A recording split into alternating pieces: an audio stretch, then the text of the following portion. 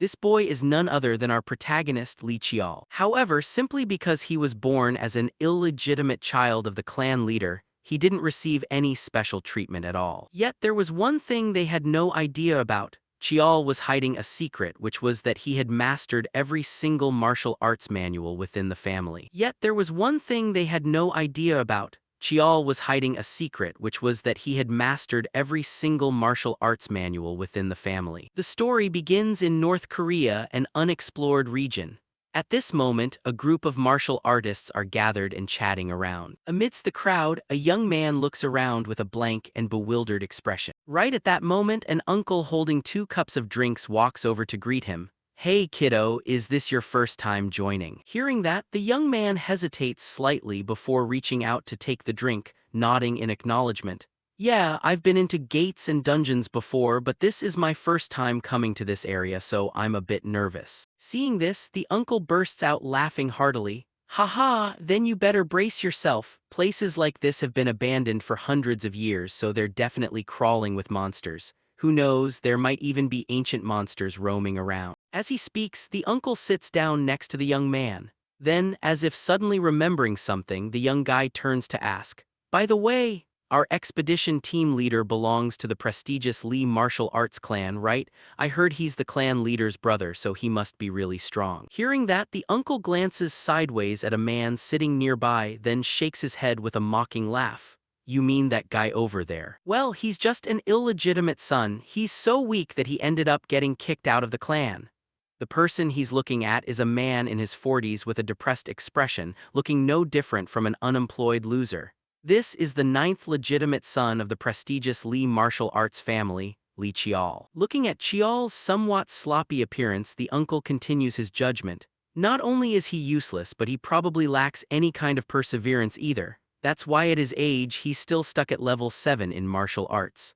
How on earth can we rely on a guy like that? At the same time, a man dressed in black walks up in front of Qiao and reminds him, "Expedition team leader, let's keep moving." Hearing someone call him, Qiao barely lifts his gaze to look at him for a second, then lowers his head back down and murmurs, "All right." Following that, the group quickly packs up and continues moving forward. Yet, for some reason, Qiao feels a lingering sense of unease about this trip. As he walks, he thinks to himself, the Black Spear unit operates directly under the head of the Murim Lee family, so they're supposed to protect me, but looking at this, it doesn't feel right at all. I've got a bad feeling about this, Qiao silently reminds himself. In his mind, he begins to reminisce about his background. "I used to carry hopes and dreams. The moment I realized the pressure of becoming a part of the Murim Lee family was also the time I was chosen by a supreme divine weapon during the divine weapon selection ritual. Back then, I thought that if I kept learning and working hard without stopping,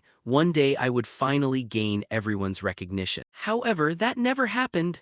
Everything started when Qiao was around 7 or 8 years old. At that time, a family doctor pointed to an ultrasound image on the wall and explained, "Look at this, I've never seen magical power quite like this. Magic power like this isn't suitable for learning spellcasting. And if he forces himself to train in martial arts, it'll be extremely hard to stabilize." With young Master Li Qiao's current condition, reaching Tier 9 is nothing short of a miracle. Hearing this, Qiao's father just lets out a heavy sigh and quietly looks out the window in deep disappointment. That was the moment everything changed. When people found out about my condition, they assumed that me getting chosen by a divine weapon during that ritual was just a coincidence, or simply a mistake. Even so, I gave it everything I had. I wanted to prove him wrong. I reached Tier 7 at the age of 25. Back then, I was genuinely overjoyed, even though my siblings had already hit that tier when they were kids. But that joy didn't last long because I was kicked out of the family the moment I turned 30. If it weren't for my eldest brother, I probably would have ended up as a corpse after leaving the family. Ever since then, I've always been running away. It's been 10 years since that time too. The era of chaos has arrived. Unexplored regions are expanding, and monsters are evolving rapidly. My father, who was known as the pinnacle of Murim, the leader of the Murim Lee family, passed away. Not long after this news spread in the newspapers, a group of people dressed head to toe in black came looking for me. Seeing them, I immediately frowned and challenged them. "Black Spear Unit, how did you guys find me?" Opposite me, the men in black don't answer. Instead, they hand me a letter and say in a low voice, this decree is for you. Returning to Chiol's perspective, seeing that these guys from the Black Spear unit completely ignored his question, he lets out a sigh and mocks himself. Haha, are they really just going to brush me off like that? Does that mean I can never escape this cursed bloodline? Thinking this, he quickly reads the letter and starts getting a grasp of the situation. Clan leader Lee Gunseong, third brother, has become the clan leader now. Then what about my eldest brother? Chiol wonders to himself. But before he can even figure anything out, the people opposite him speak up again. We'll meet in an hour. With that, they turn around and leave. Seeing this, Chiol tightly grips the letter in his hand and hastily asks, "Wait, what happened to my eldest brother?" The Black Spear unit members don't answer the question and just stay silent. Seeing that, Chiol continues, "For the past 10 years I haven't even used a sword, so why are you guys still dragging me in to investigate the unexplored region?" Hearing this, one of the men in black in the group seems to get a bit angry. He glares back and snaps at Chiol, "So, are you trying to refuse this assignment?"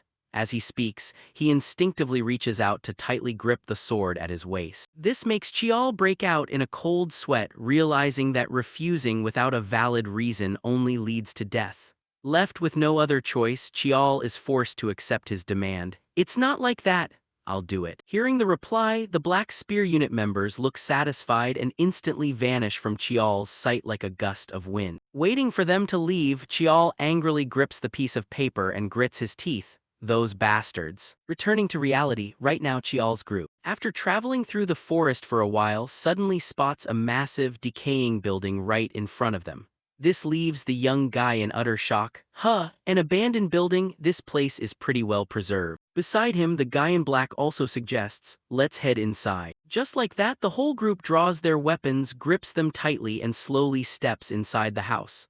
As they walk, they scan their surroundings, and the sight before them makes their hair stand on end with creepiness. At this point, the inside of the house is piled high with bones belonging to both humans and monsters. What the hell is this? Are these the corpses of ancient monsters? Someone screams out. But before they can even find an answer, a man in black stares with wide eyes and snaps, "Get to work!" As soon as the order is given, two men in black on either side sprint forward rapidly. Before the young guy even realizes what's going on, his head is cleanly sliced off. The event happens in the blink of an eye, catching the group of martial artists off guard as they scream out, "What the hell are you guys doing?" Responding to the question is the cold voice of an assassin. "You guys knew damn well you were dead from the very beginning anyway. You should feel honored to sacrifice yourselves for the family's interests."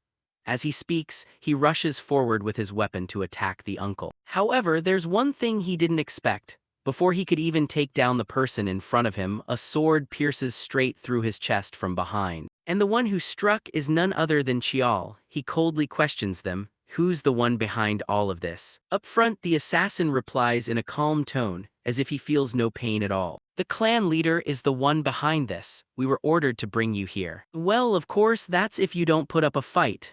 As he speaks, he reaches out and crushes the sword piercing through his body. Following that, the massive wound on his chest starts healing at a speed visible to the naked eye. This leaves Chiol unable to believe his eyes. Yet, seizing this opening, the martial artist uncle immediately sneaks around behind him to launch a sneak attack. Too bad his martial arts skills are still a bit lacking.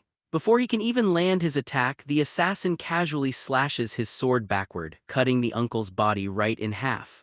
Fresh blood starts spraying everywhere, filling the air with a reeking, bloody stench. After doing this, the assassin glances at Chiol with a mocking look. "Pathetic. I thought you'd be a lot stronger than this, especially since half of your blood still belongs to the Murim Lee family." Saying that, he instantly dashes forward like a flash of lightning, delivering a direct kick straight to Chiol's chest, causing him to cough up a huge mouthful of blood, and fly backward like a cannonball. His body smashes through countless walls and piles of bones before finally coming to a stop. Yet in the middle of such extreme danger, for some reason, Chiol's mind remains completely calm. He reminds himself, "I can't die like this, I need a weapon." Thinking this, Chiol darts his eyes around to scan the area. And very quickly, he spots a longsword jammed straight into the spine of a gigantic monster carcass that has been dead for who knows how long. "Over there, that sword is powerful enough to kill a monster this big. If I use it, I'll stand a chance. Please just work." Thinking this, without a single second of hesitation, Chiol reaches out,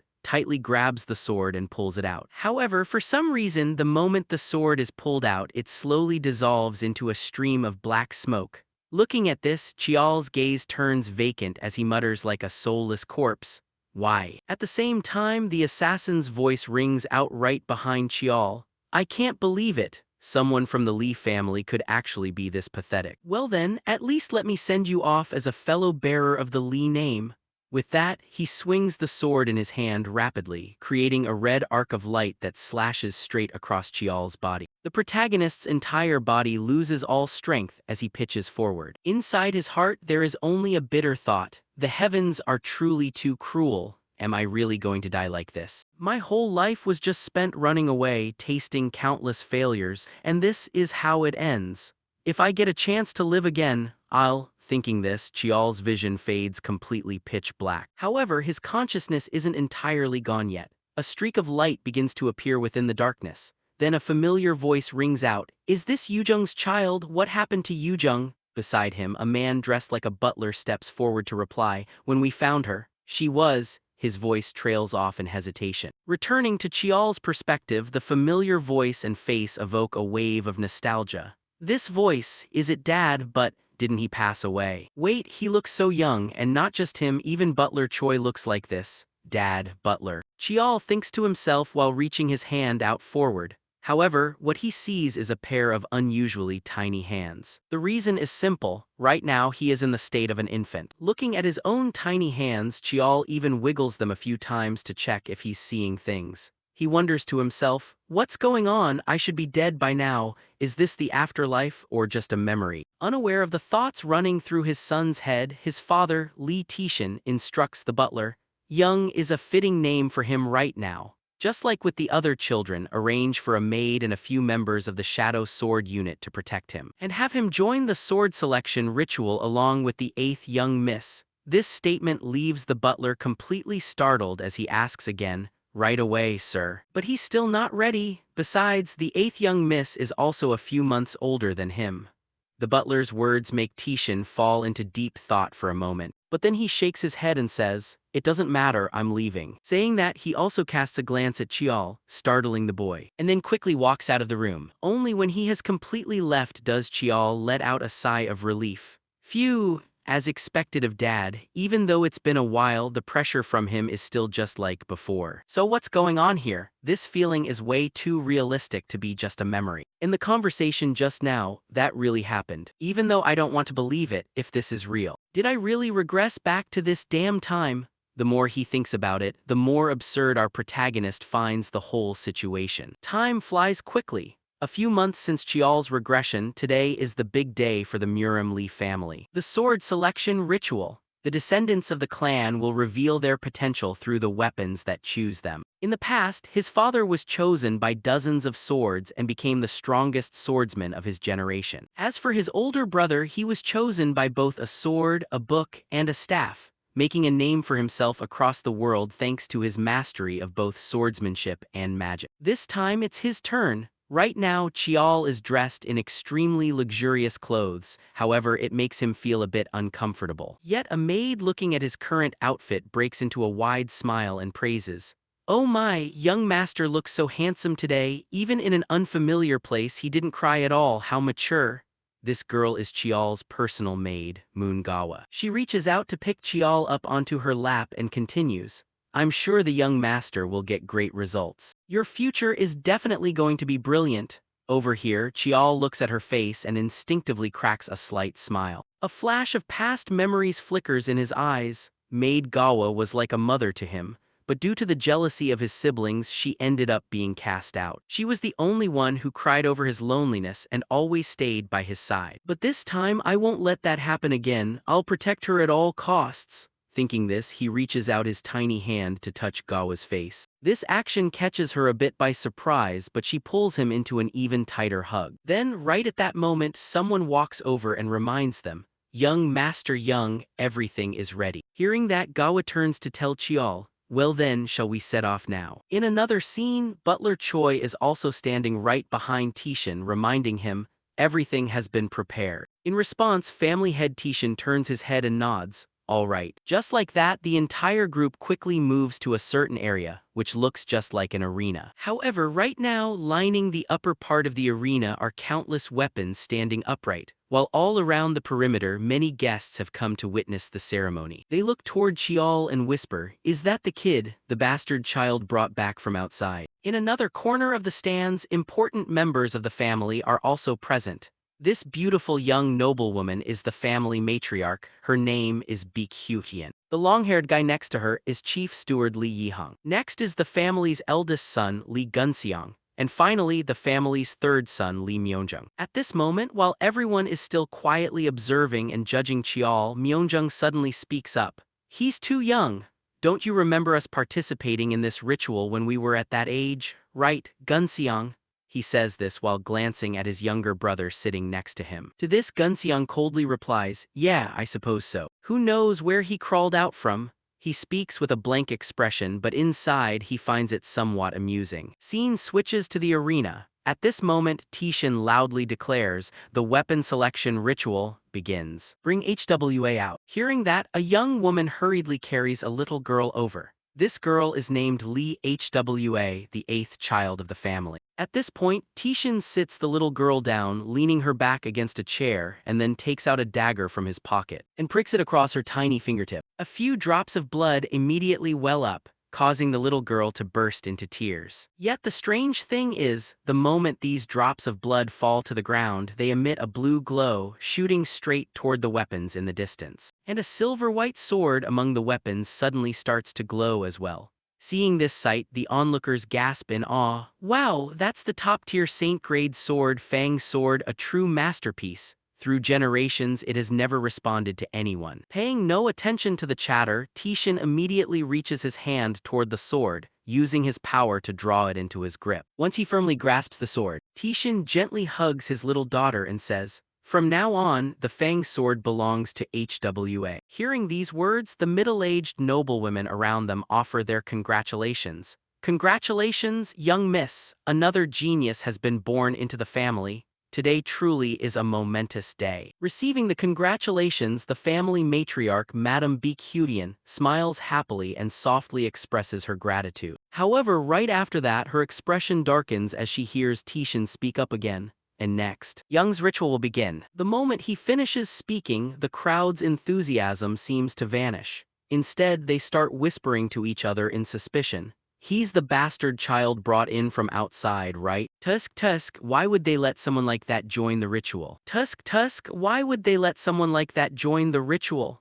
Paying no heed to the murmurs, Tishin sits Cheol down, leaning his back against a stone, and uses the dagger to prick blood from his fingertip, just like he did with HWA earlier. However, because he has the mind of an adult, Cheol doesn't cry like his sister. This leaves Tishin somewhat pleased as he gently says, "I'm very proud of you." Saying that, he pats Cheol's head as a form of praise. Yet deep inside, Cheol feels a hint of anxiety. He thinks to himself, "So this moment has finally come. In my past life, I was chosen by the Clear View Sword, a heaven-grade sword." Thinking this, Cheol extends his hand, letting the drops of blood fall downward. Scene cuts up to the stands.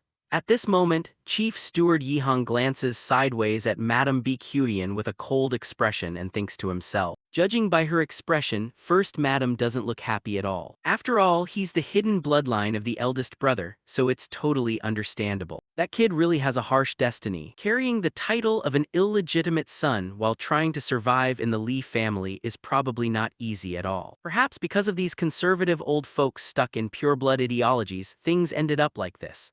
Thinking about it, Chief Steward Yi-hung lets out a regretful sigh. At the same time, as if reading his mind, an old man standing right behind him strokes his beard and chuckles. It seems the chief steward is paying quite a bit of attention to an illegitimate son. As he speaks, the old man glances at Yi-hung with a meaningful look. This old man is the great elder of the Lee family. Hearing the old man's words, Yi-hung shot him a cold, indifferent glance and replied, "Greetings, Grand Elder." Yet deep down, the chief manager felt a wave of guarded caution toward this crafty geezer, thinking to himself, "This is a man who never lets his true thoughts show. No matter what, I cannot afford to lower my guard around him." Unaware of Yi-hung's internal thoughts, the old man Cheol-jun cheerfully continued, "Is that child the one the head of the family brought back from the outside?" Yi Hung answered without even bothering to look at him. That's right. I heard the spirit sword core found and protected him. Qiao Jun had already known about this matter for a long time, but he still posed the question anyway. How baffling. I simply cannot fathom the family head's mindset. How could an illegitimate child of unknown birth and background possibly participate in the iron selection rite? The iron selection rite holds zero meaning for an illegitimate child. That has been clearly proven through the manager's own experience, hasn't it? The old man's words dripped with sarcasm, causing Yi Hung's face to stiffen. His hand clenched so tightly that it trembled uncontrollably as he demanded, "What did you just say?" Hearing this, old man Qiao Jun hurriedly corrected himself, though his cunning tone didn't lessen in the slightest. "Oh, my apologies. It's just that the tale of how the manager, coming from the outside, failed to be chosen by a single weapon during the past iron selection rite is entirely too famous, that's all. An illegitimate child is nothing more than an illegitimate child after all. So it would be best for one to simply know their proper place." With that, he flashed a mocking, derisive smile. And at this point, even a Buddha would harbor some anger. How could Yi Hung possibly sit quietly after being insulted like this? He gnashed his teeth in fury and lashed out, "That's going too far. I will no longer tolerate such outrageous insults." Before his words could even fully leave his mouth, a brilliant flash of light suddenly erupted from the distance, freezing both Yi Hung and Qiao Jun in a daze. In fact, Yi Hung was so startled that he bolted straight out of his chair, his eyes widening to survey the scene more closely. Beside him, old man Qiao Jun wore a look of utter panic as if he had just lost all his money. "What is this? Why is this happening?" he muttered under his breath. Meanwhile, Chief Manager Yi Hung's face radiated uncontainable joy. Unable to hold it back, he burst out laughing. "Ha ha ha, even seeing it with my own eyes, it still feels like I'm dreaming." Right then, following their line of sight, all the weapons across the dueling arena began to glow simultaneously, radiating a blindingly intense light. Even masterpieces of weaponry like the renowned Blood Spirit Spear or the iron-molded saber, all the way up to holy artifacts like the Holy Sword Ma or the Holy Thunder Azure Dragon, every single one of them reacted to Qiao, accepting the boy as their next master. This plunged the entire grandstands into a sudden, stunned silence. Just a few seconds later, a flurry of frantic screams erupted. "How can this be? This is absurd." Not just the ritual weapons, even the weapons that already have masters are reacting. Over on this side, the sword of the family's eldest son, Myeong-young, was also glowing, trembling endlessly in resonance with Qiao. This left Yi Hung with nothing more than a bewildered smile. "Haha, how on earth could something like this happen? Gunseong, do you believe what you're seeing? It seems our ninth younger brother possesses a talent far beyond anything we ever imagined." Responding in his usual cold demeanor, Gunseong acknowledged, "Indeed he does." Elsewhere, the guest spectators gathered for the ceremony broke into a noisy uproar. "Doesn't something feel deeply wrong here? This kind of result should never come from an illegitimate child. Damn it, though, the iron selection rite is supposed to be completely infallible." Turning back to the perspective of the family head, Tishin, facing the mounting murmurs, he bellowed, "Silence! According to family rules, every single weapon that has chosen young belongs to him. However, handling this matter simply won't be easy. Therefore, I wish to hear everyone's opinions." Responding to his words, Chief Manager Yi Hung raised a hand to voice his thoughts. "I have a proposal. No matter what the family rules state, I believe granting him all these weapons would go against the very purpose of the iron selection rite. The iron selection rite is a tradition that must continue to be upheld for future generations. So why not let the ninth young master choose just one sword from among them himself? How does your lordship feel about that?" For the family head Tishin, he felt this was an offer he couldn't refuse, so without much thought he immediately agreed. "Not a bad idea, that suggestion will do." With that, he snapped his fingers and manipulated the weapons that already had owners, causing them to fly back toward the arena. Afterward, he used his energy to gently guide the body of Qiao, who was sitting at the front, and spoke in a soft voice. "Now, my son, choose whatever your heart desires." From Qiao's perspective, he saw all the weapons emitting a brilliant, sparkling halo before him, leaving him dazed. He wondered internally why everything was turning out differently than before his regression. But regardless, this was clearly a great opportunity for him. "I'm going to take full advantage of this entire situation."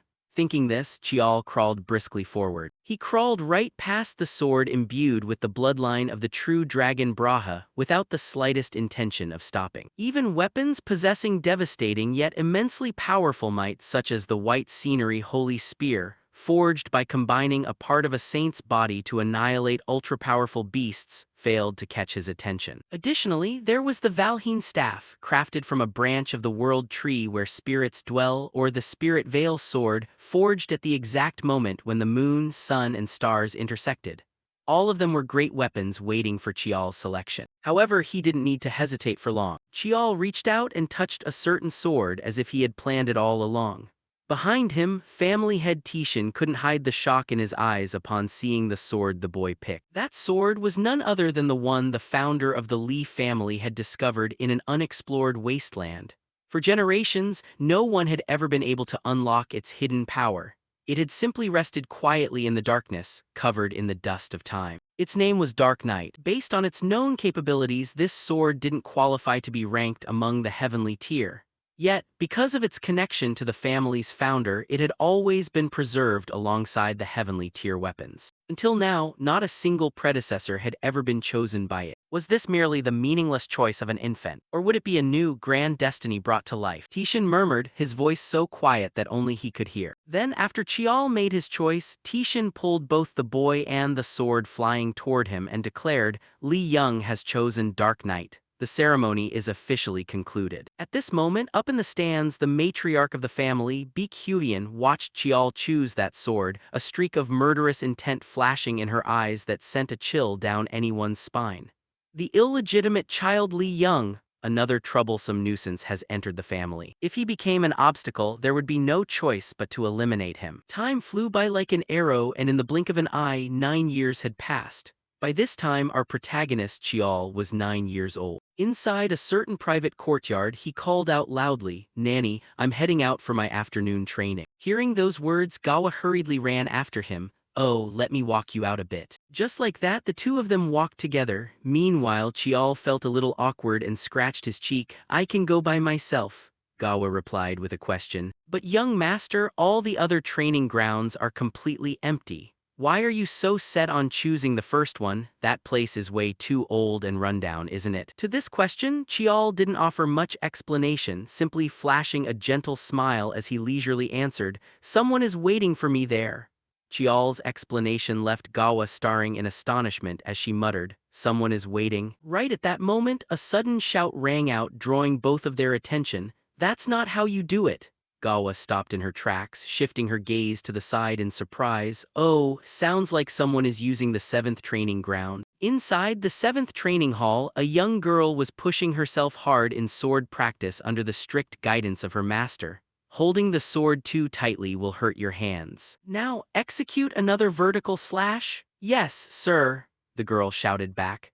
This youngster was none other than Li Hwa, the 8th young miss of the Li family who had participated in the sword selection right with Chial when they were little. Outside, seeing this, Chial shrugged and remarked, Turns out it's just the 8th young miss behind him. The maid Gawa hurriedly scolded in a panic. You must address her as elder sister, young master. If anyone hears you, it'll turn into a huge issue. Her voice was filled with anxiety. While Chial just found it amusing inside, we're only 5 months apart. What kind of elder sister is she? Ignoring the two of them, inside the training hall, the instructor's stern barking continued.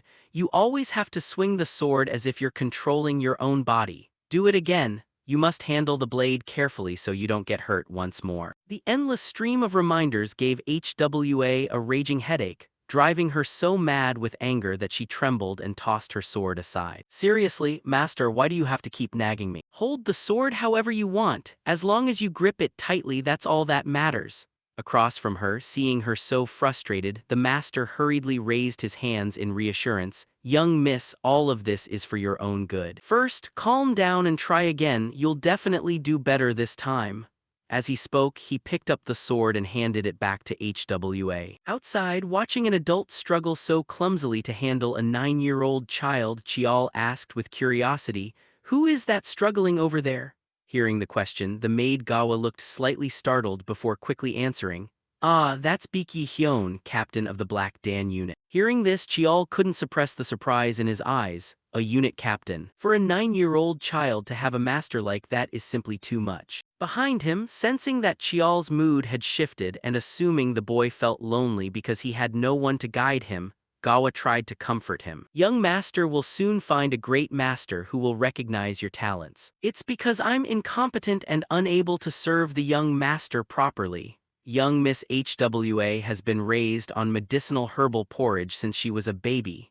At this point, the corners of Gawa's eyes began to well up with tears. As for Chial, upon hearing this, he felt a bit exasperated and scolded gently. Good grief, there you go again, you're the one person I should be deeply grateful to. I don't need people like that, they're surely only coming here because of the Lee family's prestige. Besides, I already have great masters, Chial said with absolute confidence. Time flew by quickly. Scene transition to the first training ground dedicated exclusively to the Lee family. This place stood as a symbol of the Lee family's long history. It was furnished with all sorts of weapons and training dummies. However, it was somewhat dated and rarely touched. For Chial, stepping into this training ground meant ignoring the surrounding practice equipment to save time. At present, it served almost entirely as a symbolic landmark rather than an actual martial arena. Even so, he had only one reason for coming here. Because this place preserved ancient weapons far older than any armory in the other training grounds. With that thought, Chial opened the storage room door. Inside were countless swords leaning against the walls. They were exceptionally old, rusted, and some even bore countless cracks along their blades. Yet Chial paid them no mind. He glanced at a longsword not far away and walked over to it. Oh, found it. Let's try using this one today. With that, he carried the sword over to the training area. As he walked, he reflected. Ever since 9 years ago when he returned to his second life, an extraordinary change had occurred within him. Among those changes, the most astonishing was that he had gained the ability to read the memories hidden deep inside weapons. At this moment, as Chial tightly gripped the renowned sword and focused his mind, a series of unfamiliar images suddenly flashed in his head.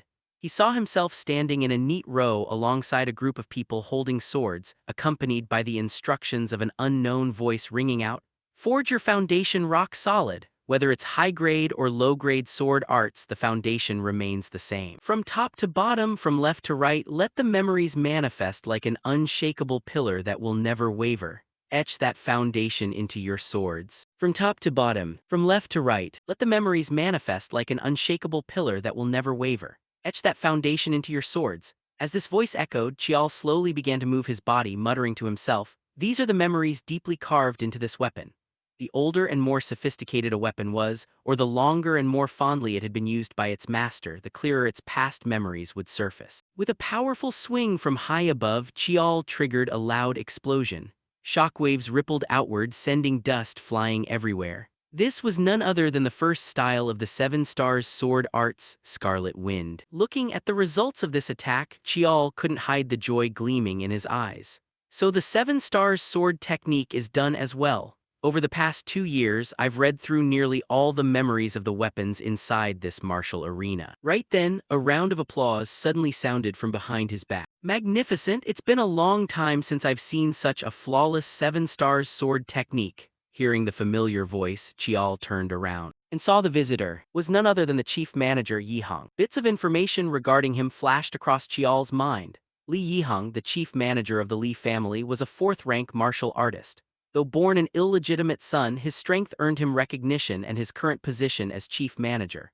From his past life down to the present, he was the only person in the family who genuinely cared for him. Thinking of this, Chial hurriedly bowed, "Greetings, uncle." Hearing this, Yihang cheerfully patted the boy's head and praised, "Haha, you can just call me uncle. You never skip your training day after day, truly admirable. Every time I leave for work and return, I always catch a glimpse of you. Facing discrimination compared to the other brothers must be so difficult. But despite that, I hope you can stand strong and push through it all." His voice was brimming with affection. As for Chial, having already experienced this kind of discrimination once before, he felt no sense of inferiority whatsoever.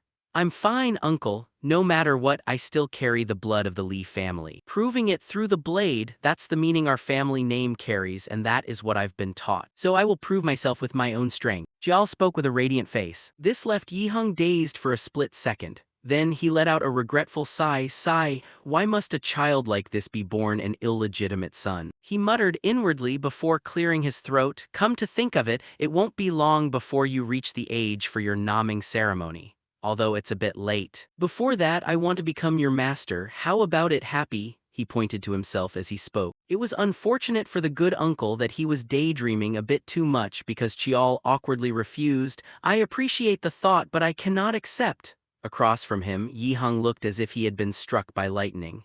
He hurriedly asked, what? Why is that? Are you unhappy with me as your master? Clarifying the question, Chial raised both hands in a placating gesture, it's not like that. Before the naming ceremony takes place, one must not serve a master, that's the rule and I don't want to put uncle in a difficult position. Chial's words filled Yihang with indignation on the boy's behalf. But the other brothers blatantly break those rules, training under renowned masters and nurturing themselves with all sorts of spiritual elixirs. Yihang spoke as he tightly grasped Chial's shoulders. Still, Chial calmly shook his head in refusal, just because it's a rule no one follows doesn't mean I shouldn't uphold it. And as I said before, I want to prove myself through my own strength. To Yihang, Chial's excessive maturity aroused a flicker of doubt in his heart.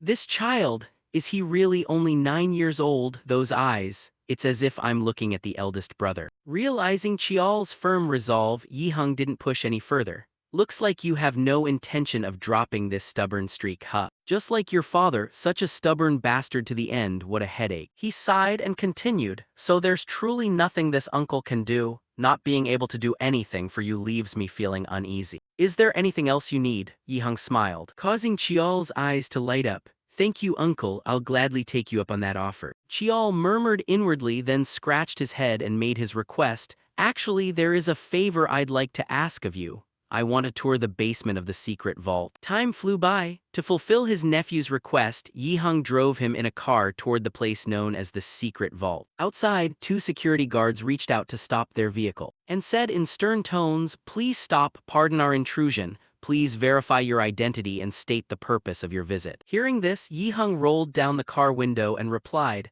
I am Chief Manager Li Yihang, here for a routine inspection. With that, he presented his identification card for the guard to verify, then pointed at Chial sitting in the back seat. The person with me is Li Young, the youngest young master of the Li family. I'm bringing him along for a tour. Seeing this, the guard glanced over briefly and stepped aside to let them through. Identity verified, please proceed. Just like that, after a brief procedure, Yihang's vehicle rolled further inside. As for Chial, he had already visited this place in his past life. Even so, he still had to put on a bit of an act to avoid suspicion. He told himself, this is the time I need to act really childish. With that thought in mind, Chial's eyes widened brightly as he looked outside. Wow, is this the secret vault? Seeing his reaction, Uncle Yihang fell for it completely and chuckled. So excited, huh? Chial replied with an intensely enthusiastic expression. Of course, the secret vault holds the family's most precious treasures after all. Saying this, Chial wasn't really acting at all. His hands clenched tightly out of excitement. The thing he was searching for was also hidden inside. Legendary weapons, ancient artifacts that no one even knew truly existed. People who sought such mythical items usually received a single answer. Everything can be found within the Li family's secret vault. Inside the hexagonal building, the modern architecture gleamed brightly enough to mirror reflections everywhere. Along the walls, the Li family crest, an emblem of 2 crossed swords, was visible everywhere. Over here, Uncle Yihang pressed the elevator button and said, the basement of the secret vault is where weapons sealed away for various reasons are kept. Hearing this, Chial's eyes sparkled as he asked, among them are those monstrous weapons that swallow their own masters whole, right? This prompted a nod from Yihang. The uncle even teased his nephew, that's right, you know your stuff. If you carelessly touch those weapons, both your body and mind will get devoured. He flashed a creepy smile, making Chial's shoulders shudder as if in fear. This caused Yihang to burst into a hearty laugh. What's this? Scared? Chial replied with a tough expression, not at all. Next, the elevator doors opened. However, Yihang had no intention of stepping inside, simply turning to instruct Chial, don't worry, you couldn't get into dangerous places like that anyway. I have some business to take care of upstairs, so take your time looking around. Yes, thank you, uncle. Chial nodded and quickly stepped inside the elevator. The moment the elevator doors closed, his innocent and naive facade completely vanished. He let out a heavy sigh from having to act for so long. Pretending to be an innocent child was certainly no easy task. Waiting until the elevator doors opened. Before Chial lay a shining armory filled with countless different weapons. This was the basement of the secret vault, also known as the weapon graveyard, a place sealing away countless weapons and ancient artifacts. He had gone through the trouble of coming all this way for a single reason, to search for a special weapon. It was called Infinite. Originally taking the form of a short sword, once mana was channeled into it, Infinite could freely alter its length, shape, weight, and properties. Before his regression, Li Gunxiang was the one who found Infinite inside the secret vault. Thanks to the sword's infinite transformability and overwhelming versatility, he earned the title the Shapeshifter. Because of that title, it wasn't the eldest brother, once the leading candidate for the family head position, but rather the third brother Gunxiang who became the family head. And then he tracked down Chial, who was hiding in the shadows, and ruthlessly eliminated. That was all he knew up to this point. To prevent that tragedy from repeating itself, he had one thing he needed to do. Even if it took time, he had no other choice than to check them one by one. This time, he had to claim Infinite before Gunxiang did. As Chial muttered this, wisps of black smoke began to spill from the palm of his hand. Following that, he began scouring everywhere inside the armory. He reached out to touch each weapon one by one. However, the Infinite blade still hasn't been found. This isn't it either. An hour has already passed. I've checked all the short swords that seemed suitable, but there's still no trace of the Infinite anywhere. Chial lets out a frustrated sigh. But very quickly, he regains his composure. Chial scans his surroundings and thinks to himself, "No, it has to be here. I haven't checked everything yet. Let's try checking that display cabinet over there this time." Right as he moves, Chial's body bumps into a nearby table, causing a short sword covered entirely in rust to drop to the ground. The sound it makes upon hitting the floor is quite loud. As for Chial, looking at the unique shape of this short sword, he feels a sense of curiosity. Is it caked in this much rust? How could it possibly get to this point? As he speaks, Chial reaches his hand out toward the sword. Yet right at that moment, black smoke emerges from nowhere out of the palm of his hand and engulfs the sword. The plume of black smoke is thicker and denser than any time before, even blanketing Chial's entire body, causing a brief wave of panic inside him. What is this? What's going on all of a sudden? Chial cries out before his vision is completely blocked by the streams of black smoke. By the time Chial regains his senses, he finds himself in some unfamiliar battlefield. Surrounding him are corpses piled as high as mountains. Where is this? Could this be the memory contained within this rusted short sword? This feeling is completely different from the memories I've read from other weapons. It's as if I'm actually present in this place, a sensation astonishingly clear. Thinking this, Chial glances left and right. Then suddenly he gets a chilling sensation that makes his hair stand on end. This is bad. Chial immediately spins around and discovers a massive figure standing right behind him, staring straight at him. At that exact moment, a thought pops into Chial's head, an oppressive aura so terrifying that even nature itself trembles. The apocalyptic monster that crawled out from the blue hole in ancient times, devouring countless civilizations. Right before Chial stands a gigantic monster, its body as huge as a mountain with a bizarre shape and countless tentacles sprouting from it. It's hard to specifically describe the appearance of this monster. The moment he faces it, Chial's body trembles uncontrollably. His instincts are screaming at him to run away. "I'm dead, I'm gonna die, there's no way I can win against a thing like that, I have to run right now," Chial thinks to himself as he slowly backs away. However, his body soon trips over an obstacle and plummets to the ground. At the same time, the sound of someone's footsteps starts echoing behind Chial. It's an unfamiliar figure holding a long sword slowly approaching the giant monster. This leaves Chial utterly shocked. Since when was this person standing behind me? He wonders, yet right at that moment, the unfamiliar figure gathers strength and shoots forward like an arrow. He leaps high into the air and engages the giant monster in combat. With a heaven-shaking roar, he unleashes a single sword strike to pierce through the enemy. In the blink of an eye, the attack leaves a trail of light across the monster's body. And a second later, its body explodes into countless debris pieces, creating a rain of blood across the sky. Meanwhile, Chial is still dazed, failing to comprehend what just happened. He mutters blankly, "No way," he finished it off with just a single slash. That's right, where is that person now? Thinking this, Chial darts his eyes around searching for that figure. And right at that moment, the martial artist up ahead suddenly turns his head, stares right at Chial and asks coldly, "Who are you?" The question makes Chial's body shudder. He thinks to himself, can he see me? Up front, the unknown martial artist continues speaking.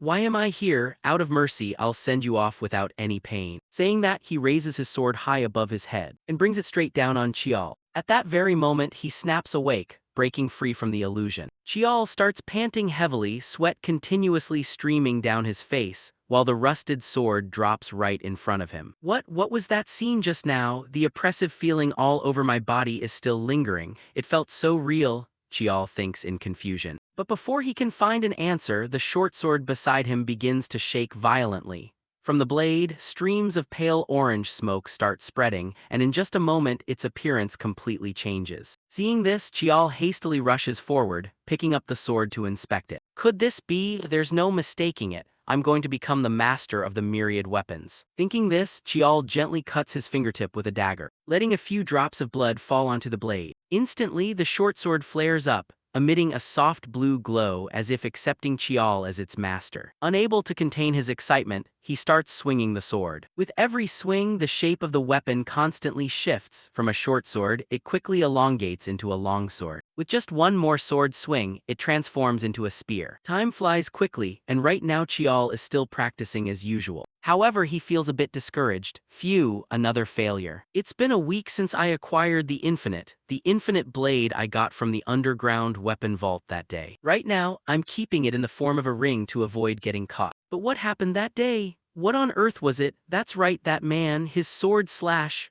felt like a reminder that I'm still not qualified yet.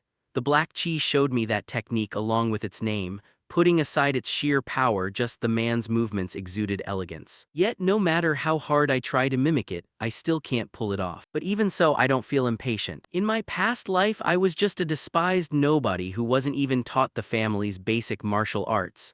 It's just a single technique, but this is the first time I've ever been exposed to high-tier martial arts. I can do it. I remember how that person moved in the memory very clearly, clearer than anyone else. Thinking about this, Chial's face suddenly turns blank as he realizes something. Wait, that man, I'm not an adult like him. I'm just a 9-year-old kid. If I try to completely mimic an adult's movements, naturally I won't be able to bring out its full power. I have to accept this body, take it slow, very naturally, and swing the sword in a way that suits myself. With that thought in mind, Chial slowly closes his eyes. He relaxes his body, raises the sword high above his head, then suddenly tightens his grip and channels all his strength to slash straight down. The moment the tip of the sword touches the ground, a shockwave echoes out. The ground splits apart into pieces and rock debris scatters everywhere like bullets. Chial looks at his handiwork with a satisfied expression. Great, it looks like I've got the hang of it. Now it's just a matter of applying magical power. At this, Chial's expression turns pensive again. No matter how many times I try applying it in my memory, it feels like an important piece is missing. I just can't recreate it. What on earth? I have no choice but to keep experimenting. All right, let's start over. Chial lets out a sigh and continues practicing. However, right as he pulls his sword back, his sword is grabbed tightly by a young woman's hand. She softly asks, "Hey kid, where did you learn that technique?" To Chial, the appearance of this woman leaves him slightly puzzled. Jet black hair and brown eyes, this person is of the Lee family bloodline. Thinking this, Chial asks straight out, "Who are you?" Opposite him, the young woman's expression shows a hint of shock. "Huh, you don't know me?" "Ah, right, you might not really know because I don't show my face often." Saying that, she cheerfully asks next, "So, what's your name?" Seeing her friendly attitude, Chial hesitates and replies, "I'm Young." The moment she hears that name, the young woman suddenly grabs Chial's hand, shaking him around like a doll. "Young, what a special name. By the way, I'm Lee Jeonghwa, nice to meet you." Regarding Jeonghwa's introduction, Chial quickly figures out who she is. This is youngest Aunt Lee Jeonghwa. According to Yihang, she's a bit different from everyone else, so grandfather couldn't accept it. Uncle told me about that in my past life. But more than that, why isn't she factoring in her absurd strength when playing with her nephew like this? Chial thinks to himself, glaring at Jeonghwa without saying a word. Meanwhile, Jeonghwa casually remarks, "Your body is a bit weak, isn't it?" Saying that, she slowly walks toward Chial and gets straight to the point. "So kiddo, where did you learn that technique?" As for Chial, he isn't stupid enough to explain that, so he asks back instead, "Why are you asking?" Jeonghwa bursts out laughing, answering in a boastful tone, "That's ancient martial arts. Your youngest aunt here extremely loves ancient martial arts. That was the era when monsters ran rampant, right? Saying that, she pulls an old book out of her sleeve and hands it to Chiol. So, this is a gift for you. A gift? Chiol asks curiously. Jeonghwa nods and urges, yeah, open it and take a look. Seeing this, Chiol doesn't hesitate anymore. He quickly flips through the pages, skimming them. The handwriting is so messy so it's a bit hard to read, but is this magic? Not only magic, but it also records martial arts. The level is quite high, to the point where I don't understand any of it. Maybe the rumors about her aren't accurate. Thinking this, Chiol hesitates and asks, what is this? Beside him, seeing that her nephew doesn't understand anything, Jeonghwa walks over and explains right away. Ah, this thing. These are ancient magics based on magic pathways. Back in the day, magic could only use the magic pathways inside the body without needing a mana core, whereas modern magic relies on storing mana in the heart. But can ancient magic be considered obsolete? Who knows, the magic control techniques back then might even surpass the ones we have now. At this, Jeonghwa points to the book in her hand. That's why your youngest aunt here is also researching amplification and transformation techniques, but the remaining records are so scarce. Meanwhile, Chiol feels a surge of enthusiastic interest in the topic. This is a perspective I've never thought of, the magic of the infinite. Thinking this, he hastily speaks up, Aunt, please wait a moment. With that, Chiol darts away, leaving Jeonghwa with no idea what's happening. Following that, who knows where Chiol gets a sword, but he grips it tightly with both hands, closes his eyes, and concentrates on controlling the energy in his heart. Mana spreads from the mana core throughout the body, but instead of absorbing the mana back into the core, wait, that unknown martial artist used it via magic pathways, the way that man in the memory applied mana, which I couldn't understand. But now I can do it. With that thought, a flash of light appears in Chiol's eyes. He grips the sword tightly and swings it down with all his might. A large slash appears on the ground and rock debris scatters everywhere. Seeing this, Chiol cannot hide the joy on his face. It worked, he cries out softly. But right at that moment, Jeonghwa abruptly rushes over as if chased by a ghost, and urgently grabs Chiol's shoulders, asking frantically, what was that? That was the amplification technique, right? Hearing this, Chiol feels a bit awkward, glances aside, and replies, yeah, it's the amplification technique. What? Jeonghwa shouts, how did you pull that off? Facing that question, Chiol isn't foolish enough to explain specifics. He just shrugs and gives a vague reply, I just managed to do it. Naturally, Jeonghwa isn't satisfied with that answer. She says angrily, I mean, how on earth did you do it? Chiol frowns and questions back, why should I tell you? In response, Jeonghwa shows obvious anxiety, because you only found out about it thanks to the notebook I gave you. I've lived my whole life just for this. I've been searching for it for over 10 years, even after getting kicked out of the house. I'm begging you. She tightly grips Chiol's hands, her sincere gaze looking like she's pleading. If I do something for you, can you teach me? Chiol looks at Jeonghwa and lets out a sigh. Fine, but you have to promise me 3 things. 3 things. First, Chiol says seriously, you must not tell anyone else about me unless I give you permission. Obviously, my eldest brother and father can't know either. Why is that? Jeonghwa asks naively. Chiol answers curtly, because I don't like other people talking about me behind my back. Hearing this, whether Jeonghwa remembers something or not, she suddenly grows quieter, her face turning somewhat sorrowful. Ah, I understand, I'm the same way. Her expression leaves Chiol puzzled. Why does she look so unhappy? However, putting that aside, Chiol states his second condition. The second thing is, you must not lie to me because we have to trust each other. I'll also tell you the truth as much as I can. Hearing this, Jeonghwa hesitates a bit, but just a few seconds later she agrees, fine, so what's the last thing? As for the last thing, the rest of the conversation is hidden by the author. Time flies quickly. 1 year later. At this moment, the maid Gawa runs over holding a letter, rushing to inform Chiol, young master, she cries out. Inside the training ground, Chiol sees her hurried appearance, stops his movements, and turns to ask, Wet nurse, what's wrong that made you run all the way to the training ground? Opposite him, Gawa is practically out of breath but manages to say, here, take a look at this. Saying that, she hands the letter to the protagonist, making Jeonghwa nearby a bit curious. However, Chiol, with his memories from his past life, already guesses what this is. He mutters to himself, it's finally here. Written inside the letter, summons, target,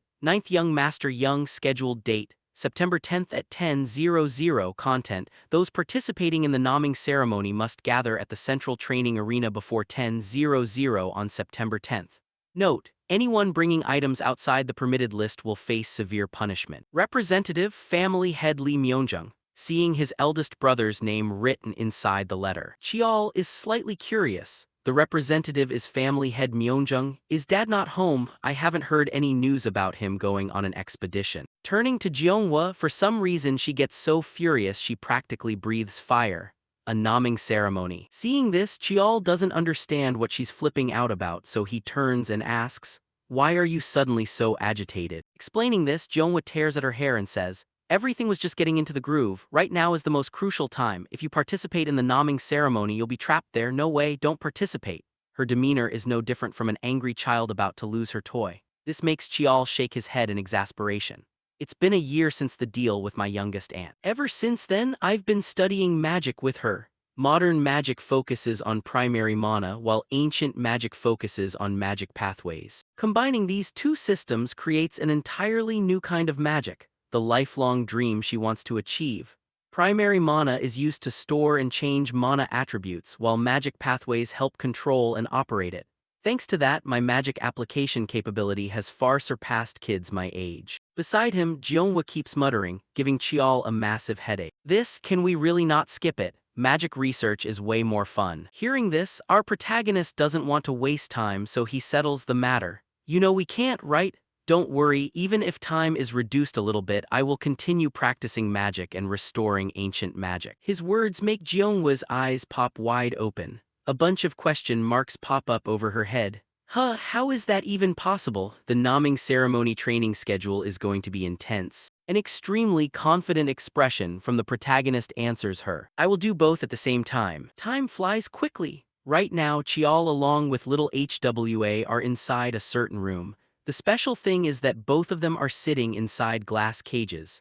In front of them, a man speaks up with a reminder. Training starts today. First, endure the magic attack for 30 minutes. This man is the captain of the Blood Tiger unit, Trainer Jang Wook. Following that, countless stray electrical sparks begin spraying everywhere inside the glass cage. However, before it can even strike Cheol, it gets deflected aside by an invisible barrier surrounding his body. Seeing this, Jang Wook narrows his eyes in thought. Ordinarily, the ninth young master who has never undergone basic training should have collapsed from the electric shock right away, but he deflected everything with magic. Thinking this, Cheol feels as though Jang Wook is staring right at him, so he glances over at him. And with just that single glance, it startles and panics Jang Wook. That kid is testing me to evaluate his own level while forcing the trainers to teach at a higher tier. A 10th-year illegitimate son dares to pull this off? Damn it, call that an illegitimate son? No, with such capability, calling him that is an insult to a martial artist. I need to reflect on myself. This is no longer a mere training session to prepare for the naming ceremony, but an occasion to impart knowledge to him with all my might. Thinking about this, Jang Wook's hands instinctively clench tightly. Inside his heart, there is a thrill at Cheol's immense potential. Time flies quickly. At this point, Cheol tiredly stretches after this electric shock training session. Phew, it's finally over. This family is truly insane. To train magic resistance, they throw me straight into a magic generating device, but I didn't expect the other side to apologize first. At some point, the way people look at him has changed. Anyway, time to take a break, Cheol mutters and hurries away. However, things never go according to his plan. Right at this moment, a dark shadow suddenly appears beside Cheol and launches a sneak attack. Yet with the alertness and all the knowledge from his past life, Cheol easily swings his hand to block the attack. The attacker is none other than little HWA. Seeing her attack fail, she coldly orders Cheol, "Hey, you bastard son, come out here for a second." Saying that, she yanks her hand out of Cheol's grip. Meanwhile, Cheol has no intention of obeying and asks back, "What kind of games are you playing?" Cheol's blunt words instantly make HWA angry. She points right at him and snaps, "Watch your mouth, I'm the legitimate child and you're just an illegitimate son. Besides, I'm a year older than you." Returning to Cheol's perspective, he has no time to argue with a kid. Rather than wasting time on useless stuff like that, he'd rather go train or rest. So Cheol waves his hand in dismissal. "I don't have time to bicker with you." With that, he turns around as if to leave, driving HWA behind him absolutely crazy with anger. The little girl instantly focuses the mana inside her body into her fist and screams at the top of her lungs, "Hey, don't you ignore me." Up front, Chial senses the mana fluctuation and turns back in alarm. She actually dares to use mana. I intended to leave this alone, but I guess I have to teach her a lesson. Thinking this, he leans to the side to dodge the punch. At the same time, before HWA can pull her arm back, Chial's hand moves lightning fast, tightly grabbing Hwa's fair neck and lifting her body up into the air. Next, Chial pulls her close and warns her, "If you want to whine, go whine to your mother, don't bother me, I'm very busy." Finishing that, Chial lets out an annoyed sigh and drops Hwa's collar down. Meanwhile, HWA, realizing she can't beat Chial, starts cursing loudly. "It's all your fault. Because you caused such a huge commotion at the previous selection ceremony, I keep getting constantly compared to you. Do us all a favor and know your place as an illegitimate child and shut up. It's so unfair. I work hard day and night losing sleep while you were born with superior talent. I didn't want this either. But my mom," stopping there, HWA realizes she slipped up and hastily covers her mouth. As for Chial hearing this, he turns on his lecture mode. "Blaming others? Pretty convenient, huh? Like you said, I'm an illegitimate son. This status doesn't grant me the luxury of that. You lose sleep, then don't sleep, can't keep up even without snacking, then skip your main meals too. If I piss you off, use whatever means you have to beat me. And then, you'll be forced to apologize to me, that's just how the Lee family rolls." With that, Chial didn't want to waste any more breath and simply walked away. Behind him, the young Lee girl clenched her fists and screamed at the top of her lungs, "You little punk, talk big all you want. At the naming ceremony, I'll show you achievements that completely blow yours out of the water and make you call me big sister. Get down on your knees and beg, remember my words." Chial turned his head slightly and replied, "Yeah, I'll be waiting to see that." Time flew by quickly, pushing onward into the afternoon. Scene shift to the training ground designated for direct lineage members, the 7th ground. At this moment, the family matriarch Baekhyun had also arrived to check on her daughter. Seeing her, a nearby maid hurriedly bowed and said, "The madam has arrived." Baekhyun responded with an icy expression, "Step aside. I have something to discuss with my daughter." Finished speaking, she walked straight into the practice hall. At that moment, young HWA was still pushing herself hard, training against the dummies in front of her. Then Baekhyun spoke up, "What on earth are you doing?" Hearing that familiar, chilling voice, HWA startled and spun around to face her. "Mother, I'm just training," she murmured, her gaze dropping downward as if she didn't dare meet Baekhyun's eyes straight on. And true to expectations, Baekhyun had indeed come here simply to chew her out. "I've heard the whole story. You actually let yourself get outperformed by him? I told you before, if you can't suppress him, crush him. How utterly disappointing. If you're only working yourself to the bone out of fear of punishment, then just stop right now." Across from her, HWA fell silent for a few seconds. Then she slowly raised her head, locked eyes with Baekhyun and shot back, "I know what you think of my training, but I'm doing this because I want to. I'm going to beat that guy not because you ordered me to, but because it's what I choose. I'll make my own decisions." Seeing this flash of fierce determination in her daughter, Madame Baekhyun quickly guessed what was going on and muttered under her breath, provoked by some nobody, "You belong to the direct lineage of the Lee family. You and someone like him were never on the same starting line to begin with. Beating him should be a given, yet you let yourself get riled up like this." With that, she pulled out a small glass vial, handed it to HWA and instructed, "This is beguiling dream. It's a deadly poison. If you can't surpass him, then trample him into the dirt. That is the Lee family way." Having said her piece, she turned and left the room, leaving young HWA standing there in a daze. Meanwhile, the maid Gawa wore a bewildered expression as she stared at the computer screen. This is impossible." Before her was a portal page belonging to the Lee family, used for evaluating and ranking disciples within the clan.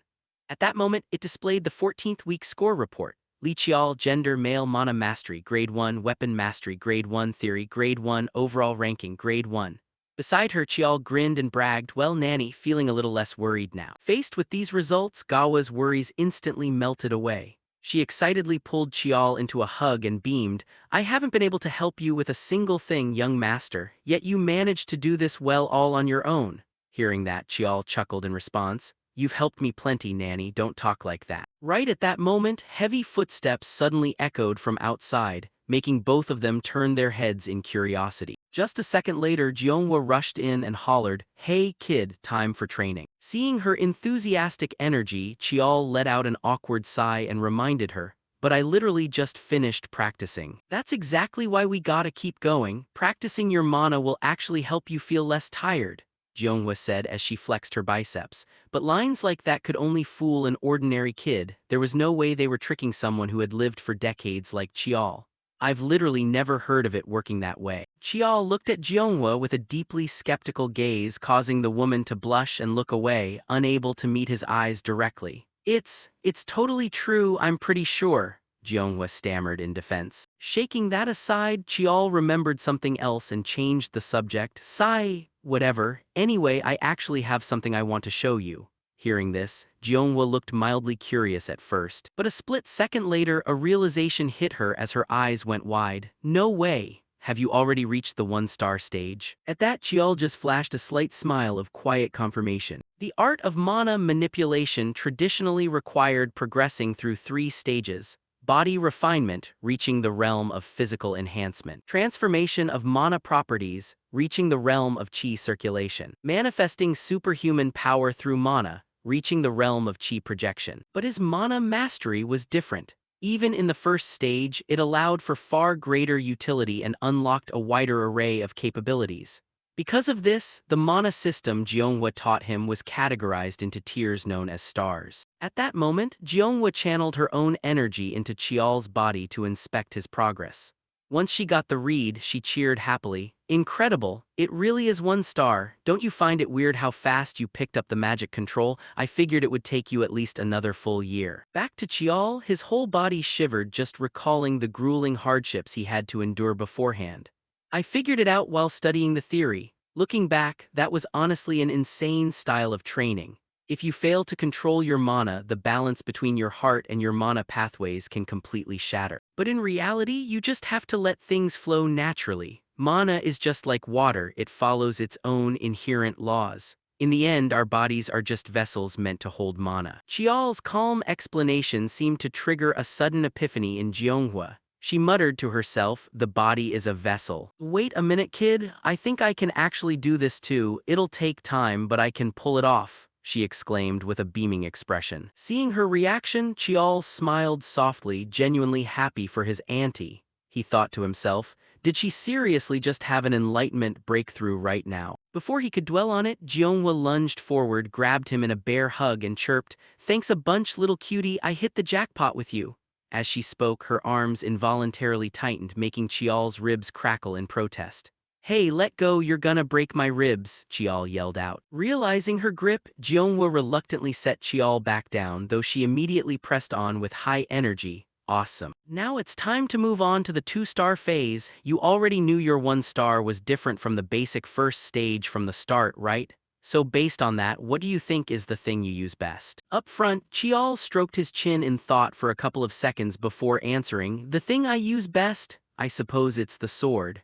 Before he could even finish his sentence, Jeonghwa shook her head in rejection. I don't think so at all. Taken aback by the remark, Chial blinked and asked, but you've never even seen me practice swordsmanship. Jeonghwa shrugged and replied, sure I have, a few times when I was bored. What I mean is, you have a talent that far surpasses even your swordsmanship. Putting it into words was a bit tricky, but his absolute greatest talent was actually mana mastery. Your aptitude for mana is so overwhelmingly monstrous that it completely overshadows everything else. I've tried teaching the magic I created to plenty of people, but not a single one of them could ever pull it off. Shifting to Chial's perspective, he looked down at his own hands with a look of lingering disbelief. Before I went back in time, I used to get mocked because I couldn't use mana at all. I wonder what these thoughts churning inside my heart really mean. Seeing Chial lost in deep thought, Jeonghwa reached out, flicked him lightly on the forehead and scolded, stop zoning out. For someone like you right now, reaching 2-star isn't even that hard.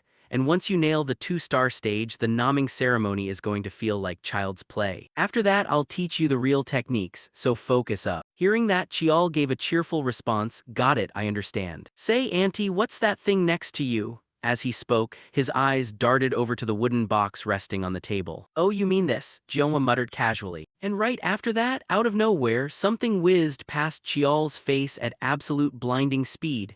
It instantly left a scratch across his cheek and embedded itself deep into the wall behind him, causing spiderweb cracks to fracture across the surface. Jeonghwa smiled brightly and answered, "Just a steel ball. You need to learn how to release mana while in motion. If you just stand still while using it, even true mana mastery becomes completely useless." "Alright, let's get started," she said with an ecstatic grin. Though for some reason, our protagonist felt a deep sense of impending doom regarding this hellish training regime. Time flashed forward, transitioning to a certain combat arena. At this moment, both Chial and HWA were being put through their paces by Team Captain Yunquin.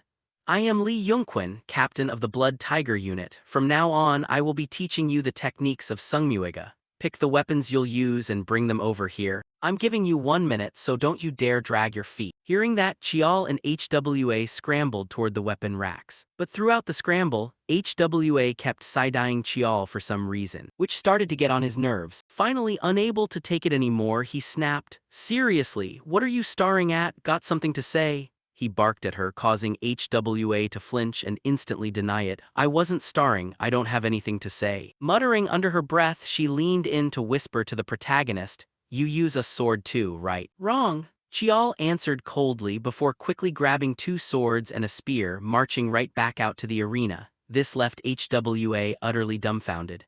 "Wait, seriously? But earlier when I saw you training with weapons, it was obviously a sword." Over on his end, Captain Yunquin stared at the pile of weapons in Chial's arms and asked with a raised eyebrow, "What on earth do you think you're doing?" Chial replied smoothly, "You told us to pick our weapons and bring them over." Yunquin corrected him sharply, "I said pick the weapon you use." Chial shrugged, "And these are the weapons I use." Hearing that, Captain Yunquin could only sigh and shake his head in utter disappointment. "I thought you weren't completely stupid, but you're a total rockhead. Etch my words deep into your bones. I said I'd teach you secret techniques, but I don't mean moves or stances. In Sungmuiga, there are countless secret arts known as will guidance. To comprehend those secret arts, you must first awaken the primordial essence still slumbering deep within your bloodline. From now on, I'll help you unlock those senses, so stop worrying so much about waking up your instincts." As he spoke, Yunquin twirled the spear in his hand, kicking up fierce gusts of wind as he slipped straight into a battle stance. Seeing his aggressive aura, HWA looked genuinely terrified and mumbled, "What on earth is he planning to do?" As for Chial, having already foreseen what came next, he warned, "If you don't want to get knocked out cold right off the bat, you better brace yourself." Before his voice even faded, Yunquin's figure blurred, instantly appearing right in front of Chial, and unleashing a devastating, formless blow that launched Chial's body flying straight up into the air. The only saving grace was that, in the split second before impact, he managed to use his sword to shield his body. This caught Yunquin slightly off guard as he let out a hearty laugh. "Ho! You actually blocked that." Landing softly on his feet, Chial gritted his teeth and thought angrily, "Damn it! I can't believe I have to go through this insane bullshit all over again. In my past life I couldn't even finish this training properly. But this life is different." With that, Chial poured his strength into the soles of his feet and shot straight forward. His stomp was so powerful it left a crack in the floor, blasting toward his target with wind-shattering speed. Time marched on, and the grueling training sessions for Chial and HWA under Captain Yunquin continued day after day. Naturally, given his monstrous strength, the 2 kids got brutally beaten to a pulp over and over again. "So it's already been a month since I started training under Lee Yunquin. No matter how you slice it, making a 10-year-old kid go through training intense enough to fracture bones and bruise internal organs is hardly standard child's play. But I have no intention of whining, I'm starting to get the hang of it," Chial muttered with a faint smile. Meanwhile, young HWA jolted awake nearby. Disoriented, she muttered, "In my days, did I pass out again?" Chial shrugged and chimed in, "Yup, that's your 20th time. Whereas I've only passed out 16 times. The protagonist's teasing tone drove HWA absolutely ballistic. She fumed, "If only I had prepared better on day 1. Shifting to Captain Yunquin's perspective as he watched the 2 kids bickering endlessly, he mused inwardly, "The 8th young miss has extraordinary physical constitution. Even though I used quite a bit of force, she never suffered any major injuries. And as for that illegitimate boy, right from day 1, I had a feeling he was something special. At first, seeing him drag a whole mountain of weapons over, I figured he was just some clueless idiot, but his proficiency with each weapon is surprisingly decent, and his practical application exceeds all expectations. Besides, after just a month I'm already starting to see actual results. Fascinating. Thinking this, Yunquin's stern face cracked into a subtle smile as he decided to cook the kids in front of him even harder. Alright, break time's over, everyone back to your positions. Hearing that, Chial and HWA instantly cut their bickering short, gripped their weapons tightly, and wore deadly serious expressions. Knowing that trying to fight normally meant they wouldn't stand a ghost of a chance at even touching Yunquin, Chial turned to HWA and proposed, "Hey, I'll give you a signal. Try to block him once." HWA looked at him suspiciously and asked, "Why should I do that?" Chial shrugged. "Well, suit yourself if you don't want to. I just figured it's our only shot at landing a single hit on the old bastard." Chial's words instantly changed Hwa's expression. It seemed the young miss was harboring a massive grudge after getting beaten up by Yunquin for this long. Then she double-checked with him, "Are you sure?" Chial nodded firmly, positive. Hearing that, HWA didn't hesitate any longer. She gripped her weapon, rushed forward to intercept, and screamed, "You owe me one for this." Right behind her, Chial lunged forward to attack right on the heels of Hwa's opening strike. He thought to himself, "With raw genius talent, I have zero chance of winning alone, so I have no choice but to exploit numbers." Across from them, watching the two coordinate their assault, Yunquin offered praise without a hint of condescension. "Teaming up, not a bad optimal choice. But that's assuming your plan actually works." As he spoke, he tilted his head to the side, dodging Chial's spear thrust by a hair's breadth. Immediately afterward, Yunquin whipped his spear around to counterattack. However, Chial had already anticipated this exact scenario, quickly pulling his spear back to parry the blow in the nick of time. This sparked a flicker of genuine shock in Yunquin's eyes. Following up instantly, Yunquin pooled his strength and charged fiercely toward the boy. At the exact microsecond when both of them were about to unleash their strikes on each other, Chial roared at the top of his lungs, "Now's our chance." With that, he leaped backward to create distance while young HWA blitzed forward with blinding speed. However, her overhead sword slash was effortlessly deflected. In the background, Chial hadn't genuinely expected the two of them to land a hit on Yunquin that easily anyway. He tossed his spear aside and silently morphed his infinite weapon from a ring shape into a longsword. "The only strike that can actually deal damage is the sword I claimed from the bottom of the secret vault." He wrapped his energy around the blade and stomped hard into the ground. Pushing off with explosive force, he bolted forward like a speeding bullet. At that moment, young HWA had already been batted away by the instructor, but Chial's timing was absolute perfection. Right at that instant, he suddenly let go of the sword in his hand, poured all his momentum into his fist, and threw a fierce punch straight ahead. Yet things were never going to be that easy. His fist was effortlessly caught and swallowed whole inside Captain Yunquin's palm. This forced a wry, awkward laugh out of Chial. "Haha, you actually caught that." The words barely left his mouth before the captain rewarded him with a punch that sent him flying backward like a cannonball. His body crashed heavily into the stone wall, forcing him to cough up a mouthful of blood. Even so, their coordinated combo left Yunquin thoroughly satisfied. His voice carried a tone of rare commendation. "So it took you 37 days, huh? Congratulations, kid, you've awakened your sixth sense." As for the young miss, she still has a long way to go.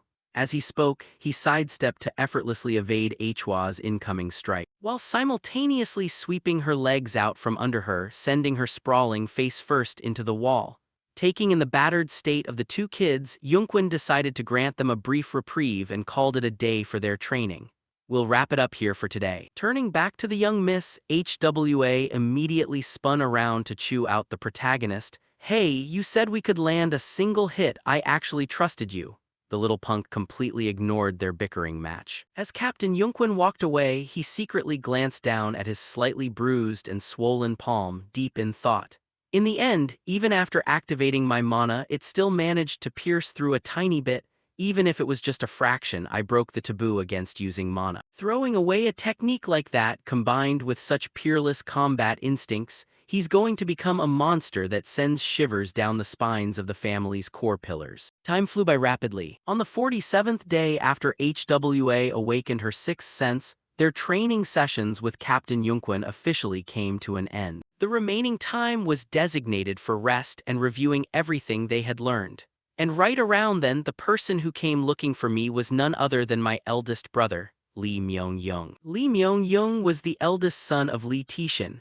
His title was Songseong, an elite master holding second-rank status in both magic and martial arts. Everyone admired and feared him, but to me, my eldest brother was the only real brother I had. Chiol reminded himself quietly in his heart. Returning to the present, after they sat down at the tea table, Myung-young offered an apologetic smile to his younger brother. "I'm sorry I haven't been able to pay much attention to you lately. Even if it's just an excuse, I've been terribly busy lately." Chiol replied gently, knowing full well how many millions of burdens weighed on his eldest brother's shoulders. "It's fine, big brother, I'm doing well." Across from him, seeing Chiol's easygoing attitude, Myung-young chuckled. "This is probably our first time officially meeting, yet you knew who I was right away." Addressing the remark, Chiol answered, "Of course. Even if I'm an illegitimate child as your younger brother, how could I possibly not recognize my own eldest brother's face?" Hearing those words, Myung-young's body visibly flinched for a moment. Then his expression grew somber as he corrected Chiol. "Illegitimate? Never use that word again. Even if we have different mothers, you and I are still brothers." Uttering those words, a bitter taste lingered in his heart on Chiol's behalf. A child who hadn't even undergone his naming ceremony yet already viewed himself as an outcast.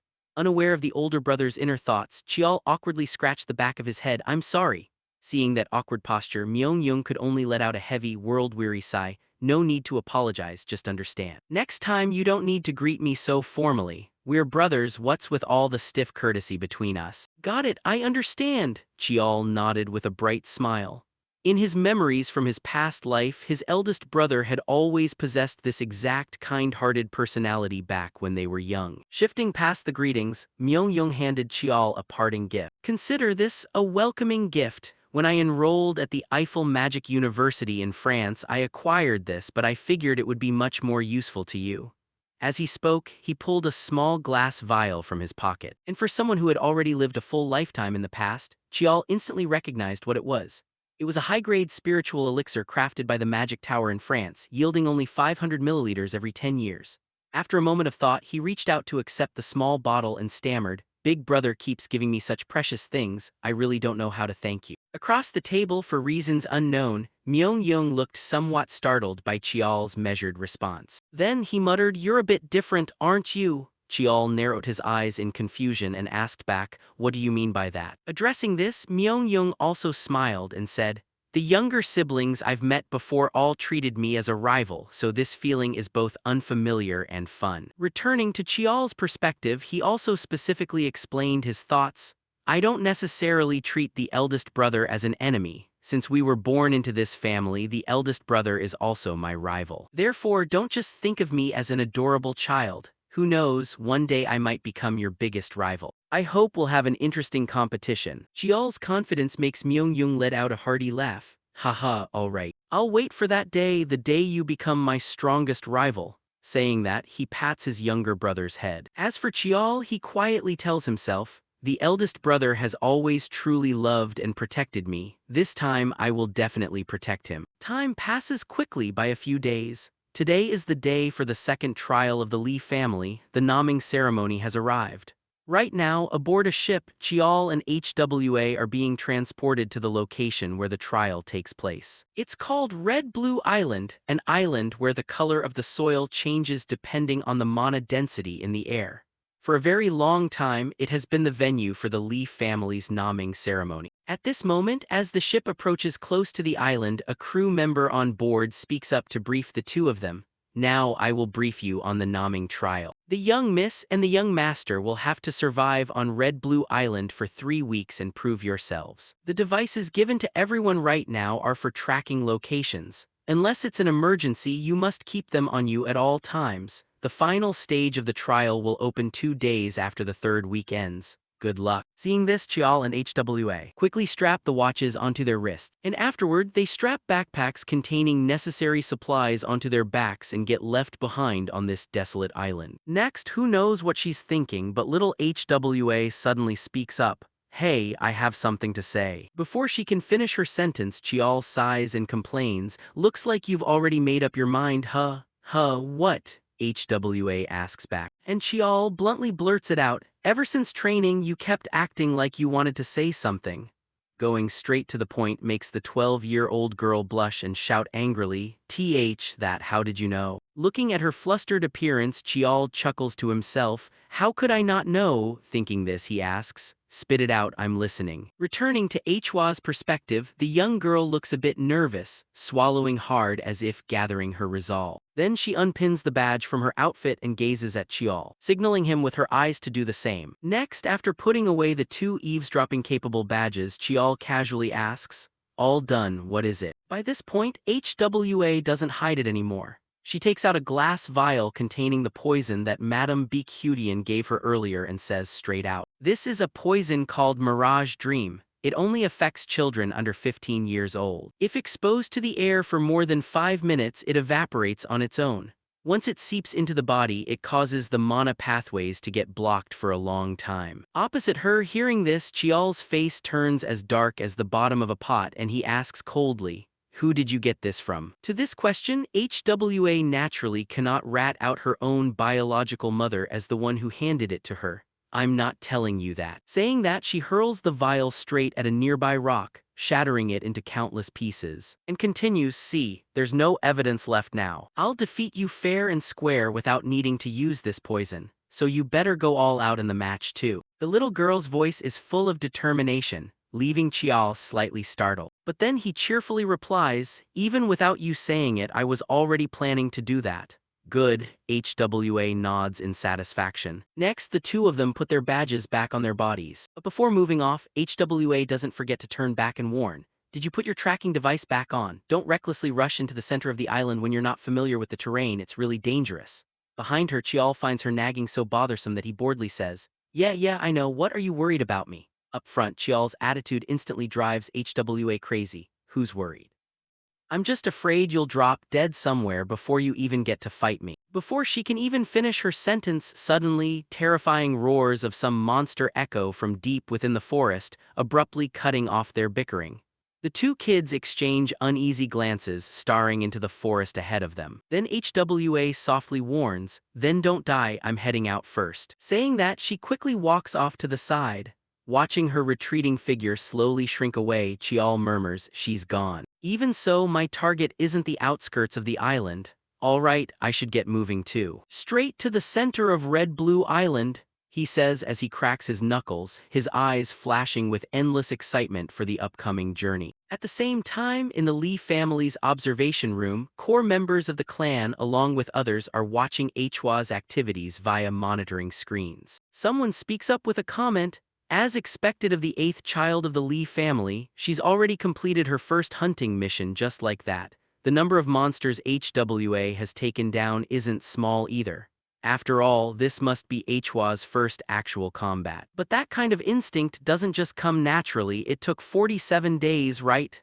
The cunning old man Chial Jun chuckles while stroking his beard. Responding to his words, team leader Yungquin, leaning against the wall in the back, also speaks up. This kid normally isn't like this. I thought it would take her at least a full 2 months. Saying that, he thinks to himself, talented as she is, it's only to this extent. It's simply because someone provoked her. That's youngest Uncle Lee Young. Finishing his thought, he glances over at another screen in front of him which displays footage of Chial.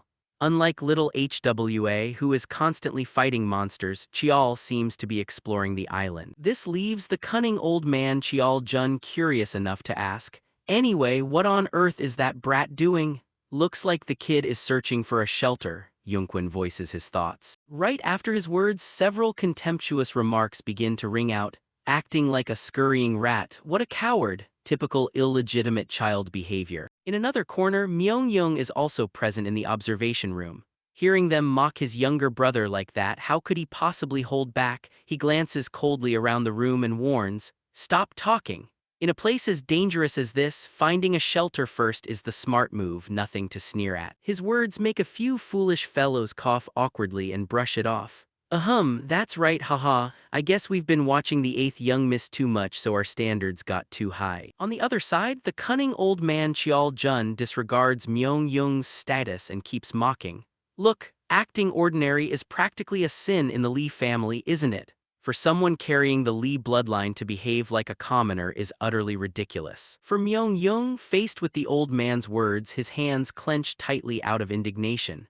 He thinks to himself, belittling and mocking a child just because of his background, since when did our family turn out like this, or perhaps we've always been this way. Still, what on earth is Lee Young planning by heading toward the center of the island? Thinking this, he glances over at Uncle Yi-hung beside him. At that moment, Yi-hung is so anxious he's constantly biting his nails. What the hell is this brat thinking? He mutters to himself, making Myung-young feel like he isn't the only one confused. What on earth are you planning, Lee Young? Scene cuts to Cheol's location. Right now, he has found himself a cave to use as a shelter. Next, he starts burning certain herbs, then tosses a burning torch inside the cave to check if anything's inside. Afterward, he covers the entrance with leaves. His careful actions start drawing a few approving comments. His stealth skills aren't bad. Then suddenly, the cunning old man Cheol Jun's eyes pop wide open as he shouts, "Wait, hold on a second, what is that brat doing?" Following his gaze, Cheol has unstrapped the watch and the badge from his chest and set them aside. Next, he covers these two items with leaves, instantly cutting off the signal transmission and turning the screen pitch black. In the back, team leader Youngkwin can't help but laugh heartily. "Haha, you really can't predict him." As for Yi-hung and Myung-young, they can only hold their heads in exasperation at Cheol's actions. As for Cheol, he has too many secrets, so naturally he can't let the family members casually spy on him like that. After carefully hiding those two items, he mutters, "There's no need for others to see this. Now I can use the infinite. Since I'm on Red Blue Island, I've got to harvest as much as possible. All right, time to go." As he speaks, he transforms the ring on his finger into the shape of a short sword. Time flies quickly until evening. Right now, our protagonist is frowning as he looks at an earthen pot in front of him. Inside this pot is a dark blue liquid that looks extremely toxic. Cheol even vaguely sees a screaming face inside the sludge. Just looking at its appearance is enough to make one repulsed. Guess it's done, but it looks terrifying. Is this really mana tea? Nobody looking at this would ever think it's brewed from magical herbs, he thinks to himself. In my past life, I couldn't even afford cheap spiritual medicine, so I had to tag along with herb gatherers and apothecaries to find mana herbs. Red Blue Island is brimming with mana in the air, so I've got to make the most of it to boost my mana levels. That's what youngest aunt said anyway. Drinking brewed mana herbs will definitely yield better results. Phew, all right. Cheol grits his teeth and slowly lifts the earthen pot in front of his face. Not long after, the earthen pot is tossed aside clatteringly while Cheol's entire face is pale white, looking completely drained of life. That is literally a flavor straight from hell, he groans. Thus the lonely 3-week battle officially begins. Time passes quickly. Today is the 18th day of the naming ceremony. Scene cuts to Lee Myung-young's office. While he's working, someone suddenly enters the room and speaks up, "Captain, may I come in?" Hearing this, Myung-young stops working and replies, "Ah, come in." Opposite him, the stranger looks apologetic seeing Myung-young still working. "Sorry to disturb you." Myung-young waves his hand. "No worries at all. Sounds like bad news, huh?" To this, the brown-haired man wears a grim expression and nods, explaining, "A large group of drifters seems to have infiltrated the northern region of Korea. I thought they would pass through the unexplored region, but they headed straight south. 2 days' travel away from them is the Lee family's Mana stone mine." The speaker is the vice captain of the Chungcheon sword unit under Lee Myung-young, named Yu Gunseong. Hearing this, Myung-young strokes his chin, recalling some intelligence reports he recently received. Drifters, they usually choose unexplored areas to pass through, committing countless crimes along the way. Thinking this, he mutters a guess. "Those hyenas definitely wouldn't dare trespass on my territory without some plot." Gunseong completely agrees and adds, "On the surface they look like drifters, but that might just be a front. We can't rule out the possibility that another faction is pulling the strings behind the scenes." Myung-young starts tapping his fingertips on the desk and adds, "Prior to this, there was intelligence about the 9 Dragons City mobilizing forces toward the northern border." Speaking of 9 Dragons City, it's a massive faction from the Central Plains. They share a border with the unexplored region, and they've repeatedly provoked the Lee family by infiltrating our territory. News of father's absence must have leaked out, so this timing couldn't be more convenient for the enemy to make a move. Thinking of this, Myung-young looks up and asks, "Did my intelligence branch pick this up?" The response is a shake of the head from Gunseong. I found out even before them since you told me to keep an eye on the situation. Hearing this, Myung-young stands up from his chair and says wearily, then coordinate with the intelligence division to investigate further. I have a bad feeling this isn't simple, let's just hope it's a false premonition. He speaks while gazing out the window. However, the sense of unease hasn't faded away at all. Scene cuts to somewhere inside Red Blue Island. At this moment, a red magic circle suddenly appears on the ground. Next, this magic circle glows brilliantly and creates a spatial rift hovering in midair. From within this rift, someone's figure steps out. He is dressed in white and holding a monk's staff. The stranger mutters with a mocking tone, 2 nights are more than enough to kill a bastard child. It seems his target is Chial. Time rolls around to the morning of the next day, somewhere on the island. A massive dragon with glowing red eyes is growling threateningly at someone in front of it. This is a Tier 7 dragon monster Draco. Opposite it is none other than our protagonist. He grips his sword tightly, panting heavily from exhaustion, looking as though he has been fighting this oversized lizard for quite a while. Next, wanting to finish the fight quickly, the dragon suddenly opens its maw and inhales deeply.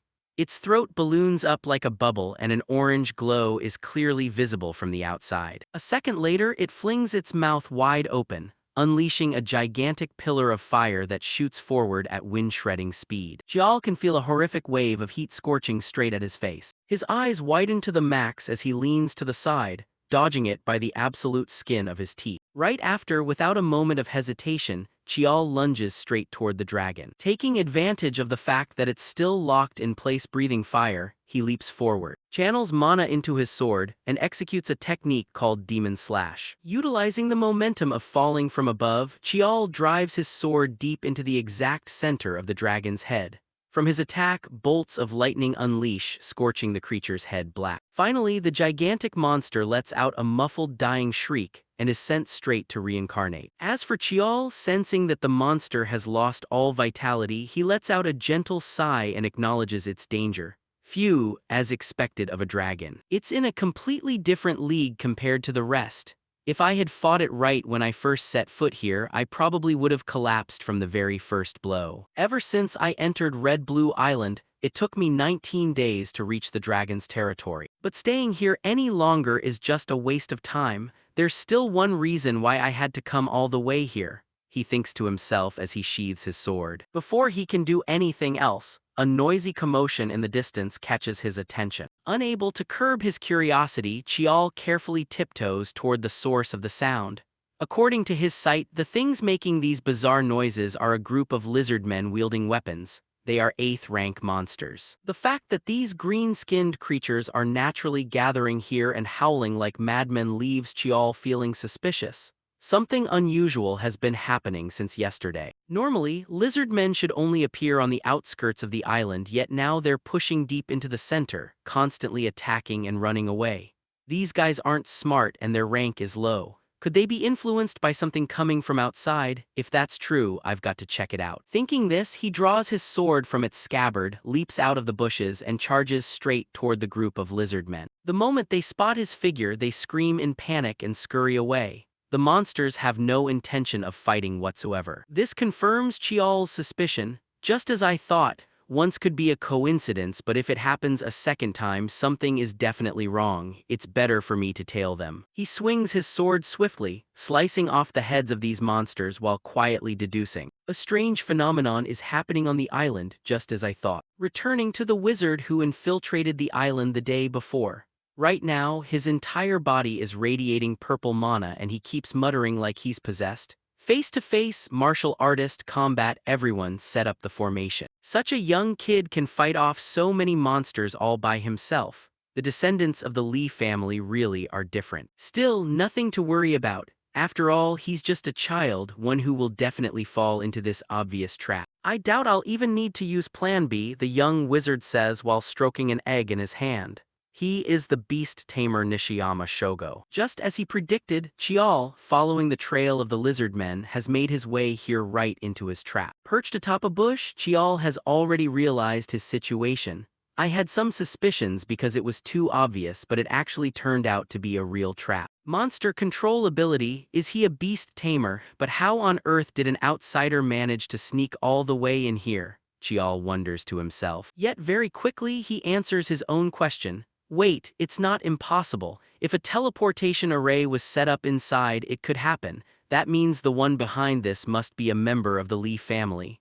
Should I report back to the family and wait for reinforcements? No way, by the time they arrive it'll be too late. By then I won't be able to find out who's behind this. So there's only one option left. I'll mask my presence with stealth and take him out myself.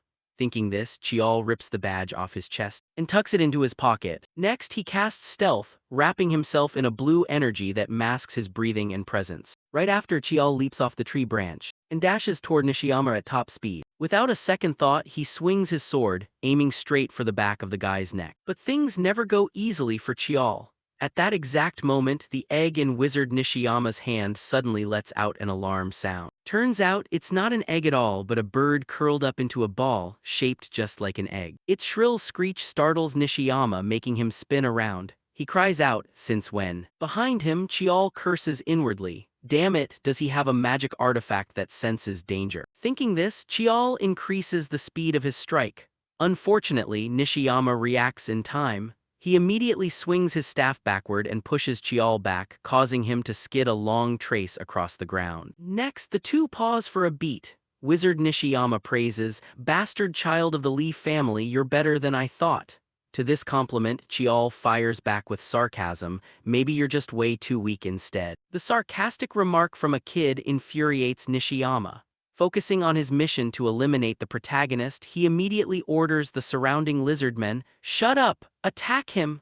Obeying their master's command, the mindless lizardmen charge forward fearlessly to spill some blood. Seeing this, Chial channels his mana into the sword. He employs his ultimate technique, heaven-piercing slash, shooting forward rapidly. His sword weaves through the air like a ribbon, effortlessly taking the heads of 3 lizardmen before they even realize it. However, this doesn't panic the wizard. From the very beginning, he used these lizardmen to stall Chial for a moment, creating an opening for him to cast his magic. Right at that moment, a magic circle suddenly appears beneath Chial's feet. From within the circle, countless glowing red chains shoot out, binding his body and sword tightly. This leaves Chial's face blank in surprise. "I can't move my body." Up front, Nishiyama laughs loudly as if seeing his victory. "Haha, you fell for the trap." This is a top-tier barrier array capable of sealing a martial artist's mana vortex. Without mana, you're just a weak, useless kid, die in helplessness. He bursts out laughing, unaware that these exact words are the most idiotic remarks of the day. They unintentionally give Chial a hint on how to resolve the situation. "Sealing my ability? Then I just need to use my mana pathways as a substitute," Chial thinks as he starts circulating mana throughout his entire body via his meridian pathways. Then his body slowly steps forward. Pushed by Chial's pressure, the chains can no longer hold him back. They start creaking loudly, looking like they could snap at any second. With a forward leap, Chial shatters the binding chains and lunges straight at Nishiyama, cutting off his escape route. In Nishiyama's terrified gaze, Chial points his sword right at his face and asks coldly, "Aren't you going to run?" Over there, Nishiyama panics slightly, taking a few steps back as he asks, "How on earth did you manage to break out?" Facing him, Chial naturally has no obligation to answer that question, so he just shakes his head. "I have no obligation to tell you. I've already reported this to the family, so you better surrender now." Returning to Nishiyama's perspective, whether he still has some hidden card up his sleeve or not, he remains confident as he says, "Haha, it doesn't matter. I'm going to kill you and reclaim my freedom." To Chial, the wizard's delusional words genuinely leave him baffled. What the hell are you talking about?" Before his words can even finish, a massive dark shadow suddenly darts straight toward Chial, sending his small body flying like a cannonball into a tree not far away. The impact is so violent it produces a deafening sound in the air, and Chial coughs up a huge mouthful of blood. After taking the hit, a connection clicks in Chial's mind. He tremblingly raises his head to observe and see that the thing that just struck him is a giant green turtle with an extraordinarily long beard. It is the guardian of Red Blue Island, the mountain turtle head. A tier 3 monster. A monster in the truest sense. Can a mediocre beast tamer like him really tame something like this? Chial thinks to himself, casting a skeptical glance at Nishiyama. Just looking at his expression, Nishiyama reads Chial's thoughts and admits it outright. "Looks like you catch on pretty fast, even though I can't fully control it yet." it will definitely obey an order to coldly slaughter you. So you'd better just give up on fighting. Saying that, he pulls a few talismans out from his sleeve and tosses them high into the air. Next, his form dissolves into a stream of purple smoke to avoid getting trampled into a puddle of meat by the giant turtle while it fights Chial. Returning to Chial's perspective, just feeling the terrifying presence radiated by this giant turtle makes the hair on his body stand on end. Chial reminds himself, "Calm down, if he can't fully control it yet, I just need to capture the beast tamer first. To do something about the mountain turtle head, this is the only way left. I prepared this just in case, but I didn't think I'd have to use it this way. A forbidden drug due to its massive side effects, though the benefits are also huge, a mana-enhancing pill." As he speaks, he pulls out a brown pill and tosses it straight into his mouth. The moment he swallows it, it releases a surge of energy that flows throughout the protagonist's entire body, making him feel overflowing with power. However, this still isn't everything Chial needs to prepare. One more thing. The technique that Aunt Jeonghwa told me to only use in the most desperate situation. Now is that exact time. Thinking this, Chial's body begins radiating a terrifying surge of energy. The aura he emits pushes all the surrounding dirt and rocks far away. He prepares to use the ultimate technique, heaven-defying. Next, since the drug's duration is limited, Chial doesn't waste a single second, dashing forward at lightning-fast speed. Instantly, he swings his sword at the giant turtle. His swing creates a blade of light slashing straight toward its neck. However, it doesn't even tickle the turtle. Its despairingly high defensive capability leaves Chial in a tough spot. "I haven't even touched it, but it's stopped. Fine, I'll finish it off with this." Thinking this, he starts channeling energy into his sword again to prepare another ultimate move. However, the giant turtle up front isn't stupid either. It has no intention of standing still for Chial's attack. At this moment, it opens its maw, releasing a spreading purple shockwave. The moment this shockwave hits him, Chial feels a heavy, oppressive weight pressing down on his body. He murmurs to himself, "This roar is a fierce skill. This mana fluctuation is freezing my movements, damn it." Then, while Chial is still figuring out how to deal with this skill, a familiar black smoke starts pouring out from his heart, instantly lifting the heavy pressure crushing his body.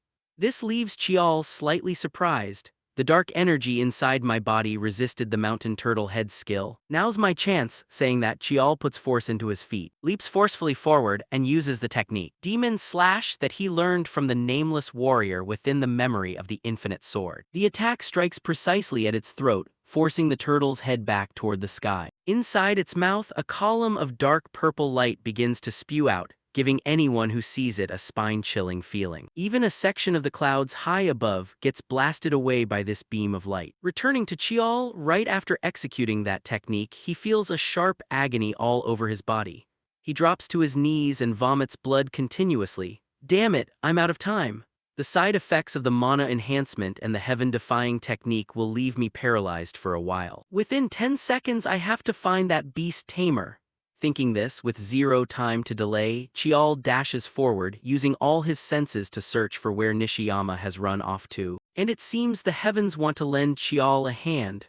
Right at this moment, he spots a red energy thread on the ground. He hastily follows it, and sure enough, this thread leads straight to Wizard Nishiyama's location. Up front, seeing Chial charging straight at him with eyes full of murderous intent, Nishiyama turns pale with fright. "What? How is that possible?" He lets out a cry and hastily retreats. However, at this moment, Chial's sword is already right upon him. Chial thinks to himself, "The distance isn't close enough yet, just a bit more, if I were stronger. Then I just need to extend the sword."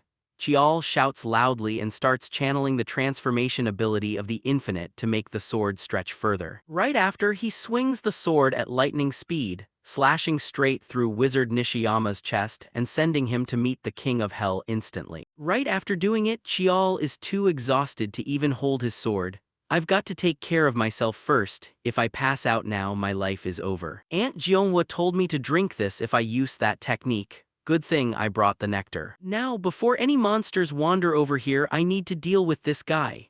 Thinking this, Chial hastily drinks the prepared pill. Right after, his body passes out and collapses to the side. Who knows how much time passes, but when he opens his eyes once more, Chial suddenly finds himself lying in a completely white space. On his body, wisps of black smoke keep spreading. Chial wonders, everything is white, where is this? What happened to the beast tamer and the mountain turtle head? Thinking this as Chial tries to sit up slightly, a sharp pain strikes, contorting his face. His entire body trembles uncontrollably, feeling as though it's about to shatter. Chial thinks to himself, unaware that within this blinding white space, a giant eye from above is staring right down at him. An unfamiliar voice begins to echo, though it's unclear if Chial can hear it. Did it finally end up like this? Those things are too dangerous for a human to absorb. Why do both coexist within a single entity? I was hoping you wouldn't wake up, if only now. The voice pauses for a moment, then speaks again. Feed it to him. Right after the words, something drops right in front of Chial, making him curiously look over to inspect it.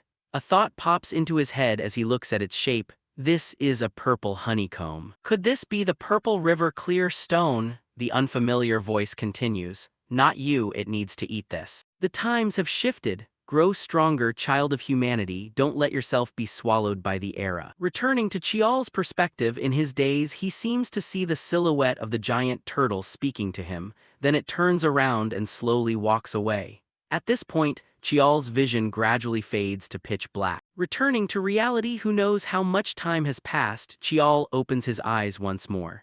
Greeting his sight is the figure of little HWA. Seeing the protagonist wake up, the little girl pokes her head in and asks, "Oh, you're awake?" Seeing this, Chial gazes at her tiredly and inquires, "Is that HWA?" His informal tone drives the little girl crazy with anger. "You brat, you dare call your big sister by her name? I'll let it slide because you're hurt. How's your body holding up?" Hearing the reminder, Chial hastily closes his eyes, focusing on checking his physical condition, and thinks, although the musculoskeletal system sustained severe damage, my mana volume has skyrocketed crazily. Could it be that I actually absorbed the Purple River clear stone? Thinking this, Chial conceals his shock, only mentioning the injuries he sustained. A few severed mana pathways, slightly scrambled internal organs, stretched bones, and a few torn muscles. Nothing too serious. Chial's tone is utterly calm, while Hwa's eyes pop wide open upon hearing it. Her face turns purple with rage as she yells, "What, you call that not serious? Did you hit your head or something?" Returning to Chial's perspective, he looks apologetically at little HWA. Originally, the Purple River clear stone was what Lee HWA was meant to get. It's an incredible spiritual medicine that enhances physicality, boosts mana, and grants immunity to poison and curses.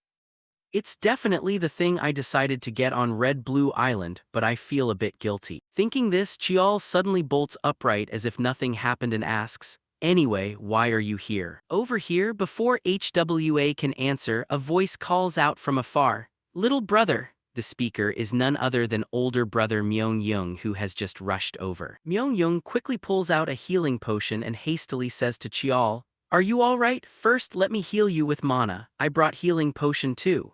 Seeing his frantic demeanor, Chial gives an awkward smile and waves his hand. "Healing with mana isn't necessary, but I'll gladly take the potion." Saying that, he accepts the healing potion and gulps it down non-stop. Returning to Myung-young's perspective, seeing his younger brother so badly injured, his heart twists with pain. After a few seconds of silence, he looks at HWA and speaks softly, "HWA, could you step outside for a moment?" To this, HWA understands that the two of them have private matters to discuss, so she doesn't stay to bother them. She nods in agreement. "All right, I understand." Next, once HWA has left, Myung-young lowers his voice. "If you had died, I would have wiped out every organization connected to that beast tamer from this world, no matter how large their faction is. As a member of the Lee family, what you showed truly embodies a martial artist, but as an older brother, I can't view it positively. It was reckless." His tone is full of reproach, yet lacking no care. This touches Chial slightly. His face flushes as he scratches his head. "I didn't foresee the mountain turtle head showing up. Sorry, big brother, if I had known it was there, I definitely would have waited." Seeing his repentant demeanor, Myung-young sighs, "You know how to tell the difference between recklessness and confidence, so that's good." Putting this aside, Chial speaks up, "Big brother, since I dealt with the beast tamer, the information on him belongs to me." Chial says this while extending his hand forward, an action that gives Myung-young an endless headache. "I knew you were going to say that. That beast tamer used to be a quasi-5-rank spellcaster of Japan's ONMYO Chinese letter. It seems he was exiled for trying to master forbidden arts. The mastermind provided him with talismans and high-grade magical artifacts, then activated them while the mountain turtle head was sleeping. They wanted to make it look like a monster attack. Returning to Chiol, hearing this, he frowns in thought for a moment and asks, "So you still haven't found the mastermind?" In response, Myung-Young shakes his head. He's in a near-death state, so we can't extract information right away. For Chiol, an idea suddenly flashes in his mind and he hastily speaks up. Then this wasn't their primary objective targeting you. They wanted to damage your reputation by making people believe you failed to detect the intruder and reacted too slowly. Chiol's explanation startles Myung-Young into realization. Ah, exactly. Myung-Young lets out a sigh while Chiol, feeling a bit worried for his older brother, asks, "Are you all right?" Addressing Chiol's concern, Myung-Young gives him a head pat and reassures him, "I'm fine. My reputation takes a slight hit, but it's negligible. I can't be absent for long, so I'll head back right now." Saying that, just as Myung-Young is about to leave, Chiol suddenly reaches out, grabs his hand, and says with a dead serious face, "Big brother, do you want to make a deal with me? Tell everyone you anticipated the beast tamer's infiltration and ordered me to handle it in advance so I can testify accordingly. That way, it'll look like you prepared even before family intelligence found out." Regarding this request, Myung-Young quickly deduces Chiol's real motive and asks back, "You'd better testify to the truth, right?"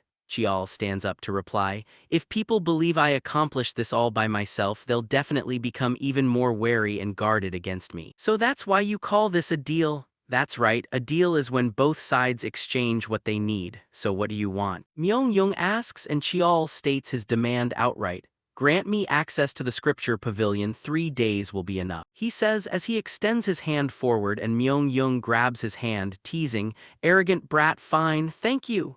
His tone is full of appreciation. However, Chiol still shakes his head slightly at this. "No need to thank me, this is just a deal after all." Returning to Myung-Young, he gently pats Chiol's shoulder a few times and murmurs, "Even if I had refused, you already had a way to work around it, right?" At the same time, Myung-Young's phone rings incessantly to remind him, "Looks like the sword unit is calling me, I really have to go now." Myung-Young tosses the infinite short sword back to Chiol and winks at him, "I'll keep this a secret." Saying that, he quickly walks away.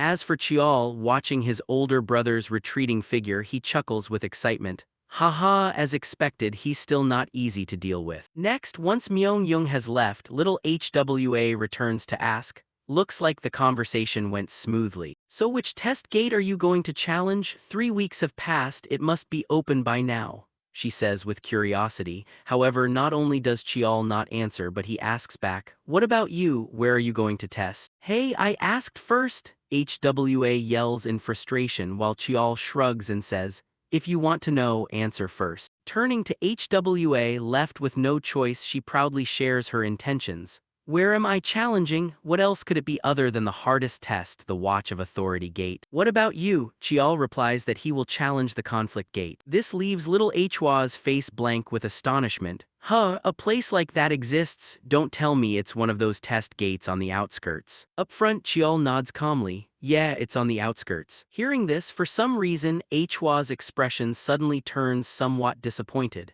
Then she mocks, "How disappointing, looks like I misjudged you. You picked an outer gate, so I guess there's nothing more to say. I actually thought you were a rival. Frankly, I thought you were better than me." With that, HWA walks away in disappointment. As for Chiol, watching her attitude, he isn't surprised in the least. He thinks to himself, "Since everyone assumes location determines the difficulty of a test gate, they probably think I chose the outer gate because it's easier. Whatever, let them think whatever they want." Time passes quickly until dawn breaks and Chiol is still wandering around the forest searching for something. "I don't remember the exact spot, but it should be right around here." Before regression, this was a cave I accidentally discovered, and it's also where I'll complete the second trial of the naming ceremony, the Conflict Gate. Thinking this, he reaches out to brush the bushes aside, and right before his eyes stands a pitch-black cave. Next, the protagonist prepares a torch and carefully steps inside. As he walks, he thinks, at a glance, it's just an ordinary wall. But of course, it won't be that simple. Thinking this, he draws his sword and slashes continuously at the wall in front of him. Chunks of rock begin to crumble away, revealing a towering iron door hidden behind it. Looking at this, a hint of joy flashes in Chiol's eyes. Found it. Next, Chial uses the short sword to slice hard across his palm. Then he uses the blood flowing from his palm and flings it straight at the door. The blood imbued with mana energy immediately glows brightly upon clinging to the iron door, acting like a switch to activate it. The door begins to rumble, then slowly slides open to both sides, revealing a spacious grand hall inside with a sword thrust deep into a wooden pedestal. The familiar scenery evokes a wave of nostalgia in Chial as he strides inside. Next, he walks up to the wooden table, drips blood into the basin-like indentation on the table and murmurs. A descendant of the Lee family requests to take the ancestors' trial. Please grant permission. As his words echo, a green smoke-like aura rises from the indentation. The trial content of the conflict gate is singular: defeat oneself. At this moment, from Chial's perspective, the green aura transforms into a figure that looks identical to him. Chial is already too familiar with this trial to be surprised. In this trial, the number of attempts is unlimited, and before winning, giving up won't let you leave. Alright, let's begin, he thinks as he slowly draws his sword. However, before he can even launch an attack, a streak of light flashes past his neck, sending the protagonist's little head flying off his shoulders instantly. What the hell is going on? Chial blurts out blankly. The last image he sees is the figure of the fake Chial standing right beside him. Who knows how much time passes, but the protagonist eventually calms down. He hastily reaches up to touch his neck, swallowing hard a few times. Sweat continuously drips down his youthful face. He thinks to himself, that definitely just cut my head off. Right, the illusions in this trial gate can't actually kill me. But the feeling is infuriatingly realistic. At this rate, an ordinary person would probably lose their mind. Besides, can I really perform up to that level? The illusion of the conflict gate allows me to use power perfectly, meaning I haven't fully unlocked my potential yet. If I could harness it completely, I would have blocked that blow just now. Alright, let's try again, Chial reminds himself. His hand grips the sword tightly, his eyes flashing with relentless determination. But as time goes on, the third time Chial gets his abdomen pierced through by the fake Chial and meets his end. On the fifth try, he successfully blocks the sword but gets his neck snapped right after and dies. By the 10th try, the outcome is still a severed head. Thus, on the 13th, 18th, and 23rd tries, Chial loses count of how many times he has died in this trial.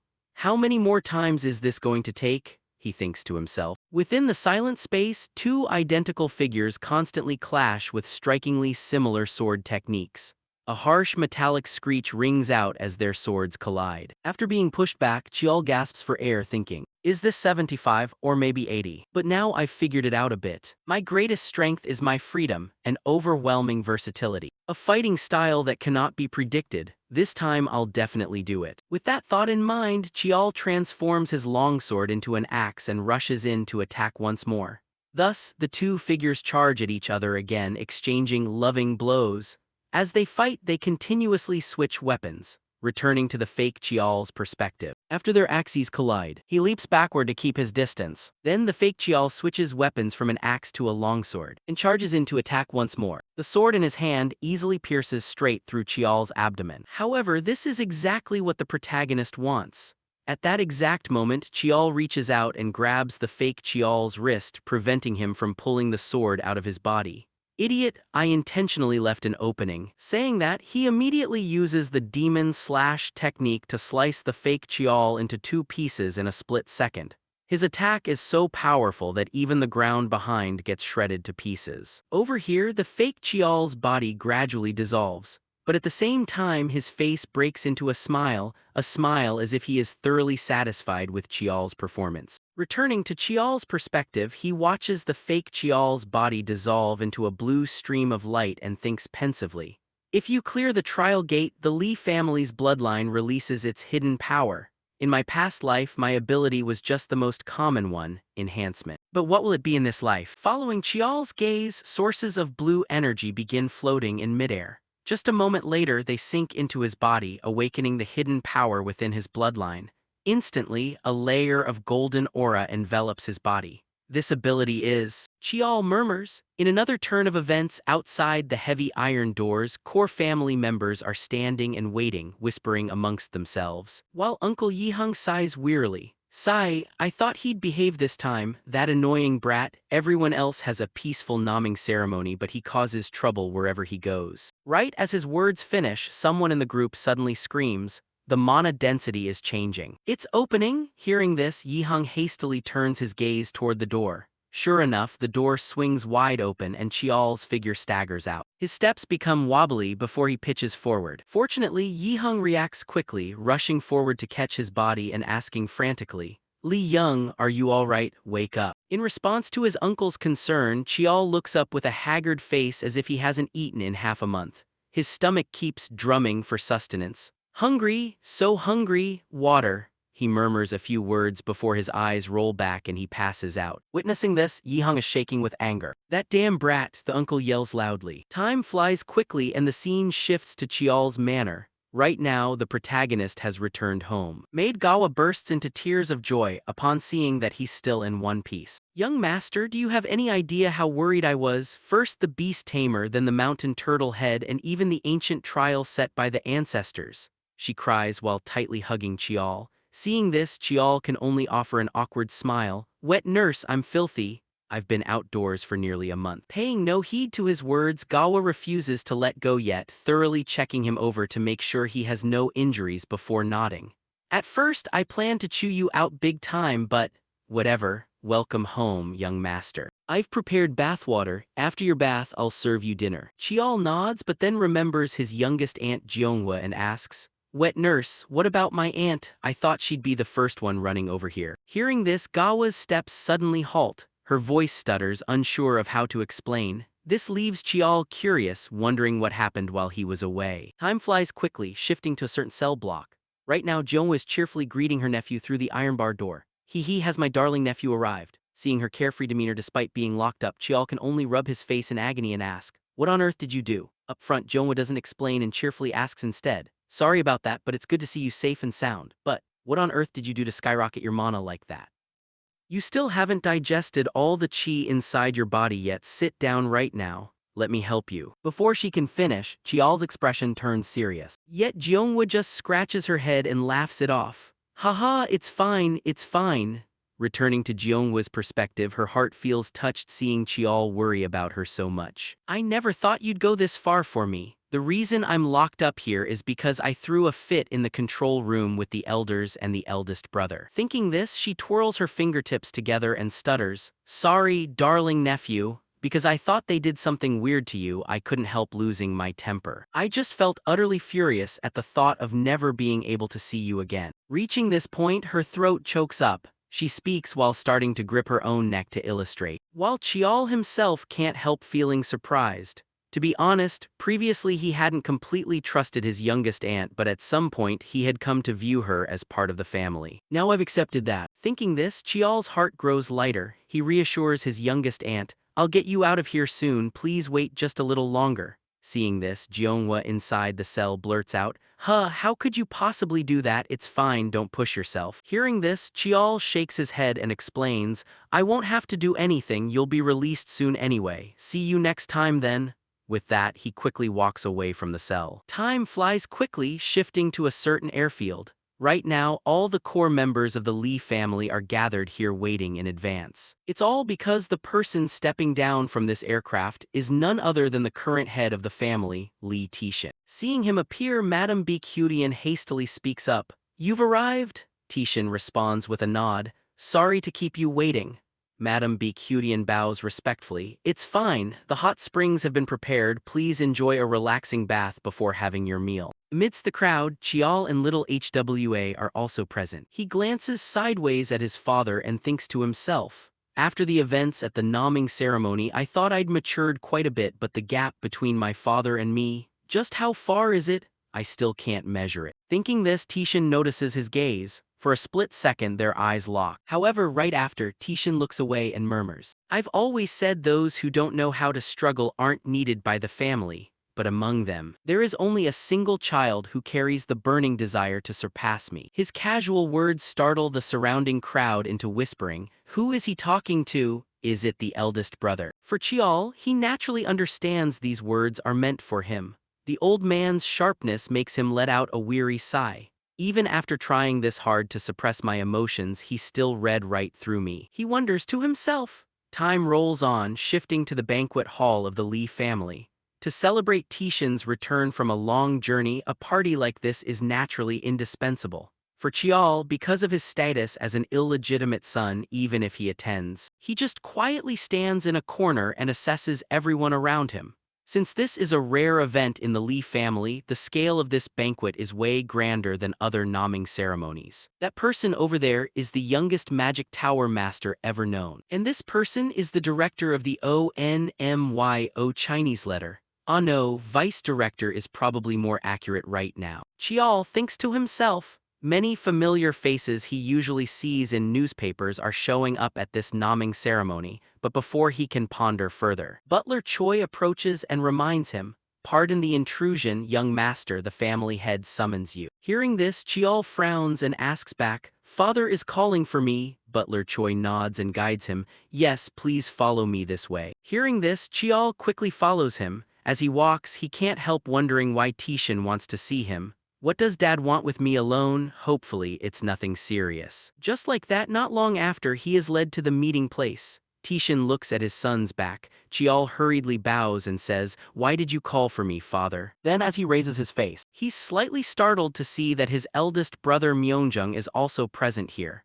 This appearance gives the protagonist a hint. This probably relates to the incident where Wizard Nishiyama infiltrated Red Blue Island. Opposite him, Tishan doesn't keep him wondering for long and speaks up. "I think my son knows why I've summoned you. I want to hear about the events that transpired during this naming ceremony. According to Myeong-young, you discovered the intruder and captured him. Was this your plan?" For Chial, Tishan's words carry a hint of pressure, causing sweat to break out on his face. "Just as I thought, so Dad already knows." Chial thinks to himself, then nods in response. "Yes, that's right.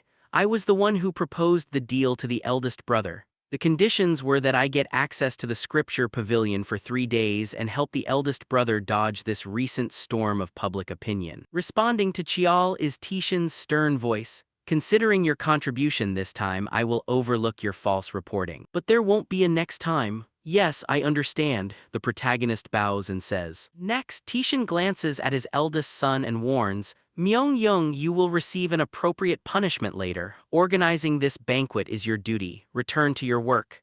To his words, Myeong-young shows no resentment and accepts. "Yes, I will do so." Saying that, he smiles at Chial and quickly walks away. While Chial wonders whether his eldest brother will be okay after receiving punishment from their father, he sets that matter aside. Once everyone has left, Tishan speaks to Chial again. "The false reporting aside, the credit this time belongs to you. You will receive the reward Myeong-young promised. Lastly, since you discovered the trial of the arena, I will grant you a reward." Hearing this, a flash of astonishment lights up Chial's eyes. Afterward, he states his request, a request intentionally concealed by the author. Time rolls on until the naming ceremony reaches its main phase, where Tishan moves toward the most important goal of today's ceremony. He speaks to everyone. "Thank you to all the guests who made the effort to come here. I hope our 2 children, the main characters of today's banquet, will be blessed on the path ahead. Now I will proceed with the naming ritual. HWA, step forward. You were chosen by the holy sword and always shine like the sun around you. May you always hold fast to this brilliant path. I bestow upon you the name Seoyeon, meaning shining forever." The moment his words echo, a scroll suddenly unfurls before Seoyeon. Written inside is her new name. This makes the little girl overjoyed. Her eyes beam with radiance as she hurriedly replies, "Thank you." Next, Tishan casts his gaze toward Chial. Next, Young, step forward. When he's called up, the atmosphere in the banquet hall seems to quiet down. Everyone remains silent, saying nothing, unlike the attitude they gave Seoyeon earlier. For Chial, this isn't very surprising.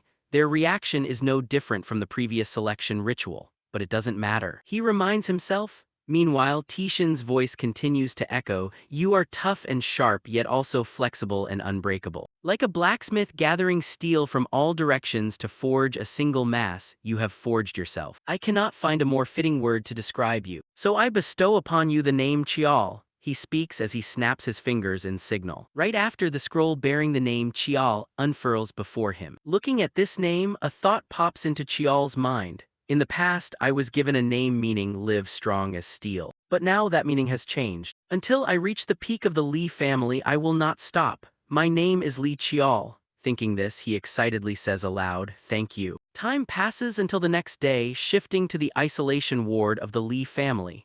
Right now, Jeonghwa inside the room has practically gone crazy. She tears at her hair, grabs the iron bars tightly with both hands, and keeps howling like a wild beast wanting to get out. So suffocating, so annoying, I couldn't even witness the kid getting his name. He said he'd let me out. Why is it taking so long? Outside, the two guards hear her complaints and their faces turn purple with headaches.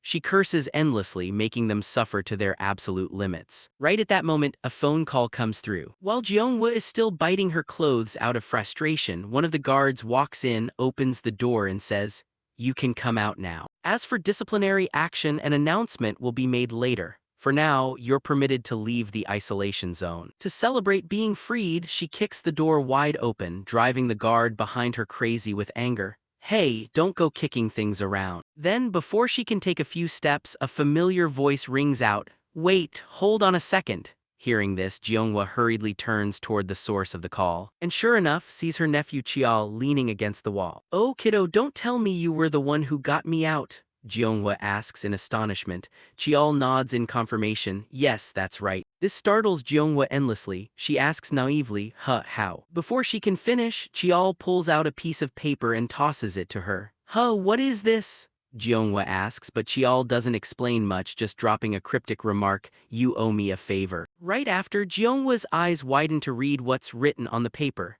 "Appoint Li Jeonghwa to the position of elder and assign her as the master of ninth young master Li Chial." Reading this, the young woman's eyes pop wide like a cow's, unable to believe what she just read. Only Chial remains chipper as he says, "From now on, please guide me well, master," he says as he eagerly extends his hand forward. Time flies quickly. Right now, Chial is dressed in a blue martial arts uniform while maid Gawa beside him sniffles tearfully and mutters, "Starting today, huh?" Chial replies with a nod, "Yeah, from now on is the real start." So the young master is already 13 years old. She murmurs softly. Meanwhile, Chial, after finishing packing his gear, nods and says, "Well then, I'm heading out." By now, 3 years have passed since the naming ceremony, and today his new life officially begins. Shifting to the family's martial training ground. When children reach the proper age, they all get dumped in here to train. And Chial's presence stirs up curiosity among them as they turn to whisper, "Isn't that the bastard child?" "That's right, it's the ninth son, Li Chial. I heard he caused a huge scene at the selection trial and naming ceremony. Probably just pure luck. After all, he's just an illegitimate son. Relying on luck to pull off achievements like that at the naming ceremony is a bit hard to believe." "Right, makes me curious too." Whispers of curiosity keep ringing out, driving Chial crazy.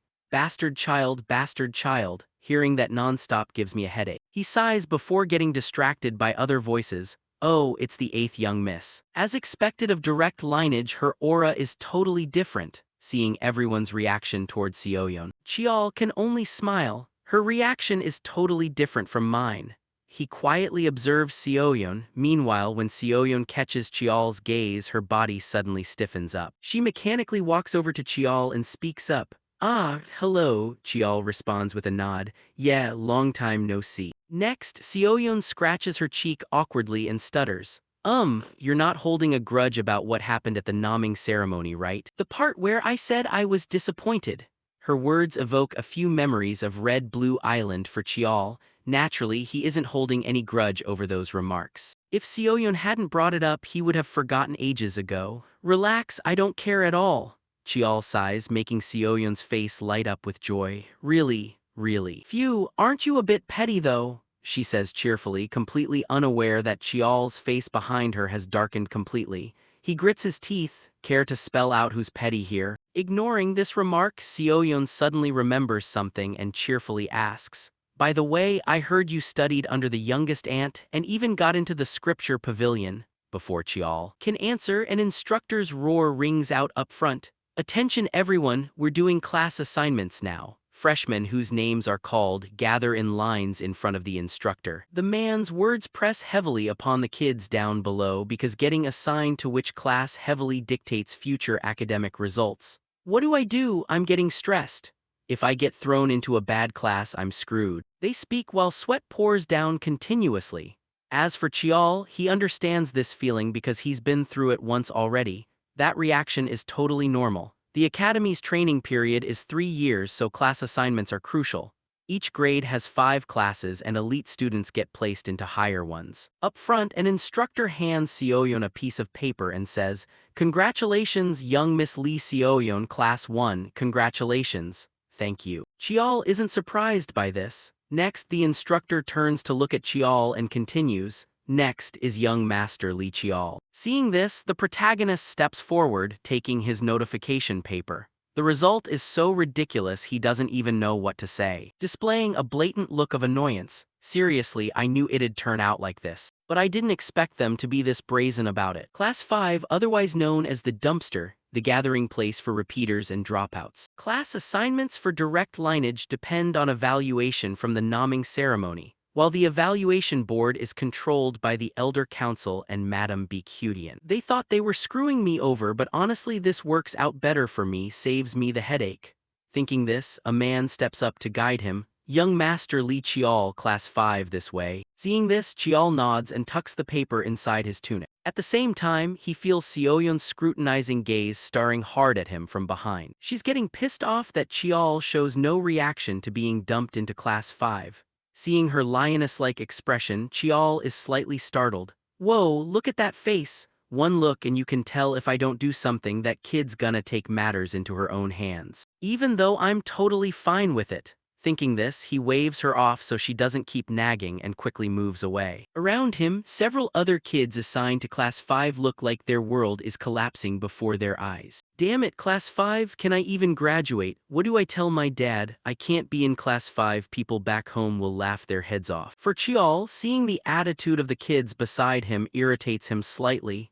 How disappointing. Why is the Lee family student body acting like this? Right at that moment, a greeting rings out beside him, pulling him out of his thoughts. "You're the youngest master of the main branch, right? Honestly, I really wanted to greet you. My name is Kim Han, son of a small smithy contracted by the Lee family. It's an honor to study alongside the young master." Returning to Chiol's perspective, having some kid come up to greet him like this leaves him slightly surprised. "Kim Han, I don't recall any memories of him from my past life."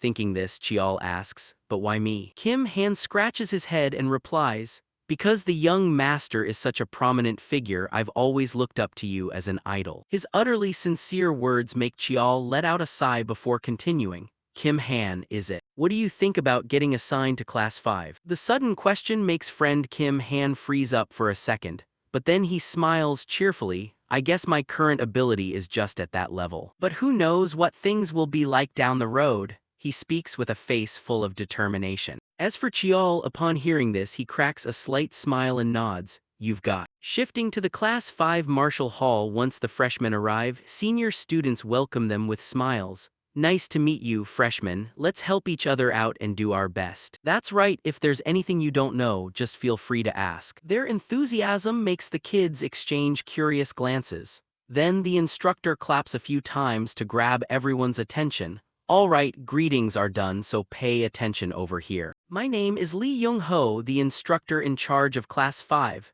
Today, because we have a new batch of freshmen joining, there won't be any lessons, just a brief introduction."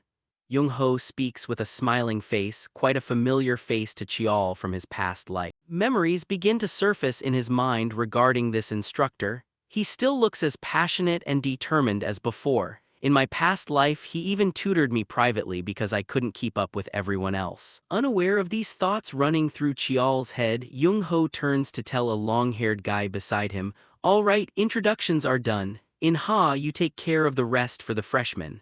"Yes, instructor." In-ha smiles brightly, then turns to introduce himself to the greenhorns.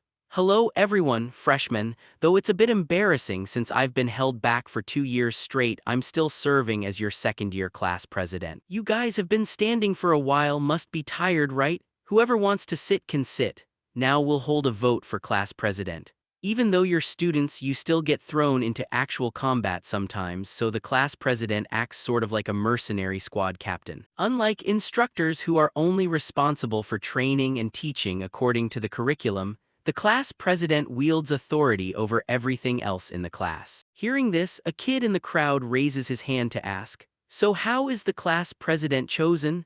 The question startles Inha for a second before he turns to explain.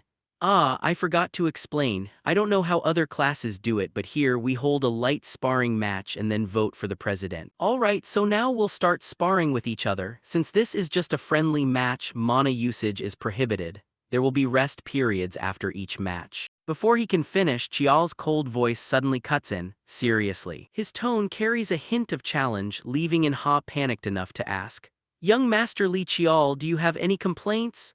Explaining this, Chial walks over to the weapon rack, grabs a wooden sword and lectures them one by one. "Snap out of it, this is the Li family. If you want to play school kid games, don't enter this academy, go to a regular school in the safe zone." Behind him, Inha hastily retorts, "Your words are way out of line, we just wanted to resolve this peacefully." Returning to Chial's perspective, hearing this, he doesn't want to waste words with these socially sheltered kids anymore. He jams the wooden sword deep into the stone floor and challenges all of them. "Talking to you guys is pointless. Come at me one by one. From now on, I'll take on all of you." Time passes quickly, and right now Chial is panting like an ox from exhaustion.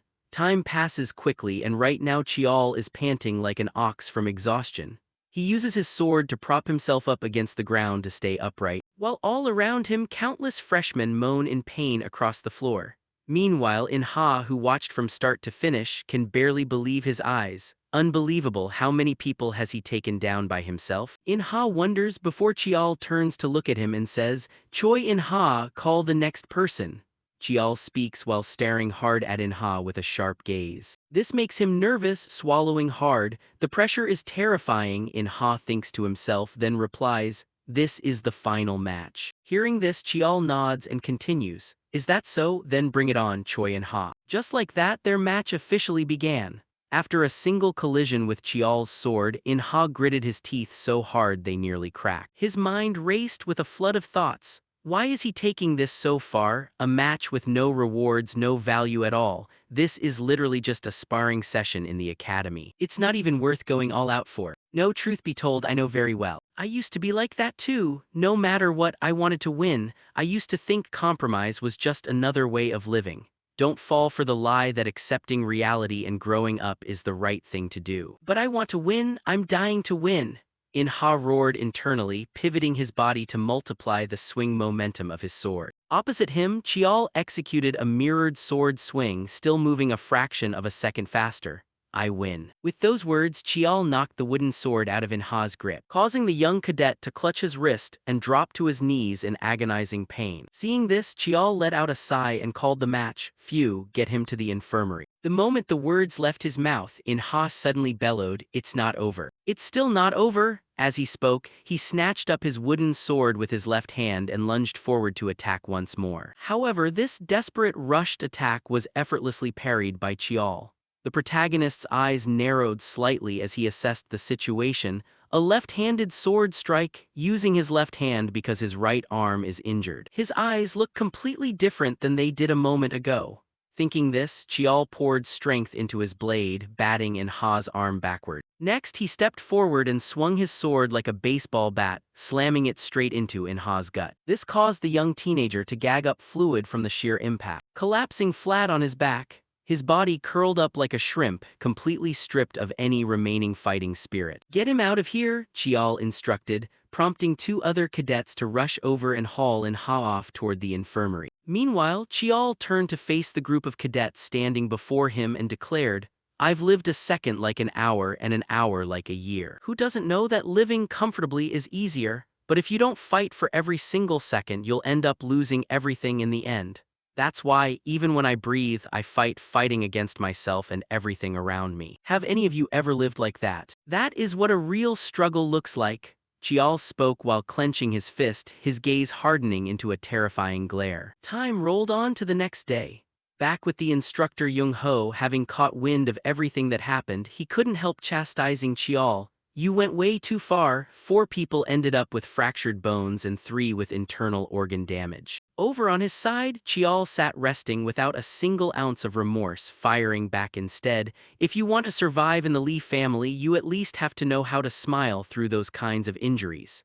In response, Jung-ho argued those kids all had their reasons. Before he could finish, Chial cut him off. Instructor Lee Jung-ho, even the cadets are starting to figure it out. Do I really need to spell it out for an instructor too? Guys like you are rare in the Lee family. You're a good person. But they are cadets of the Lee family. If they start walking down the wrong path, even if it means playing the villain, you should be the one pulling them back. Do your damn job! Chial's words made Jung-ho's body flinch, his hand tightening instinctively into a fist. Time slipped by until the following day. Returning to Chial's perspective, despite easily overpowering those pampered rookie cadets, it wasn't like he walked away completely unscathed.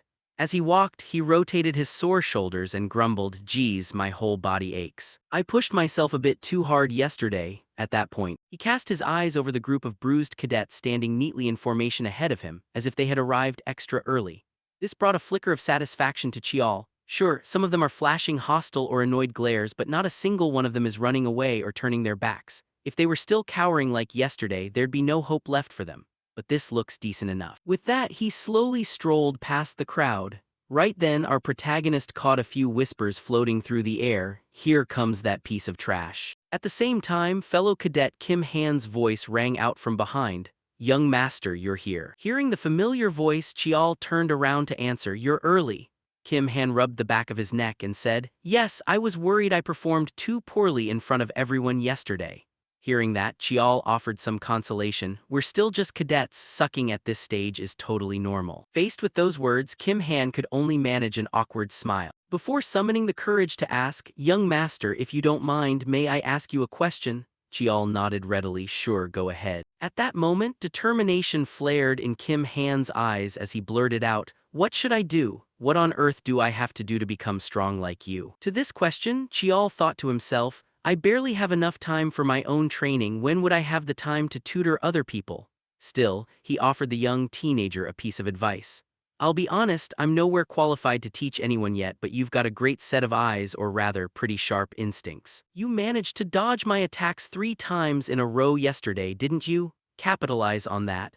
I think you're better suited for finesse rather than brute strength. If you put your life on the line to train what you're naturally good at, one day you'll stand out from the rest." Chial's sincere feedback left Kim Han looking dumbfounded for a second before he stammered out, Thank you." Right around then, Inha walked up to greet the protagonist. "Morning, young master." Hearing him, Chial glanced back over his shoulder to look at the boy's bandaged arm and shook his head. "You look a total mess. In that state, I take it you can't train today, right?" Hearing this, Inha couldn't help letting out a laugh. "Haha, if I decided to sit out, would you actually let me off the hook? You'd probably start spouting some lecture about the fighting spirit and call me a coward, wouldn't you?" "I just didn't want to hear those words thrown at me again, so I came out." He grumbled under his breath and brushed past Chial. Yet despite Inha's prickly attitude, Chial smiled inwardly at the sight. He thought to himself, "Looks like he's finally changing." Shortly after, Instructor Jung-ho sauntered over to round everyone up into a formation. "Listen up, we've got 4 on sick leave and 5 unexcused absences today, leaving a total of 11 people present, huh?" Surveying the line of cadets, every single one of them covered in bruises, Jung-ho couldn't help worrying about their state. They all look completely wiped out. On top of that, the atmosphere is entirely different. Just because of a single apex predator, these regular cadets are this tense. Thinking this, as if reaching a decision, he clenched his fist tightly. "We were supposed to do a basic physical fitness test today, but given the current situation, I'm changing the plan. We're starting the physical fitness exam right now." Time flashed forward as Jung-ho's voice rang out once more. "From now on, free training time will be managed directly by the class president." Who knows what kind of grueling test Jung-ho had put these kids through, but by the time it wrapped up, none of them had the strength left to stand straight. They were all panting like oxen fresh off a plowed field. Setting them aside, even Chial could feel a dull ache throbbing all over his body. He sighed inwardly. "Took a full 10 hours for a physical exam. I'm getting pretty beat myself. But I can't stop here," Chial reminded himself firmly. Behind him, taking a breather, the cadets huddled together to gossip. "Hey, didn't the instructor seem a bit unusual today?" one of them asked, prompting an immediate reply. "It's because of yesterday's matches. Too many people got hurt. Back in the old days, he definitely would have given us the day off. Ignoring their chatter, Chial stepped forward and announced, "Listen up, everyone, no need for introductions. I am Lee Chial, your class president." Just like Choi and Ha mentioned yesterday, the class president holds absolute authority over everything outside of direct instructor orders. My training regime is going to be brutally strict. Keep up if you can, but I have zero intention of dragging dead weight. If you're unhappy with me, feel free to challenge me anytime. Land just a single hit on me and I'll gladly hand over the class president position. Alright, enough talking, let's get started. Pair up and spar with the person next to you. Just like that, before the students even had a chance to catch their breath, they were forced right back into trading blows. After a while, Chial reviewed the results. Glancing at the few individuals still standing upright before him, he narrowed his eyes in thought.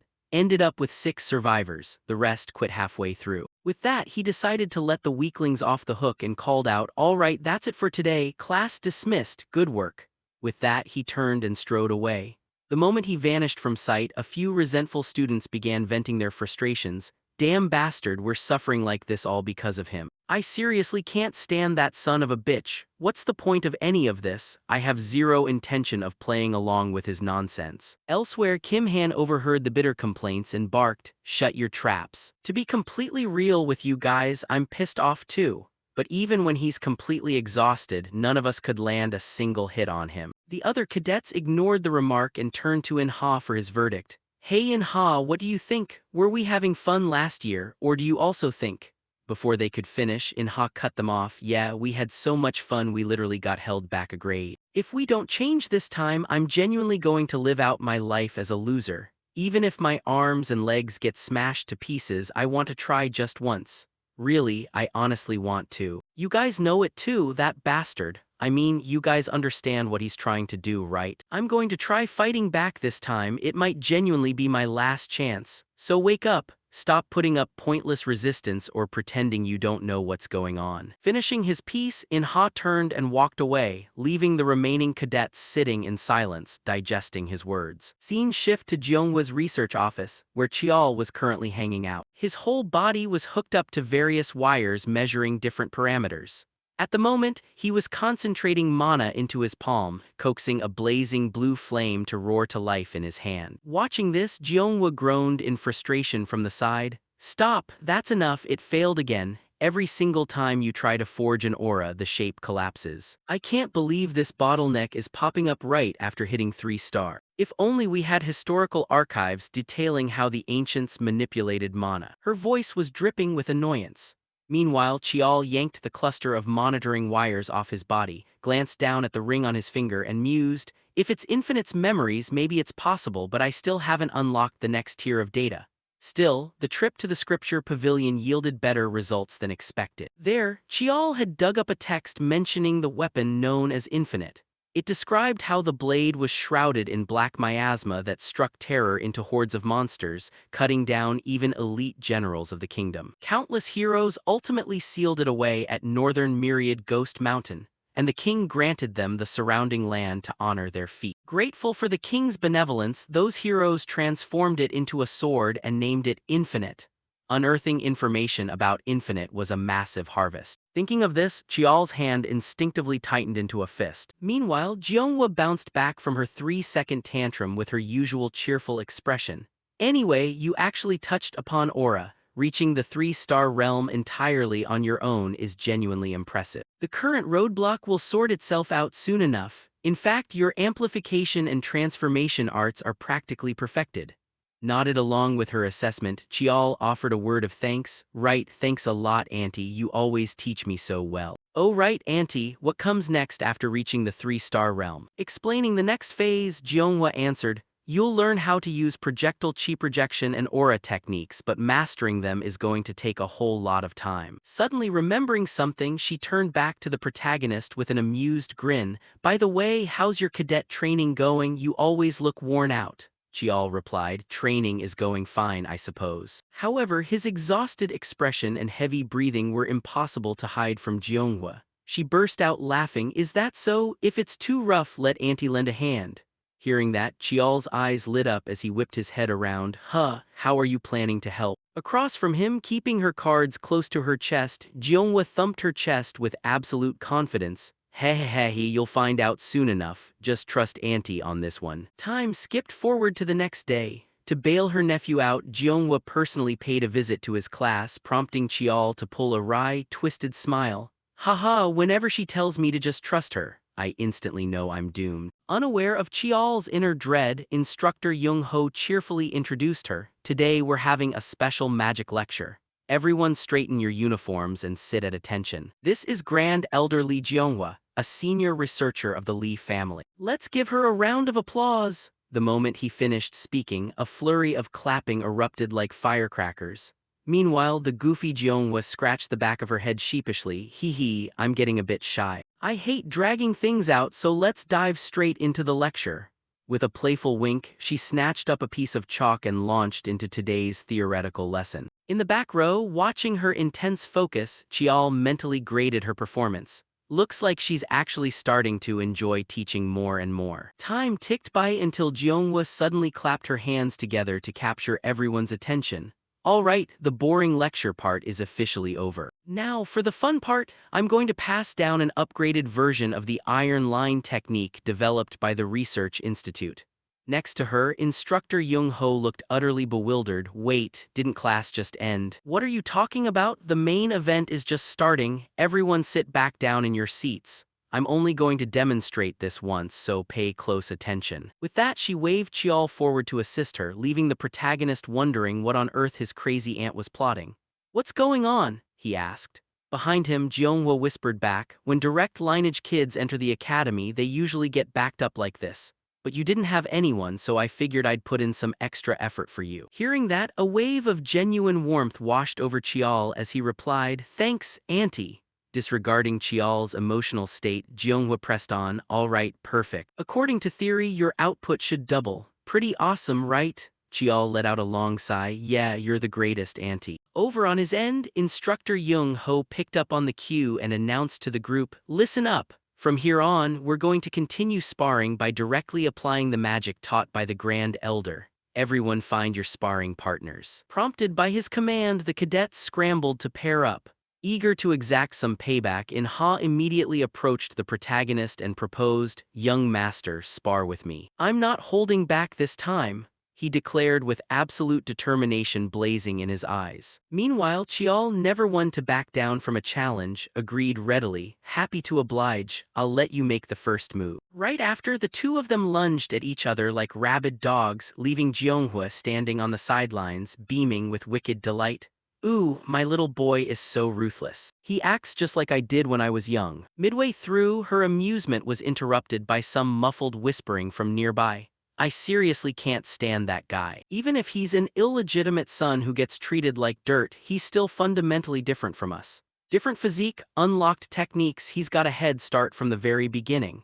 One kid grumbled and his buddy chimed right in, exactly, we've busted our asses just as hard, but what does he know? Shifting to Jeonghwa's perspective, there was no way in hell she was going to sit quietly while a couple of punks badmouthed her nephew. She immediately snapped, Hey, you kids! Hearing her voice, the two random cadets flinched and stammered, Gr Grand Elder, you're still here. Without answering their question, Jeonghwa locked eyes with them as if staring at walking corpses and asked coldly, were you just talking trash about about my pupil? Across from her, the two cadets turned pale as ghosts and frantically bowed in apology. We're sorry, we spoke out of line. Still letting her anger simmer, Jeonghwa grilled them further, what do you punks think you know to say stuff like that to him? Please forgive us. The two squealed in terror. Right then, before Jeonghwa could terrorize them any further, a cadet named Kim Boseong stepped forward to challenge her logic. Doesn't the young master have it easy too? We've been working our asses off just as hard, but every time we get treated like garbage.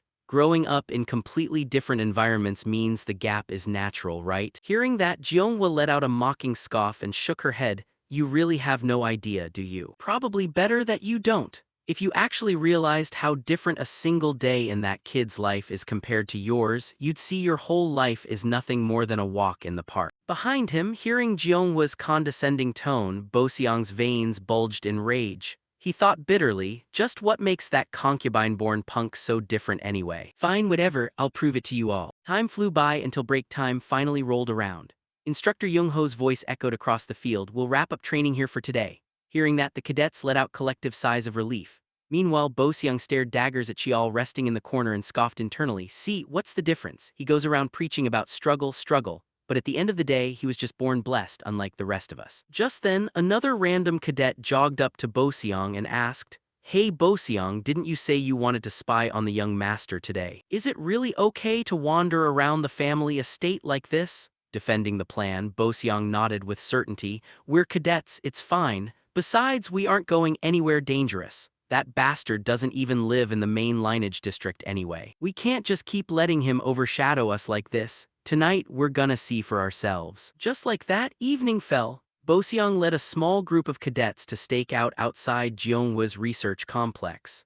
After waiting for ages, Boseong started getting impatient. How long has he even been inside the lab? It's already 9 p.m. Nearby, a couple of the cadets started yawning and tried to bail. "Hey Boseong, let's just go back. Training all day has made me exhausted.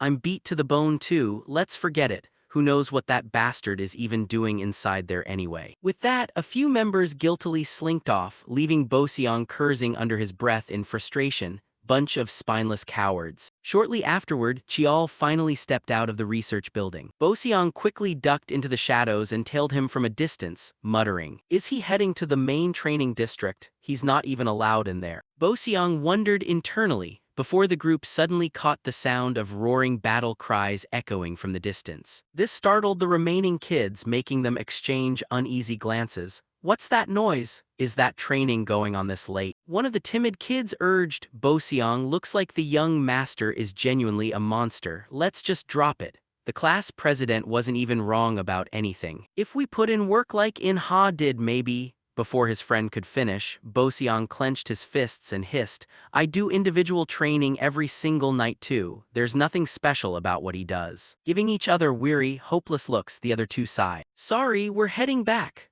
Unbothered by them ditching him, Boseong stewed in his own stubborn thoughts. "What makes that bastard any different from me? I'll prove once and for all that I'm not wrong." Stalking forward once more, he waited until the protagonist finally finished his late-night workout and left the training grounds. This time, Chial headed straight back to his private courtyard without any detours. However, before Boseong could even figure out his next move, a pair of blinding headlights swept across him from behind as a stern voice shouted, "Hey, you there, stop right where you are." The roar startled Boseong, but once the security guard illuminated his uniform, the guard blinked in surprise. "What's this? A cadet? Young Master Li Chial wanders around at this hour every night, but I never expected him to bring stray cadets along with him. Against the rules, so turn around and get back where you came from." Facing the guard, seeing as he wasn't looking to press charges, Boseong nodded frantically. Before turning away, he glanced back at Chial's courtyard and noticed, the lights are still on, it's already 2 a.m. This left Boseong utterly speechless. He quietly offered the guard a polite nod, "Have a good night, sir," and scurried off. Time flashed forward to dawn the next day. At 5 a.m., inside the private training grounds assigned to Class 5. Because he had stayed out so late the night before, Boseong was struggling to keep his eyelids open. "Figures, I got way too little sleep last night," the exhausted cadet muttered to himself, right before his eyes flew wide open in absolute shock. At this moment, Chial was already standing right in front of him. "He really looks exhausted. Even with the blessed physique and abundant main branch mana, can a 13-year-old kid really endure a lifestyle of sleeping only 3 to 4 hours a day? What about me? When I get home, I usually watch TV or play video games to relax. I do personal training too, but I still get enough sleep, rest, and reasonable entertainment." Thinking about this, Boseong genuinely couldn't suppress his curiosity anymore, walking right up to Chial and asking, "Aren't you tired?" Opposite him, Chial's eyebrows twitched tightly as he casually replied, "Turns out you were one of the people spying on me yesterday, huh?" For Boseong, upon hearing Chial say this, he was slightly startled at first but then confessed right away. "That's right, the young master is from the main branch, so you get support. Your starting point is different, and besides..." The guy started rambling on, but before he could elaborate further, Chial cut him off. "I've been living like this since I was little. Before entering the academy squad, my sleeping hours were a bit longer. If you don't sleep enough, of course you'll be tired. Then why push yourself to this extent? Boseong asked. To this, Chiol didn't explain much, just calmly patted Boseong's shoulder a few times and murmured, "You already know the answer anyway." Saying that, Chiol walked away to the side. Meanwhile, after hearing those words, a profound sense of utter shame welled up inside Boseong's heart. In another turn of events, while family head Tishan was training, Butler Choi sought him out to report something. "Family head, the paperwork for the mission you assigned has been fully processed." As he spoke, he handed Tishan a stack of documents. However, after checking them, Tishan's gaze still showed a hint of dissatisfaction as he said, "This still isn't enough."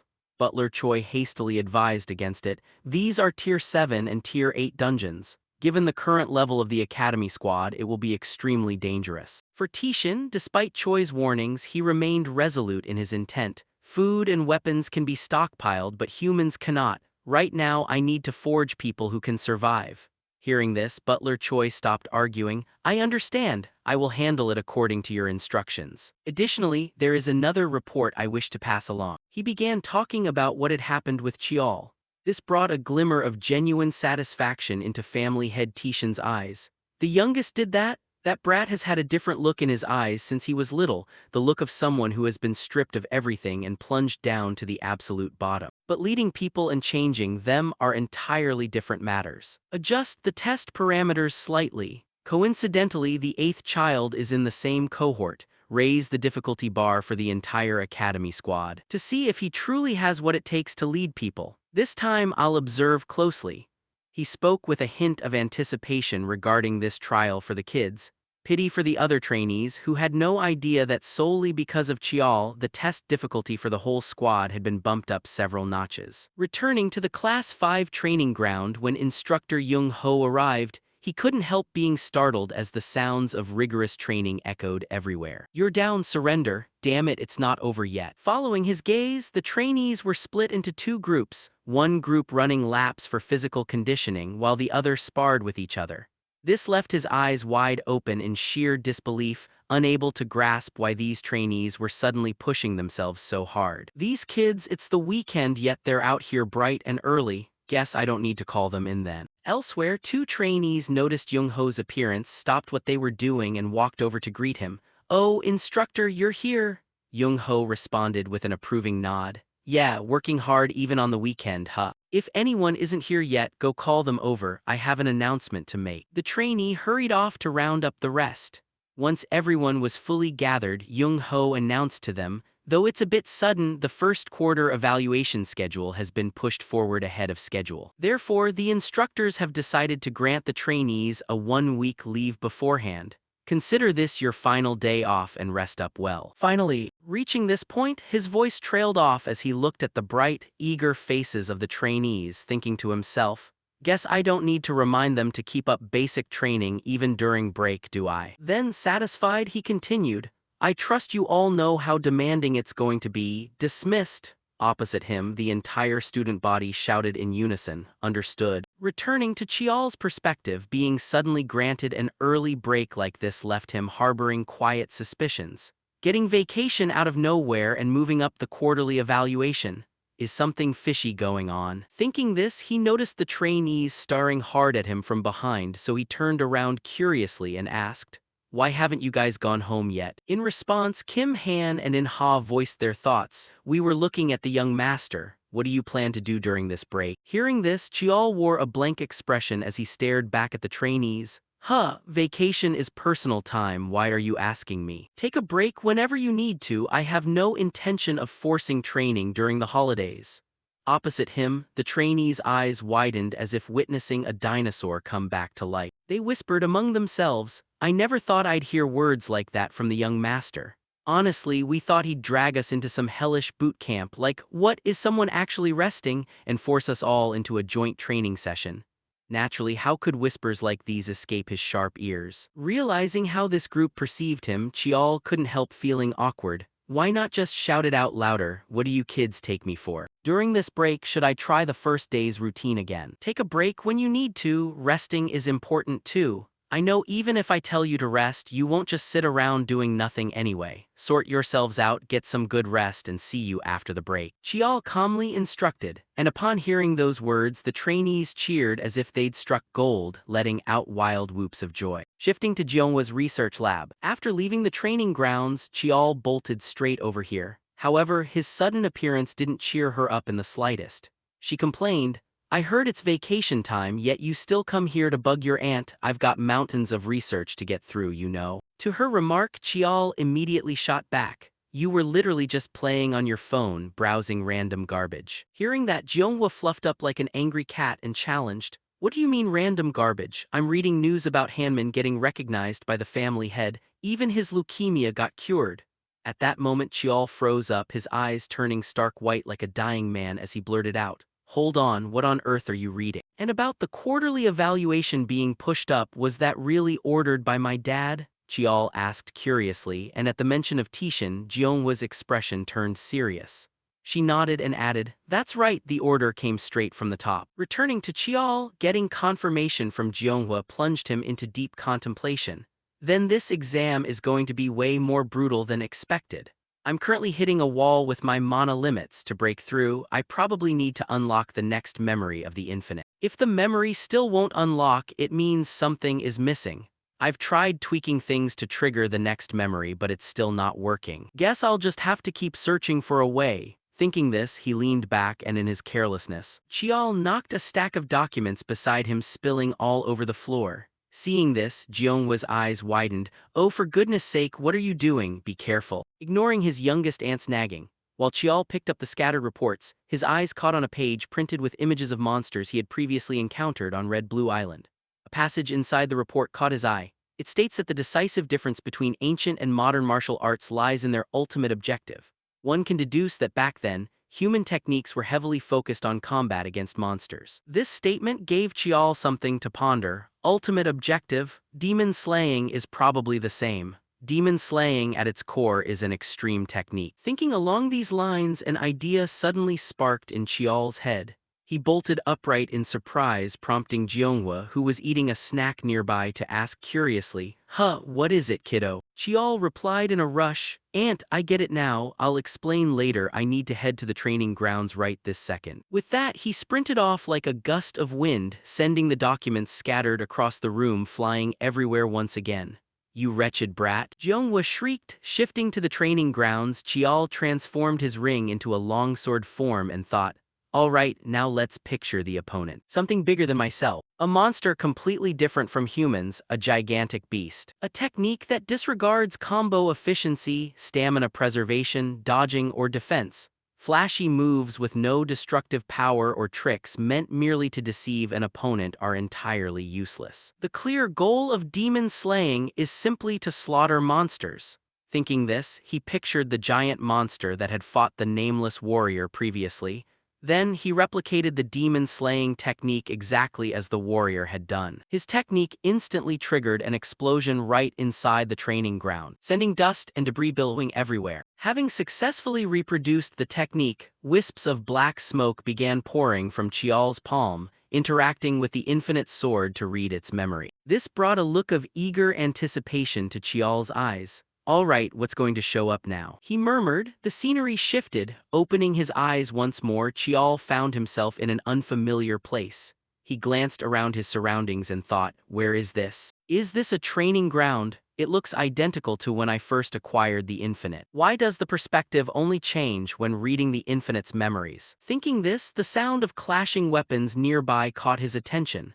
Glancing over, Chial recognized whose figure it was. That person was the one from the infinite's previous memory. That striking speed is terrifying. Wait a minute, what's that? When the weapon changes, the aura changes with it too. It's not that person's aura changing, the infinite itself is mutating the aura. Chial thought in astonishment before someone's voice suddenly rang out. Interesting, changed your method again. Hearing this, the warrior turned around and complained, stop sneak peeking at other people's training. His tone carried a hint of annoyance. However, the newcomer ignored him and asked instead, ever since you got that thing, have you named those techniques yet? The warrior replied, not yet, though honestly they aren't even refined enough to be called techniques yet. Hearing that, the newcomer suggested, "Then let me name it. How about myriad variations?" "Sounds decent," the nameless warrior nodded in agreement. Then, as if noticing something, he tilted his head sideways and asked, "By the way, did you drag someone else here again?" Seeing this, the newcomer said in surprise, "Me? No way, what are you talking about?" Their conversation startled Chial a bit. Then, without hesitation, the newcomer suddenly swung his sword to slash. However, the attack was blocked by the warrior. The newcomer shouted, "Wanna spar? What reason would I have to drag anyone here?" Returning to Chial's perspective, taking advantage of the two of them bickering, he cautiously poked his head out to examine the warrior's appearance. "Those eyes and that hair color. Traits of the main branch of the Lee family," he murmured. Time flew by quickly, the 1 week break came to an end, and today, Chial and his group were shoved onto a vehicle to be taken to the location of the quarterly evaluation test. Inside the carriage, Chial gazed outside, then drifted into thought. This scenery is no different from the future or the past. The wall divides the safe zone from the dangerous zone. Back in the day, a giant fissure appeared near the Pacific Ocean, known as the Blue Hole, a mysterious space that humanity had never officially explored. And from within that place, unprecedented monsters poured out. Humanity fought against the monsters for a long time to reclaim territory. But there are still unexplored regions. Places like this are called unexplored areas, or also known as danger zones. He muttered softly to himself. Meanwhile, whether out of excitement for the upcoming test or not, his friend Kim Han also chimed in with a laugh. Lately, people have been saying that the walls draw the boundary between the safe zone and the danger zone, right? The closer you get to the danger zone, the more desolate it becomes. In response to this, Chial started educating him with the new knowledge he gained from his past life. But after all, we are still inside the wall, so the devastation only goes this far. The reclaimed villages near the danger zone have a very primitive level of civilization. Speaking of this, a slight wave of painful memories flickered in Chial's mind. In his past life, he had lived there for a while to go into hiding, and that period was truly not pleasant at all. Then, very quickly, the small vehicle began passing through the wall. Everyone should stay alert, because from now on, the place we are entering is a completely unexplored dungeon. The scenery on this side is genuinely gloomy and vastly different from inside the wall. Inside, a pale blue smoke drifts all around the atmosphere. Everyone gather, we will set up camp here, check the necessary supplies, and begin the test. The escort guards only have the duty of protecting this base, so from now on, you must handle everything yourselves. But don't worry, I will support you as much as possible as the instructor at this base. Everyone, show everything you have prepared up until now. Yes, sir, the entire group of trainees shouted back with high spirits. Next, Chial turned to the rest and said, "From now on, I will take command. But before that, this test is definitely going to be harder because of me. This is the last chance. Whoever wants to leave should go right now." Chial's voice was filled with seriousness. Then he cast his gaze into the distance. Deep inside the forest, countless spider webs were tangled everywhere. This made Chial feel a bit uneasy in his heart. That's right, anyone can tell that this quarterly test isn't meant for regular trainees. The human-faced spider forest, this is a dungeon crawling with webs. Any intruder will be spotted by the monsters immediately. Yet our mission is to record an adult spider in this forest. Chial thought silently to himself. However, inside Class 5, nobody was coward enough to leave. Inha sighed and smiled lightly. At this point, test me however you want. Every member of Class 5 won't just want to run or give up. Beside him, his friend Kim Han also nodded, saying, "That's right, young master. We all trust in you." As they spoke, the whole group looked at Chial with immensely trusting eyes. This took Chial slightly by surprise. In his past life, he had never experienced this feeling before. Then, Chial broke into a smile and teased, "You guys drop these cheesy lines so naturally, huh?" Chial's words made Bo Xiang's face turn bright red. "That's because the young master creates this kind of atmosphere." Over here, Chial continued, "All right, I understand, so nobody is giving up. Then let's do a final communication check, review our supplies, and head into the forest together." "Yes, sir," the group of trainees shouted in unison. Speaking of the forest of human-faced spiders, they operate based on social behaviors like ants or bees, making them very difficult to deal with. At this moment, our main character was leading the group. As they walked, he reminded them, "I'm sure everyone is clear on this, right? Our mission is to capture the behavior of the spiders that have lived in this forest for at least 10 years using recording equipment. So from now on, the commander will be Choi In-ha. In-ha startled, hurriedly asking back, "Wait a minute, what do you mean by that?" Answering this, Chiol frankly shared his intention, "I will act alone, I'll become bait for the spiders." Hearing this, the group, including In-ha, went blank. Question marks seemed to float above their heads. Before they screamed as if the house was on fire. Wait, what? Time passed quickly, and by now Chiol had separated from Class 5's formation and was operating alone. After casually stabbing a giant spider to death, he cast his gaze around, then panted heavily from exhaustion, following his line of sight. All around him, countless giant spiders were glaring at him with their crimson eyes. But this was exactly what Chiol expected. They're finally all gathered. Looks like it was worth killing a few to lure them with pheromone.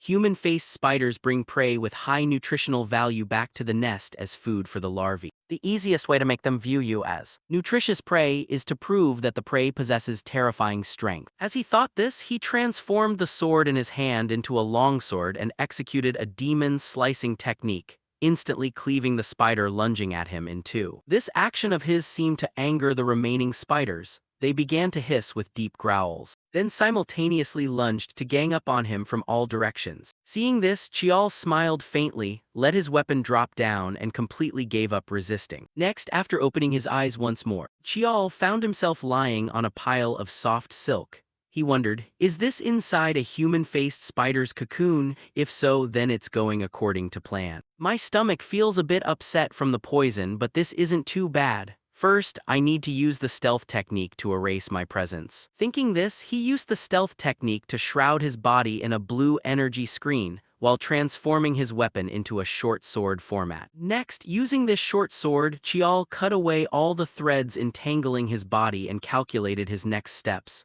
If this is their nest, the larvae must be concentrated here. Saying that, he used the short sword to cut a large tear on top of the cocoon. Chiol gazed outside, unable to help feeling dazed by the sight before him. Wait, why are there so many food cocoons? No way, are these just what they caught today? They should have eaten this pile long ago, why? Chiol frowned in thought. To solve his confusion, he looked all around and his face turned pale when not far away. There was a massive cocoon suspended in the air by countless threads. Beneath it, there were also countless giant spiders, as if guarding this cocoon. Next, the cocoon began to vibrate non-stop, as if something inside wanted to break out. At the same time, Chiol suddenly felt a vibration inside his body, thinking, is the dark energy resonating with it? Not giving Chiol much time to think, this giant cocoon began to be torn apart. From within, a giant leg stuck out, followed by a human-like hand. Finally, this thing's form was completely revealed.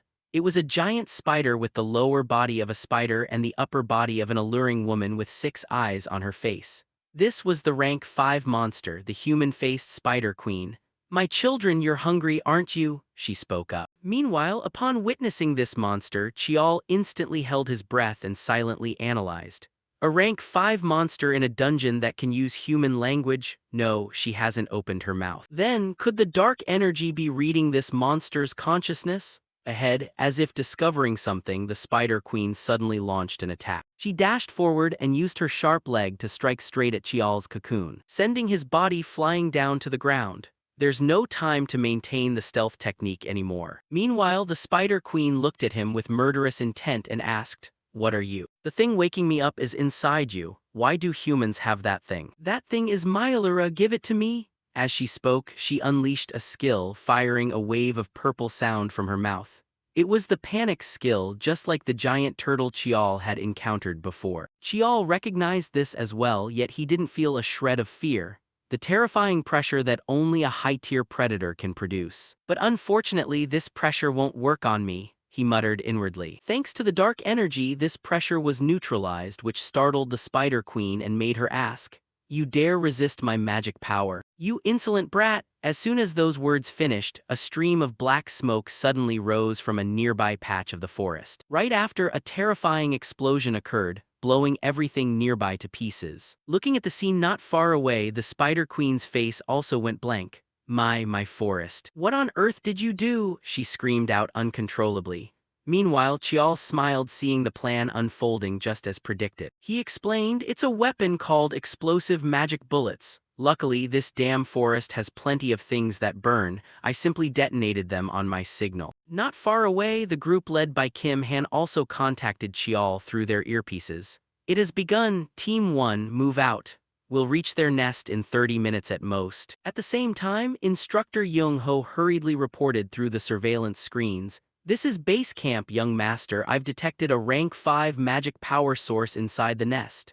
But seemingly not letting him finish his sentence, Chial cut him off. "I'm fine, make sure to support the trainees first." Returning to the spider cave, by now the Spider Queen was losing her mind. She gnashed her teeth loudly and ordered her underlings, "Children, hurry, protect my forest." Saying that, she turned to glare at the male lead, gritting out, "I will personally crush you. Arrogant brat, do you think you can defeat me alone? Do you believe the teammates rushing to my nest can actually make it here? There's nothing you can do to me." Responding to this was a sneer from the protagonist, "You're the one underestimating me." As he spoke, Chial enveloped his body in a layer of golden aura. Cutting to the group of trainees while moving, Inha instructed everyone, "Everyone, keep firing explosive bullets to draw the human-faced spiders. Team 1, head straight into the nest to support the young master and clear an escape route." Hearing this, Bo Seong running beside him turned to ask, "Wait, there's a variable in the nest and we're just going to act like this?"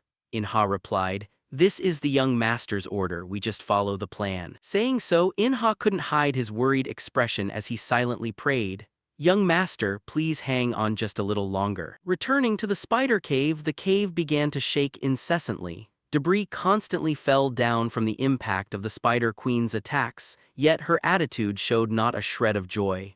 "Why? Why are you still not dead? How are you still standing there? Those eyes, what on earth are you looking at?" she screamed as she witnessed all her attacks failing to do anything to Chial. And all of this was thanks to a skill called the demon eyes of the protagonist. He muttered to himself, "Hidden things, invisible currents of power, eyes that can see through those things are called demon eyes. Thanks to the demon eyes, I can read the flow of magic power and dodge fatal blows. But the power gap is too huge, so I can't dodge completely." Chial used a recovery potion on his wounds. Luckily, this newly hatched Spider Queen couldn't control her body perfectly yet. "I only have one chance." Afterwards, he switched his sword to longsword form. Next, he began using the martial art chi internal force, thunder, causing his entire sword to be enveloped in a bolt of black lightning. Then, without a moment's hesitation, Chial lunged forward and swung his sword directly, releasing a crescent-shaped blade wave straight at the Spider Queen. Just like that, a heaven-shaking explosion echoed inside this massive cavern. The Spider Queen herself, failing to dodge in time, took a heavy wound on her body. One of her front legs was blown completely off. Even so, this still wasn't quite what the protagonist intended. Damn it, the wound is still too shallow. Just as expected, cutting through that thick hide with a single blow is too difficult. Thinking this, Chial stared intently at the massive spider before him while it screamed endlessly in agony. It hurts so much. I'll turn you into my subordinate, drag what's inside you out and restore myself.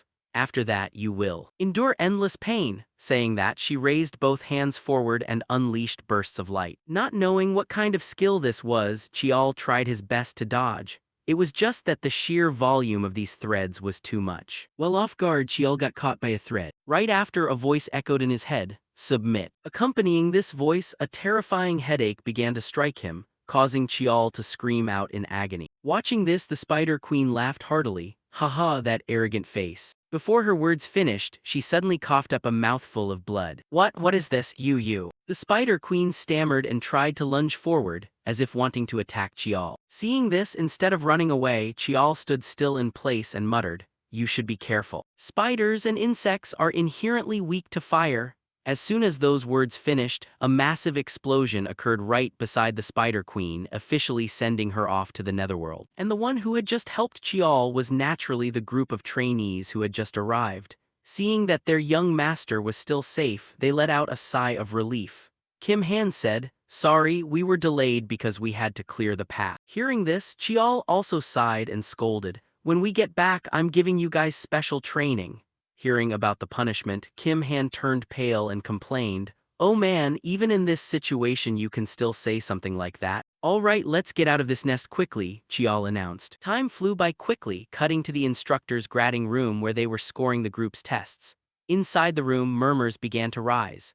The freshmen's Team 5 is behind schedule. We received a report they returned 30 minutes ago. Did they abandon the mission like Team 4? Understandable, it's a special rank 6 dungeon plus an anomaly occurred. At the same time, Instructor Young Ho opened the door and walked in, announcing, "Sorry for being late, many were injured so I had to take them to the infirmary first. Now I will report the situation." As he spoke, he pressed the remote control to display images of the human-faced spiders on the screen, and slowly stated, Team 5's mission was to record the behavior of adult human-faced spiders in the forest. However, during the mission we discovered an anomaly and gathered information first.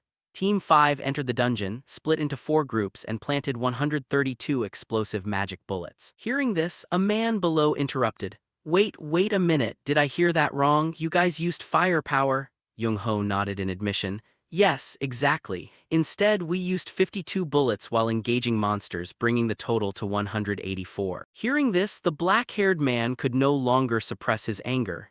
He slammed the table and interrogated, "Are you guys planning to flatten that dungeon? Originally, the mission was just to film the dungeon. Don't tell me you blew up the dungeon and call it a success." Over here, Young-ho stammered, "The mission was accurately completed." "Then where is the recorded footage? Project it right now," someone shouted. But before Young-ho could reply, the door opened once more. The person arriving turned out to be Chial. "Sorry for being late, the equipment broke so it took time to recover, but this is the video." As he spoke, Chial handed the badge on his chest to Instructor Young-ho. Behind him, Seoyeon whispered softly, "You lunatic, is blowing up a dungeon a normal thing? Also, didn't you hate being caught alive?" To this question, Chial replied, "If you want to film, this is the surest way." Just like that, not long after, Chial's footage was projected for everyone to observe, and upon looking, the crowd fell blank. The black-haired man began rubbing his face, speaking in bewilderment. "Unbelievable, the report completely matches the footage. Using a bomb in a dungeon is like bringing a gas tank into a burning house. Do you think this is a logical plan?" He spoke while looking towards the protagonist. In response, Chial confidently answered, "I just chose the option with the highest success rate. For a mission with a standard plan, would the trainees have succeeded? I'll drop any measure to complete the mission rather than fail or give up. The Lee family is a place that only looks at results, nothing more." This statement from the protagonist made the black-haired instructor's eyes narrow slightly as he thought silently, "Not an accident? It looked like a variable, but it was actually a plan." That illegitimate son trusted his plan completely. The remaining supervisors in the room also turned to each other, whispering endlessly, "The young master's plan is too groundbreaking, it can't be used as an example. It's hard to grade." But since the mission was completed without any casualties, you could say it's a perfect score for this evaluation. Team 5 is the only team that got the maximum score. Time passed quickly, cutting to the office of family head Lee. At this moment, Butler Choi was reporting the results of this test to him: 32 dead, 78 severely injured, many lightly injured. There is a status transfer clause in the contract, so there are no particular issues. Hearing this, Tishin nodded, looking unsurprised. Then the older man asked, "What are the support measures for the casualties in this evaluation?" Choi replied, "Covering all medical expenses for the severely injured for those with irreversible sequelae." "Continue reporting the progress, you've worked hard," Tishin said as he quickly flipped through the report. Meanwhile, Butler Choi pressed the control button to display the video and continued his report. "Yes, I understand. This is the material regarding each dungeon reported this time." Shifting to Tishin's perspective, watching the footage, he commented, "Indeed, there was an impact. The human-faced spider forest was originally located in the danger zone. Yes, it's located at the northern edge of Gangwon province." Ahead, the screen displayed the scene where the Spider Queen ordered her spiderlings to attack the protagonist. However, the image quality was extremely poor. "Short, isn't it?" Tishin complained. Meanwhile, Butler Choi shrugged and replied, "According to the report, the recovered video could only reach this level. However, it seems to be an overly edited video." At these words, Tishin's movement paused for a beat, before he enjoyed the tea in his hand and said with amusement, "Such an interesting child. Don't you think so?" Over here, Butler Choi also gave a sincere remark. Overcoming difficult tasks with sheer willpower is quite admirable. I'm just worried that he might be taking basic tactics and strategies too lightly. His casual remark unexpectedly received agreement from Tishin. Even you think so? And breaking conventions like that simply shows the brat's boldness. Precisely because he understands the rules, he knows how to pull off special moves. The fact that not only the trainees but even the instructors followed this plan without objection is proof of the youngest's leadership. In reality, no information about the operation was leaked, and the plan succeeded perfectly. Not just this evaluation raised both the frequency and difficulty levels of the overall evaluations. Yes, I will handle it. As for Tishin, he began harboring boundless expectations for his son.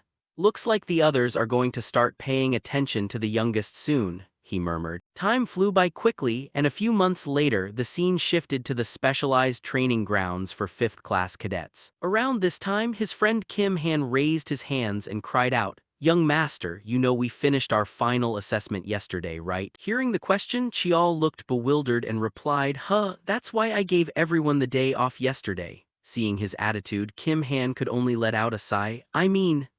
Whatever, it's nothing. Right after that, Instructor Jung Ho gathered everyone together and announced, "Even though this is the final assessment of the year and you probably want to rest, don't forget there's still the promotion exam coming up.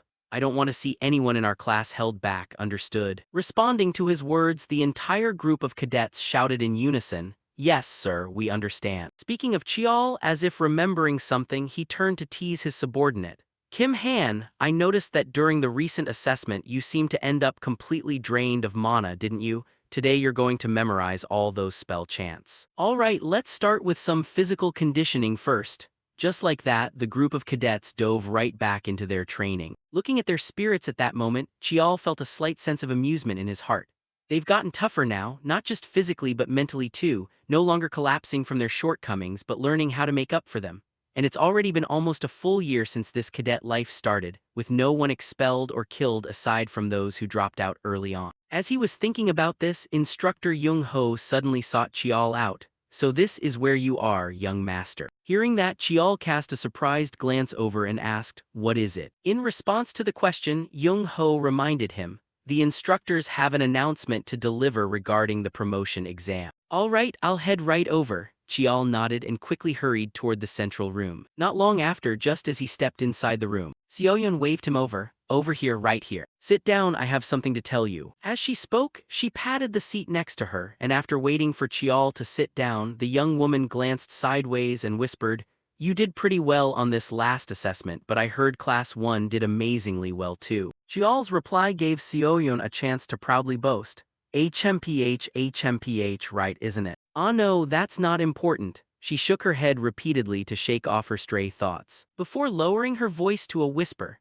"Hey, starting from this promotion exam, you're going to run into some trouble because the 6th sister and 7th brother were recently called into Mother's room, and afterward rumors spread that the two of them have been going around meeting cadets." For Chial, how could he possibly fail to guess Madame Beek Hwayen's intentions? Yet he didn't feel a single trace of worry, instead letting out a faint chuckle. "What? Are they planning to pull some stunts during the promotion exam?" Beside him, seeing that Chial wasn't worried at all, Seoyeon irritably retorted, "Getting disqualified is one thing, but the scary part is what kind of tricks they'll pull, since you probably don't feel anything because you're too weird to be scared of anything. But both the 6th sister and 7th brother are genuinely terrifying people." Chial crossed his arms and offered a mild reproach to the girl. "If you meant to warn me, you're way too late, since annoying stuff like that has been going on ever since the midterm assessments anyway." Saying that, Chial rubbed his chin, pondering the current situation.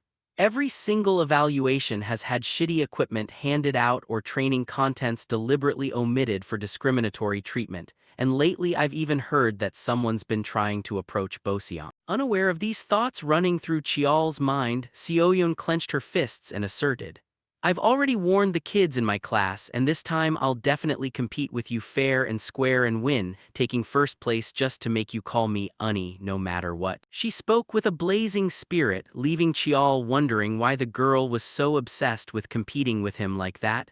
"Why are you so obsessed with that title anyway?" Chial muttered. Shortly after, the instructor walked into the classroom and called out, Is everyone gathered? Starting today, this year's quarterly evaluation exam is officially concluded, and now I will announce the content and schedule regarding this batch's promotion exam. As everyone knows, promotion results will be determined by combining your scores from a full year of evaluations and the promotion exam results, and this time the promotion exam will be held at Gate Y7, located about 3 km north of Kiseong City. Hearing the test location, Chial let out a flicker of surprise. A gate. I figured this promotion exam would be unusual, but I never expected it to be inside an otherworldly gate. Up front, the instructor continued his presentation, pulling out a token and statting. Inside the gate, nameplates inscribed with the word Sungmu will be placed, and every cadet will possess their own nameplate, so if it gets stolen you'll be treated as disqualified and forced to leave. But aside from that, there are no rules, meaning you should collect as many nameplates as possible. This promotion exam isn't simply a test of combat power, but rather what you should call a scramble.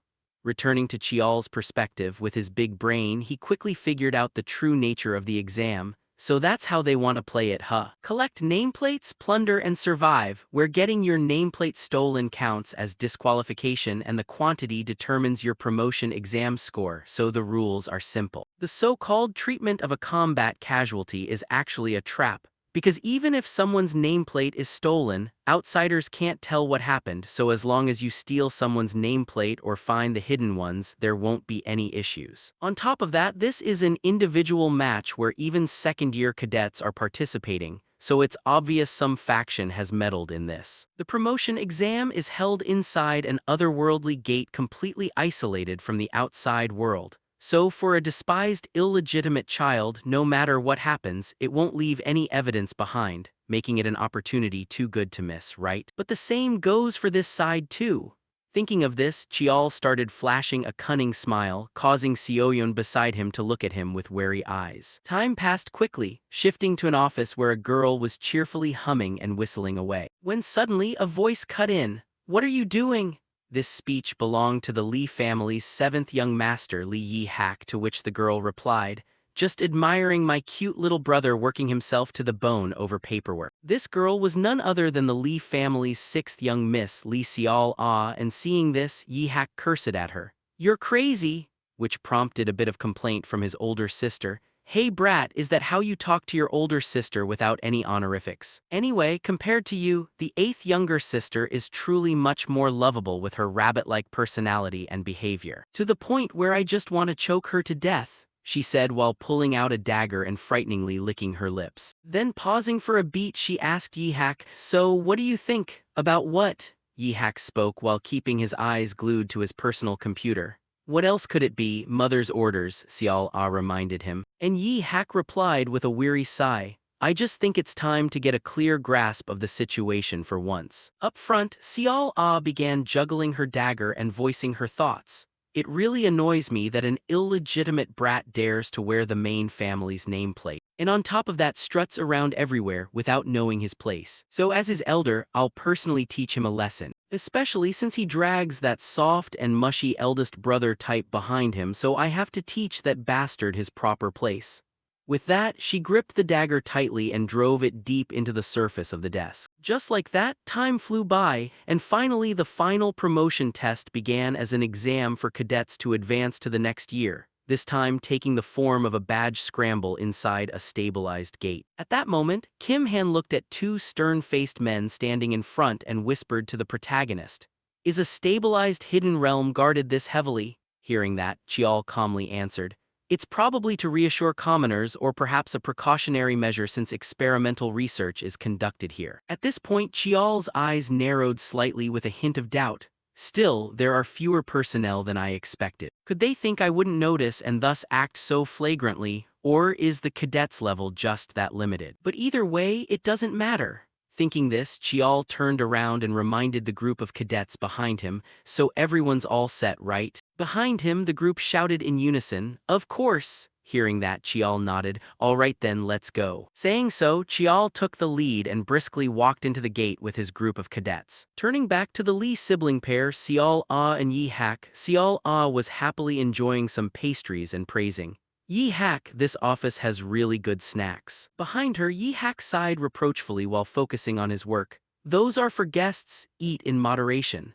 Xiao Ah shrugged nonchalantly. No way, hey, is there still no contact yet considering how busy I am and yet I still came here in person. Hearing that, Yi Hak lifted his head and answered, the instructor just reported that the second-year cadets have entered as well. Upon hearing this, Xiao Ah's face lit up with endless delight and anticipation. Just thinking about those bastards and trash crawling around makes me excited, and Mom said if we do a good job with this we'll get a reward, right? I should write down what I want beforehand. Returning to Yi Hak's perspective, unlike his confident sister, a sense of unease began to form in his heart. Will everything really go smoothly even though I believe it will go according to plan? At that moment, Yi Hak's mind recalled what his eldest brother Myung Young had said before. Be careful, little brother, the youngest isn't someone you can deal with easily, so watch out. His eldest brother had told him that when they met recently, and though he had laughed it off at the time, those words still lingered inside his head. Thinking about this, Yi Hak's phone suddenly started ringing. Hearing it, Xiao Ah, who had been lying on the couch, quickly leaped up and asked, what is it? Are they done? Without answering, Yi Hak simply narrowed his eyes tightly at the screen without saying a word. This irritated Xiao Ah enough to snatch the phone away and check it herself. Just a few seconds later, her voice turned frantic as if she couldn't believe her own eyes. 21 killed, 15 retreated. Did the entire first-year class 5 survive? That's absurd. Are you telling me all of them teamed up and still couldn't beat a single bastard? At this point, Xiao Ah grew so angry she clenched her fist, crushing the phone right in her palm. As for Yi Hak, he finally understood the warning his eldest brother had given him, muttering to himself, we lost completely to our youngest brother, Li Qiao. Shifting the scene inside the gate, two cadets were running for their lives with the brown-haired guy cursing incessantly along the way. Damn it, he's clearly just a bastard studying in class 5. Responding to that, the black-haired guy next to him yelled, shut your mouth and run, if we hide in that cave even that bastard won't be able to find us. Pushing themselves to full speed, the two dashed forward until they successfully hid inside a rock cave where they finally paused to catch their breath and peek outside. Did we shake him off? The black-haired guy asked, and as if in response, a sword came hurtling from afar with wind-splitting speed, piercing deep into the ground and creating multiple large cracks. While the two of them were still panicked, Chial suddenly appeared, grabbing the black-haired guy's arm and twisting it backward, causing him to scream miserably in pain. Turning to the other side, Chial smiled at the brown-haired cadet and taunted, it's me, Li Chial. You guys are great at hiding, it took me a long time to find you. Opposite him, the brown-haired guy was so terrified he tumbled to the ground, backing away and trembling as he spoke. Stay away, I said stay away. Do you think everything is fine just because you belong to the main family? Why are you torturing us? In response, Chial stepped forward, grabbed him by the collar and enlightened him. Some people might think I attacked you first if they heard that. If you point a sword at someone from the main family, shouldn't you pay the price for it? Chial slowly raised his sword as he spoke. Immediately after, a gruesome scream echoed from inside the cave. Time passed quickly and soon Inha ran up to Chial to report the situation. Young master, this side is done too. Hearing that, Chial nodded and replied, good, if it's done let's move right away because we still haven't dealt with all the guys chasing us yet. Understood, I'll rendezvous with Kim Han's group right away, Inha replied. Next, Chial stated that he would move alone and instructed Inha, make sure you completely deal with everyone on your list and keep collecting tags. Hearing the order, Inha quickly departed, and watching his back disappear. Chial uncomfortably stretched his limbs and thought about the situation with his group, realizing the most important thing in this promotion exam was the number of tags they could gather. Stealing nameplates from other cadets has very low efficiency, which is why I came up with a hypothesis. Can badges be found using demon eyes? Activating his demon eyes, countless strips of yellow energy instantly filled his field of vision. One of those energy strips stretched toward a nearby cliff, and seeing this, Chial smirked. Found it. Thinking this, Chial swiftly rushed up the cliff. And sure enough, he found a badge there, leaving him unable to hide the joy on his face. Doing it this way works. This is definitely worth doing. Great. I can even train my control skills while I'm at it. Time passed quickly and Chial stared blankly at his pouch filled with countless badges. Phew, this is. I didn't think I'd collect this many, no wonder the pouch felt so light. As Chial pondered, numerous loud explosions echoed from afar. But more importantly, he couldn't practice his demon eyes any further. This left him feeling somewhat disappointed. Since the exam is almost over, battles have been happening constantly since sunrise. Honestly, if I keep avoiding her, she'll just become even more annoying. Chial let out a sigh. At the same time, Sioyon descended from above right in front of Chial. I finally found you. Li Chial, her voice was filled with delight. Yet looking at the protagonist's face, she curiously asked, "What's with that look, not surprised?" Chial shrugged and said, "I knew you'd chase after me." "Then why didn't you stop?" Sioyon asked. "Well, I've stopped now, haven't I?" Chial chuckled. Without wasting time on meaningless talk, Sioyon jumped straight to the point. "Think you're great, huh? No more talking, let's have a match." She tied up her hair as she spoke, and reached out to provoke the protagonist. "A fair fight to see who takes first place deal. If I win, you have to call me Unny, got it?" Hearing that, Chial seemed somewhat amused and asked, "What if I win?" Across from him, Sioyon spoke in an excessively sweet tone. If you win, I'll call you Oppa." To Chial, Sioyon's unusually sweet tone genuinely made his hair stand on end. Unconsciously wrapping his arms around himself, Chial looked at Sioyon with wary eyes. "If you're trying to deal psychic damage, that's pretty effective."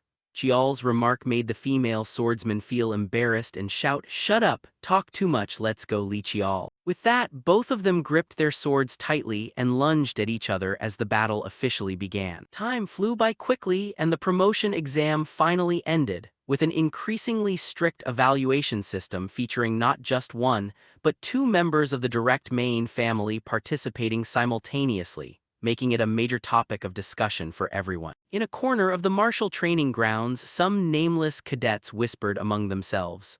"Of course the 8th young miss took first place, right?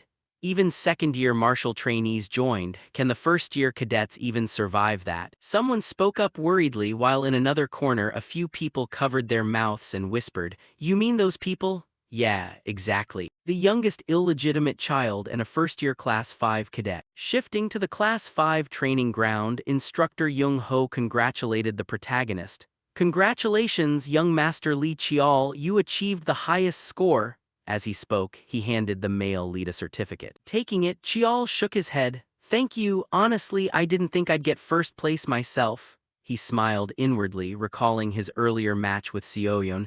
They couldn't show blatant favoritism after all. Li Sioyon probably did better during the exam, but I ended up taking all her nameplates. Unaware of Chial's thoughts, Jung Ho continued praising him. "So calm, you became the top scorer among all the cadets, that's something to be proud of." Hearing that, Chial nodded in response. "My nanny will probably be really happy too, thanks for the congratulations." With that, Chial walked down to the training ground while the remaining cadets rushed to congratulate him. "Congratulations, young master. Congratulations." Up front, without missing a beat, Jung Ho called out the next cadet. "All right, next, Cadet Choi In-ha stepped forward." Hearing this, In-ha, who had been held back for 2 years in the first year, hurriedly stepped forward. "Congratulations on your promotion."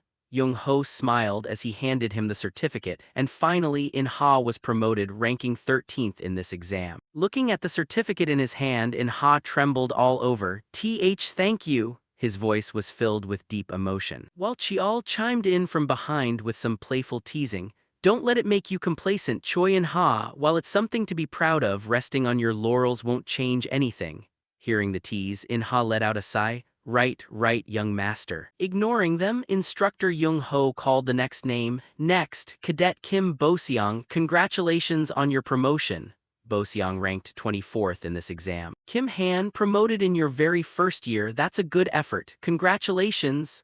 Jung Ho smiled, but looking at his ranking, Kim Han didn't look happy at all. He muttered to himself inwardly, "Such an unimpressive rank, honestly I'm disappointed. Alright, this is just the beginning. I'll become strong just like the young master. I still need to try harder." I decided to change myself so I wouldn't become a burden to him or live a half-assed life again. From now on I won't lose. Reflecting the thoughts of the entire student group, they all looked at Chial's retreating back with resolute eyes. Returning to Chial's perspective, the fact that no one in his class had to repeat a grade was enough to bring a satisfied smile to his face. So it's over, huh? But now I don't have to worry anymore. Thinking of this, Chial turned to his group of cadets. "You all worked very hard, everyone passed. I was actually planning to personally retrain anyone who failed. What a pity. The second year will be even harsher. There will be plenty of people dying to tear you apart. But I believe you guys can handle yourselves, right?" Responding, the group of cadets shouted in unison,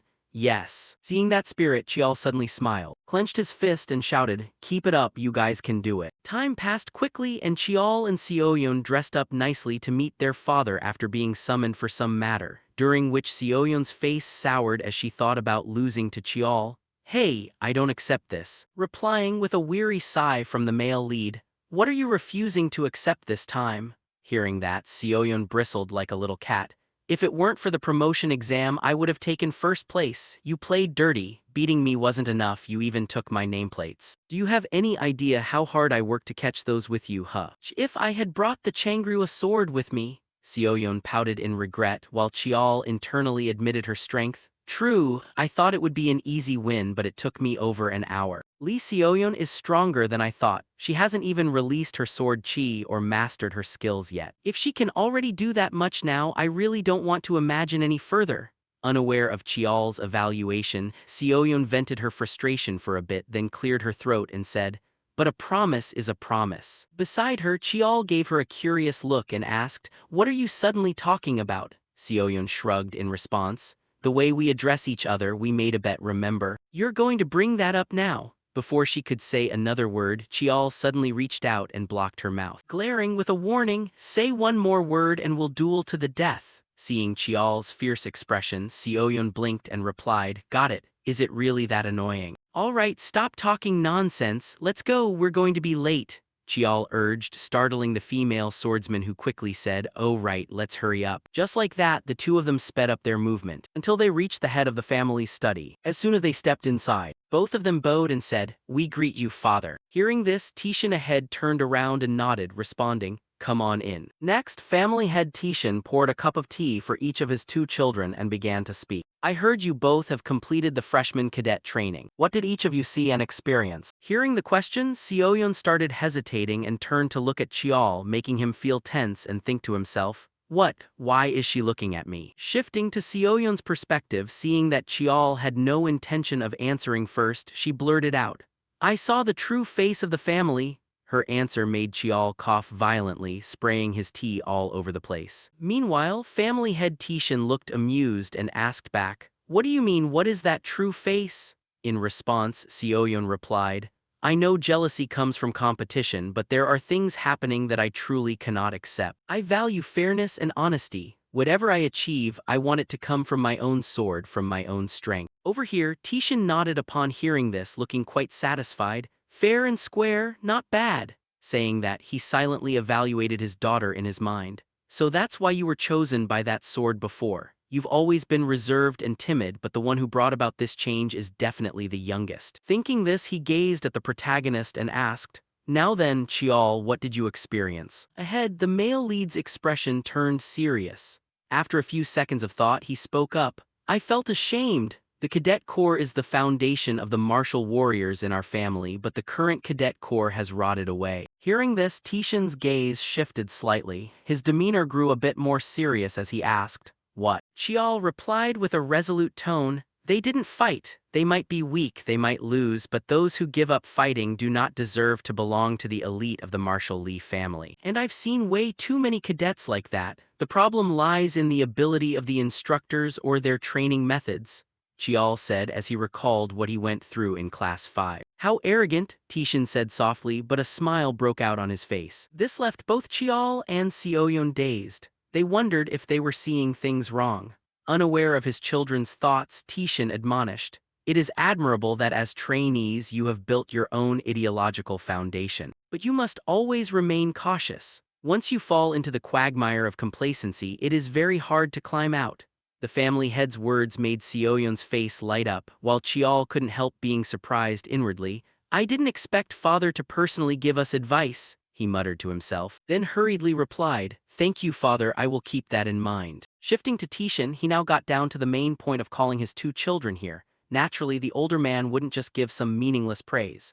"I've heard about what you did over the past year. The exams this past year might differ in scale from a regular warrior's duties, but in essence, they are the same. You realized those were tests arranged by me and you diligently completed your missions. The reason I summoned you today is to reward you for completing your missions." For Chial, the reward suddenly dropping from the sky made him somewhat suspicious.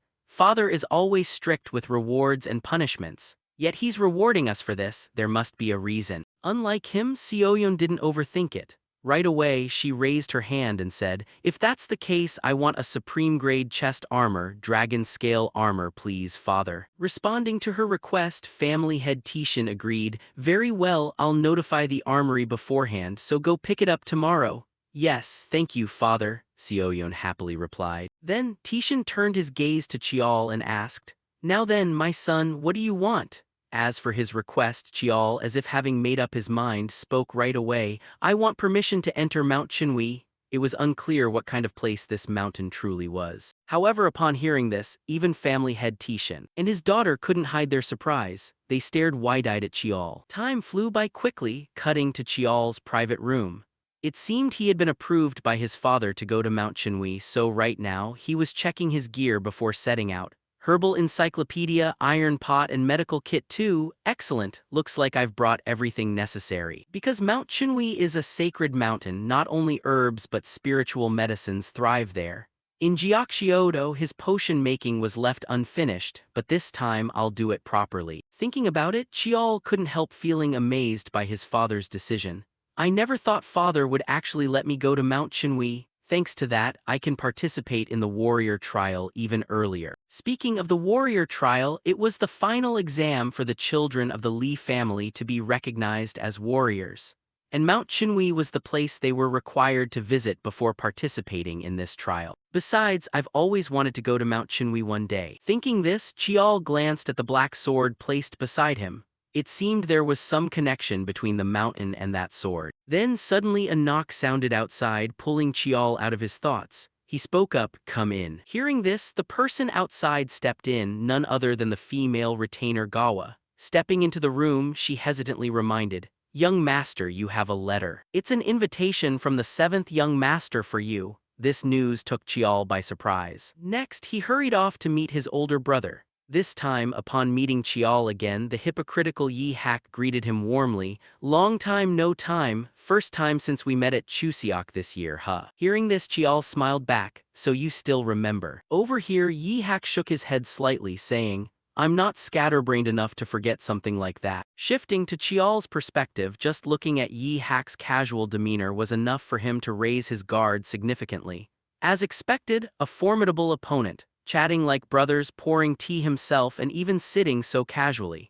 Hating someone openly is easier to deal with than hidden kindness, he thought inwardly. Meanwhile, Yi Hak, after finishing pouring the tea, invited him, "Try it, my only hobby is tea ceremony, the flavor isn't bad at all." Chiol hurriedly took the cup and nodded, "Thank you. Do you always pour tea for guests yourself like this?" Yi Hak replied with a bright smile, "Depends on who it is. This tea is from an overseas plantation I visited 2 years ago." For Chiol, as he sipped the tea, he concentrated, guessing why this obnoxious guy had called him here.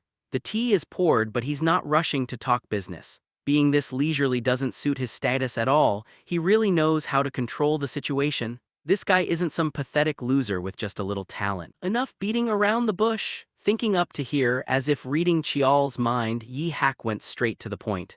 "The reason I called you here is because of the recent promotion exam. You know it was arranged by me and Seol, right?" Chiol nodded slightly, admitting, "Yes, I know." Chiol's words didn't surprise Yi Hak very much. He began explaining his motive. "What happened wasn't decided by me alone. Blah blah." Ignoring these words, our protagonist had already guessed his purpose, so he smiled faintly. "So that's what you wanted." Li Yi Hak, famous for his talent in politics, management, and commerce rather than martial arts, was a shrewd person. He was very good at avoiding making enemies. People often called him the Yellow Sword. Did he mean he didn't want to become his enemy? Unaware of these thoughts, the bespectacled guy kept flapping his mouth. "Even so, I am at fault. If you want, I will apologize." Before he could finish, our male lead waved his hand and smiled as if nothing happened. "No need for that. Things like that happen often in future competitions anyway. You surely aren't going to say you were forced to do it because of Madame Beek Hwayan, right?" At this point, Chiol's gaze turned sharp. Before his words, Yi Hak's tone changed slightly. He asked, "Competition, do you consider me your enemy?" Chiol answered bluntly, Laying a hand on my people and publicly plotting against me makes you nothing less than an enemy. Shifting to Yi Hak's perspective, seeing the protagonist take such a firm stance, he began brainstorming countless plans. What should I do? Should I eliminate him right now to prevent future trouble, or? Then, as if weighing the future fallout, Yi Hak let out a sigh of defeat and asked, "What do you want me to do?" Chial told him, "Show some sincerity. But it's not like you suffered this time, I'm the one who suffered." His voice was extremely confident, as if he had Yi Hak in the palm of his hand, making the latter feel quite annoyed. Arrogant brat, refusing an apology and demanding compensation, but I like it. Thinking this, he reached out and offered the male lead a proposal. "Fine, I'll bring the best spiritual medicine to the trainees of Class 5. I'll also give you a proper reward." Only upon hearing this did Chial look satisfied, taking his hand and nodding. "All right, since you've decided, I won't bring this up anymore." Yi Hak smiled back. "You're surely the brother I understand best, haha. Really, I'm not so sure about that." Chial muttered. Then, just as he was about to leave the room, the bespectacled guy offered him some advice. "Ah, let me give you a piece of advice. Watch out for Cial. Ah, she really doesn't like you, unlike me." Regarding this warning, Chial didn't care at all. "That doesn't matter. Besides, next year I won't even be here." With that, Chial briskly left the room. Meanwhile, in a different turn of events, the crazy bitch Cial was taking a resounding slap from Madame Beek Hwayan. Before being yelled at, "Stop calling me mother, I didn't raise a failure like you." Her voice and gaze were filled with coldness, which terrified Cial, making her hurriedly grab the hem of her skirt and explain, "Mother, please listen to me first. I didn't use the mission as an excuse to run away." Before she could finish, Yi Hong shouted, "Shut your mouth." Accompanying his words, a fierce wave of pressure crushed down on Cial, knocking her to the floor. Not stopping there, the scolding continued. "What you did was running away, truly a disgrace to the Li lineage. If you were truly my child, I would never let you do such a thing." The madame's words made Cial tremble violently with agitation, her hands clenching so hard they left marks on the wooden floor. She screamed, "Even now can't I make up for my sins? That mongrel, can't I deal with him right now?" Opposite her, Beek Hwayan was utterly disappointed in Cial. She calmly enlightened her daughter, "You truly know nothing. If it were possible, I wouldn't have been so harsh on you. That vermin is going to Mount Chinwi for a year. Even if you could make up for today's failure, you can't even do that anymore. You have smeared mud on our direct lineage. If you pull that pathetic face again, next time it won't just be a slap." With that, Madame Beek Hwayan coldly left the room, leaving Cial behind crying out in despair. Outside, seeing her come out, Yi Hak bowed slightly as a greeting. Then he glanced into the room, where Cial was practically going crazy. "That vermin, I will do whatever it takes to take him down." Witnessing this, Yi Hak could only shake his head in disgust inwardly. Mother is truly ruthless. Doing this will only make Li Cial crave revenge. But now, Li Cial and Li Chial, I wonder who will be more valuable. I'm really looking forward to the future. The day that kid comes back after a year. Returning to Chial, by now he was in a vehicle preparing to move to Mount Chinwi. However, Chial's expression wasn't very good, because the one driving him was Butler Choi, the person closest to the family head. Up front, Butler Choi said with a smile, "How wonderful we're traveling together again. Even if it's just for a few days, I'll take good care of you, young master." Butler Choi encouraged, "You don't need to feel pressured." Li Chial looked up in surprise. Butler Choi explained, "This is the time we visit our ancestors' graves before Lunar New Year, and I also have business with the mountain keeper on Mount Chinwi. I'm only coming with you because the family head ordered it." Li Chial acted cheerful. "Is that so? Then I'll be less lonely going there." But inside he thought, such a coincidence is simply impossible. His appearance and aura seemed ordinary, but in reality it was completely different. A core figure of the family, holding a more important position than most elders, he couldn't accurately gauge the gap between himself and Butler Choi. Suddenly Butler Choi spoke up, reflecting on it. "Come to think of it, I heard you're stopping by Siangwu Mountain before entering Mount Chinwi. May I ask the reason for visiting the ancestral mountain?" Li Chial scratched his head and replied, "I plan to visit the family head's grave since I'm leaving the family soon. I think paying respects to the ancestors is only proper." He muttered to himself, "Actually, it's just a convenient excuse to show them that even an illegitimate son like himself came here personally to bow before them." Butler Choi praised, "As expected, you are truly profound. Young master, many elders will view your reverence for the ancestors favorably." Li Chial gave a polite smile. thank you for saying so.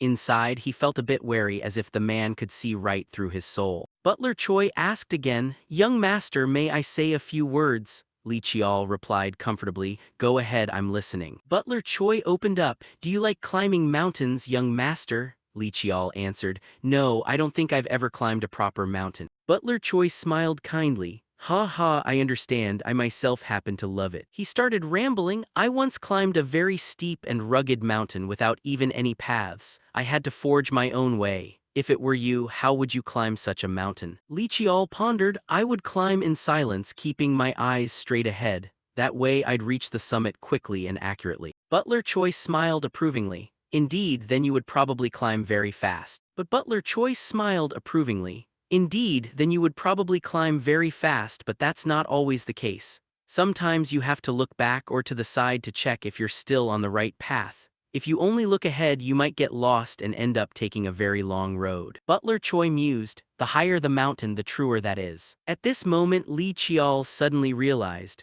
was he talking about the path of martial arts? After reviving, he had been too busy accepting new things before digesting the power he had already acquired. But he never thought that would be a problem. If things kept going like this, even with time, he would just keep chasing new things. Thinking of this, Li Chial bowed sincerely, thank you for your wise advice. Butler Choi smiled and waved it off. Ha ha, think nothing of it, just consider it an old man's nagging. Afterward, Butler Choi reminded, more importantly, it looks like we've arrived. When the car stopped, he introduced, this is Siangwoo Mountain. Li Chial quickly stepped out of the car and called out Butler Choi. He asked with concern, I heard that only those carrying the bloodline of the Lai family or those permitted can pass through this gate. Butler Choi, can you enter? Butler Choi replied, I was granted the honor by the previous family head. He opened up, I plan to tend to the late family head's grave. Where is the young master heading? Li Chial replied, the memorial tablet of the family's first founder. As Li Chial stepped inside, it felt as though he walked through a transparent protective layer.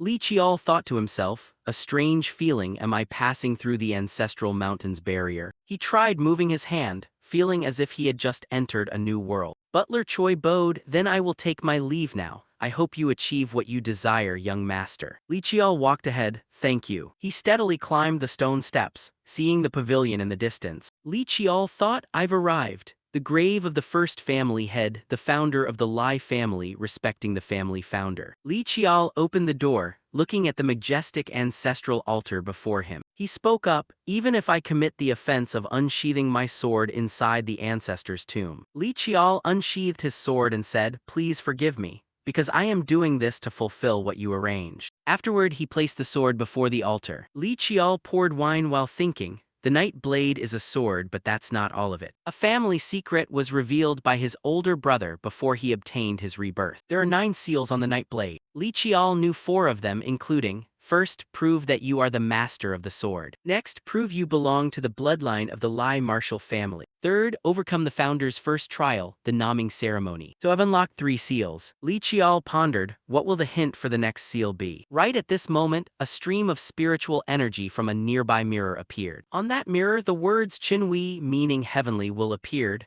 Li Chial quickly realized, this is the Mount Chinwei I remember. Let's head to Mount Chinwei. The family founder sensed the energy of Mount Chinwei and chose it as the training ground for future generations of the family. Li Chial observed the sight before him and exclaimed, such dense mana, I've seen it in the grading sheets, but this is my first time seeing it in real life. Right then, Butler Choi appeared. It's a beautiful mountain, isn't it? Li Chial agreed, indeed, it feels different from Siangwoo Mountain or the peaks inside.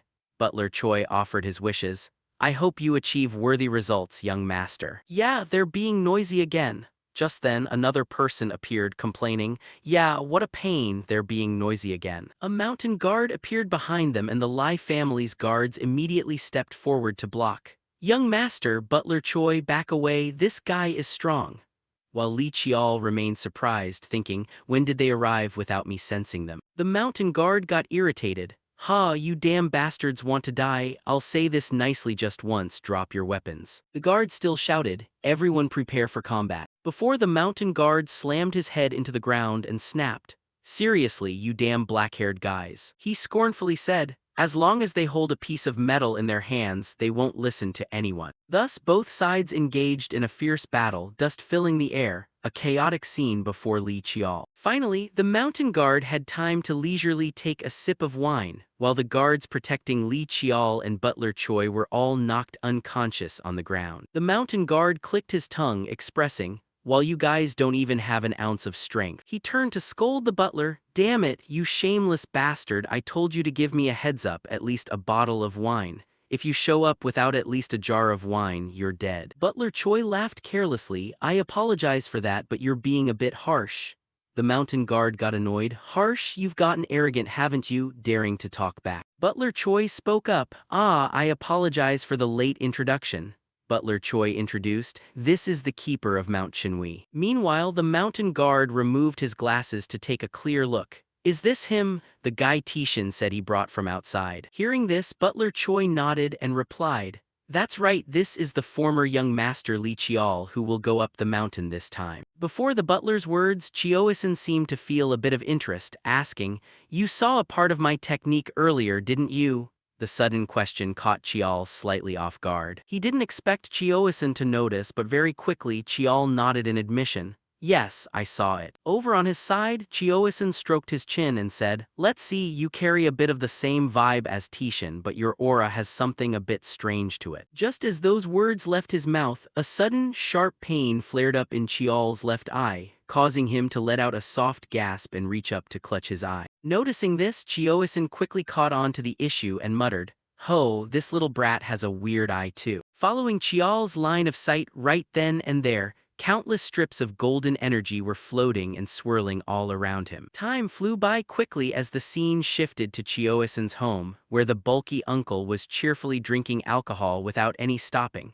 "Haha, Western liquor really is different. The wood scent is bizarre, but it brings an indescribable deliciousness to the tip of the tongue. I'm glad it suits your palate," Butler Choi replied with a smile. Meanwhile, looking at the number of liquor bottles piled on the table, Chial felt a slight shudder in his heart. "I'm not very familiar with alcohol, but I can tell just by looking that these aren't anything cheap, haha." Brushing that matter aside, once Chioisin had filled his quota of alcohol for himself, he dived straight into the conversation. "All right then, let's hear your story. Sending a scrawny kid like you here for training, they must really hate you, don't they?" Responding to his words, Chial explained, "I came here entirely of my own accord." His tone was completely calm, causing the bulky uncle to burst out into a laugh. "Oh, is that so? Fitting for a child entangled with death and destiny." As he spoke, he cast a subtle glance to the side while Chial silently evaluated Chioisin before him. "Based on the illusion my demonic eye just saw and the reputation of the mountain keeper I heard about before my regression, he is a Dakibai." Dakibai possess the ability to foresee the future using eyes filled with stars, and reading fate means seeing things that are preordained and unchangeable. Unaware of these thoughts hidden within the protagonist's heart, Chioisin let out a heavy alcoholic breath and asked him with interest, "So what now? You've been given a whole year, what do you plan to do with it?" Before Chial could reply, Butler Choi secretly reminded him using a sound transmission technique. "Let me tell you, he can hear everything you're saying right now." Faced with the reminder, Chial stated his calculations for the upcoming year, though his exact words were concealed by the author. Time passed quickly until evening, at which point Butler Choi and Chioisin were holding a private meeting, accompanied by Chioisin's continuous complaints. "Damn it, I've seen some weird freaks before, but the moment I mentioned the training ground, that kid sprinted straight there. And you too, once I'm done dealing with those weaklings, you're heading out with them?" Hearing that, Butler Choi gave a slight nod in agreement. "Thank you for allowing me to use the spirit water." Returning to Chioisin's perspective, naturally, he wouldn't believe that someone as important as Choi was merely escorting Chial here without some other motive. So he casually tossed the empty liquor bottle backward and asked bluntly, "So why did you come here? You didn't just show up to deliver booze, did you?" "I don't like beating around the bush, so I'll ask straight to the point."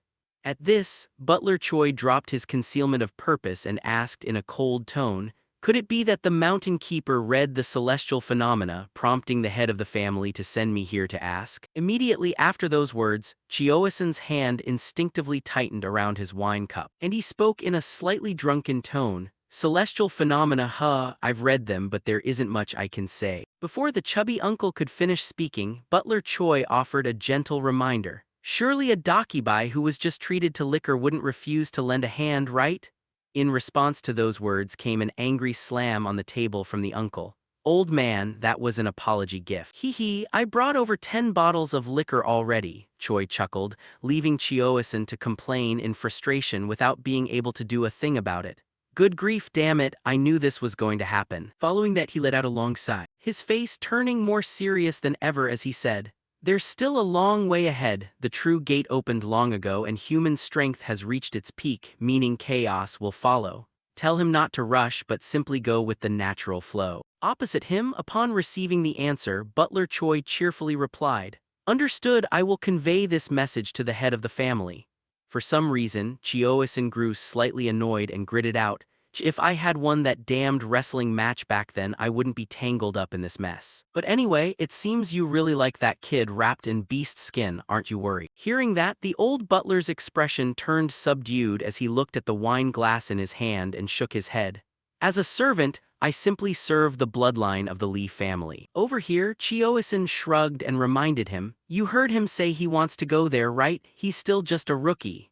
As he spoke, Chioison poured himself another glass, almost as if wishing to grant Chial some health insurance. Butler Choi requested, Chioison, just keep an eye on him once, and you'll find it interesting too. Time flew by quickly, shifting to some general training room. Right at that moment, ripples suddenly appeared in space, and soon Chial's figure emerged from the void. Haha, every time I see this, it blows my mind. A tree hole leading straight to a training ground. And even yesterday's Root Village had a cave entrance, so is this Dakibai magic. To be honest, I still feel lacking right now. I have 1 year ahead and I must make the secret magic styles learned from Mu Gi and Mu Jin, the Evil Eye, Intuition, and Black Chi entirely my own. My target is 1,000 times, and if that's still not enough, I'll keep going until it is. Chial muttered as he summoned his weapon to begin training. However, there was one thing he didn't know, all of his actions were being observed by the Uncle Chioison through a series of spells, and watching the protagonist's enthusiastic demeanor, the uncle couldn't help scratching his belly and praising,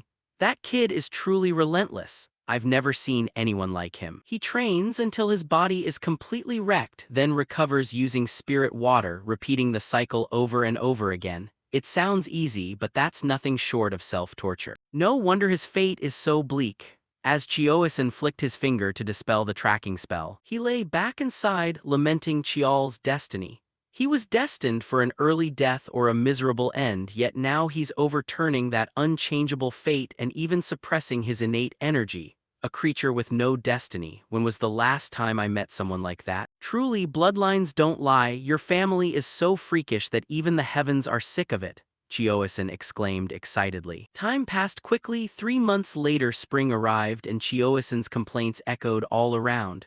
Damn it, that Choi fellow said it would be interesting. But I'm bored to death, I quit. I'm not watching anymore. The kid just trains on basics all day. What's fun about watching that? Aside from asking permission to gather herbs, he barely says anything, but he's probably not dead yet, right? Just as he said that, a piercing screech suddenly rang out, causing Chioison's expression to change. Jumping up in a hurry, he focused his senses. That's the cry of the spirit beast Baki. Did something break into the mountain? But I set up a barrier, so that shouldn't be possible. Did those big shots from the main family mess something up when they brought food and wine here? To check the situation, Chioison used his magic to conjure a mirror in front of him, and according to what was displayed, an incredibly adorable gray beast was crying as it ran away with a glass bottle clamped in its jaws. However, what startled Chioison the most was that Chial was chasing right after the small beast. What the hell, what is that kid doing? Don't tell me he's trying to eat the spirit beast. Thinking of this, not wanting the spirit beast to lose a single scrap of meat, Chioison hurriedly flung open the door and roared, "Stop right there." He darted forward toward Chial as fast as the wind, and instantly blocked his path. Hey, you little punk, have you lost your mind? What on earth are you doing? Over on his side, seeing his path blocked, Chial replied with an innocent face, "Mountain Keeper, long time no see. But could you please step aside?" Before Chial could say another word, the pot-bellied uncle cursed straight at him and raved, "How dare you target the spirit beast right in front of me? In all my years, I've never seen anyone like you." Hearing that, Chial looked at the uncle with a puzzled gaze and asked, "Huh, what are you talking about?" Wissen yelled. The thing you're chasing with killing intent is the spirit beast named Baki. The more he heard, the more bewildered Chial's head became. Why would I kill a spirit beast? At that moment, the uncle's face turned stunned. As he looked at the protagonist's hoe and basket, asking that hoe and basket. Before he could finish his sentence, seeing the small beast ahead trying to run away, Chial moved to give chase, but Wissen grabbed him back. Hey, hold on a minute. Why on earth are you chasing Baki? Lacking time to explain much, Chial snapped back. That little punk stole my secret medicinal brew. Sorry, but I'll explain later. With that, he swiftly dashed past the pot-bellied uncle like a gale, leaving him with barely any time to react. Hey, you brat, the spirit beast has fled, how do you expect to find it? The moment those words left his mouth, Wissen's expression suddenly shifted, and he thought to himself, that kid is running in the exact direction where Baki is hiding, even with sensory perception right off the bat, pinpointing its exact location is difficult. Even with force radiating from the tips of his toes, the ground isn't damaged at all. Has that kid gotten this fast already? I only took my eyes off him for 3 months. Could something have happened during that time? He muttered to himself. Shortly after, Chial returned to explain the whole story, leaving the pot-bellied uncle slightly flustered as he coughed a few times. You mean while you were out finding the final ingredient for the medicinal brew, Baki stole the jar and ran off, is that it? Ah, yeah, sorry. Chial replied with a darkened complexion, slowly listing out each ingredient that had been stolen. At least 40 to 50-year-old mountain ginseng, fleeciflower root, white forest grass, dragon scale flower, matsutake mushrooms, and cordyceps grown from the carcass of a demonic insect. I went through so much trouble to gather all of them. That's a medicine I painstakingly brewed through 100 days without sleep, and now all my hard work has gone down the drain. The more he spoke, the more desperate Chial's tone became, leaving Wissen wanting to comfort him yet unable to find the right words to say. Over on his end, Chial let out another despondent sigh and continued. So one of the reasons I came to Chinwi Mountain has failed. That medicine was one of my most crucial objectives. Up front, hearing this, Wissen couldn't suppress his anger and shouted, Hey, I allowed you to harvest them in the first place, so what does it matter if they got stolen? Chial clapped his hands as if suddenly remembering something. Ah, that's true. You gave permission, but I still got it taken from me. Failing to manage things within your territory is my fault. His sharp words struck the uncle's heart like a dagger, stirring up an extreme sense of guilt. All right, fine, I'll compensate you. Anything you want, I'll accept it. The uncle patted his chest and shouted. Meanwhile, hearing that, Chial broke into a cunning smile, as if he had achieved his goal. You just said anything goes, right? As it happens, Mountain Keeper, there are 2 things I need your help with. Time flew by quickly, shifting to the inside of the training room. At this moment, the figure of the Spider Queen appeared before the protagonist. Seeing this, he took a deep breath to steady himself, then slowly enveloped his sword in his aura. Inwardly, Chial muttered to himself, Remember, the power of the aura skill when used continuously won't change compared to when it's first used. With that, he swung his sword hard toward the front, executing a skill called Yama's Aura Slash, which unleashed countless red energy strips shooting forward at wind-splitting speed, instantly binding the Spider Queen's legs and causing her to shriek in frustration. Seizing the opportunity, Chial switched to using Earthwind Aura, wrapping his sword in a green glow, and slashed directly across the Spider Queen's torso, sending green fluid splattering everywhere. However, despite successfully inflicting a wound, Chial's expression remained slightly scowling as if unsatisfied.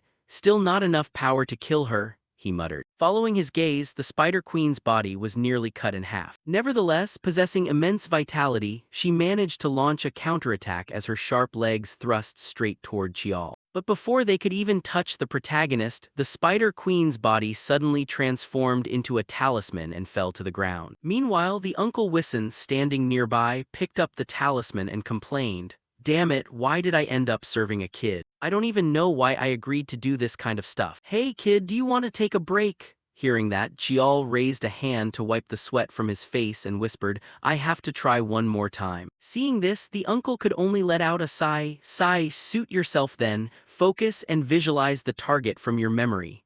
Following those instructions, Chial closed his eyes and concentrated his mind. Meanwhile, Baki tossed the talisman high into the air, causing it to dissolve and materialize into an illusory swordsman in front of Chial. Just like that, the two of them clashed repeatedly, while Lord Li, watching from the side, grew so angry his entire body felt like it was on fire. Good grief, his demonic energy is just leaking out endlessly. And he actually figured it out, asking me to help him train with illusions. It's already been 4 hours. Well, what's done is done, I'll just let it go. The second task, gathering the mana herbs, wasn't too hard anyway. Over the past 3 months, his body had grown noticeably healthier and taller as well. Overall, he had become more refined, clearly feeling a sense of maturity, not necessarily stronger but far more solid. Putting that aside for a moment, I suppose I should finally ask him about that weapon. Time flew by quickly, and at this moment, having finished his training, Chial was relaxing in the hot spring. Ah, it feels like I've come back to life. If it weren't for the hot spring, I probably wouldn't have survived. How great it would be if there were a hot spring outside Chinwi Mountain too, just like back home. Right then, the sound of footsteps stepping into water echoed, causing Chial's eyes to snap open in surprise. Who is that? I couldn't even sense their aura even when they got this close. Chial asked himself skeptically in his heart, and to answer him, the familiar voice of the pot-bellied uncle rang out, "Seeing you look so tired, you must be a real person after all."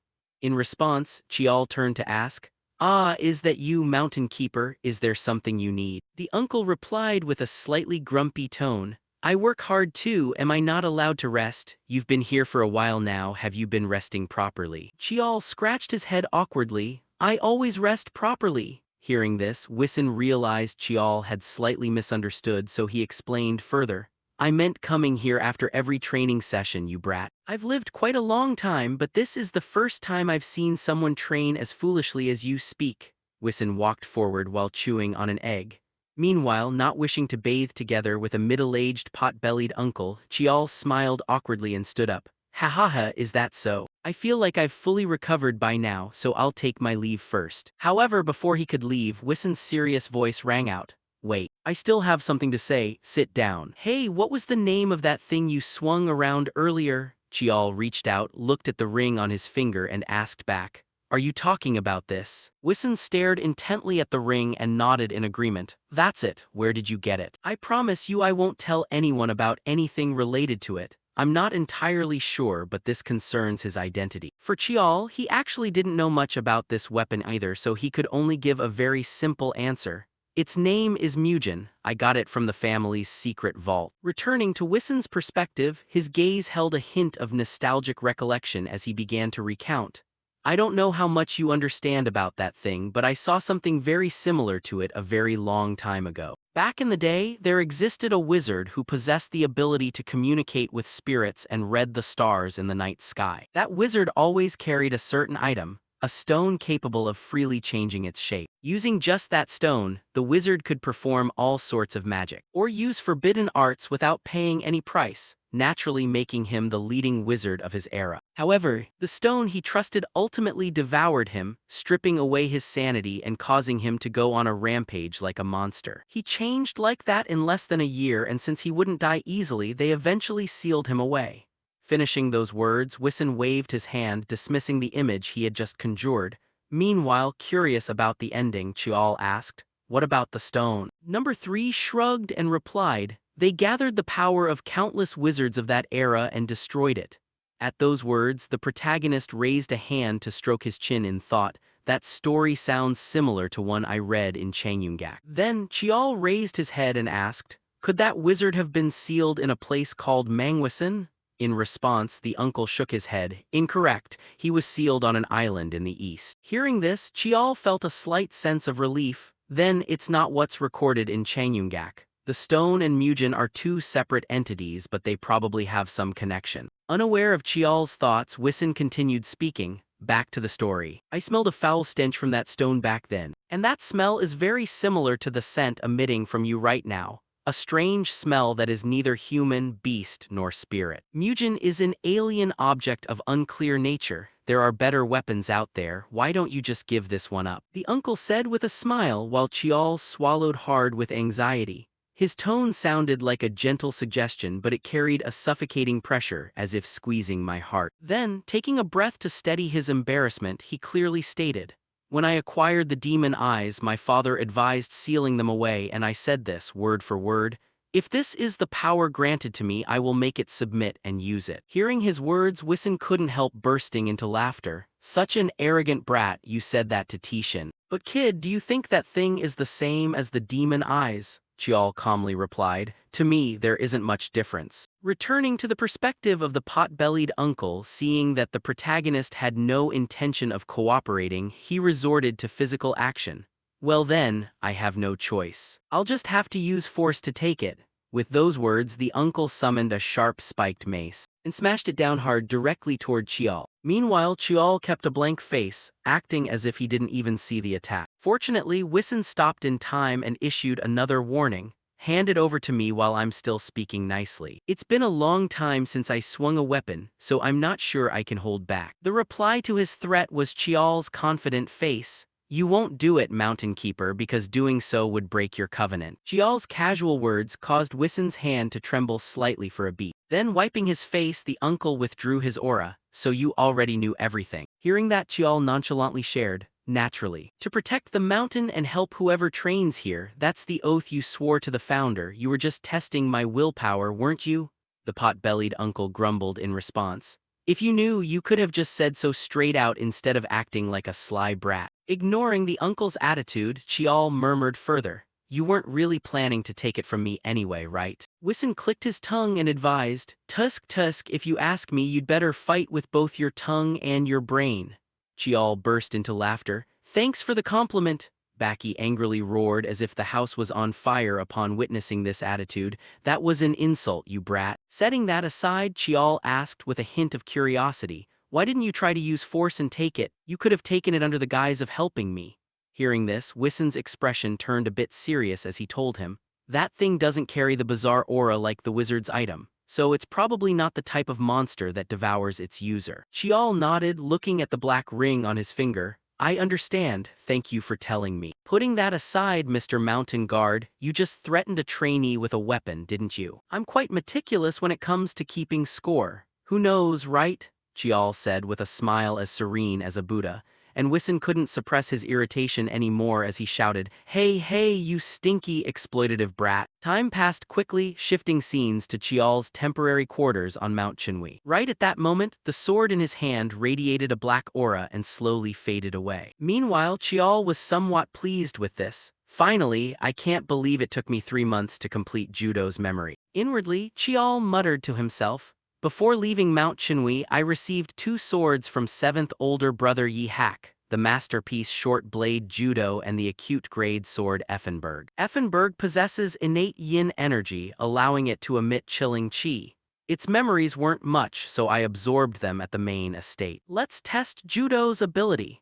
The second memory of Mugen that he saw before the Academy Division's quarterly evaluation and the new strength he gained from Mugen. The ability to use the power of copied weapons. Right then, an energy thread shot out from the protagonist's fingertips, wrapping tightly around the hilt of the black sword and pulling it toward Chiol's hand. Judo's ability is the power to transfer attributes from one item to another. Just copying the shape doesn't manifest the ability. Perhaps I can only use power from weapons absorbed through the dark energy. Since I also broke the seal at Mount Sungmu, well then, I should also check the black sword's memory. Next, his consciousness was pulled into an unfamiliar setting. Before breaking the seal at Mount Sungmu, I could only see up to this point. The important part starts now. At this moment, a young man spoke up. "I intend to seal this sword. I won't let my children be swayed by this sword's power." Hearing this, a figure in white robes standing behind him replied, "Sealing it isn't difficult, but are you sure? If so, no one will easily be chosen by it anymore." To this, the young man in front only shook his head calmly. "If they aren't worthy, it's better they don't use it."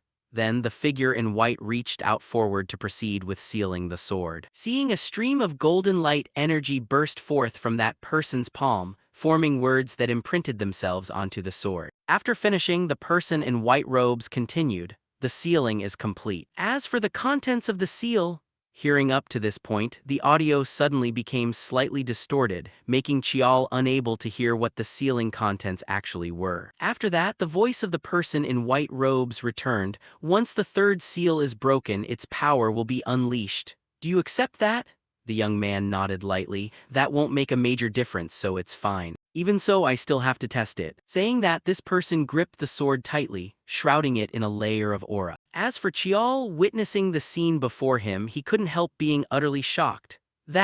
Could there be a mana circuit running inside the black sword? In terms of complexity, it's no different from a human's mana system. Right at that moment, the young man swung the sword fiercely in a single stroke. However, the mana was not only blocked, but it was also scattering apart. The young man whispered, "I'll have to reinforce the seal a bit more." Seeing this part, Chial was kicked out of the sword's memory. His head felt a slight pain. However, Chial was extremely satisfied with it. Haha, a power that can erase mana, who would have expected such a weapon to exist? In the following days, Chial continued his routine of practicing combat against the Spider Queen. Right at this moment, the protagonist dashed forward rapidly. As soon as he closed the distance, he used Iron Chi Strike Thunder, unleashing a lightning-fast slash that cut the Spider Queen's body in two with a single blow. Seeing this, the plump Uncle Wissen smiled and walked over to congratulate him. "Not bad, kid, you actually pulled it off. Do you know this is your first victory after a streak of failures? It took you a whole 7 months. Hearing this, Chial smiled and teased back, "I know, now I can beat you anytime I want, right?"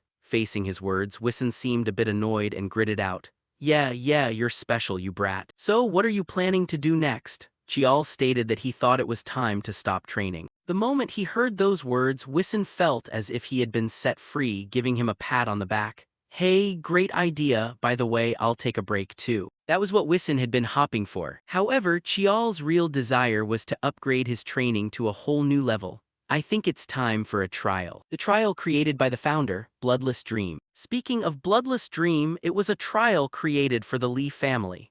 It contained various enchantments and the domain power of Mount Chenhui and was an illusion enhanced by goblin magic. It selects those worthy to be tested. That is one of the binding oaths tied to the Mountain Keeper. Shifting to Wissen's perspective upon hearing Chial say that, his tone turned somewhat serious.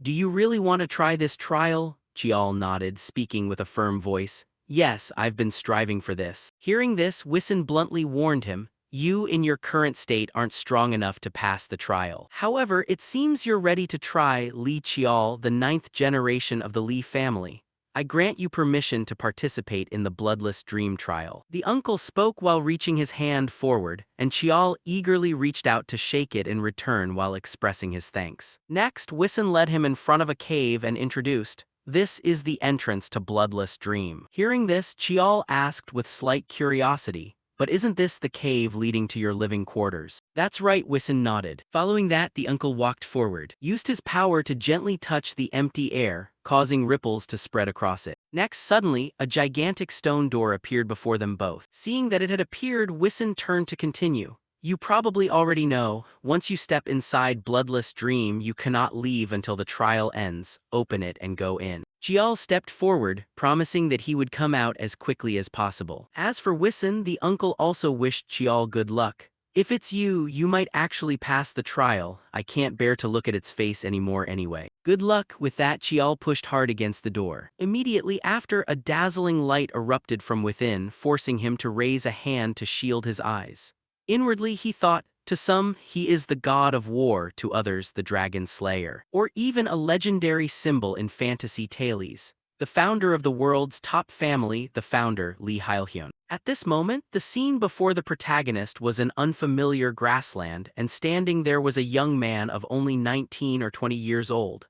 Seeing his face, Chial respectfully spoke up, "This descendant greets the founding ancestor of the Li family." Saying that, he also summoned his weapon and focused his gaze ahead, marveling inwardly, "Such an overwhelming presence, it's as if he's still alive." In history, across generations, only a few people have ever challenged Bloodless Dream. The winning condition is only one, to defeat the founder at age 15. "For now, I'll just probe around," that was what Chial thought. However, in just the blink of an eye, the sword in progenitor Hailhyun's hand had already pierced deep into his chest. Then, when Chial opened his eyes once more, he still couldn't quite believe he had met his end so quickly. "What was that just now? Was my heart just pierced? I wasn't letting my guard down. I've had my throat slit in simulations before, but at least I knew how it happened. Yet this time, aside from having my heart pierced, I know nothing. The more he thought, the more worry became apparent on Chial's face. But very quickly he shook his head, admonishing himself, calm down, analyze carefully. He didn't use any secret techniques or ultimate moves, not even body-strengthening aura technique. Even with sixth sense I couldn't detect it, even with my eyes closed. Could it be a strike to a blind spot? But is that even possible? He would have to read all my movements to pull that off. But that also means he's just that strong. Thinking this, Chial gripped his sword tightly and slowly stood up, facing his ancestor. And despite having witnessed it once already, the male lead couldn't help feeling a numbness in his scalp upon sensing the terrifying aura radiated by Hyun, making him only able to give a wry smile. Haha, seriously, I don't know if I can even win. In another turn of events, Butler Choi reported information to family head Tishan. Master, we have received news from Mount Chinui. Nearby, Tishan was gently wiping his sword with a handkerchief while saying, so he has entered the cave. But he shouldn't have that level of skill yet. That child has never truly failed. From the Naming trial on Mount Sungmu to the trials of the Blood Tiger and the Faceless Curse Queen. In terms of track record, he hasn't won everything, but he has never truly failed either. In other words, he has never experienced a wall. Do you know why the survival rate in Bloodless Dream is below 50%? It's because they suffer mental breakdowns upon crashing into the wall named Lee Hyun. So what happens to someone who has never encountered such a wall when they stand before it? The family head wondered with a voice full of curiosity. Returning to Chial's position at this moment, he was lying flat on the grass, panting heavily, then brushing back his hair in annoyance. Crazy, defeated in a single move again. He fooled my senses, feinted a frontal strike, and then launched the real attack from the flank. A strike piercing straight into my blind spot perfectly. Could it be that in the blink of an eye he grasped all my movement patterns? Thinking that, Chial jolted up, looked at his trembling hands and reminded himself, this feeling has returned after such a long time. The feeling of despair, helplessness, and fear coming from someone you absolutely cannot defeat. However, I cannot afford to let myself collapse right now, because in this world, no one understands this feeling better than I do. The one who has hit rock bottom, the only thing left is how to climb back up. Every strike made is never meaningless. Gradually, I'm beginning to understand. The progenitor isn't someone possessing some mysterious, unpredictable power. His power is the innate talent to find the right answer in every single moment. He instinctively grasps what is most optimal. The essence of martial arts is just that. Every tiny foundation, every elementary essential forms a solid base as unshakable as the earth. So I must see the progenitor's sword path clearly. Chial silently reminded himself, his eyes wide open like a cow's, staring blankly to closely observe the young man's movements ahead. Then, in an instant, Hyun's sword path seemed to slow down in his eyes, helping him grasp the information. A horizontal slash from left to right. This time I will definitely see it. Following that, Chial threw himself into training, forgetting everything else. Time passed and he gradually began holding his ground against Hyun's attacks. Strike 1. Strike 2. Strike 3. Strike 4. Clang clang, I'm starting to go toe-to-toe with the progenitor. Finally, I'm able to use internal energy. A fighting style that belongs uniquely to me. Its versatility and freedom. And what I was lacking all this time. Controlling myriad weapons and having all those techniques take root on an unshakable foundation. Now I understand. The true profound meaning of Bloodless Dream is to shatter the wall called oneself. Gripping the spear tightly in his hand, Chial dashed forward rapidly like a gust of wind. Inwardly, he muttered, there is one thing the progenitor doesn't have, a strong point that even I didn't realize about myself. In his mind, he recalled the words of his aunt Jeonghwa, your talent in magic arts is extraordinary. Your aunt here is willing to bet her honor on it. Right then Chial smiled brightly and said loudly, thank you, aunt. Saying that, he used a technique called resistant chi gale, causing his entire spear to be shrouded in a green spiral energy source. Next, Chial used all his strength to swing the spear forward fiercely. The impact was so powerful that it made the air emit a deafening boom. And right at the point where the two weapons collided, the sword in Hyun's hand couldn't withstand it and shattered into numerous pieces. Just like that, the white wall in front of him collapsed. Speaking of Uncle Wissen, despite drinking wine, he couldn't help worrying about the protagonist's situation. It's been a month since he decided to step into Bloodless Dream, before Tishan. For hundreds of years, no one was allowed to pass the trial. Yet in less than 50 years, another one has appeared. Just as he said this, the space around Wissen shook violently, startling him enough to shout out, Could something have happened on the mountain? Could it be? As if thinking of something, Wison hurriedly tossed his wine bottle aside and flew at top speed toward the entrance of Bloodless Dream. Standing there, he looked ahead with worried eyes and muttered, "Did you finally overcome that trial?" Just as he predicted, right at that moment, the stone door slowly opened, and Chiol stepped outside saying, "I have returned, Mountain Guard." Time passed quickly until evening. At this time, Chiol was resting in the hot springs while Wison found him and asked with a smile, "Well, how does it feel?" Hearing this, Chiol began reflecting on what he had been through and shook his head lightly. "I absolutely do not want to go through that again." Seeing his expression, the uncle couldn't help bursting into laughter as if striking gold. "Yet you don't look like you've changed at all. Usually those who walk out have dead fish eyes because their inner temperament has changed."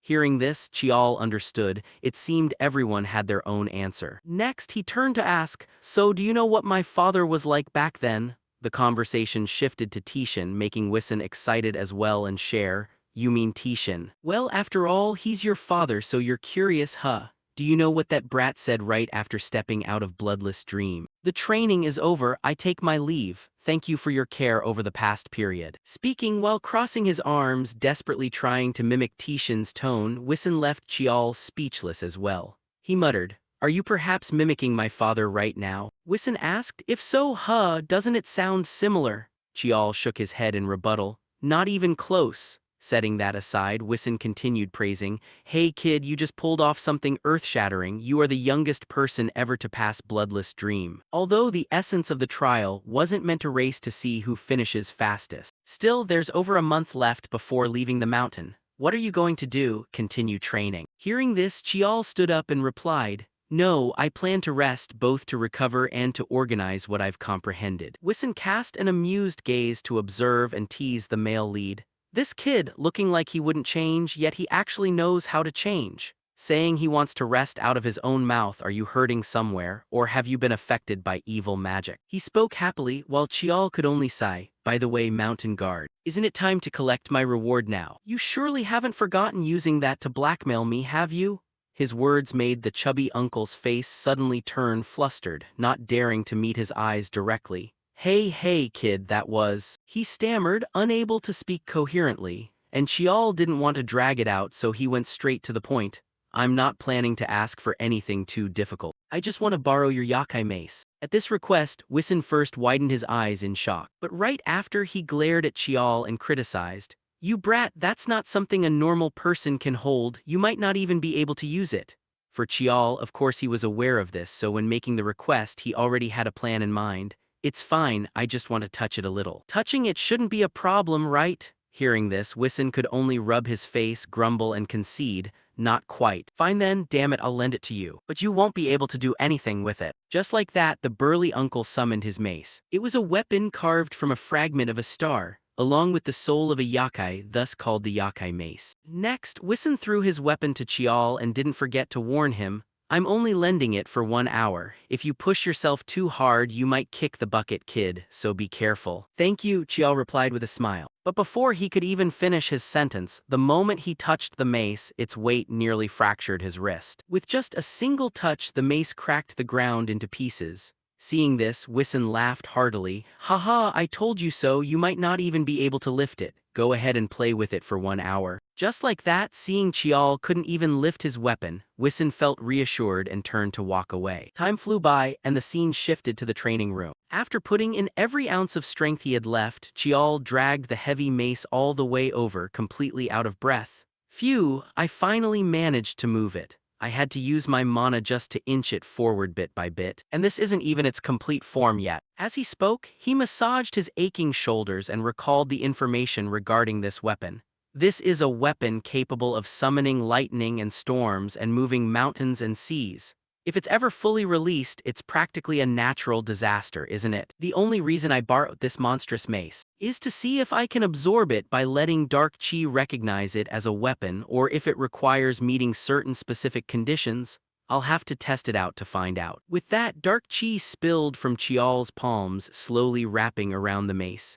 Then a voice suddenly echoed in his head, how stubborn, why do you keep trying to pull off this kind of nonsense?" Right after the voice, Chiol suddenly gasped for air and collapsed to his knees on the ground. Even so, his hands clenched tightly in excitement. I read it, I actually caught it. Just hearing its voice threw me flying back like that. But if I can actually read its memories, then I'll be able to absorb it. And if I absorb it, that means I'll be able to wield a weapon that even normal humans could never dream of using. Just like that, time quickly passed, and the moment finally arrived for Chial to leave the mountain. Everything's packed, Chial muttered as he hoisted his backpack onto his shoulder.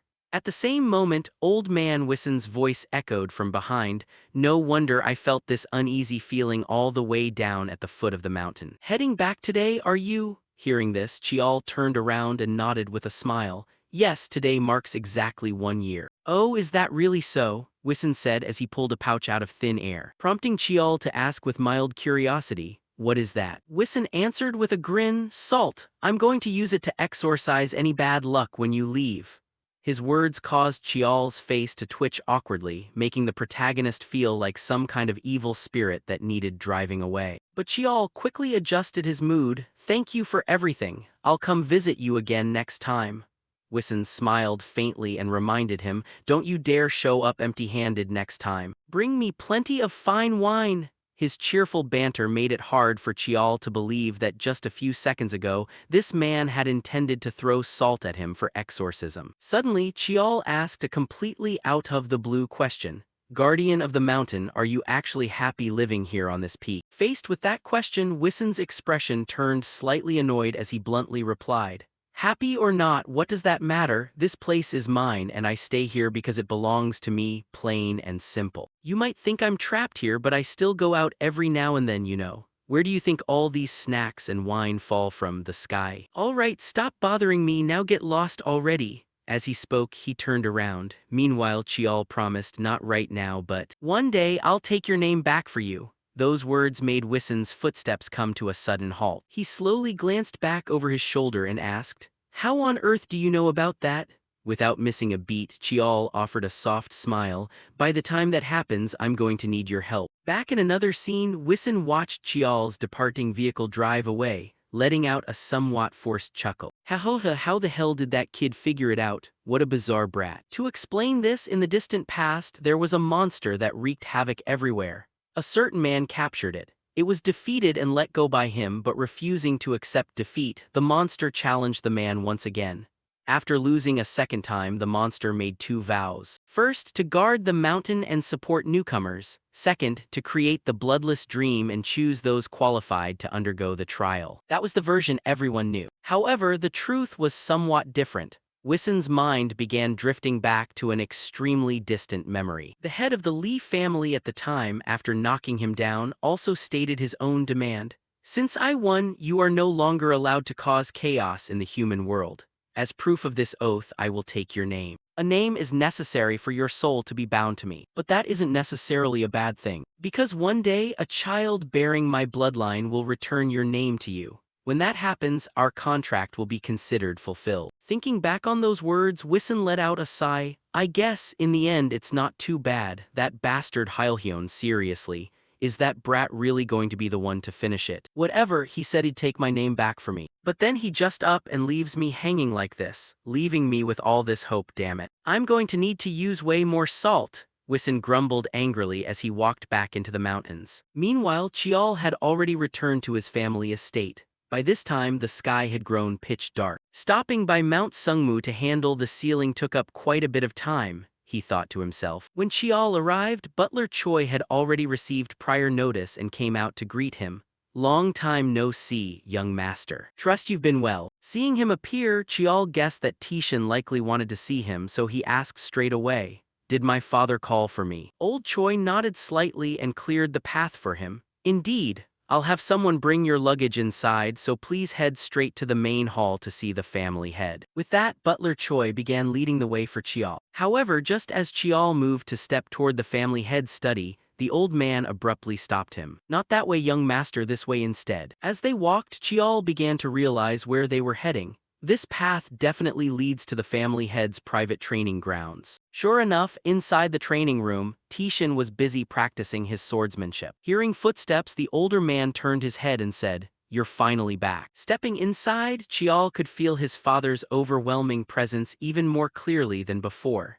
Inwardly, he muttered, I shouldn't even be surprised anymore, I still can't read my old man's level at all. Thinking that, he bowed slightly and greeted him. Father, have you been well? Tishin gave a cold nod and said, It looks like you've made quite a few achievements while you were away. Hearing this, the protagonist modestly replied, Yes, but seeing you now, father, I realize I still have a long way to go. Those words caused Tishin's stern expression to soften just a fraction as he smiled faintly. Did you pick up flattery out there in the world? If so, I'm deeply disappointed. Catching his expression, Chiol was somewhat surprised, thinking to himself, Wait, I was just making a joke, is my dad actually smiling? At that moment, Butler Choi spoke up, The tea has been brewed, family head. Tishin calmly thanked Butler Choi, and then instructed Chiol to follow right behind him. Next, once both of them were seated at the tea table, Tishin asked with a serious tone, How have things been lately? I didn't call you here just to look over a performance report.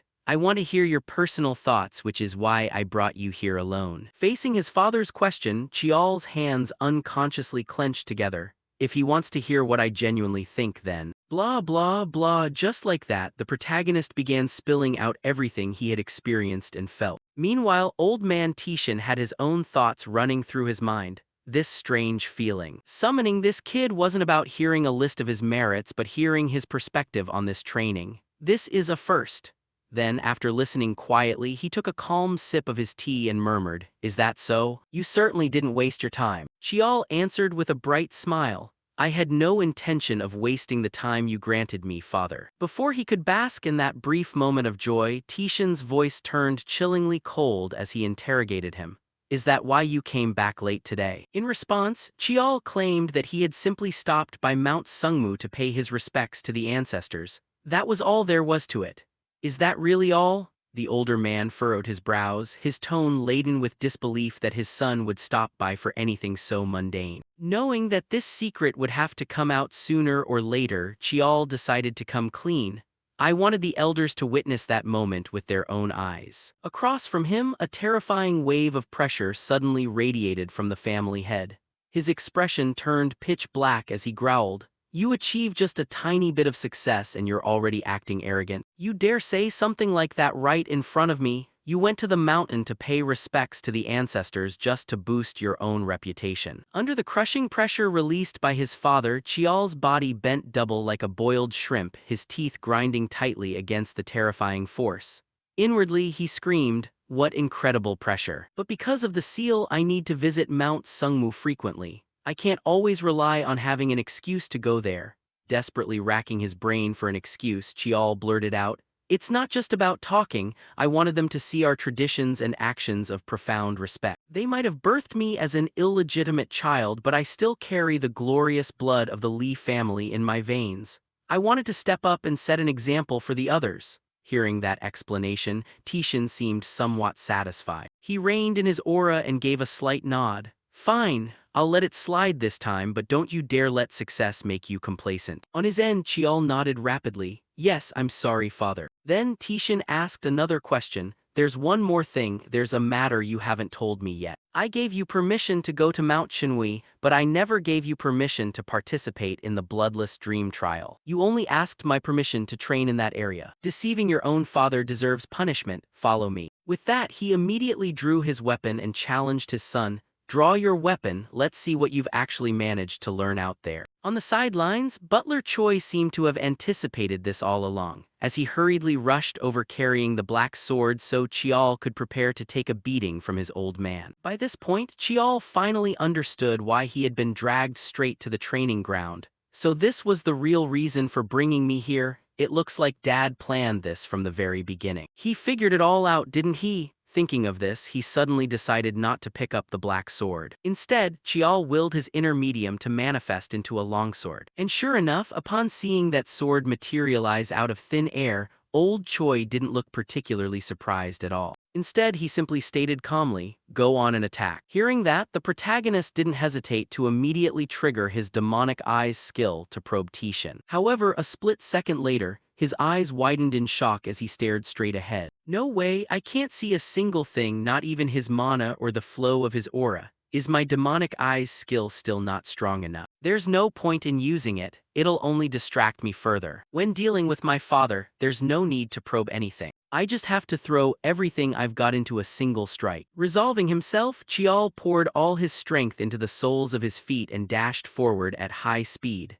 At the same time, he unleashed the first form of the Mugen style. Ghost-breaking, wrapping his sword in a fierce blue aura and shooting forward like a laser beam. To top it off, Chial even channeled both wind and ice aura into the attack. Even so, I bet I can't even scratch him. This is Tishin we're talking about, he's at least gotta cause some kind of shockwave. That was what Chial expected. However, in response, Tishin casually waved his sword with supreme lightness, effortlessly shattering his son's powerful attack. The shockwave generated from the collision of their attacks tore the training grounds into countless splintered pieces. Once it was over, Tishin asked in a low voice, "Is this the answer you found after meeting him?" Chial answered with an unwavering voice, "Yes. An ability that belongs to no one else but myself. Constantly breaking and hunting that power with the goal of forging an unbreakable foundation. That is the answer I found." Tishin stared fixedly into Chial's determined gaze, thinking to himself that the boy had truly chosen a difficult path. He furrowed his brows, harboring his own thoughts, but knowing his son would neither break nor bow. Tishin then gave a flick of his wrist and spoke up.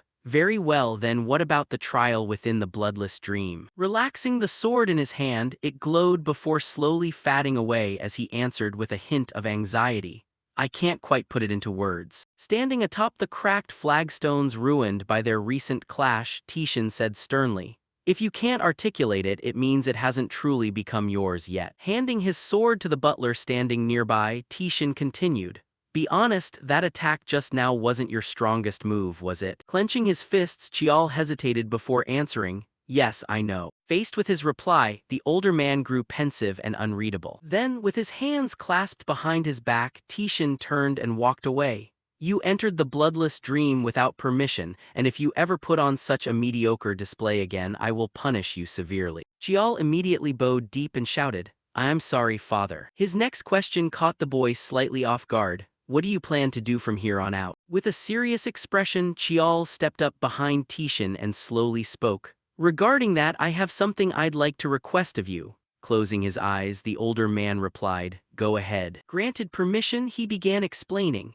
"I'm supposed to go through the third-year academy curriculum starting now, but as you know, father, I've outgrown that level a long time ago." Before he could finish, Tishin's cold voice cut in, causing the boy to swallow hard. "Get to the point." Taking a step forward, Chial declared, "I want to experience the world." Placing a hand over his chest with utmost sincerity, he added, "Please grant me permission to begin my martial journey." Tilting his head, Tishin glanced sideways at Chial. "So the moment you asked to go to the heavenly mountain, you were aiming for this all along?" The boy nodded decisively. "Yes, that's right." Hesitating for a brief second, Chial added, "However, an even bigger reason is because I want to elevate my own capabilities." Lowering his head with a thoughtful gaze, Tishin warned, "Trying to achieve multiple goals all at once. That habit might just become a noose around your neck one day." Standing straight with his feet together and head bowed low, Chial replied respectfully, "I will keep that in mind." Narrowing his eyes, Chial fell into deep thought.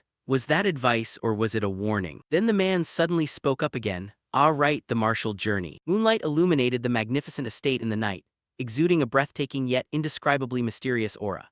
The martial journey was the final trial that direct descendants of the ancient martial Li family had to overcome. Receiving no help from the clan, they simply had to train their martial arts until maturity and then return.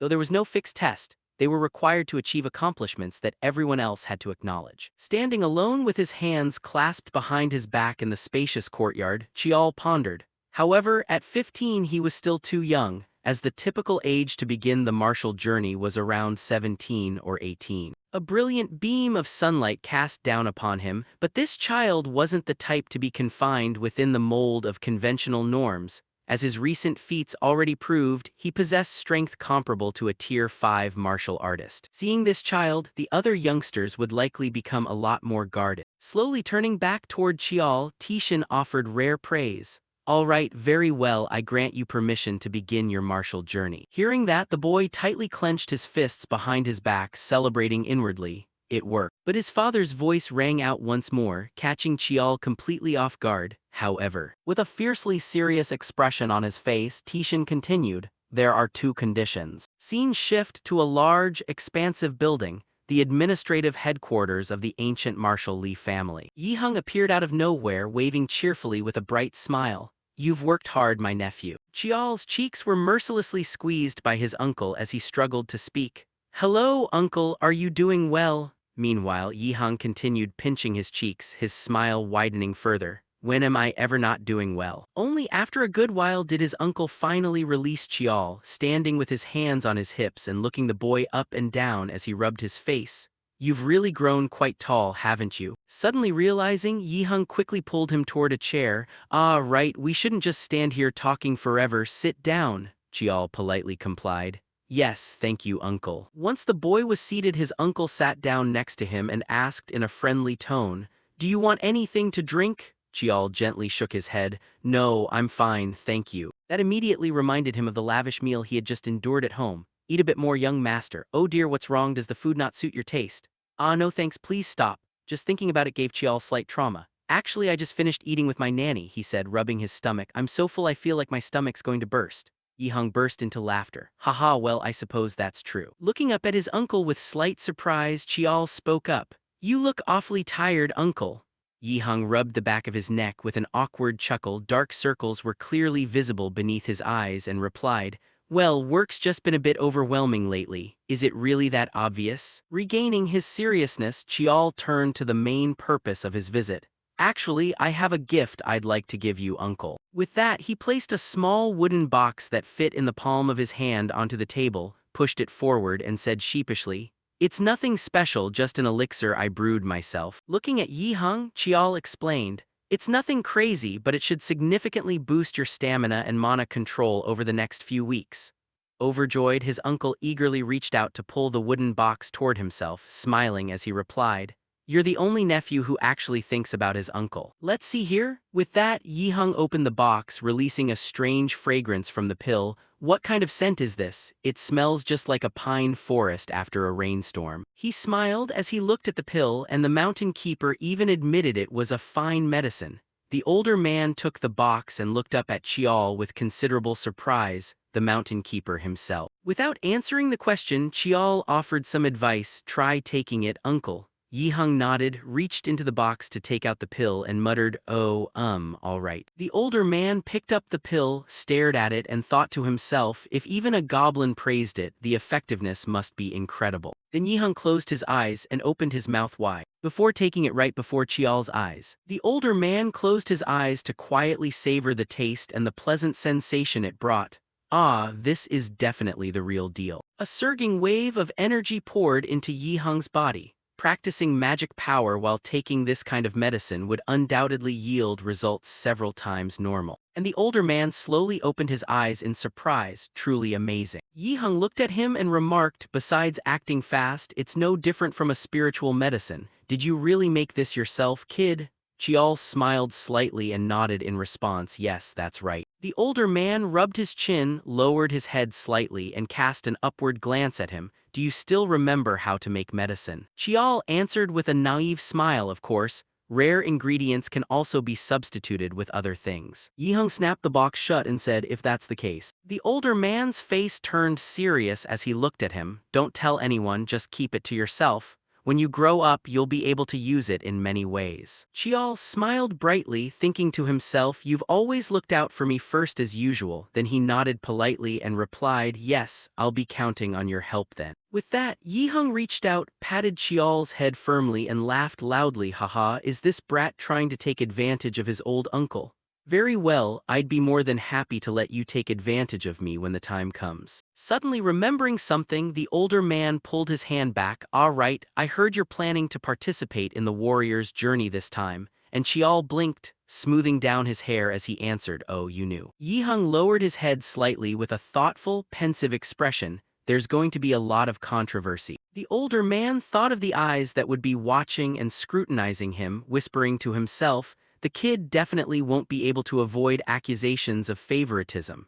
Since they can't touch the eldest brother, all the nasty stares will just fall on Chial. Yihang gently placed the wooden box on the table and said, wanting to join the warrior's journey requires not only the patriarch's permission but also the approval of the elders. The older man frowned slightly, glanced at Chial and said seriously, and the elders don't like you. Maybe you should just give it up this time. But he just smiled gently and replied, the things you're worried about, I've already anticipated to some extent, which is why my father set a condition. Yihang tilted his head in confusion and asked, a condition? Chial nodded lightly and said yes. Then he looked up at the older man with complete sincerity, and because of that, I need your help. Chial threw open the door and said excitedly, it's been a while since I last came back here. He stepped inside, started stretching and muttered, should I warm up a bit? Suddenly, rapid footsteps echoed, and Chial's eyes showed clear helplessness. You're here. Jiowa excitedly threw open the door, broke into a wide smile and shouted, my dear nephew. In an instant, the excitement turned into a blazing fire of anger as she gritted out each word, you little brat. Then Jiowa rushed over, grabbed him by the neck and shook him wildly, shouting, you should have come to see me first, you ungrateful wretch. Chial panicked, patted her arm frantically, and yelled, I had business to take care of, how could I come? Only then did Jiowa let him go, pouting jealously, I know you went to see the eldest brother first. Chial despairingly rubbed his poor neck and said with difficulty, I thought I was gonna die, it was just work. She crossed her arms, looked away and pouted petulantly, you just love arguing with your aunt, don't you? And you went off to train to become a warrior, when were you even planning to come back? Suddenly Jiowa's tone turned serious, catching his attention even so. She reached out and patted his head proudly, showering him with praise, my nephew has grown up. Your magic power has practically doubled and your energy pathways are much sturdier. Chial didn't hesitate to show off the fruits of his training. I've mastered all the aura skills I learned before. Upon hearing this, Jiowa became even more overjoyed. Really? Then you've reached the 3-star magic level. With a smile, she turned to walk away, though you still need to polish your skills a bit more. Well then, I have a gift for you, darling. I've finished the chants for the other aura skills, let's try them right now. Chial hurriedly spoke up, aunt, I'm sorry, but I probably can't do it right now. His words caused Jiowa to freeze for a second. Feeling a bit guilty, he hesitated and explained. Right at that moment the door opened again. Well, I'm going to be quite busy today. A familiar voice rang out, causing both of them to turn around at the same time, still as close with her as ever, I see. Footsteps landed lightly on the floor. Myeonjung smiled warmly as he walked up, interrupting Chial's words, older brother. Inside the training room filled with combat equipment, Jiowa's determined voice rang out, you said you were busy. She angrily poked his arm repeatedly and scolded, making Myeonjung chuckle helplessly, so how come you're suddenly training the youngest? Liar. He rubbed the back of his neck and hurriedly explained, I am busy, but I also tried helping you sort out those chants, right? Seeing this, Chial felt a bit sad inside, thinking to himself, I even had to ask my busy older brother for help. Then Myeonjung turned to him with praise, oh but anyway your notes were great, they helped me a lot during my training. Chial forced a smile and replied, is that so? Well that's good, haha. His eyes lit up as he smiled and asked, but are you doing well, brother? He leaned in close and answered with a mysterious air that left Chial completely confused. Yeah, I'm doing fine, however. Then Myeonjung threw an arm around Chial's neck, pulled him close and ruffled his hair vigorously. You left for Chinwison without even telling me. Chial chuckled and replied, I'm sorry, you were on a mission back then. Chial beamed after having his hair ruffled, and after I came back, I got summoned by father again. Myeonjung recalled his conversation with Tishin in the study room. I need you to teach the basic martial arts to the youngest, will you do it? Hearing that unexpected proposal from him, Myeonjung's eyes widened as he asked, what? Myeonjung thought to himself, I'll definitely teach him better than letting those elders do it. He rubbed his chin in deliberation, but the old man isn't one to care about such trivial things. Then Myeonjung quickly bowed and accepted, yes, I'll teach him. The moment he placed his hand on the door, Tishin's voice rang out, you should go get ready. Myeonjung turned his head back with a slight smile, thank you. He walked across the courtyard in deep thought, bloodless dream, even I was never granted permission to try that and at this rate of progress. Thinking of this, Myeonjung broke into a satisfied smile. Now I understand why he ordered me to teach him the basics of martial arts. Thinking of this, Myeonjung broke into a satisfied smile. Now I understand why he ordered me to teach him the basics of martial arts. Or perhaps he wants to foster competition. Walking down the grand hallway with a resolute stride, "All right, I need to see for myself just how far you've come." At that moment, he reached out and gently ruffled Chial's head. 20 years, no, maybe just 10 years, or maybe he'll catch up even faster than that. Chial looked up at Myeonjung with sincerity and spoke, "Sorry for bothering you while you're so busy." Then he pulled his hand away from Chial's head and replied generously, "It's fine, right now I'm the only one with free time holding the Menhieo Gijian." A rich source of energy flowed continuously through their bodies. All the basic techniques, secret arts, and ultimate skills of the Sungmu family. That was proof of someone who had inherited all the arts passed down by their ancestors, known as the complete inheritance, and also one of the conditions set by father for his warrior journey, absorbing all the basic martial arts of the Sungmu family. Chial brushed his hair back and asked Myeonjung somewhat hesitantly, "But are you really going to be the one taking the hit, big bro? Aren't there elders at the academy?" He looked somewhat surprised and asked back, "Do you think you'd actually get a proper education from them?" Myeonjung rubbed his forehead helplessly and smiled wryly to show Chial the reality: dirty tricks during teachings, being ambushed at the naming ceremony, political sabotage during the promotion exam, being dumped into the worst training batch. Chial's perspective broadened as he turned to him and said, "Thank you so much for everything." Myeonjung understood, patted Chial's shoulder and said, "There, there." His gaze grew more contemplative. "More than that, you've grown up this much." Myeonjung looked at him, half normal, half brimming with energy continuously flowing through his body. "Before, when I focused, I could see his mana flow, but now there are parts of it I can't even predict." Then he smiled and ruffled Chial's head again with immense pride. "Even so, I wouldn't even mind if he catches up. I'm so proud of you." Chial helplessly called out, "Big bro." While Myeonjung didn't seem to pay much attention to Chial at that moment, "I still want to be the big brother you've always looked up to, but..." Joa suddenly appeared between the two of them with a gloomy face and a terrifyingly low voice. "You two." She unhappily shouted, "Are you chatting away while the adults are talking?" The older man beside her hurriedly tried to soothe her. "Auntie, please calm down." Joa put on a sulky act and turned to leave. "Fine then, I'm leaving. You two aren't going to stop me, are you?" Chial suddenly remembered and spoke up, "We're having dinner together tonight anyway, right?" She pouted, throwing a huff. "You said you were going to train, right? You're going to practice late into the night, aren't you?" He replied, which instantly improved Joa's mood significantly. "Practicing is one thing, but researching with you is another." Hearing those words from Chial made her involuntarily break into a smile. "How could I pass up the chance to study with someone world famous in the field of mana?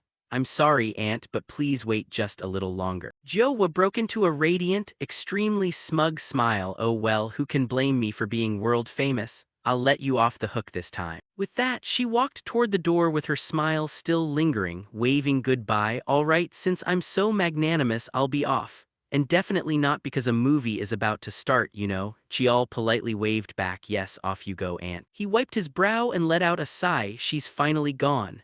At the same time, Myeonjung calmly smiled and drew his sword. "Now we can finally start training for real." His sword was sharp and fine, and Myeonjung turned serious as he spoke. "All right, to fully meet the conditions set by father." Standing before him, Chial also became much more focused. "I'm going to train you strictly." Inside the training room, the sound of weapons clashing echoed continuously. A week later, at the Sungmu estate, practicing basic techniques with the big brother was deceptively simple. Myeonjung continuously launched attacks at Chial. While on his side, he fought back fiercely. He swung his sword hard, sending Chial staggering back a few steps. The time spent teaching postures or theories flashed by in an instant. Chial clenched his teeth as he slid across the ground, trying hard to stay on his feet. Resting was nothing more than buying a single breath. Chial planted his hands on the ground, hanging his head as he panted heavily with exhaustion, a sparring match extremely close to real combat. Myeonjung held his sword firmly in one hand, put the other behind his back, and calmly walked through the dust. "I believe that compared to teaching through words, carving lessons directly into the flesh carries much more meaning." He looked at him with glowing amber eyes and said in a deep voice, "You're observing with your demon eyes, right? move properly. With that, Chial drove his sword deeply into the ground. He let out a grunt, struggling to push himself back up. Chial stomped hard onto the ground, then dashed forward and roared Haya. He decisively thrusted his sword toward Myeonjung, thinking to himself, I clearly read the flow with my demon eyes, yet my body just won't obey my will. Chial's eyes flashed crimson as he launched non-stop attacks, raining down sword strikes from angles that structurally seemed completely impossible. Not just muscles, even joints could barely endure it. Suddenly Myeonjung calmly spoke up, you just thought that was an overexerting movement, didn't you? He stumbled backward, eyes wide with shock as the other man suddenly surged forward like a tempest. You're wrong. The body of the Sungmu Lee lineage is much sturdier than you think. Chial stared blankly as the tip of the sword hovered right near his eyes, the body. His eyes flashed with a red glow as he leaned backward to dodge Myeonjung's incoming thrust. You need to move. The older man showed a fleeting trace of surprise seeing Chial dodge his attack. You've caught up to this extent already. Myeonjung grabbed the strings of his robe and pulled hard, solid foundation, quick absorption. This kid couldn't possibly execute movements like this before. His outer garment fell away accordingly, the bloodless dream trial, even I was never granted permission to enter it. Could this be the realization he gained from that place? Myeonjung rolled up his shirt sleeves. All right, looks like you're keeping up, so I'll raise the difficulty a notch. He smiled knowingly, gripping his shining sword amidst blazing blue aura as he issued a provocation. Let's see how far you can keep up. Seeing the power radiating from Myeonjung, Chial couldn't help trembling slightly. Damn it, he's actually serious. The evening sun shone through the windows of the training room as his voice rang out. Today's training ends here. Myeonjung rubbed the back of his neck with an apologetic, sheepish smile. I'm sorry. He looked down at Chial, who was sitting tiredly on the ground with bruises everywhere and dirt and sweat covering his body, and said flusteredly, looks like I got a bit carried away during the practice. While Chial just offered a weary, bitter smile in response, it's fine, this is what you call real training. A hand reached out in front of him along with Myeonjung's voice, oh well. With that, he pulled Chial to his feet. Looks like you've more or less got the hang of it, right? Chial was able to stand up much more easily thanks to that. Thanks, and yes, didn't you say the body of the Sungmu Lee lineage is very sturdy? A massive burst of blue energy radiated from the human body. The bodies of the Sungmu family were indeed much tougher than ordinary people, with tendons and bones as tough as steel wire and muscles as supple and elastic as rubber. Chial looked down at his own hands in deep thought, and such a hardy body grows even stronger through repeated training. Then he clenched his fists, looked up at Myeonjung with a firm smile, so even if it's hard to execute moves that place heavy stress on the body, it doesn't matter.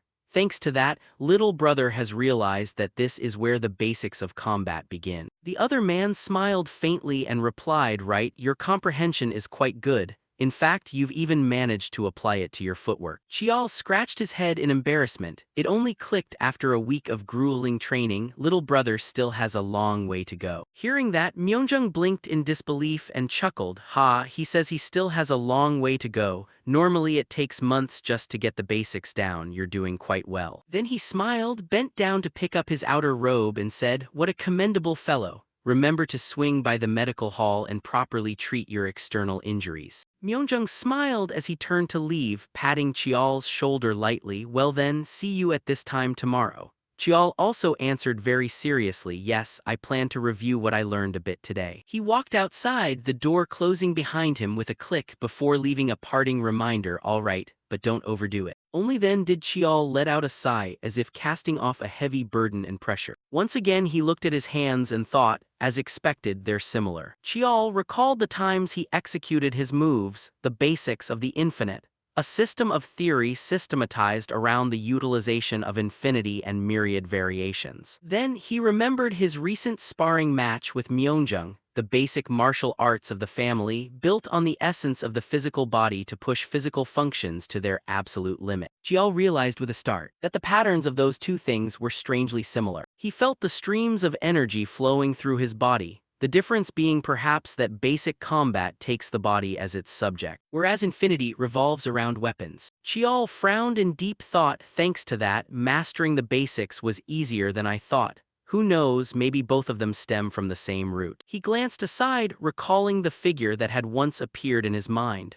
Back then, within the memories of infinity, I saw someone bearing the traits of the Sungmu lineage. Sure enough, infinity seems to have a very close connection to our family. Chial clenched his hands into fists and thought to himself, it feels like I've uncovered a secret that no one could have ever expected. A smile curved upon his lips as he spoke. Looks like time is going to fly by very quickly. A little later, everyone gathered around the long table in the council hall of the Sungmu family's elder council. The door of the room opened with a soft creak. Chialjung walked in slowly leaning on his cane, smiling gently as he spoke. Apologies for being late. He looked toward Yihang, who was sitting quietly with his arms crossed. Oh my, a busy general manager with 100 things on his mind. What brings you the grace of attending this meeting? The older man coldly replied, it's just that I often use being busy as an excuse to miss regular attendance, so I thought I'd drop by for once this time. Chialjung raised an eyebrow, picked up the teacup on the table and said, is that so? Then he leisurely took a sip.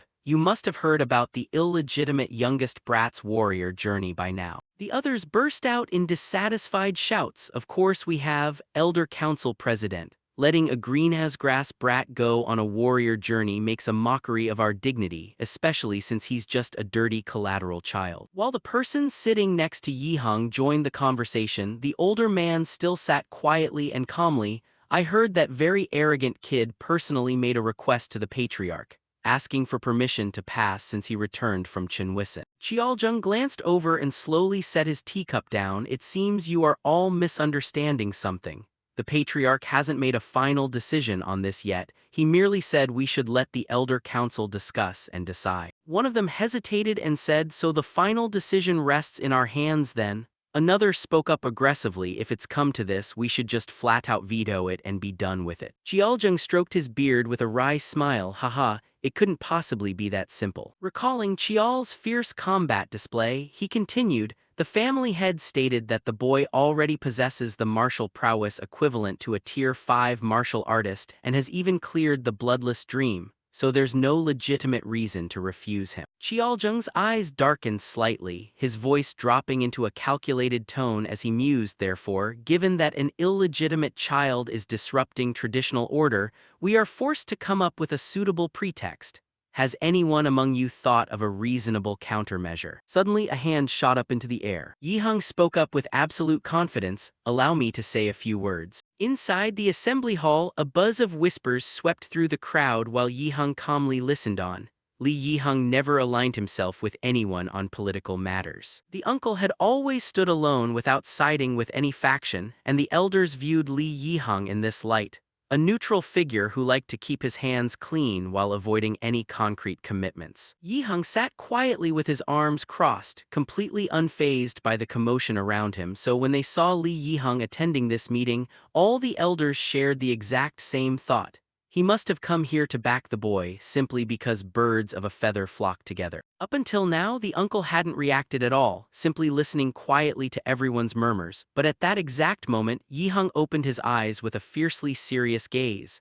And of course, Li Yihang knew that very well, thinking to himself as he looked at them, their intentions are as clear as day, a bunch of old snakes. And the topic they were debating revolved around the next trial. The 3 trials that direct descendants of the Sungmu family must undergo: the choice, the naming right, and the martial journey. Anyone who managed to pass all 3 would be recognized as high-ranking members of the clan. Documents rained down from above, granting them numerous rights and approvals, including the authority to attend and voice their opinions in major council meetings. Frankly speaking, it was treatment no different from that given to a former elder. Yihang quietly slipped his hand into his opposite sleeve, knowing damn well that these narrow-minded elders, obsessed with pure bloodlines, would never accept such a thing. The uncle suddenly thought to himself, wait a minute, don't tell me this brat brought that miraculous elixir over just to ask for this. Yihang let out a soft sigh, feeling a twinge of hesitation as he thought, Chial,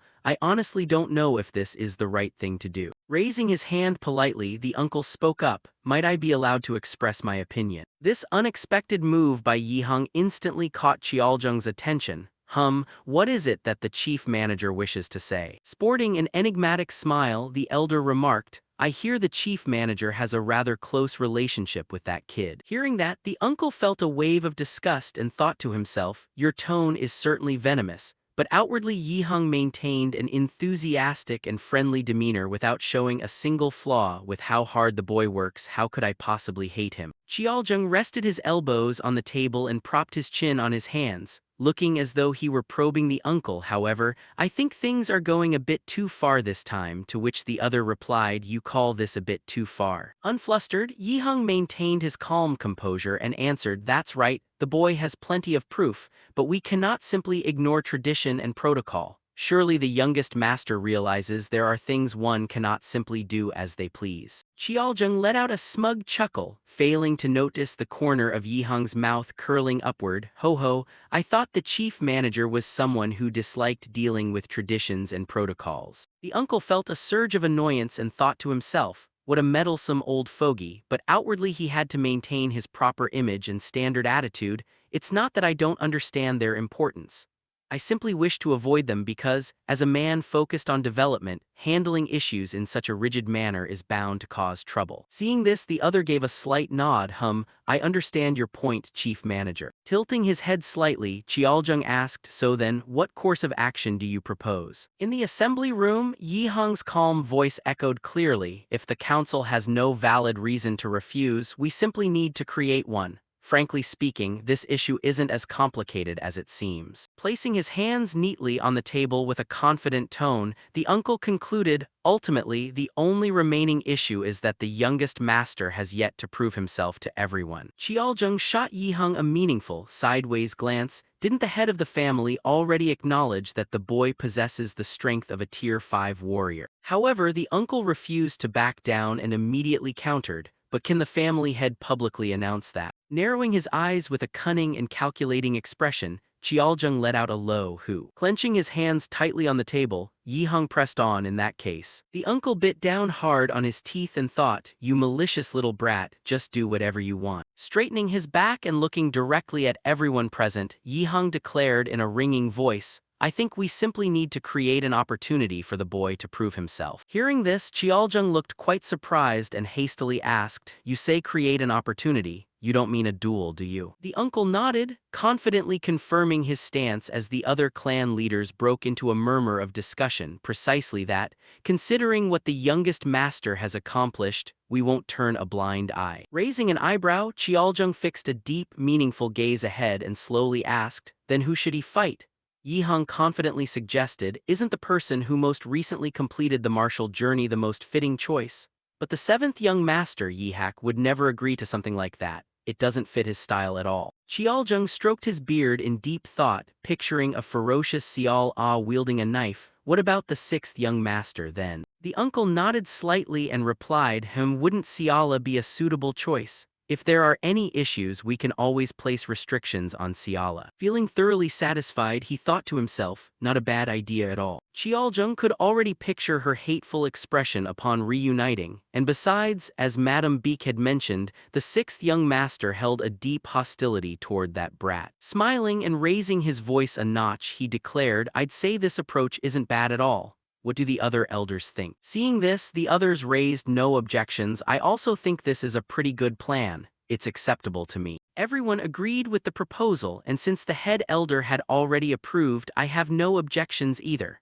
I feel the same way, followed by Qiaojung's resounding voice, then let us bring this meeting to a close. Beneath the evening glow, a voice of praise suddenly rang out, you did a great job today, Lord Manager, causing Yi Hung to halt his steps and turn around. Head elder. Walking against the backlight and stepping across the threshold, Qiaojung approached with a hunched posture, leaning on his cane. Smiling benevolently, he probed the uncle, it seems I misjudged you. What on earth made you change your perspective so quickly? Maintaining his calm composure, Yi Hung replied, just as I said earlier. Qiaojung tapped his cane with a nod of understanding. I am already well aware of your loyalty to the clan. Suddenly, he struck the wooden floor hard with his cane, but listen to me, chief manager. Qiaojung's eyes turned sharp, his voice carrying a hint of warning. In acting, even the smallest details matter. Yet Yi Hung merely let out a foolish laugh and rubbed the back of his neck. Acting? I have no idea what you're talking about. Every single word he uttered caused the uncle to momentarily freeze,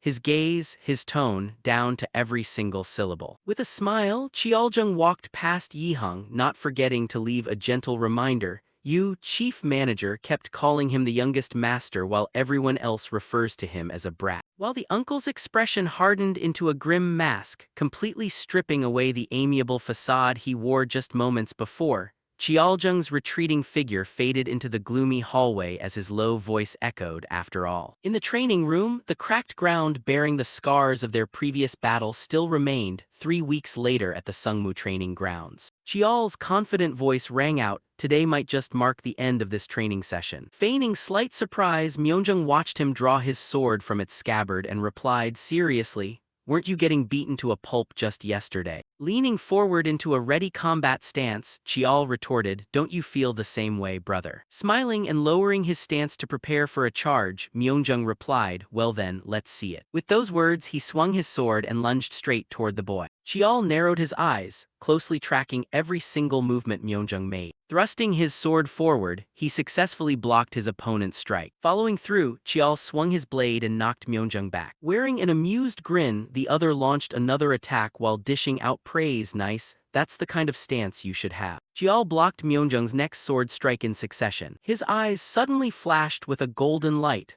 Through relentless training, his sixth sense and mystic vision allowed him to read every single trajectory of the incoming blade. Seizing the moment, Chial lunged forward and swung his sword, taking the initiative. "I can block all of them." His eyes turned completely blank and lifeless. He brought his blade down in a clean arc toward Myeonjung. The latter managed to intercept the blow, the violent collision generating a minor shockwave that whipped up a cloud of dust and sent tiny pebbles flying in all directions. Clinging tightly to his sword, Myeonjung was knocked back by Chial, sliding a long distance across the ground, while Chial himself couldn't avoid being thrown backward by the recoil. Seeing this, the older man couldn't help but burst into laughter. Sitting amidst the dirt and gravel while clutching his head, Myeonjung laughed out loud, "You've actually mastered all the basics. It took me a full 3 months to get them down. You really are a monster of a genius." Letting out a long breath and rubbing his dizzy head, Chial thought to himself, 1 week to grasp them, 2 weeks to internalize them, and just 33 days to apply mana and perfect them. Widening his eyes as he looked at Myeonjung's extended hand, he muttered, "You never fail to amaze me." Sporting a bright smile, the older man declared, "I officially recognize that you have completely mastered the fundamentals." Myeonjung's clear voice echoed in his ears, "And it looks like you didn't just understand it, you gained something even greater from it." Chial wore a smile that was both amused and helpless. "I really can't hide anything from my elder brother." Reaching out to grab his hand, Chial replied, "Yes, I'm also working on my footwork now," prompting Myeonjung to instantly ask, "Want me to help?" Gripping each other's hands warmly, Chial answered cheerfully, "I'd be very grateful if you did." Thick fog shrouded a forest of withered trees, their black, twisted branches reaching upward in an eerie and chilling display. A fierce knife slash drove downward and dragged across the ground, accompanied by a curse, pathetic good-for-nothings acting all tough. Xiao Ah shoved her hands into her pockets, her expression draped in sheer boredom. Lowering her head with a darkened expression, she muttered, "It's all that bastard's fault I'm stuck with these annoying-ass chores." As Xiao Ah's footsteps squelched against the muddy ground, Mother is still furious. She stepped over numerous monster corpses, muttering under her breath, "It's all because of him, every bit of it." Suddenly, one of the monster corpses twitched, letting out a deafening roar. It snapped its jaws wide open, baring rows of sharp teeth as it lunged toward Xiao Ah like it wanted to swallow her whole. Yet Xiao Ah simply kept her hands in her pockets and walked forward with utter indifference. And so, a brilliant streak of crimson light flashed past. A knife coated in blazing red mana pierced straight through the monster's head. Fuming with rage as a small flame danced across her hand, her eyes bulged as she screamed at the top of her lungs, "I already said it's fucking boring." With deadpan eyes, Xiao Ah stared at the flaming dagger piercing the beast's skull. Reaching out, she forcefully yanked the weapon out of its head. Retracting the knife back into her hand, she muttered, "That makes 21. Gritting her teeth in mounting fury, "And they're all tedious garbage like clearing out rampaging monster hordes. Normally I only do 4 or 5 of these a year at most." Strolling leisurely through the gloomy and freezing forest, Xiao Ah thought, "The 5-year covenant is finally up, and the moment I return to the clan, that arrogant bastard will be back too." Suddenly, a mysterious shadow materialized behind her and bowed respectfully, "Greetings, 6th young miss." Xiao Ah widened her eyes, shooting a sharp glare backward as her deep voice demanded, identify yourself. The figure answered honestly, I am Gaguk from the 12th Squad of the Black Sword Unit, causing her to freeze in shock, spin around, and ask in disbelief, the Black Sword Unit. Gazing at the masked stranger who respectfully placed a hand over his chest, she asked perplexedly, what is the Patriarch's personal guard doing all the way out here? Concealed behind a mask that hid his true face, only his voice came through, I bear a message from the Patriarch. Whispering something so faintly it was hard to make out, the moment Xiao Ah heard it, she let out a cold laugh, oh, that arrogant bastard is back. Following that came a terrifying, spine-chilling burst of laughter from her, as she repeatedly stabbed her knife into a nearby tree trunk. With her head lowered so her expression remained hidden, she muttered, perfect timing, he just dug his own grave with my bare hands. Sporting a twisted, sarcastic grin with wide eyes and a shrill cackle, she added, the old man is ruthless, isn't he? Glancing back down at the operative, she instructed, tell him I've received the message, to which his respectful voice replied before vanishing in the blink of an eye, yes, young miss. Squeezing the hilt of her blade until sparks flew, she felt a surge of ecstatic thrill, I'm really looking forward to this. Driving the knife even deeper into the tree trunk, causing the mana radiating from it to flare brilliantly, I'm going to grind you into the dirt, Li Qiao. On a bright, beautifully clear morning, Qiao walked up, gently pushed the door open, and peeked inside with a slight lean, sorry I'm late, aunt. My training ran a bit long. Seeing that he had finally appeared, Yiheng turned around with a beaming smile, you're here. I heard you already mastered all the basics, what else was there to practice? Qiao replied very politely, yes, there were still a few things I wanted to test out. Watching the boy pull out a chair and slowly sit down, the uncle got straight to the point, the official schedule has been announced, so I came to discuss it with you. Sitting upright across from Yiheng with a faint smile, Qiao responded, if there's an official notice I would have come to see you anyway. The uncle let out a heavy sigh at that. Looking straight into his eyes with a serious expression, Yiheng asked, aren't you nervous at all? But Qiao remained completely unfazed as he countered, what's there to be nervous about? His eyes darkened slightly while a meaningful smile crept onto his lips. Everything is going exactly according to my predictions. Qiao recalled the sequence of events leading up to this point. Father approved the martial journey, but he attached two conditions. Then came the sparring sessions with Myeongjung. Condition 1, master all basic martial techniques. Fortunately, thanks to his brother's insights and what he had learned about mana manipulation, he managed it in a short amount of time. The second condition was also the hardest one for Qiao, the one Tishin had laid out for him. And then, the second condition, the hardest part of all, persuading the Council of Elders. Qiao had stared blankly at his words, asking, excuse me, to which Tishin replied with a serious gaze, you can use any means necessary if you can't persuade them. His subsequent warning had left Qiao slightly uneasy. The martial journey won't be authorized. Left by himself afterward, he had racked his brain trying to find a way, given my current standing. It's hard to interfere with the elders' affairs. Suddenly, Qiao let out a realization-filled exclamation. Resting his chin in his hand with a confident smile, so I decided to set up the most favorable stage for myself. Following that, Qiao had sought out Yiheng for a favor. Using the qualification as a pretext, I'm arranging a duel with the 6th senior sister. If you guide things in that direction, the Council of Elders won't have any reason to refuse. At that moment, he officially made his next tactical move. I wanted to create a situation that granted me the right to travel.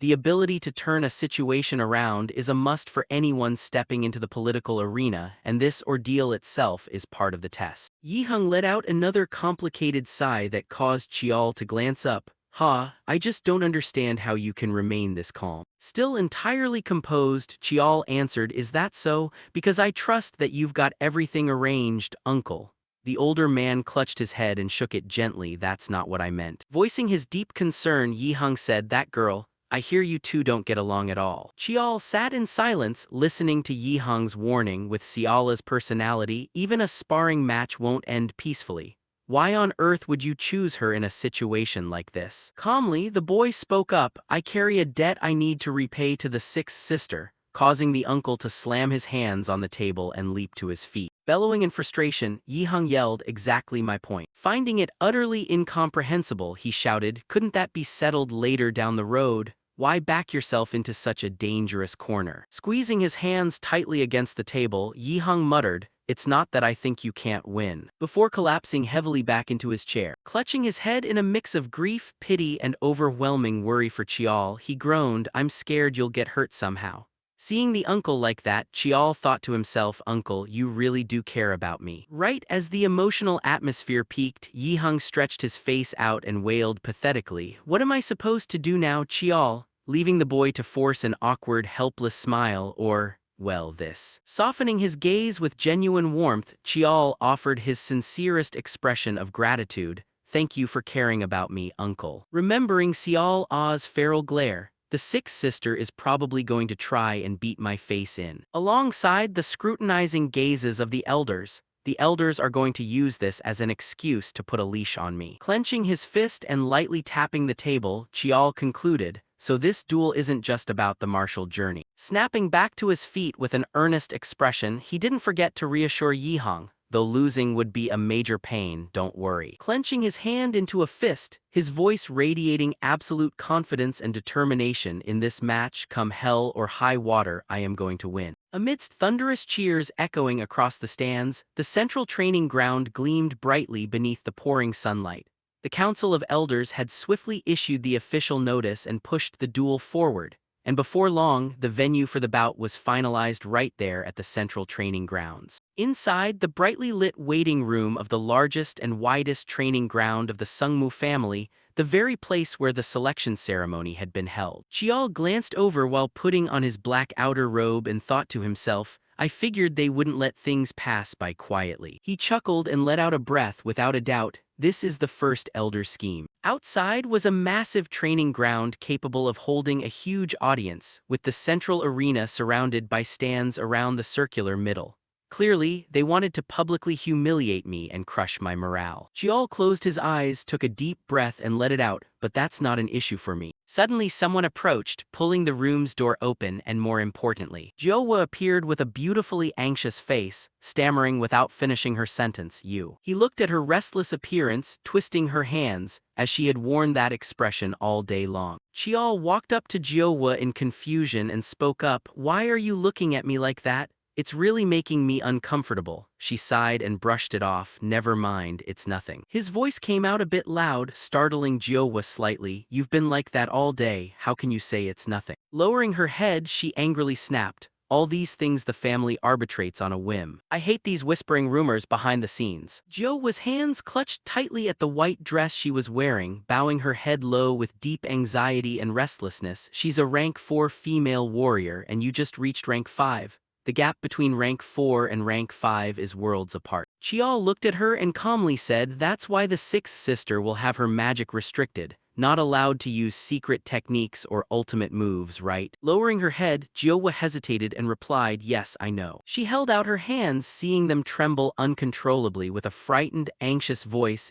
However, what if you actually lose? Jiowa clutched her head in panic, her flustered gaze darting around as she muttered, magic. If only I had taught you harder. If I had revealed Mujin to the family sooner. Suddenly, a clear, respectful voice rang out, startling her back to her senses. Please stop, elderly Jeonghwa. Gawa had appeared by her side from who knows where, smiling with total confidence the young master will win, just like he always does. She narrowed her eyes, stepped closer, hooked her arm around Jiowa's shoulder and reassured her so as his teacher, shouldn't you be saying a word of encouragement? Her eyes still cast downward, the heavy feeling and worry in her heart unvanquished, but Chial looked at Jiowa and thought to himself, she looks like a trembling beast shivering in terror. Perhaps she is also someone who lost something within this Sungmu family. A lonely image of her flashed through his mind. I don't know her past, and if I wanted to, I could easily investigate all of it. Chial calmly brushed the thought aside, but I choose not to. Then he gently stepped forward because I believe that one day, she will tell me herself. Chial walked toward Jiowa with a radiant smile, comforting her instead. Aunt, this is no time to be gloomy. You should cheer up instead. Jiowa tilted her head, looking at his confident expression and smile, cheer up. Her bright golden eyes widened in surprise, her lips parting slightly at his cryptic words, and best of all, there's a totally unexpected plot twist coming.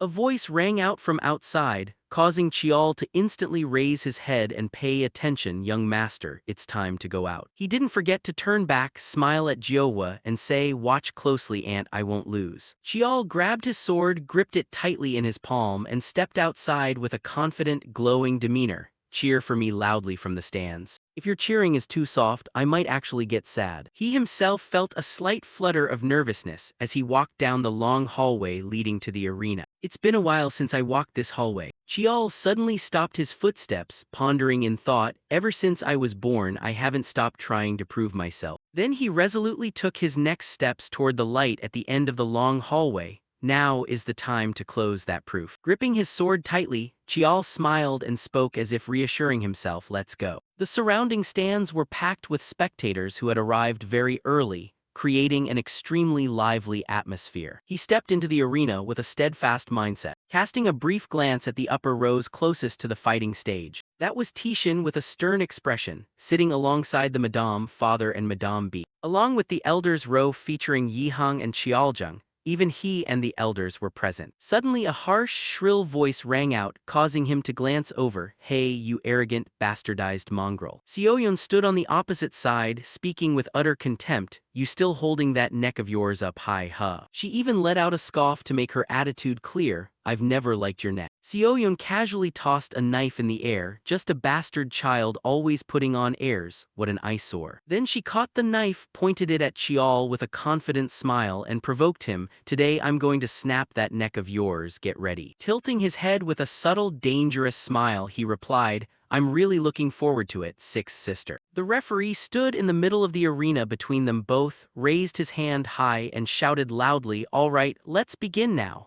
The match between the sixth young lady and the ninth young master starts. With the referee's permission, both simultaneously placed their hands on their weapons, taking their combat stances ready. Chiol quietly closed his eyes to sense the surrounding atmosphere. The moment the referee yelled, start, he opened his eyes. Chiol's eyes became intensely bright, surrounded by numerous pulses of energy, demon eyes. But in a flash, Xiaoyun appeared right behind his back, holding a ready knife blazing with fire. Chiol felt immense surprise at her speed, glancing back at where Xiaoyun's knives were lunging, since when did she get behind me? He stood silently rooted to the spot while 3 throwing knives flew in from behind. And in front of Chiol came 2 more fiery knives hurtling forward, 2 more blades in front. I didn't even have time to see when she threw them. Xiaoyun saw him being cornered from both sides and broke into a smug smile, flying dagger art. Her knife blazed, burning fiercely with mana-fueled flames, a technique where she channeled mana and chi into the blades before throwing them,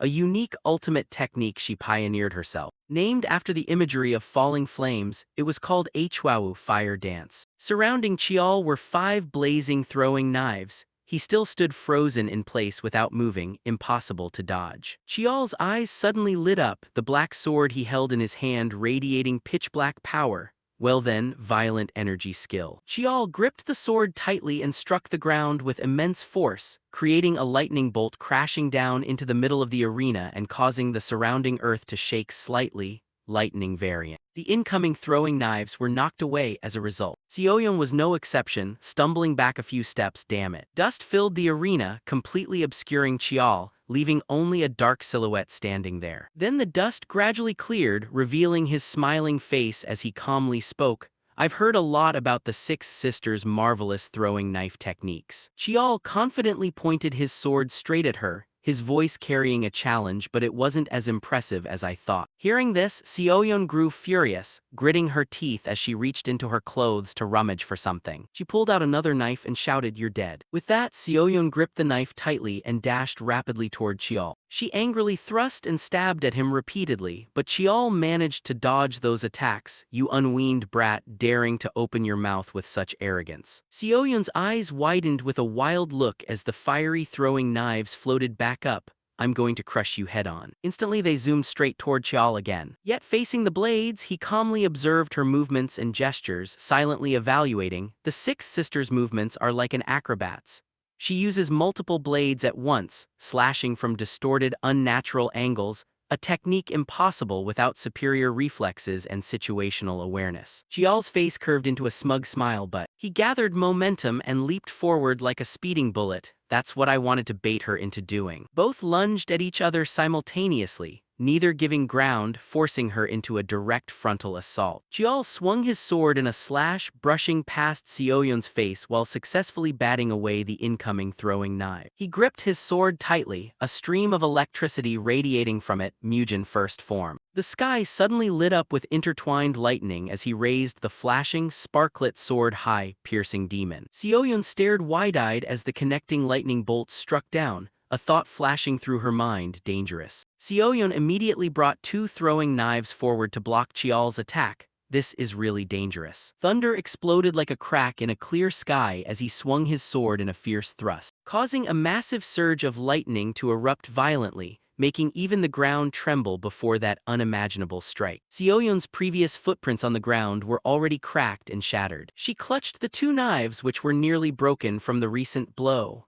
Kneeling on the ground, she gritted her teeth and looked up. Did he reduce his momentum at the last second by stepping back right as the swords collided? She looked down at the pitiful knife in her hand, that bastard, using swordplay like family secret arts. Sioyon tossed the broken knife aside, her sharp gaze locking onto Chial. I must not get hit by that attack. She picked up another knife instead, stood up to face him and spoke. Turns out you actually have some tricks up your sleeve, but too bad that move. Then Sioyon gripped her two burning knives, charged fiercely forward, and yelled at the top of her lungs, you should have saved it for a more important moment to use. Chial carefully observed her speed, assessing silently, faster than before, but charging right at me again. He swung his sword up in tandem, but Sioyon spun a few times in midair to dodge Chial's attack. In a flash, she appeared right behind his back, turning defense into offense. What cat got your tongue? Hey, talk back to me. Chial nimbly swung his sword up to parry Sioyon's sudden attack. Afterward, both lunged at each other, unleashing strikes at a relentless frequency with the clanging sound of weapons echoing across the arena in fast, unpredictable combination strikes. He frowned, raising his sword to block Sioyon's knife. I blocked it, but that speed makes it hard to counterattack. Chial's eyes suddenly flashed with a golden glow. Sixth sister. He could see her every move and make a judgment. I can see everything. Chial tilted his head to dodge the knife Sioyon thrust forward.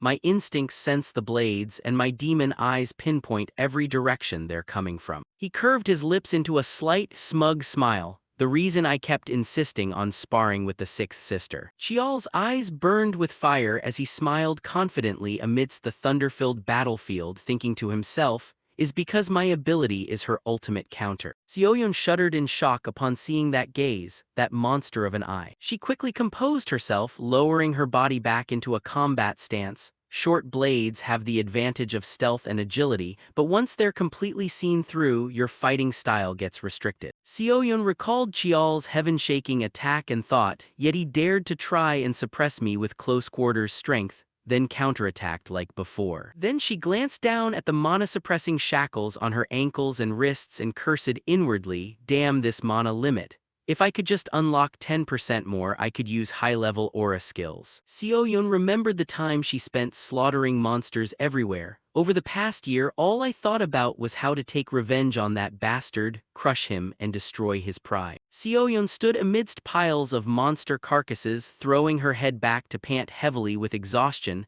I was going to torture him until he begged for mercy. Along with a savage, satisfied smile, I never expected it to turn out like this. Sioyon blissfully lost herself in thought until Chial's voice snapped her back to reality. You still have the spare capacity to daydream. He appeared right in front of Sioyon out of nowhere, smiling as he reminded her, you better focus, you know. Chial swung his sword in a slash, and she agilely brought her two throwing knives forward to block. But compared to his strength, hers was still somewhat weaker. Sioyon shook as she blocked, clicking her tongue in annoyance. Tusk. Suddenly her entire body blazed with red flames. I wasn't planning on using this. This caught Chial off guard as well. A wave of electricity spread outward, surging into his body. It traveled straight toward Chial's heart, wrapping around it and successfully locking it down. He looked down in shock, thinking to himself, my mana pathways are sealed. Feeling that something was wrong, Chial instantly leaped backward a few steps. Sioyon saw him retreat and mocked mockingly, turns out you know how to think after all. She roared with a mad expression, without mana, you're just a useless bug. Chial remained very calm as he looked at Sioyeon, silently deducing she used a spiritual ability. A type of energy slithering deep into the body, reaching the human heart, the spiritual ability of the sixth young lady Lee Sioyeon.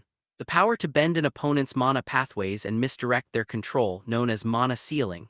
If your opponent's mana is overwhelmingly stronger, you can still resist, but otherwise, even if you know it's coming, you remain bound. Sioyeon saw him frozen in place and gloated triumphantly, "You're done for." But there was one thing Chial kept hidden deep in his heart, but there's one thing the sixth sister doesn't know. The next second her eyes widened in shock. No way. Seeing the swirling blue mana flowing around him, Sioyeon gasped in surprise. Why is he still able to use mana? While Chial smiled inwardly with utter confidence, my mana technique isn't like anyone else's. Amidst the deafening cheers of thousands of spectators, right in the middle of that surging crowd, a girl couldn't help trembling as she prayed, "Everything's going to be fine, everything's going to be fine. Because my grandchild is so amazing." At that moment, Jiowa's face clearly betrayed the deep anxiety in her heart. She clasped her hands together, shaking as she prayed, subconsciously trying to reassure herself. Yes, this time won't be like last time. But what if he ends up in that situation again? Jiowa was so terrified that Gawa kept calling out beside her, "Elderly Jiowa," but she didn't hear a single word. Then what on earth should I do? She didn't dare face reality, and because of that, the black-haired woman's eyes remained tightly shut. Suddenly, the commentator's voice rang out, cutting through Jiowa's train of thought. "Wait, he's still okay." Hearing that, she snapped her eyes wide open. A young male spectator nearby couldn't help blurting out in surprise, "I never expected him to progress this far. His foundation is terrifyingly solid." Suddenly, a spectator standing right behind the black-haired woman curiously spoke up. "What kind of aura skill is that?" The guy next to him replied instantly, "Isn't that one of the Sumuiga's mana techniques? Did they say that illegitimate brat is 15 years old this year?" Hearing their discussion about her grandchild, Jiowa stared down at the arena in sheer astonishment. Down in the arena, Chial's dark gold eyes glowed brightly as he lunged forward, gripping his sword. Aura technique Thunder. With a single blow, his strike shattered the ground, though Chial nimbly dodged the attack. While she was still off balance from avoiding that strike, Chial didn't hesitate and swung his sword hard backward. Right after that, he used Aura technique Yama to keep pressing the attack against Chial.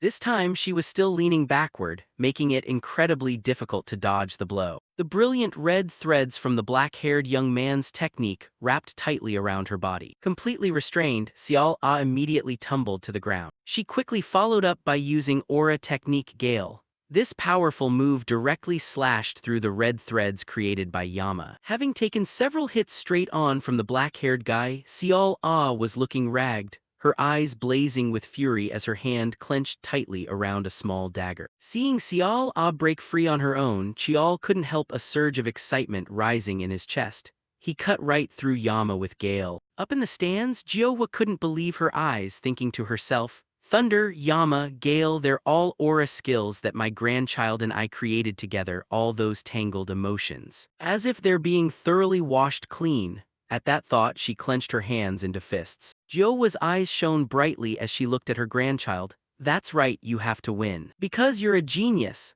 A bright smile blossomed across her face, filled with fierce faith in Chial. Down in the arena, as the dust slowly cleared, Xiao stood frozen for a moment. No way. His mana source was definitely sealed by my skill, so how can he still use mana? She simply couldn't accept what had just happened, her eyes wide with shock. Chial and Xiao stood facing each other in a standoff. The black-haired young man thought to himself, "There's one thing my sixth sister doesn't know. My mana method is different from ordinary people. It can operate using just the mana pathways."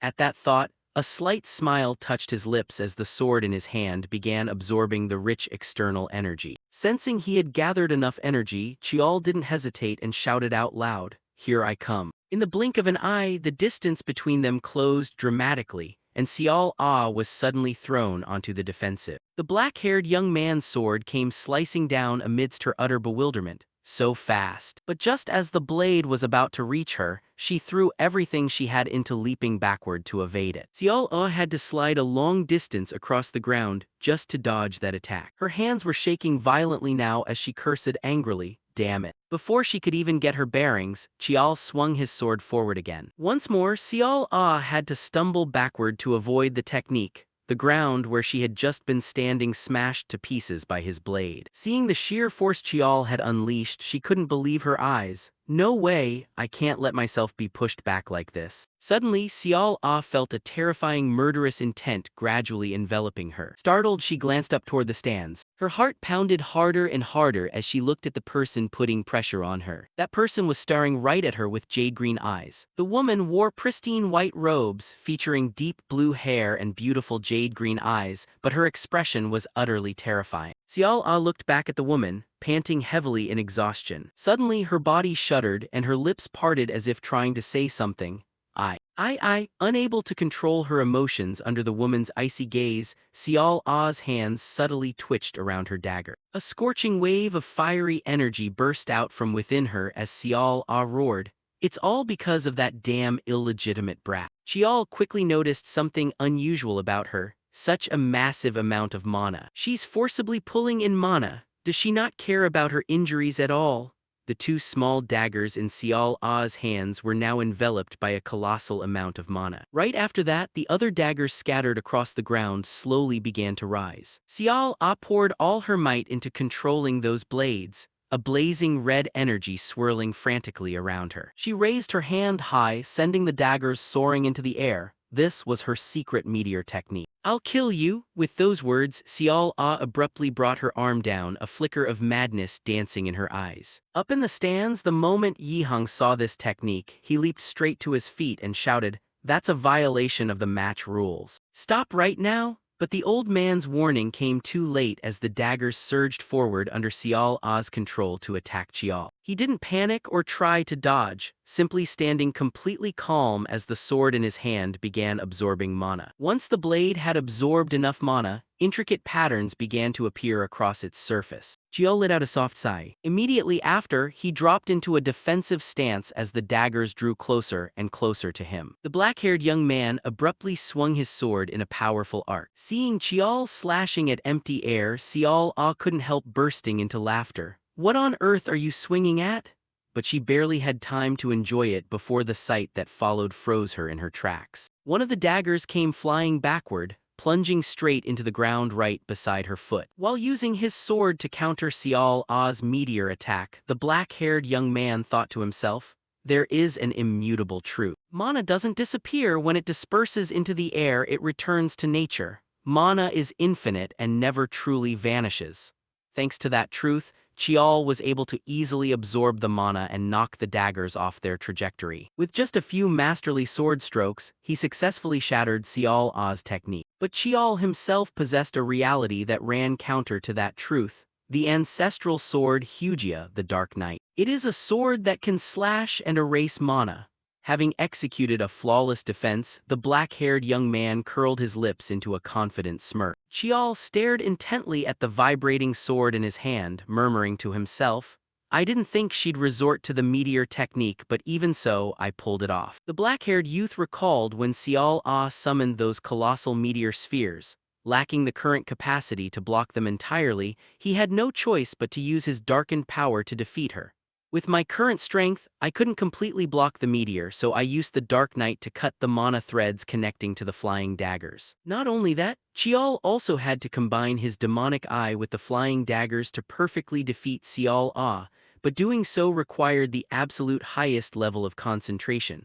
With the demonic eye, I can see the mana currents connected to the flying stars, but both tasks demand absolute focus. Having thought it through, he decided to carry out his planned strategy. And then Chial stepped forward defiantly, showing off before Xiao Ah with an eager tone, "Now then, it's my turn." Hearing that, she couldn't help starting in shock. Xiao Ah clenched her teeth with a worried expression. Is he planning to use that move again? She quickly darted to another spot with blinding speed. Her movement was too fast to trace clearly, leaving only flying debris kicked up from the ground where she'd stood. Standing as far away from Chial as possible, Xiao Ah reasoned, if I widen the distance, he won't be able to execute it. Suddenly, long blue lightning sparks erupted across the black-haired young man's sword amidst the darkening space, and he assumed a counterattack stance that sent her into a panic. Huh, he's taking an offensive stance even at this distance. Chial smiled smugly and confidently explained,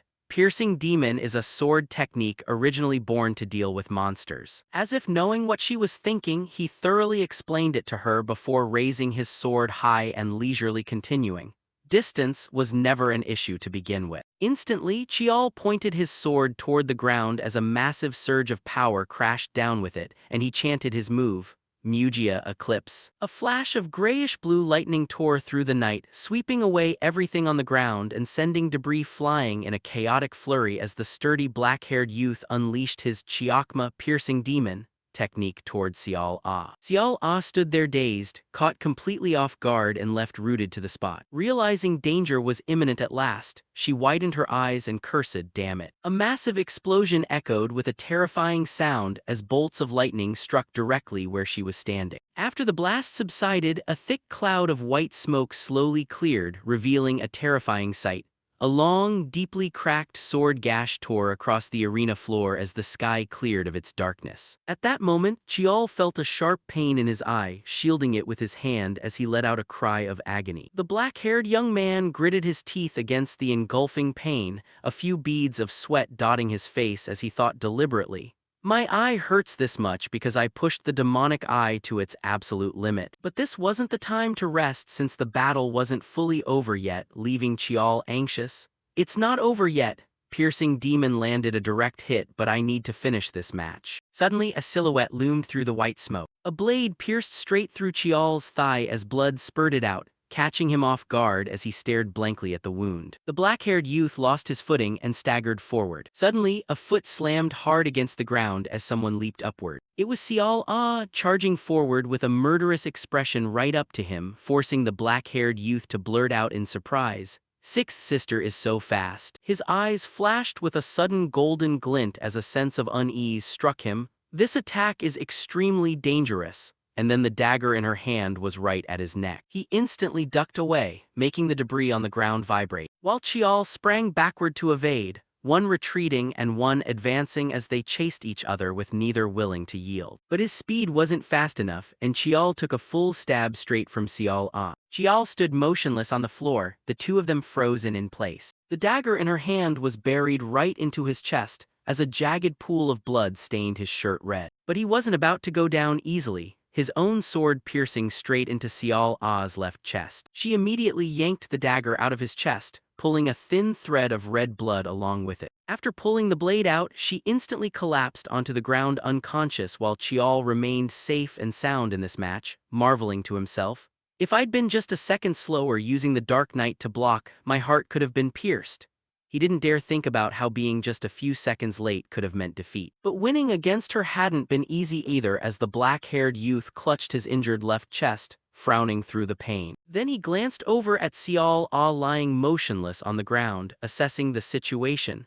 "Sixth sister passed out the moment piercing demon landed, and my body reacted on instinct to the incoming murderous intent." Chial couldn't help marveling at her capability. The bloodline sixth sister possesses is truly terrifying. He turned to the two medics standing nearby in stunned shock. Chial called out to remind them, "What are you idiots standing around for? Aren't you going to take sixth sister away? If you leave her lying there, she'll die from internal injuries," he said while sheathing his sword, prompting the two medics to finally realize their duty and obey in a rush. Yes, but they still seemed panicked, just standing there waiting for him until he impatiently pointed behind himself toward where Xiao Ah lay, making them finally understand and reply in a hurry. Yes. The two of them quickly rushed over to her sides, one on each, while the black-haired youth stood proudly to prove his capability to everyone before smirking. "Now then, you saw it, didn't you? You warriors of the clan," he looked up at the pack stands. "You stubborn elders." Grand Elder Chialjung sat watching with his jaw dropped in shock, staring blankly at the arena, still unable to believe his eyes. Then he didn't forget those who shared his bloodline, and all those half-siblings of mine. The black-haired youth raised his hand high into the air, overflowing with confidence and free from mockery at last.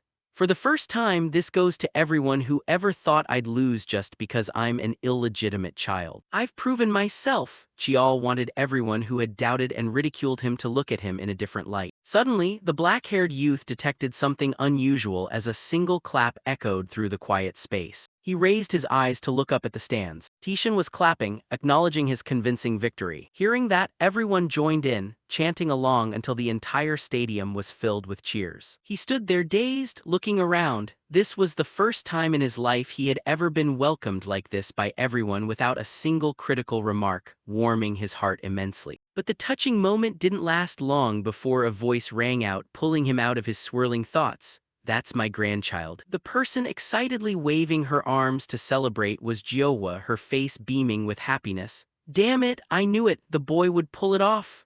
The female servant saw her getting a bit too excited and advised, "Elder, please calm down." Meanwhile, Chial stood on the arena covering his face in utter embarrassment, not wanting to claim Jiowa as his aunt and only able to exclaim, "Oh man." But the black-haired woman kept chanting her celebration proudly for her beloved grandchild. "That's my grandchild, that's my grandchild." At that moment, several people stepped down onto the arena and approached the black-haired youth. Leading them was Patriarch Li, who didn't forget to offer praise to Chial. "Well done." Meanwhile, the Grand Elder looked somewhat ashamed, not daring to meet his eyes. Chial was very surprised by Tishan's praise. Father doesn't seem very happy, but he's never praised a son in front of others before. Seeing him standing in silence, the patriarch stared at the black-haired youth, evaluating him internally. This kid chose Tihang and set up this stage, choosing the sixth sister and steering the flow of the match according to his own strategy. That was the opponent he had the greatest elemental disadvantage against, and anyone ignorant would think it's only natural for the sixth sister to win. It sounds easy, but among everyone here, how many could actually pull that off? Patriarch Li held him in very high regard, beginning to pay closer attention to him after this match. Then he decided to make an offer. "You've proven yourself, so I recognize your qualification to embark on the warrior training path." Chial happily bowed respectfully, placing his hand over his left chest in a salute. "Thank you, father." In a hidden corner where no one could see, the black-haired youth wore a cryptic smile, keeping his true thoughts hidden from everyone. Sensing he had something to say, Tishan curiously asked, "You still look like you have something on your mind." Sure enough, everything was going according to plan, and Chial seized the moment with internal glee. "It's time." Chial straightened up, looking straight into his eyes and answering honestly, "As expected, I can't hide anything from father." When Tishan asked if he had something to say, as if willing to grant it, he thought to himself, "Officially, the reward for this test is permission to join the warrior path." Then he saw a servant rush over to whisper something with a serious expression to Madame Beak, though he didn't pay much attention and continued his chaotic train of thought. "I shouldn't be getting anything extra from father." Perhaps the black-haired youth thought joining the warrior path was enough, but if Patriarch Li was offering, he had no intention of refusing, so he decided to express his intentions. "Then, please allow me to say one thing." Suddenly, Grand Elder Chialjung glanced over to see what he was up to, while Chial told himself, "It's like that with father," hopping to show more before Tishan as well. The black-haired youth brought his hand to his chest and continued, "I have reached a level sufficient to graduate early from military training, and father witnessed it with his own eyes. I also went to Chinwisin and passed the bloodless dream test." Chial decided to voice all his inner desires and expectations since he had passed every required test. "Since he decides on the Council of Elders, I must announce the reward in front of them as well," wanting to ensure he got everything he possibly could. Then he continued his narrative with a thoughtful, worried expression. "I've proven everything and met all conditions. Could it be that the Council of Elders doesn't trust me and insists on testing me without reason?" He wanted to call out Chialjung right in front of everyone, especially his father, to see how the old man would handle it. The old man, suddenly pointed out, was startled and alarmed, never expecting him to cleverly use a bitterplea tactic to trap him. Chial continued recounting how hard he had tried. "During this match, the sixth sister was severely injured, and just standing here speaking now is an effort in itself for me." The black-haired youth looked straight into Chialjung's eyes, but the old man quickly averted his gaze, not daring to meet that steady look as Chial resolved firmly not to let the Grand Elder suppress him anymore. For my part, I can't help feeling like I'm being suppressed by the elders. Chial decided to rise up and stop holding back, bluntly exposing the old man in front of everyone. Then the black-haired youth lowered his head slightly, thinking to himself, "At 15 years old, I'm allowed to speak a bit harshly and boldly. If I don't speak up now, what other chance will I have?" He genuinely wanted to seize this single, tiny opportunity to vent the feelings he had endured for years, knowing that if he didn't do it now, he would never get another chance. Seeing Chial's innocent yet aggrieved look at being suppressed and unrecognized by the senior elders, Tishin turned to ask Chialjung, "Head elder, can you answer this youngest child's question?" Chial also instinctively looked toward the old man, wanting a proper answer. Chialjung held his walking stick in his hand, falling into deep thought for a moment. After a moment, the old man smiled and spoke. "It seems there has been a misunderstanding. The matter of participating in the warrior's path has always been decided by the Council of Elders." True to the saying that ginger gets spicier the older it gets, the old man quickly denied it, refusing to take any blame upon himself. The great elder patiently and thoroughly explained it for the dark-haired young man to understand. The family rules clearly state that there is no distinction between legitimate and illegitimate children. Surely the Council of Elders wouldn't deny the family laws themselves. Hearing this, Chial just gave a slight smile, catching the subtle irony hidden within the old man's every word. "Yet you people are the ones who deliberately brought up the word illegitimate." Knowing full well that the great elder was targeting him, he hadn't even mentioned his own status, yet the old man had already brought up family rules. The dark-haired young man feigned grievance and asked back, "Could it be that the Council of Elders is actually using family rules to play games?" Chialjung smiled kindly, quickly changing the subject without answering the youth's open-ended question. "Right, setting out on the warrior's path at such a young age can lead to unimaginable dangers."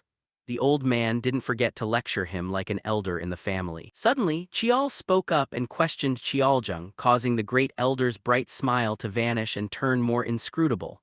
Refusing to let the matter go so easily, the youth continued to press. "Then why did it have to be the sixth sister? Anyone with eyes can see she's much stronger than me and older too." At this point, Chialjung began to fumble, not knowing how to reply as he stammered, "That's..." But before the old man could finish, the dark-haired youth pursued his questioning with absolute clarity. "I read the official notice and it stated that the person testing me would be someone who just returned from the warrior's path." Chial let out a resentful shout demanding that the old man clear everything up. "Then shouldn't it have been the seventh brother instead? If not him, there are still plenty of other warriors who could have been chosen."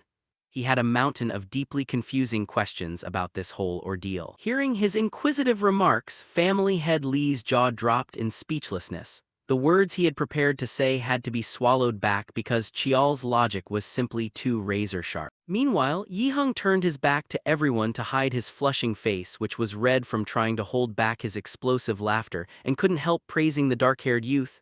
"You cheeky bastard, you set the stage and now you've backed the head elder right into a corner. I can't stop laughing."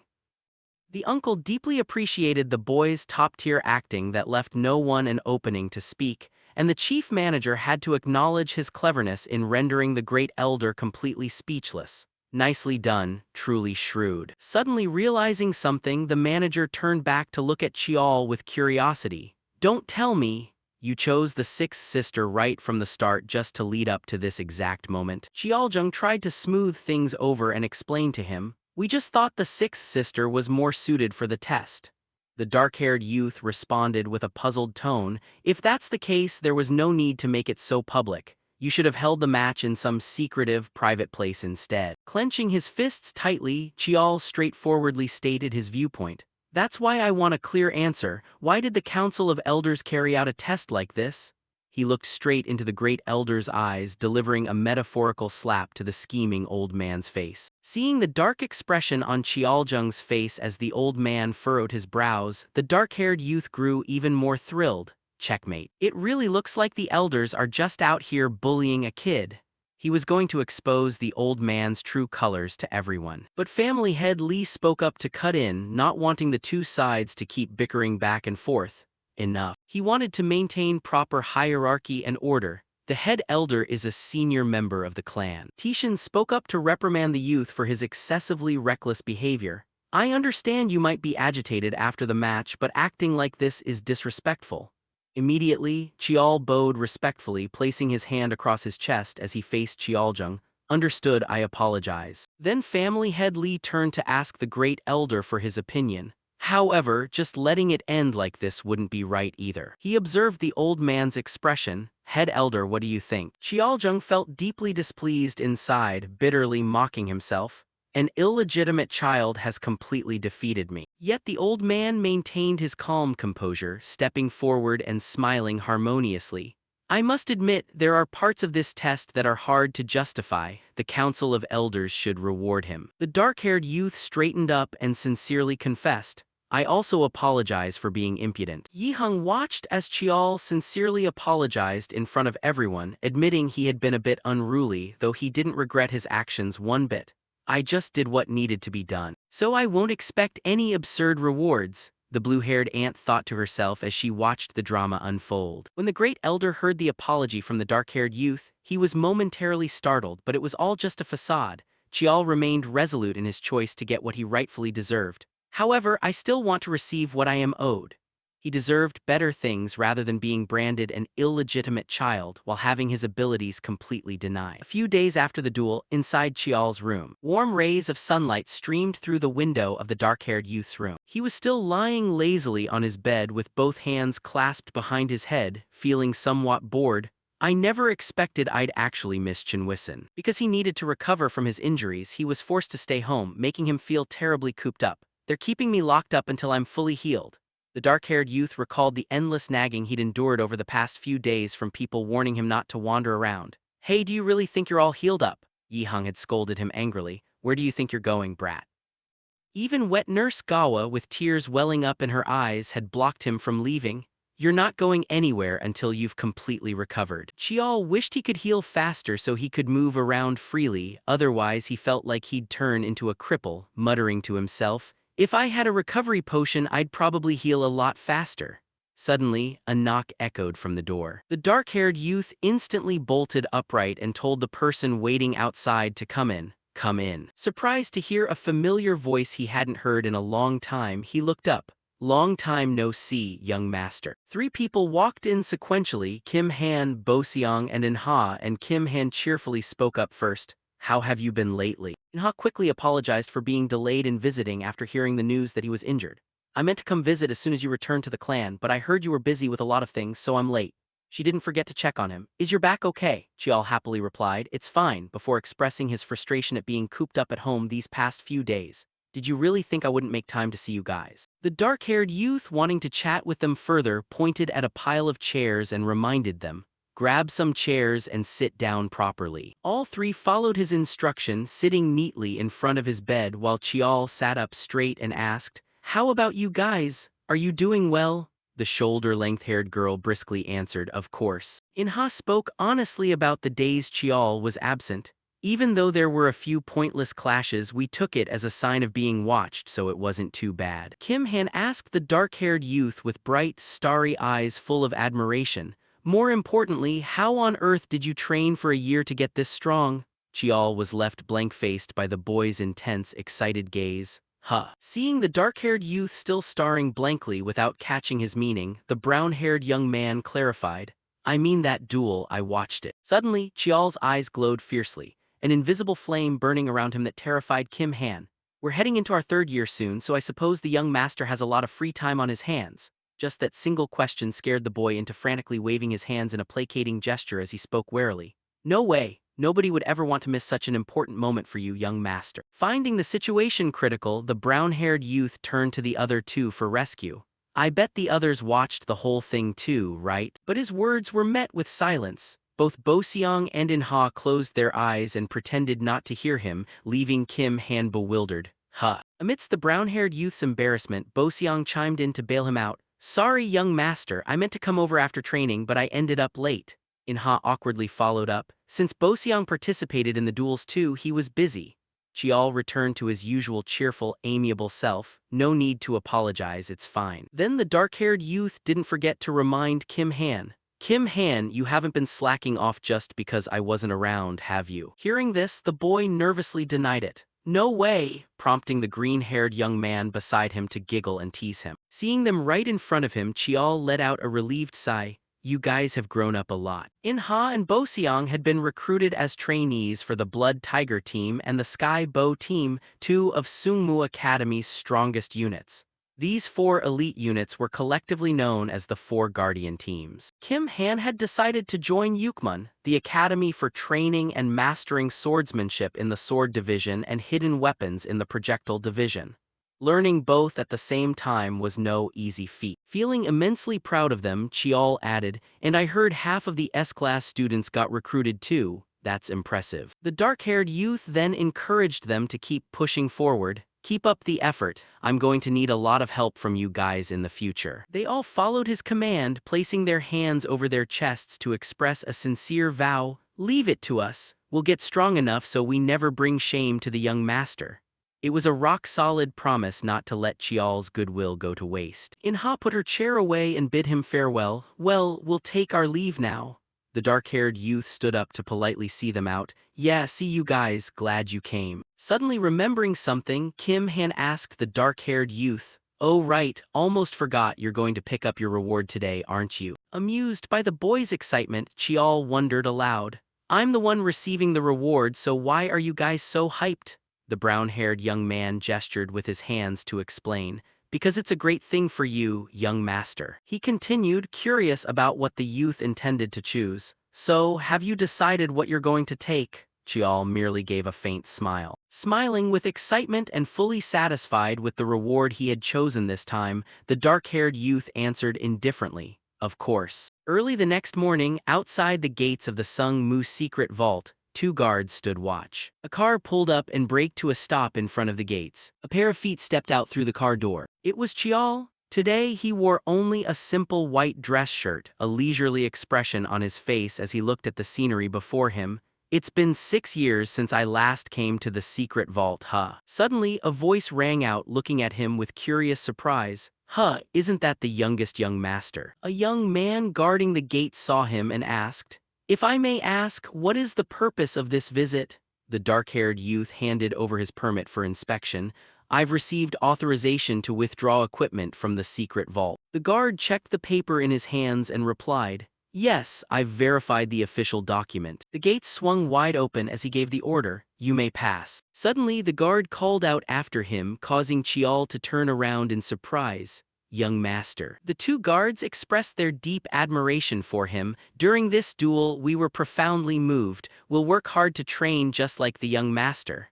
They had taken him as a role model to learn from. The two men bowed deeply in greeting, leaving Chiol blinking in sheer astonishment. The dark-haired youth stood there dumbfounded, watching them. He felt deeply moved and happy. "This is the first time in my life I've ever received such a greeting. Before, most people just despised and looked down on me because of my secondary spouse status." No longer facing contempt, he was now looked up to by people who genuinely admired his talent and cared for him, giving the dark-haired youth the motivation to keep striving to grow even stronger. "Thank you for thinking that way. To avoid letting down that belief, I'll work even harder." Chiol didn't want to disappoint those who placed their faith in him. He slowly approached the secret vault, which was jointly managed by the Administrative Bureau and the Elder Bureau. If the Administrative Bureau handles maintenance and upkeep, then research as well as equipment import and export fall under the jurisdiction of the Elder Bureau. As Chiol stepped inside, a guard standing watch used a specialized mana detector to thoroughly check if he was carrying any dangerous items. Chiol smiled, remembering the reward he had requested right after the match concluded. "That's why I demanded compensation from the head of the Elder Bureau." Back in the arena that day, the dark-haired youth had laid out his proposal. "I only did what I had to do, so I wouldn't dare ask for an unreasonable reward. I only asked to reclaim the items that were chosen back during the equipment selection ceremony." Chiol wanted back what he had lost. The great elder had questioned him. "Didn't you already choose a weapon back then and wear it at your waist?" The old man was baffled by his choice at the time. "You accepted a single weapon then, and now you want ownership of all of them." The dark-haired youth remained completely calm as he explained. "According to the rules, weapons chosen during the equipment selection ceremony can all be claimed eventually, or so I've heard." To ensure the rule's validity, he turned and asked Yihong directly to verify his words. "Am I misunderstanding anything here, Chief Manager?" The uncle hadn't expected the youth to dump the responsibility right onto him, and he silently sighed. "What a sly kid." But without making everyone wait long, the chief manager declared firmly, "All right, that is correct." According to tradition, people eventually receive the remaining weapons as well, and the family head has stated he will follow that precedent. Cheoljung glanced over at family head Lee and honestly agreed. Now that I think about it, that is indeed true. The old man fell into deep thought, locked in an internal debate. Just picking a couple of items suitable for his status and handing them over should be fine. Giving away a few pieces won't cost the Elder Bureau anything. The old man figured that plan sounded solid. Seeming to read the great elder's thoughts, the dark-haired youth smiled with certainty. They'd probably think that. If the head of the Elder Bureau approves my request in front of guests, the weapons in the secret vault will legally and legitimately become mine. He turned to Tishin and asked, "Can you make that happen?" Tishin only stared at him in deep thought without giving an answer. After a long moment, family head Lee finally spoke. "I'll allow it. Those things were bound to end up in your hands anyway." Chial respectfully raised a hand to his chest and bowed. "Thank you, father." The man treated it as a matter of course. "Of course. As long as you show the qualifications worthy of a master, the elders will always hand over the weapons to you." He didn't forget to remind the youth to prove himself worthy of these items. Chial was inwardly flustered. Tishin obviously knew his scheme but didn't expose it outright, offering only a gentle reminder. "Father truly saw right through my plotting. Even the head of the Elder Bureau didn't realize it, yet father saw right through it. Furthermore, you skillfully stood on the Elder Bureau's side to wrap the whole thing up." Then family head Lee ordered his subordinates, "Decide which weapons will be cleared from inventory and hand them over to the youngest young master." With his negotiations successfully concluded, Chial smoothly obtained the weapons he wanted. "Just like that, I was granted 4 masterwork-grade weapons." The dark-haired youth stepped into the secret vault's elevator and mused. "Usually, there's no such thing as such a generous reward, but with father backing me up, they didn't dare pull any tricks." They respected his father's face too much to pull anything behind his back. The elevator reached the 2nd floor with a ding. The elevator doors slowly opened, light spilling in and illuminating Chial's smiling face. Access is restricted strictly from the 1st to the 3rd floor. The 1st floor houses common-grade weapons which aren't worth paying attention to. I need to pick things that are actually useful for this journey. Before him lay a room overflowing with advanced, modern weaponry. Dazzled by the weapons, a black orb materialized in Chial's hand as he grew excited, preparing to pick his favorites.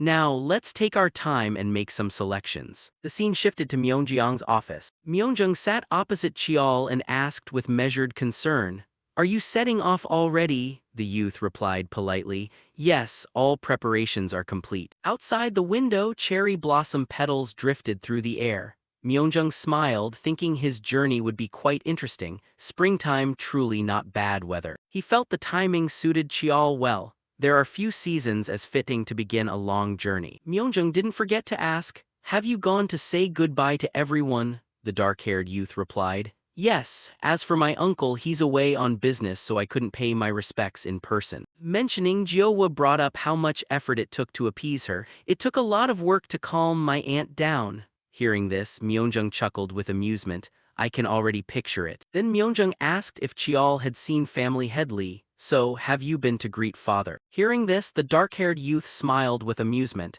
"Yes, he threatened me as usual." Myeongjang looked surprised. "Threatened you?" Chial recounted. "He told me that since I've made such a big fuss, if I don't achieve results that satisfy him, I'll be punished." Myeongjang laughed awkwardly. Hearing that sounds genuinely terrifying. Suddenly Myeongjang grew quiet and turned serious. After a long moment, he finally spoke. "Have you heard the news about the 6th sister?" Hearing Seol Ah's name, Chial showed a slightly weary expression. "Yes, I heard she entered seclusion for closed-door training. The 6th sister threw a rampage even while recovering after she woke up. She had smashed everything in her room and 2 burly men couldn't stop her. After recovering, Lady Beak sent her into secluded training." Myeongjang fell silent, seeing that Seol Ah's unstable condition meant nothing could be done about her right now, so he offered some reassuring parting words to Chial. "Nobody can interfere with your martial journey anyway, but at least for now, she won't be able to come out and exact revenge right away." The dark-haired youth didn't reply, just nodding to show he understood. Interlacing his fingers with a troubled look, he opened his mouth. "Brother, could I ask you for a favor?" The dark-haired youth wanted someone to look after his wet nurse while he was away, and Myeongjung was the only person he could truly entrust with this. "During my travels, please take care of my wet nurse for me." Remembering the sight of Gawa crying and banging relentlessly on the door in the pouring rain while no one came to help, Chial grew deeply anxious that they might target his loved ones. "They might not dare target me directly, but going after those close to me is easy. In my past life, I lost my wet nurse that way." This time, he had to be extremely careful not to let them lay a single finger on his maid. Myeongjung quickly accepted the request, guaranteeing Gawa's absolute safety. "Understood, I've got it. Your wet nurse will stay right here where I live." He promised firmly that no one would harm her, not a single soul will dare lay a hand on her. Hearing that, Chial was deeply moved. The dark-haired youth stood up, bowed respectfully, and expressed his sincere gratitude. "I will definitely repay this debt." Myeongjung smiled politely. What kind of older brother wouldn't do a small favor like that? He looked forward to seeing how Chial would change upon his return. "I'll be waiting for the day you return after finishing this journey." Chial stood up straight with eager enthusiasm. Yes, 15 years since the day he returned. The places he needed to visit, the things he needed to acquire, and the people he needed to meet were all packed into his heart. For the first time, he was leaving the clan to act freely and claim a period of time that belonged solely to him. The dark-haired youth raised his ring-bearing hand to block the blazing sunlight, preparing to embark on a brand new journey. "Everything starts here?" He picked up his backpack and stepped onto the warrior's path, countless new experiences awaiting him ahead. Meanwhile, Lady Beak was leisurely enjoying tea in the garden. She lifted her teacup and took a small sip. Afterward, the lady gently set the teacup back down on the table. Then she slowly spoke up. "Report." Lady Beak's subordinate emerged from the dense foliage. He quickly dropped to one knee and reported respectfully. "I apologize." Subordinate lost track of him. Hearing this, Lady Beak cast a sideways glance. "Details." He then recounted the entire event. "Your subordinate lost him the moment he entered a crowded street. It seems he knew he was being followed right from the start." Calmly reaching out to touch her teacup, she slowly opened her mouth to scold him. Such foolish thinking. Even if his appearance changed, his distinct mana aura should have remained. Hearing this, the subordinate hurriedly explained.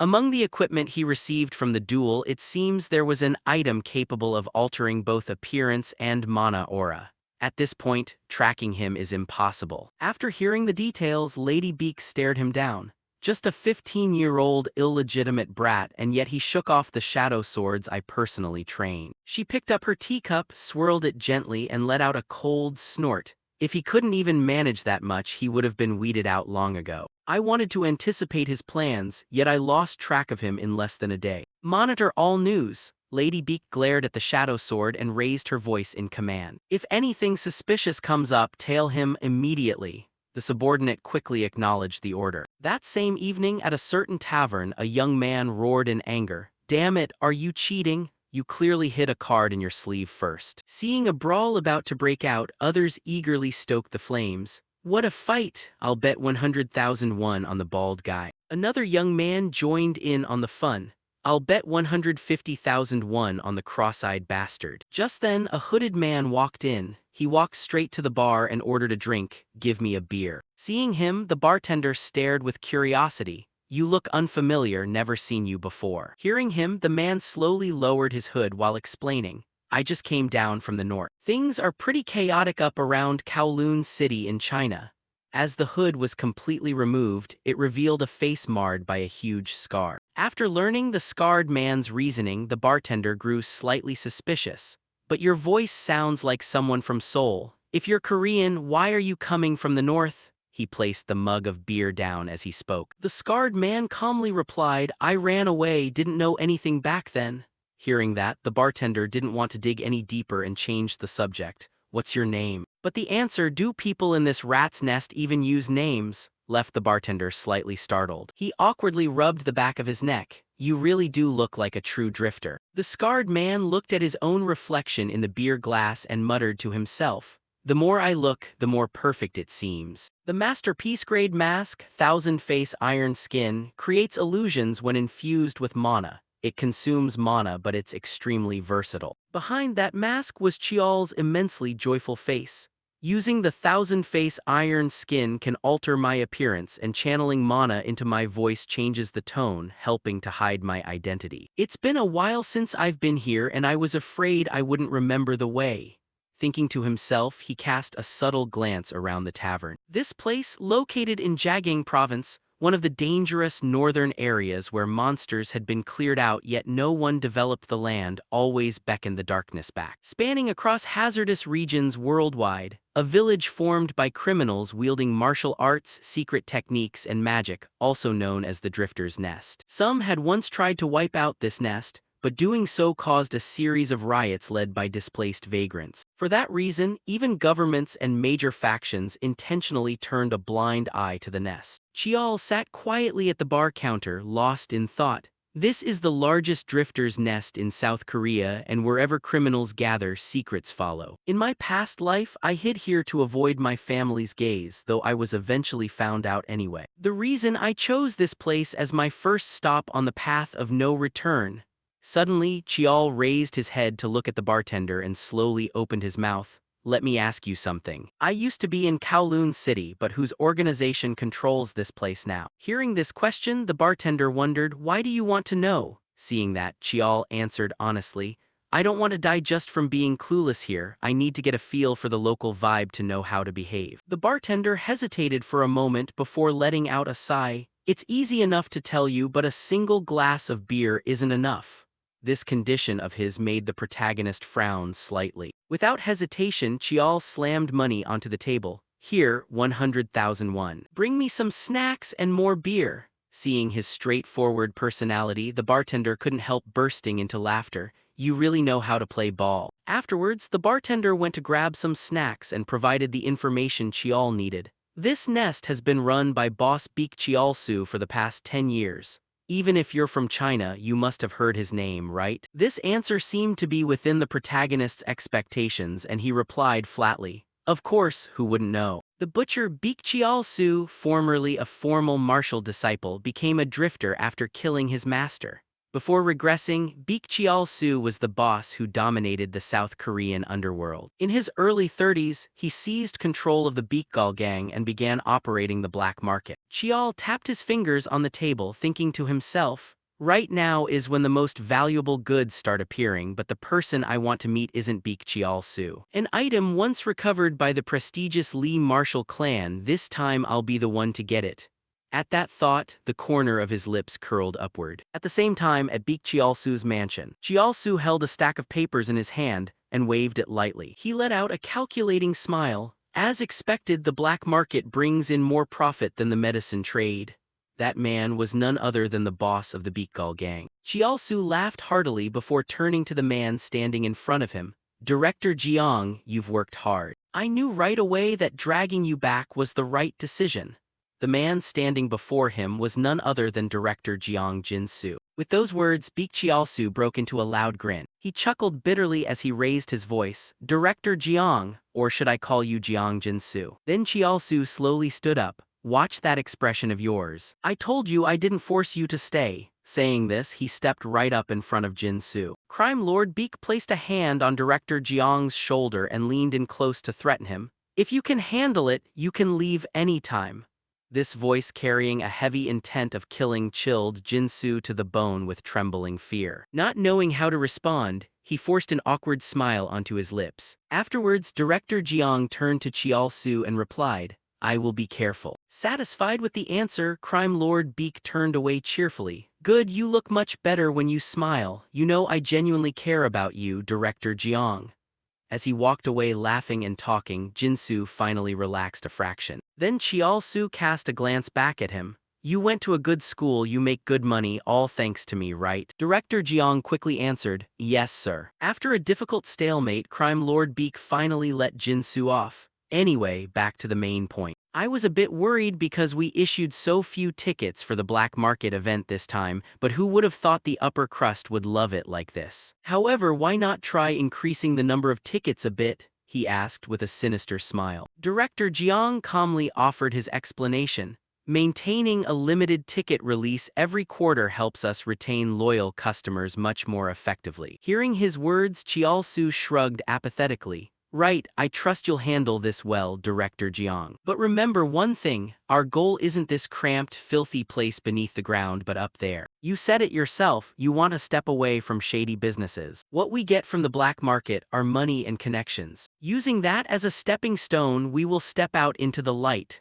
Uttering those words, his face was filled with extreme malice and plotting. The sky remained clear over at that spacious house. Jinsu continued presenting to Chiaosu. The black market is currently open only to a select few and has become a discreet community. It's most effective for entertainment and money laundering. He slowly explained. Thanks to anonymity, it's easy to acquire things that are hard to find in the legal world, which makes it quite attractive. Chiaosu himself was perusing the documents in his hand.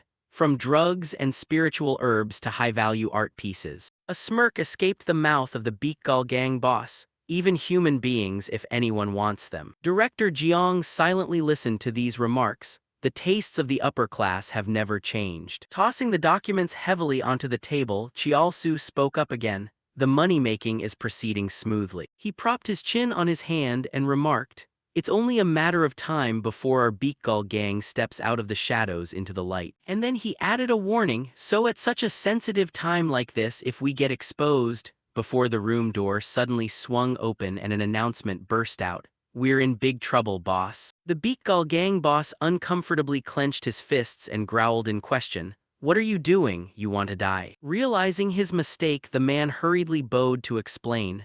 Sorry, he arrived too suddenly, I couldn't stop him. Hearing this, Chiaosu couldn't hide his annoyance and demanded sharply, speak. The man before him began to present. A guest just arrived at our facility in South Pyongan province. I think you should go see him yourself. Chiaosu asked with curiosity. A guest? This question left the black-haired staff member hesitating. Well. A shocking declaration followed. It seems he comes from the prestigious Li family. This place is the safe zone, South Pyongan province. Chial's foot stepped onto the ground. Before him stood a building and he began to ponder. From the outside, it looks like an ordinary office. Upon entering inside, his thoughts continued.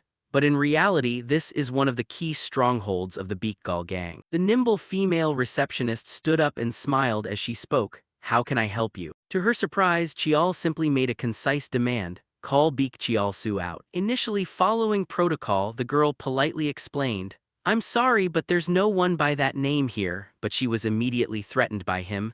You'd better watch your tongue carefully. The expression of the black-haired young man darkened with clear seriousness. Unless you want this place wiped off the map by tomorrow. Only then did the girl pay attention to his features. Deep black hair and brown eyes.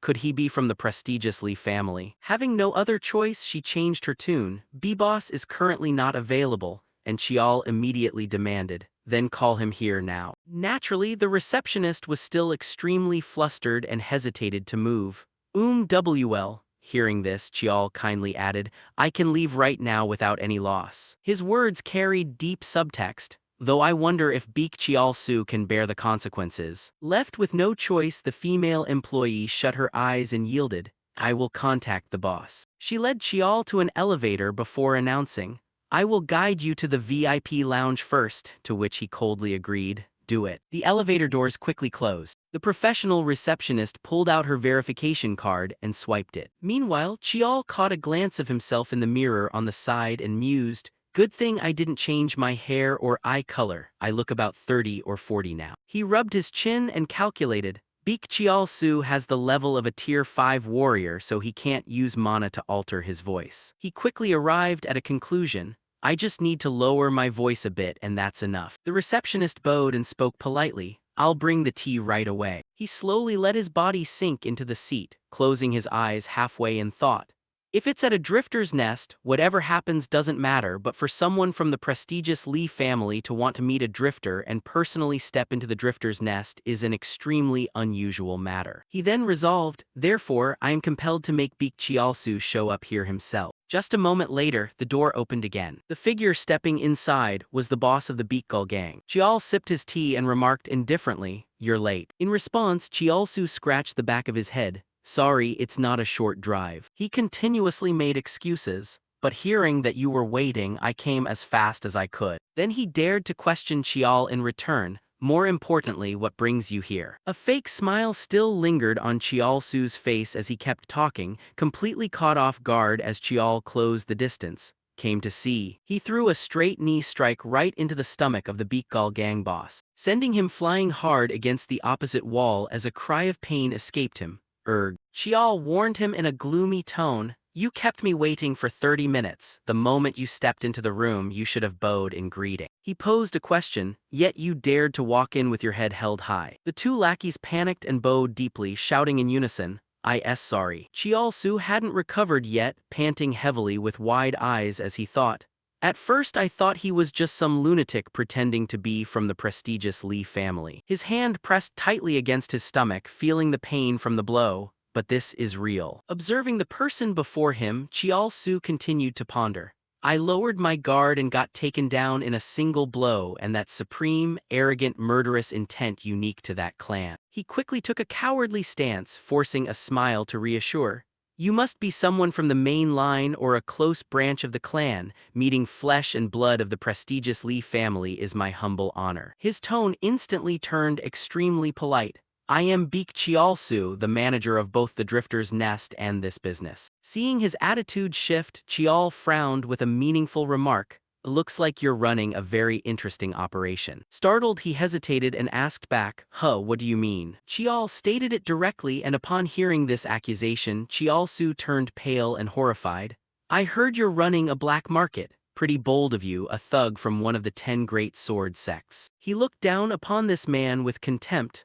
I thought you were still rotting in the shadows, but you actually planned to use it to climb into the light. The more Chial spoke, the paler the Beakgal gang boss became. Using the black market to build wealth and connections, isn't that right? He stared in absolute terror at the person before him. He knows both about the martial sect and my current activities. If my affairs have offended the great clan, I apologize. At this point, Chial changed his attitude. I didn't come here for that. His slow explanation rang out. My master has set his sights on you. He wants to initiate something through you. And then he questioned before Chial-su had a chance to probe, curious to know who my master is. He didn't hesitate to admit, if it's not presumptuous, may I ask? Choosing his words carefully, Chial successfully elevated him to a lofty status. He is the one who bears the purest bloodline of the prestigious Lee family and the most deserving of the throne among them. He smirked as he continued, the 7th son of the Lee clan. A name was uttered, Lord Lee Yi-hak. The story of the 7th son of the prestigious Lee martial clan, Lee Yi-hak, a direct descendant known as a commercial genius. It was said that he might fail, but he never lost.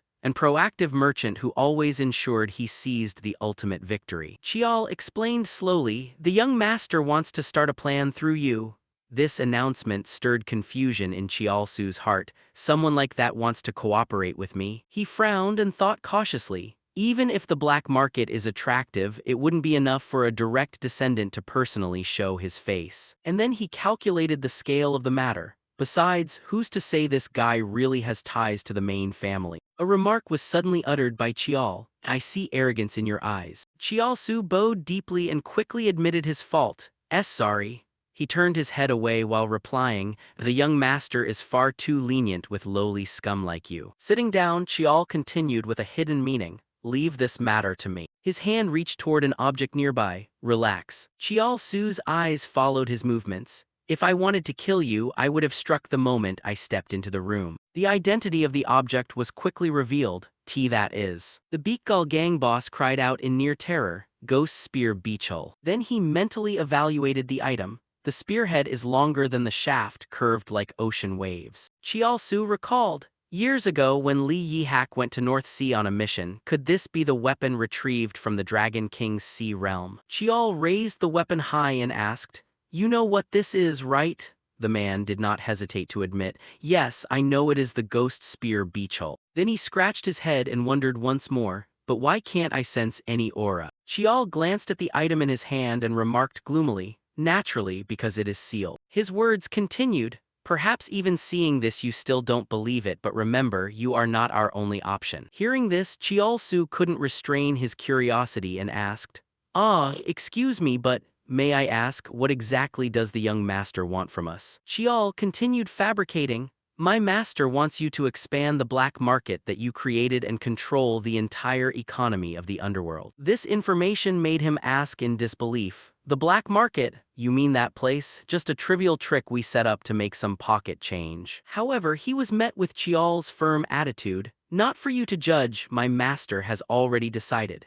Chialsu's eyes widened upon receiving this information. A direct descendant of a prestigious martial clan is personally reaching his hand into the underworld. The Beekgal gang boss himself understood well. Still, money in the shadows is still money. With Li Yihak's business vision, this move isn't unreasonable. Chialsu's eyes suddenly widened as if realizing something. He hesitatingly spoke up, Do I have a choice in this matter? Chial's answer did not fall outside his expectations. No, you don't. Chialsu's hands clenched into fists as curses echoed in his heart. Damn it, if you refuse by tomorrow dawn. No, the direct warrior unit will arrive immediately. That person in his mind seemed truly formidable now. The moment that name was mentioned, your answer was already sealed. At this moment, the sword in Chial's hand was placed heavily onto the ground as he continued. However, if you agree to be my master's loyal dog, that's a different story. The perks were listed by him. You will become the chairman of a prestigious corporation. You could say it was like an untouchable kingdom beneath the shadow of the dark organization. Chial continued to persuade, making him lift his head and listen closely. And of course, my master will back it all up. By this point, Chialsu hesitatingly replied, The Beekgal gang boss quickly made up his mind. What must I do? Chial followed up on his words. Don't rush, we're going to test you right away. Followed by a long silence. Very quickly, only Chialsu and Director Jiang remained, and the boss sneered. A subordinate of Li Yihak, the seventh of the prestigious Li martial clan. And then he continued to mutter as he remembered what just happened. Beekxial Ghost Spear, a weapon once conquered by Li Yihak in Northern Sea. He frowned and came to a conclusion. Yet I still cannot fully bring myself to believe it. Then glancing at the person beside him, he demanded in a gloomy tone, So Director Jiang, go verify this. Frowning, the man asked cautiously, We've always deliberately avoided clashing with the renowned martial family of Li, haven't we? Hesitating for a moment, he continued, his underlying meaning carrying a hint of depth. If they are hiding some kind of scheme. Hearing this, Beekxialsu slowly replied while pulling a cigarette out of its case.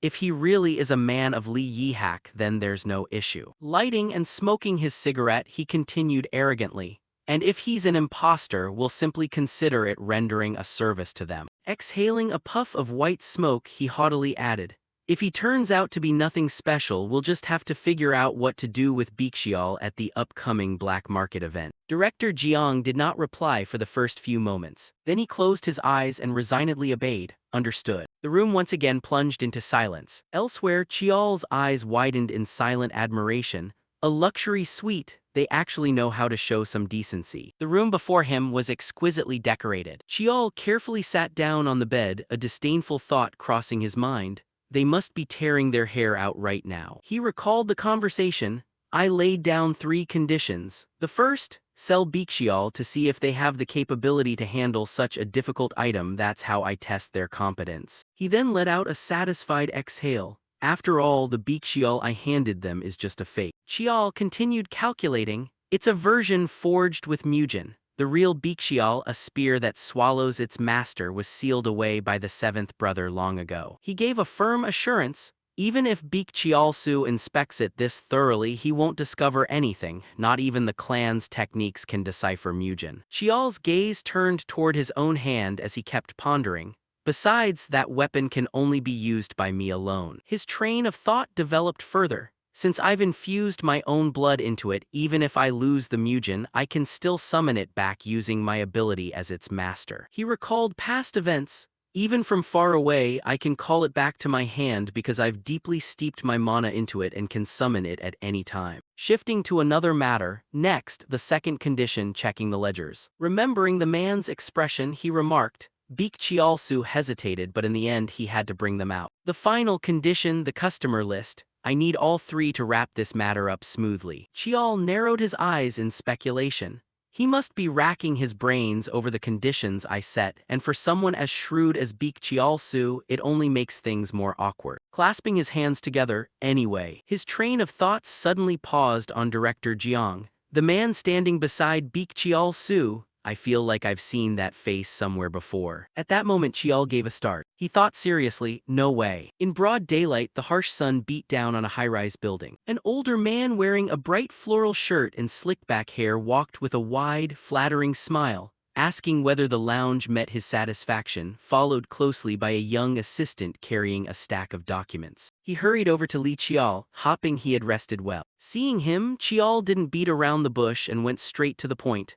Have everything I asked for prepared? Rubbing his hands together with a fake, slightly timid smile, the man replied, yes, I've brought the documents you requested. Would you like to look at them right now? Cheol sat down on the sofa, crossed his arms and crossed his legs. Let's see them right now. Hearing that, the two men hurriedly took seats on the opposite couch. Settling down and moving swiftly, the older man gestured toward the person sitting beside him and introduced, this man handles all operations within my business system. It'll be easier if he presents the contents to you.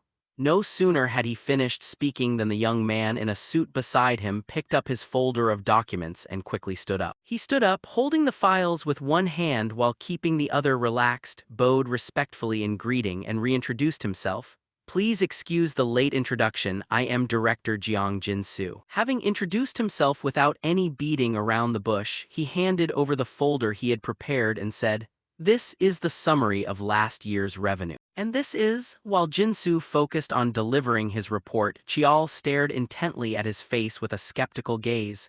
Jeong Jin-soo, could it really be that Jeong Jin-soo? Rummaging through his memories, Cheol recalled, Jeong Jin-soo, I clearly remember him from my pre-regression memories. He was renowned as a man who wielded his intellect and tongue like a sword. The slashing sword, he remembered the image of the young man with one eye covered and a face that seemed half-ruined. He used to be the brains behind the third brother, Lee Gun-seong. His gaze flickered past, a smile playing on his lips as he looked at the younger version of him. He also remembered news reports from when his father passed away and the fierce battle for the patriarch position began. Even across online platforms, it was easy to see that he had stepped up for the third brother, giving even the eldest brother a massive headache. After piecing everything together, Cheol didn't hesitate to confirm it in his mind. Right now, he still has his left arm and no burn scars. Without a doubt, that person is him. He closely observed the two men standing before him. The growth of the Baekgal gang was also thanks to Jeong Jin-soo. Silently evaluating the pair, Baek Cheol-soo could manage the organization and the underground economy. But breaking through to the surface world and expanding the black market was entirely Jeong Jin-soo's achievement. Cheol tapped his fingers rhythmically against his arm, deep in thought. Even so, it seems he isn't involved with the third brother yet at this point. A flash of hesitation crossed his eyes. What should I do? Then he looked straight at the older man and asked, Baek Cheol-soo, what do you plan to do with Baek Cheol? Caught off guard, the man wore a blank expression. Quickly recovering his composure, he smiled and said, I plan to put it up for auction on the day of the black market event. It's restricted strictly to verified clients, so you don't need to worry about security. While the man spoke about his matters, Cheol not only listened but kept his eyes strictly trained on him, refusing to let a single expression escape his notice. Cheol asked further, when does the black market open? Baek Cheol-soo answered without hesitation, in 3 days. Hearing this, Cheol compromised while attaching a condition, then I will attend in person, but first I want to look over the inventory catalog. Hearing that, the man was momentarily startled, sweat beginning to bead on his forehead. You want to go in person. Seeming to hide a secret he didn't want Cheol to know, the man deliberately made up an excuse, stumbling and hesitating because he was lying. The goods are stored a bit ways off and that place isn't very nice. It's not suitable for someone of your stature. Cheol listened intently, his face completely devoid of emotion. I already know the goods are kept in the Vagrant's faction warehouse. Cheol's words left the two men frozen for several seconds. He laid his cards flat on the table before them without an ounce of reservation.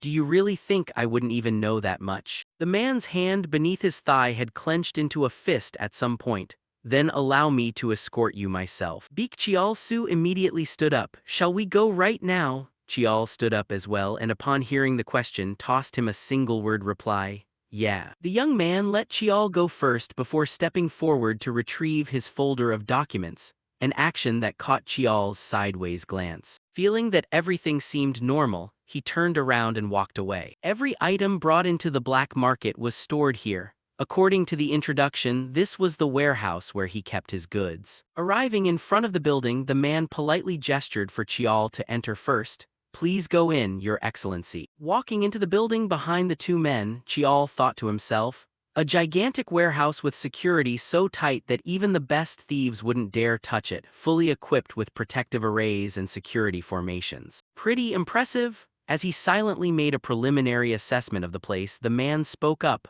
Among the vagrant stash, what would you like to see first? Chial uttered a remark completely out of left field, leaving the man stunned for several seconds. Not you. Continuing, Chial pointed his thumb backward. It looks like this person is the one who actually understands everything here. Finding his manner offensive, the man knitted his brows. What do you mean by that? Seeing the man's expression grow increasingly obvious, Chial thought provocatively, not even bothering to hide your expression, huh? Then adopting a stern look, he said, do I need to repeat myself? He stated bluntly, I don't like trouble, one guide is enough. Unable to do anything to him, the man could only grit his teeth and swallow his frustration. Yes, understood. Prompted by Chial, the young man smartly chimed in, then I'll introduce the items stored in the warehouse. This way first. At that moment, the older man clenched his fists, trembling with rage yet unable to do a thing. Deeper inside, crates were neatly stacked on shelves. Moving first, the young man acted as both guide and explainer, detailing what each crate contained. The first floor primarily houses herbs, artworks, and magical artifacts, while those shelves over there. Suddenly, a scent caught Chial's senses, drifting past and brushing lightly against his nose. It didn't take long for him to recognize it. I never expected to find this kind of thing here. Looking deeper inside, the scent drifted everywhere and occasional crates on the shelves emitted a faint glow.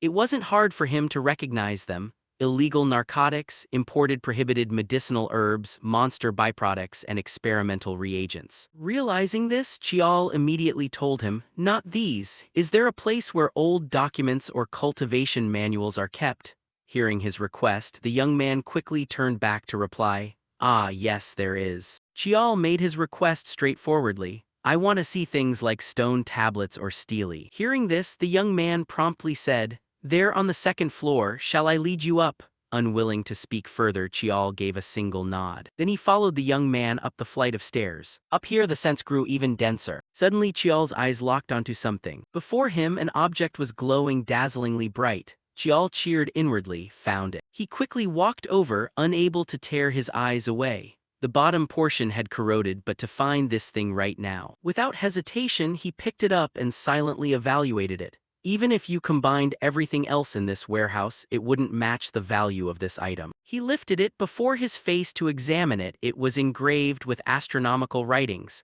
a stela mapping the movement of the stars, along with symbols of the sun and moon. Realizing he was being too careless, he put it back in its place. I want to take it right now, but now isn't the time. Moving to another section, his eyes were drawn to yet another object. Approaching closer, Chial was startled. That is, no way, a spirit beast? Inside an iron cage, a little fox with snow-white fur lay curled up, its body trembling continuously as if terrified of something. Seeing his displeased expression, the young man quickly explained, it's a snowfur baby fox caught personally in the north by the boss. Chial's face darkened with intense fury, his gaze glaring as if wanting to burn them to ashes, and he roared, are they out of their minds? In lush grassland forests, spirit beasts were creatures possessing spiritual power. True to their name, an area inhabited by spirit beasts maintained spiritual balance thanks to their energy. If a spirit beast vanished, that region would be plunged into calamities and disasters. It was akin to destroying the entire ecosystem of that place. Realizing he had displeased Chial, the young man bowed repeatedly. I'm sorry. Unwilling to fuss over it, Chial waved it off. Forget it. Looking around broadly, the shelves were filled with mines, knives, and even a skull. Chial thought, poisons, demonic bombs, military grade. Even dark magic artifacts of shadow mages. I can't believe they're hoarding a mountain of stuff like this. His brows furrowed tighter. I used to fear that interfering would disrupt the flow of history, but perhaps it's better to take them all down right now. Turning back, he asked, "Surely these kinds of weapons aren't sold at regular black market events, right?" Fearing a misunderstanding, the young man quickly explained, "No, no, they're only put up for sale when there's a special custom order." Hearing the explanation, Chial thought to himself,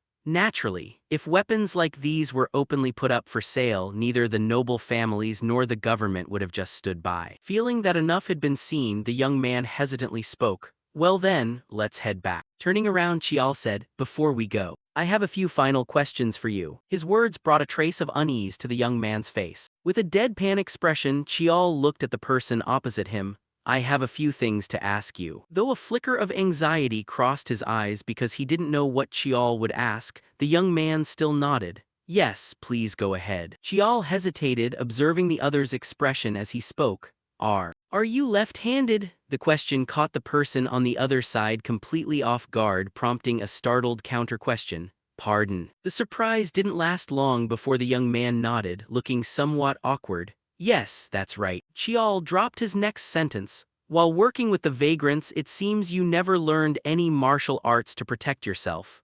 Hearing this, the young man's hands behind his back clenched tightly together. Knowing he had hit the mark, Chial pressed further. "Is there a reason why?" Realizing he could no longer hide it, the young man spoke. It's a congenital illness of mine." He looked down at his hands and continued, "So I cannot cultivate mana." Recalling past and present images despite the slight age gap and minor facial differences, Chial silently evaluated. "I grew suspicious because his facial features looked a bit different, but sure enough, it's correct. That really is the Jiang Jinsu I knew." Hearing everything, Chial looked at the cowering, bow-headed figure before him and wondered, "Then why end up under Beak Chial-su's thumb? You don't fit in a place like this. Is there some special reason you follow him?" The question made the young man even more uncomfortable, falling silent without a word. If he didn't want to speak, he didn't have to, but this might be the first and last opportunity. The young man's brows knitted tightly as he could no longer bear it. Bowing his head low and stammering as if the words were agonizing to force out, I have a daughter." The words carried crushing weight, striking Chial like a blow to the head, an answer that far exceeded his imagination. The young man continued, his face filled with sorrow.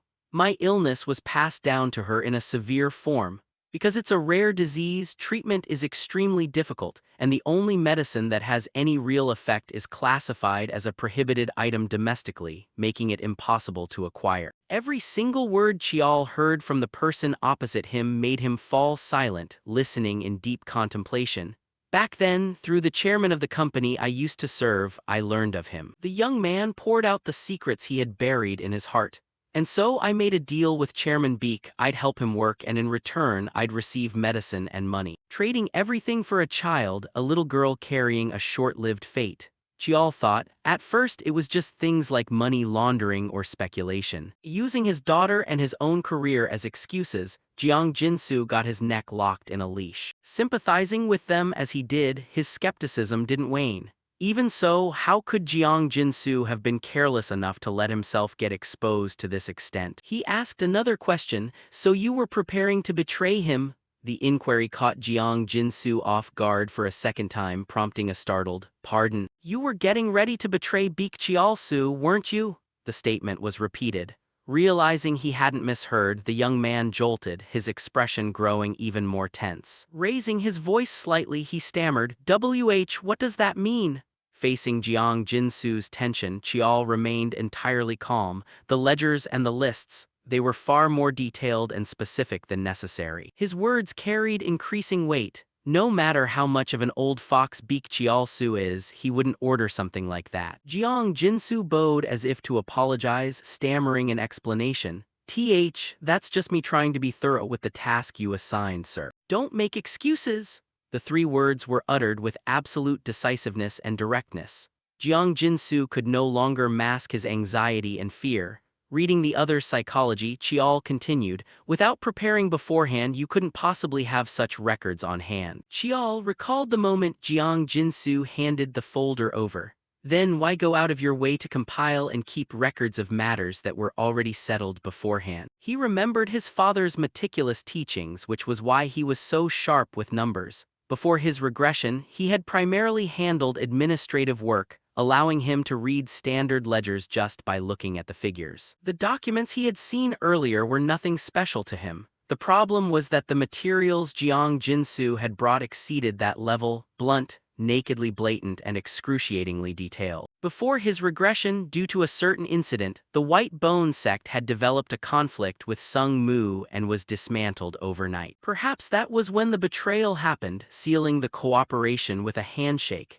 Yet Sung Mu hadn't completely wiped out the White Bone sect because they needed an organization to manage their dens. Naturally, Jiang Jinsu must have suffered retaliation. It wasn't hard for Chial to imagine how cruelly Beek Chialsu had tortured him. Driven to extremes, perhaps out of resentment or through some underground deal, he had ended up joining hands with the third brother. Realizing he could no longer hide it, Jiang Jinsu dropped to his knees. I'm sorry. Jiang Jinsu kowtowed repeatedly, begging for forgiveness. Please don't tell Chairman Beek, my daughter. Looking at the man kneeling at his feet, Chial thought, he's the guy once known as the third brother's brain. If the flow of history had continued as before, this was someone who had to be dealt with, and the punishment Chial would have envisioned for Jiang Jinsu would have been losing a hand, rather than kneeling here with his body intact. He thought to himself, if that's the case, and said aloud, very well. Instead, I'll make you an offer.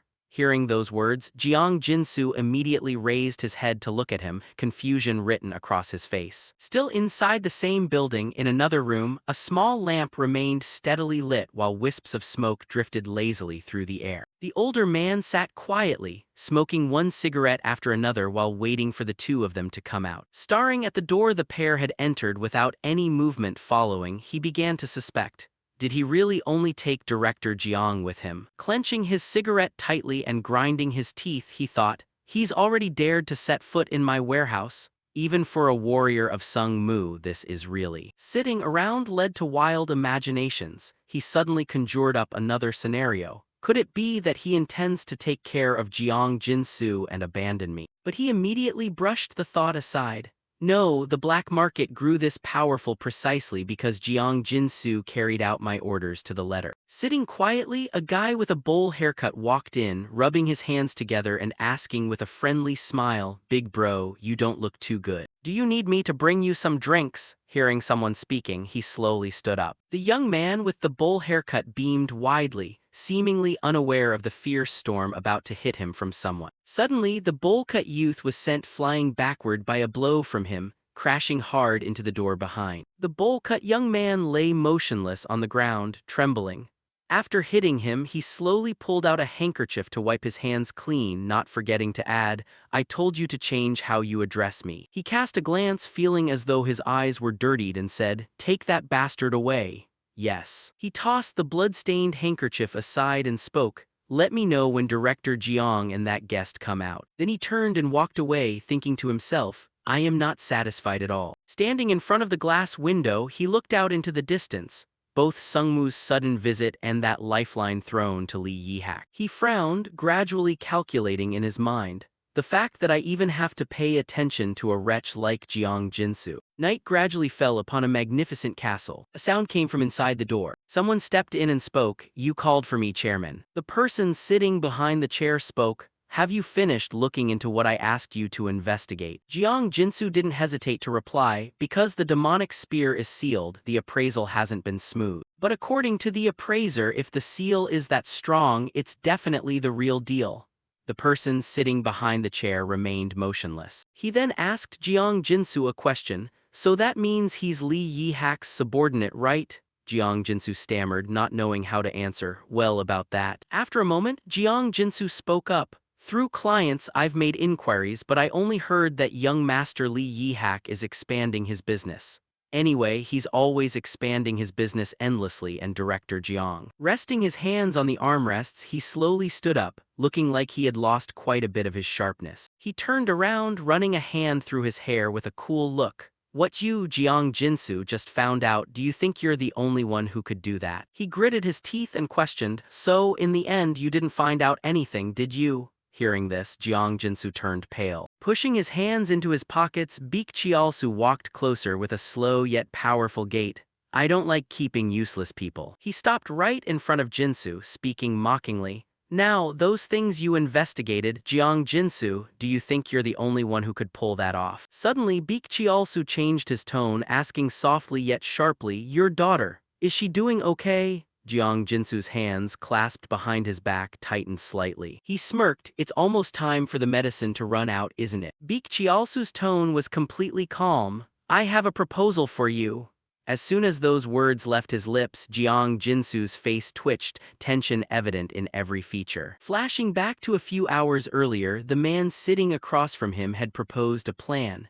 I plan to crash the black market and of course, eliminate Beak Chialsu as well. The other person slowly removed his mask, revealing his true face. And for that, I plan to use my master no. Finally, Li Qial's face appeared, his voice steady. I plan to use my older brother. Returning to the present, Jiang Jinsu's face was half in light and half in shadow as he swallowed hard, wrestling internally. After a heavy silence passed, Jiang Jinsu finally lifted his head, his voice trembling yet resolute in the cold room.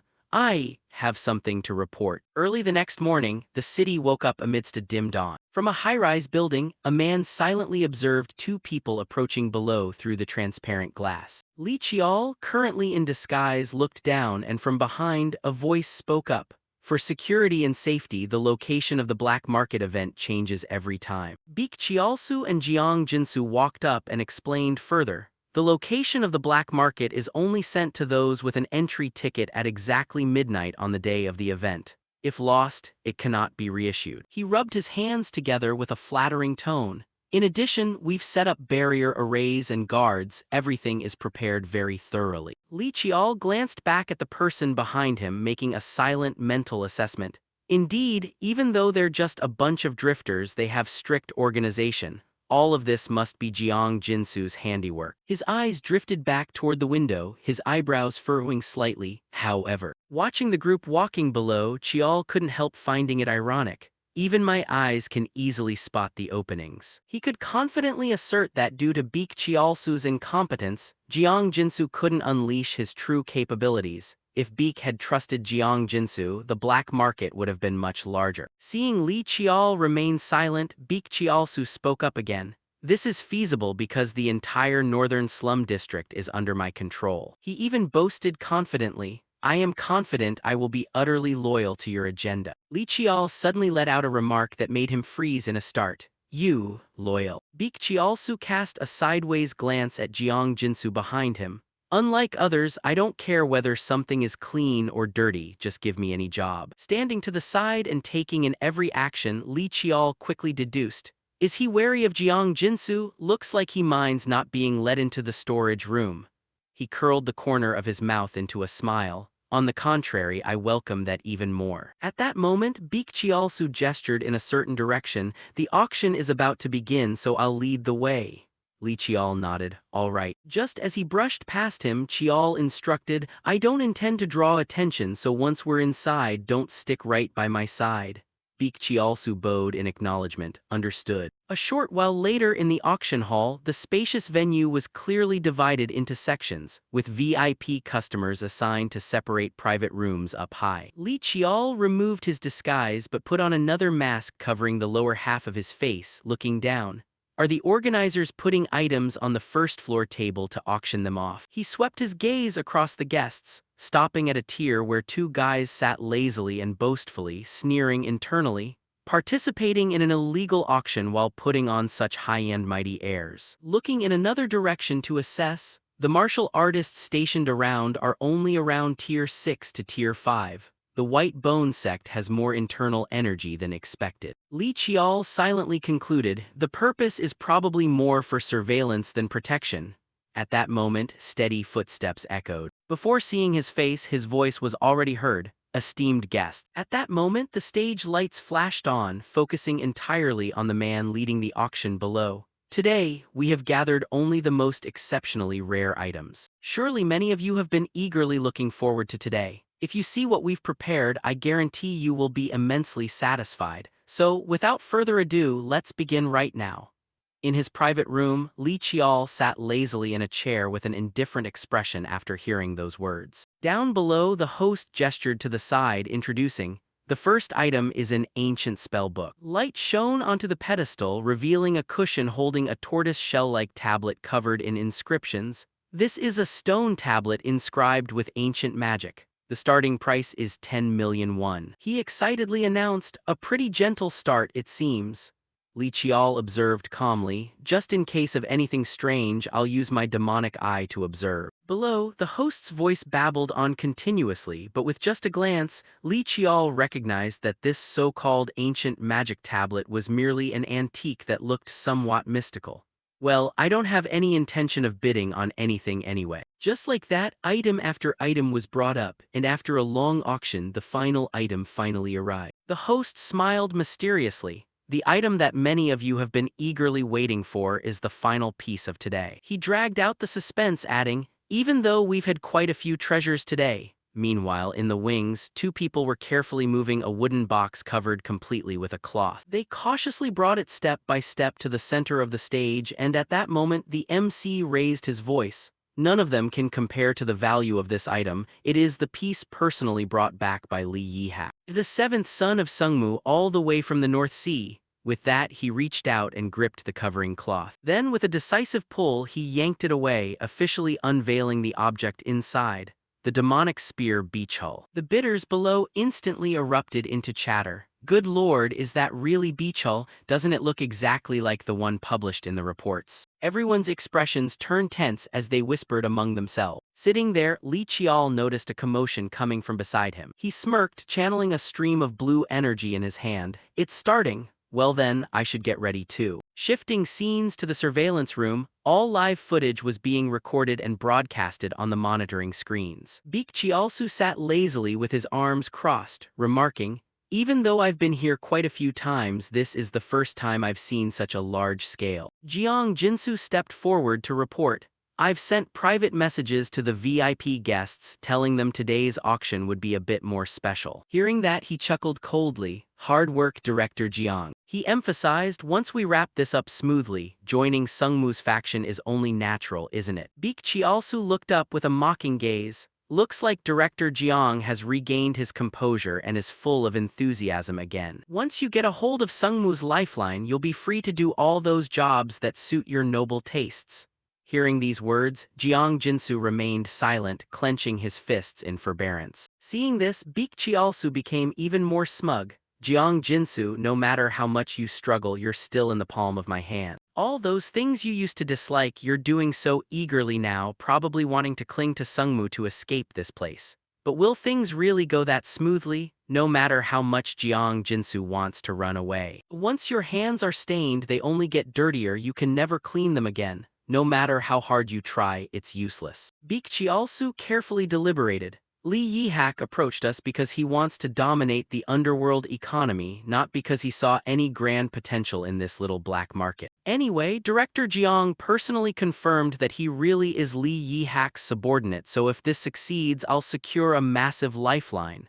Thinking this, he smiled confidently, certain he had calculated everything thoroughly. Suddenly, a system monitoring employee uttered a confused exclamation. He immediately frowned and demanded, "What is it?" Unable to sit still, Baek Chialsu jumped up and asked, "What happened?" The system audio stuttered, "This is Sector A's entrance by the northern wall, some strangers suddenly." As soon as he finished speaking, the room shook violently as if struck by something. After a few seconds of stabilization, Baek Chialsu grabbed the monitor by the collar and roared, "Hey, you bastards, what on earth is going on?" The employee stammered, "I am not sure.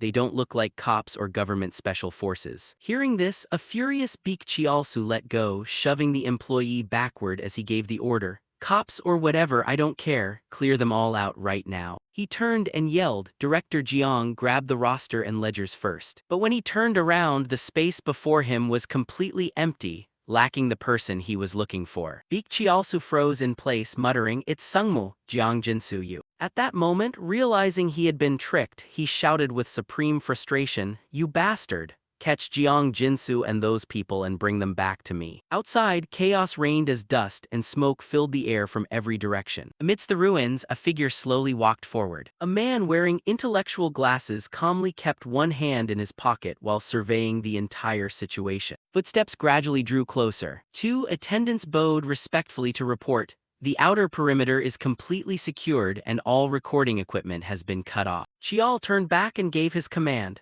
Teams 1 and 2 just dig straight through the outer wall and sweep everything clean. Looking around, he made his decision, leave all the items at the scene as evidence and arrest everyone. They nodded in unison and shouted, "Understood." Chial strained to assess the situation. I thought the Kowloon cartel had meddled, but it turned out to be just a bunch of mutts. A subordinate behind him chimed in with criticism. To think they're mere drifters daring to borrow Sungmu's name to pull off scams, this only happened because the young master has limited his activities outside. Chial felt a slight doubt. However, is there anything suspicious? The subordinate asked back in confusion. What do you mean, sir? Deep in thought, Chial realized it happened to coincide with Beechul, and besides, the information came from 2 different sources. He had dug up more information. That intelligence was personally gathered by the trading company's director and the Golden Sword Guild. Chial nodded with absolute certainty. That trading company has connections with the White Bone sect, so of course the news would reach them. He deduced their malicious scheme.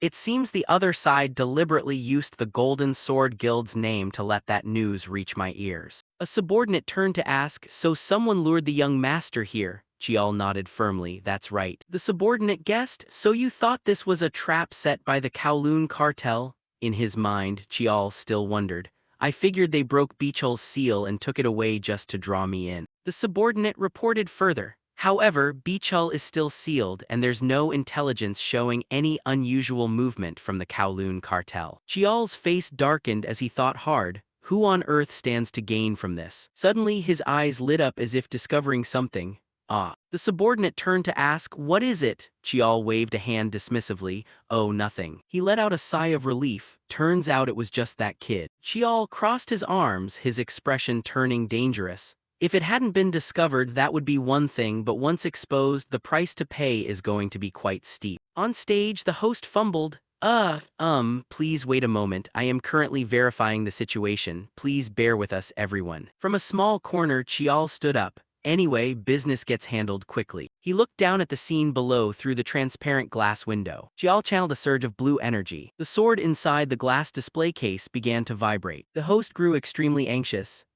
Suddenly a small explosion occurred. It was caused by Chial. The sword shattered the glass casing and flew straight toward where he was standing. Panic erupted among the crowd. Catch them, Beechul has been stolen. Guards rushed in from outside. He's got a weapon, he's got the weapon, attack him. Chial immediately used his technique, Jeonjang Gong. He bound them and sent them floating into the air. Yama. Turning back, Chial emphasized, I'm a very busy man. He bolted forward at lightning speed. There are too many troops around the auction house. Shaking them off isn't an issue, but if Beek Chialsu shows up too, it'll get troublesome. As he ran, Chial suddenly stopped in his track. An amused smile bloomed on his face. You got here pretty fast. Seeing the panting person before him, Chial asked, so, are you ready, Jiang Jinsu? He stated his plan. I plan to use my older brother to crush the black market. Hearing this, Jinsu's mind raced with thoughts. Could it be the direct line? But Li Yihak only had one brother. He grew intensely confused in his mind. The one who recently started his martial journey with unprecedented speed. Jinsu recognized the identity of the person standing before him.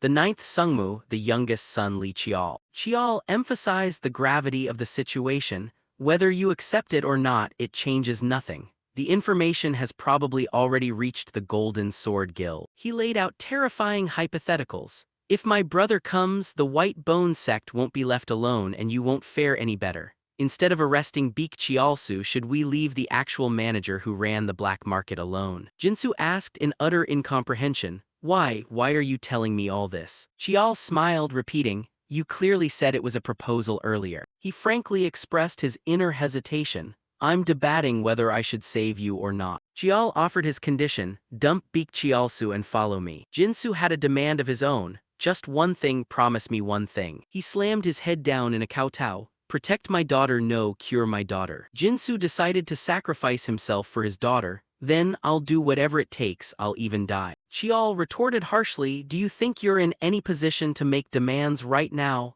Jinsu didn't back down, threatening him in return. If you refuse, I'll tell Beek Chialsu everything. He struggled to stand up, speaking with conviction. Beek Chialsu will definitely try to run, and even for Sungmu, capturing him will take time. He could also anticipate the situation. Beek Chialsu is a stubborn man, he'll eventually get caught, but he'll definitely be a nuisance to you first. Chial's mind churned with thoughts. If it's Beek Chialsu out of vengeance, he'll definitely try to obstruct my martial journey. He let out an exhaling breath of relief. Now that's the Jiang Jinsu I know. Alright, curing your daughter isn't hard. Chial didn't forget to set his conditions, but there was one thing he had to make clear first. He had calculated everything carefully. It wouldn't take Sungmu too long to capture Beek Chialsu, with the only difference being whether he was caught immediately or a few hours later. But suddenly Chial brushed the thought aside. Whatever, it doesn't matter. Then he turned to ask for his decision. Are you ready to follow me now, Jiang Jinsu? The man quickly caught on.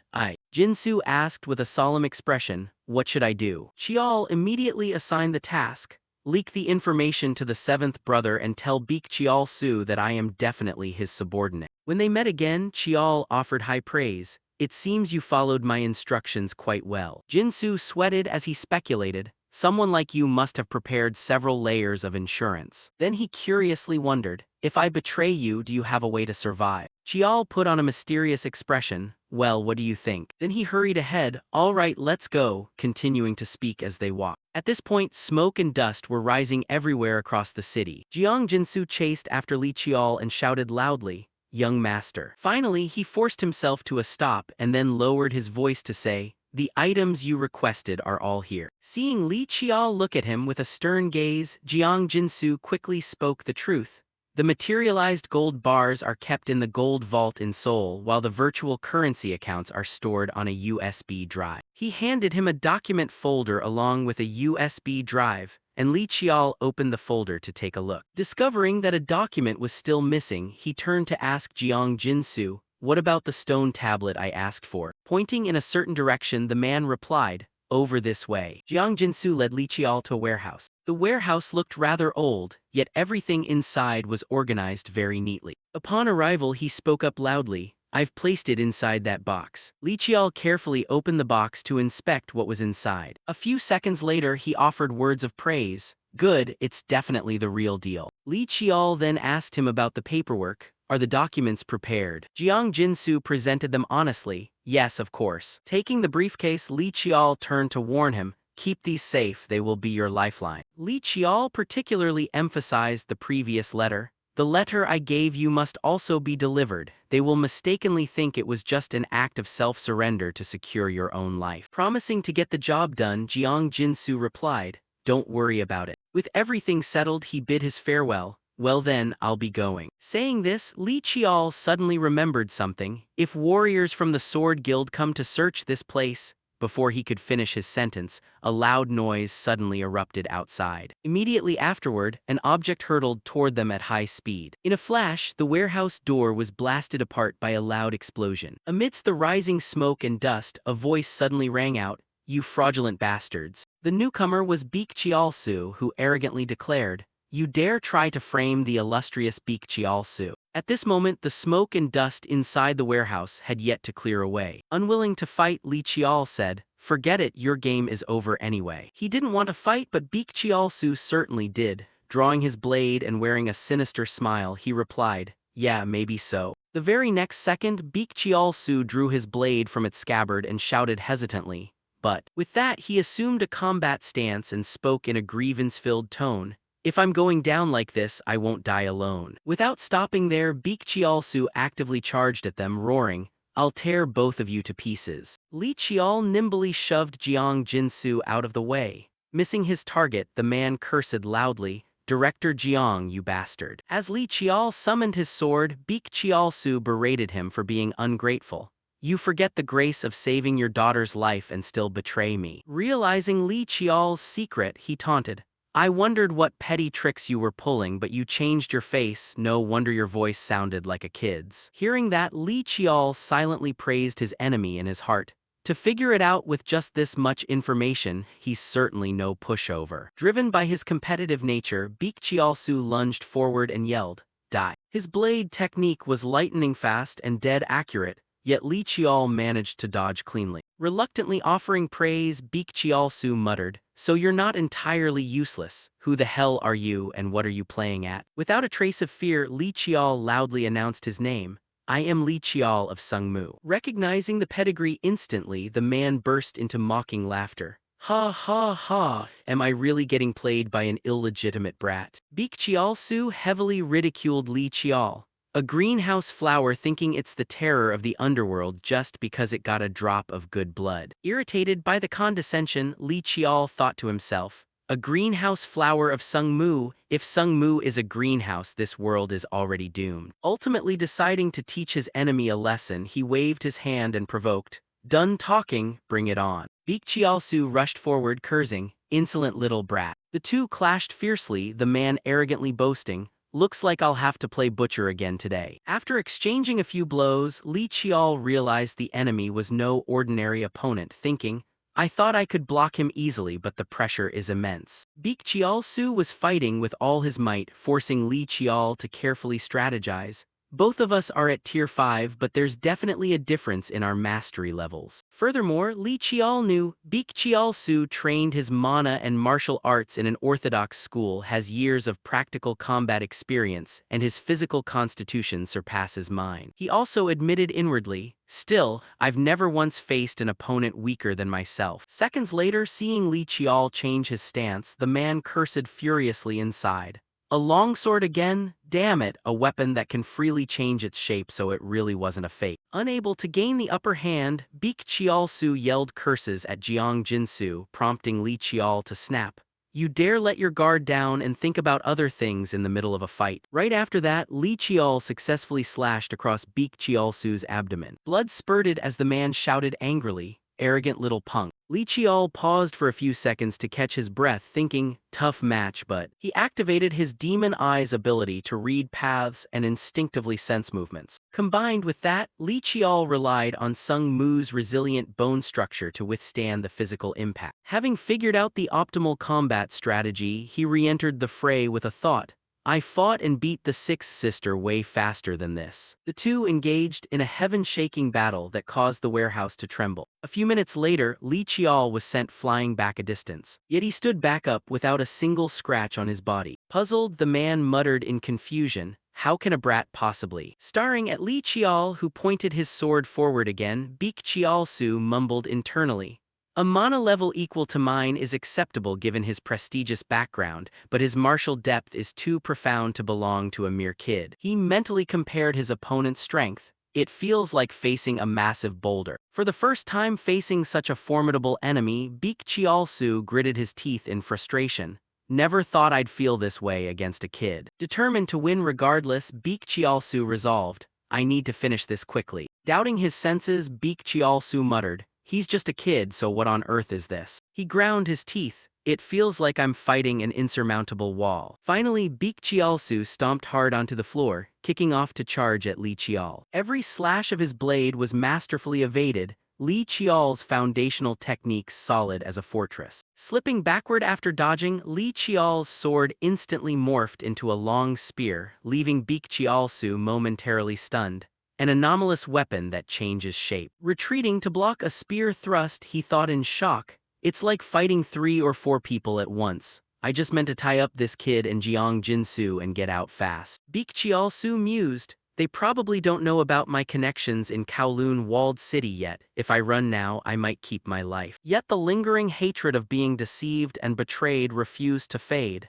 Even if I die, I'm taking those two down with me. Falling back, Beak Chialsu channeled his energy into his legs. He stomped fiercely, shattering the stone floor as debris shot into the air, an unavoidable attack. Innumerable stones rained toward Li Qiao. Crouching down, Li Qiao swept his long spear in an arc, batting them all away. Amidst the rising smoke, Beak Chialsu's elusive silhouette closed in. Drawing a short blade from his hip for an assassination attempt, he recalled, the very strike that slit my master's throat. Clenching dual daggers, Beak Chialsu unleashed his ultimate technique, the Shadow Tiger stance. Watching his movement, Li Qiao couldn't help being startled. Fast. In a split second, Beak Chialsu slashed, but Li Qiao managed to bring up his spear just in time to block. Right after, the man spun his wrist, swinging his remaining short blade. A clean stroke sliced through Li Qiao's opening, cutting down onto his left shoulder. The blow forced Li Qiao back with a soft cough. Grinning sinisterly, Beak Qiaosu thought, now's my chance. Seizing the moment, he lunged forward, roaring, die.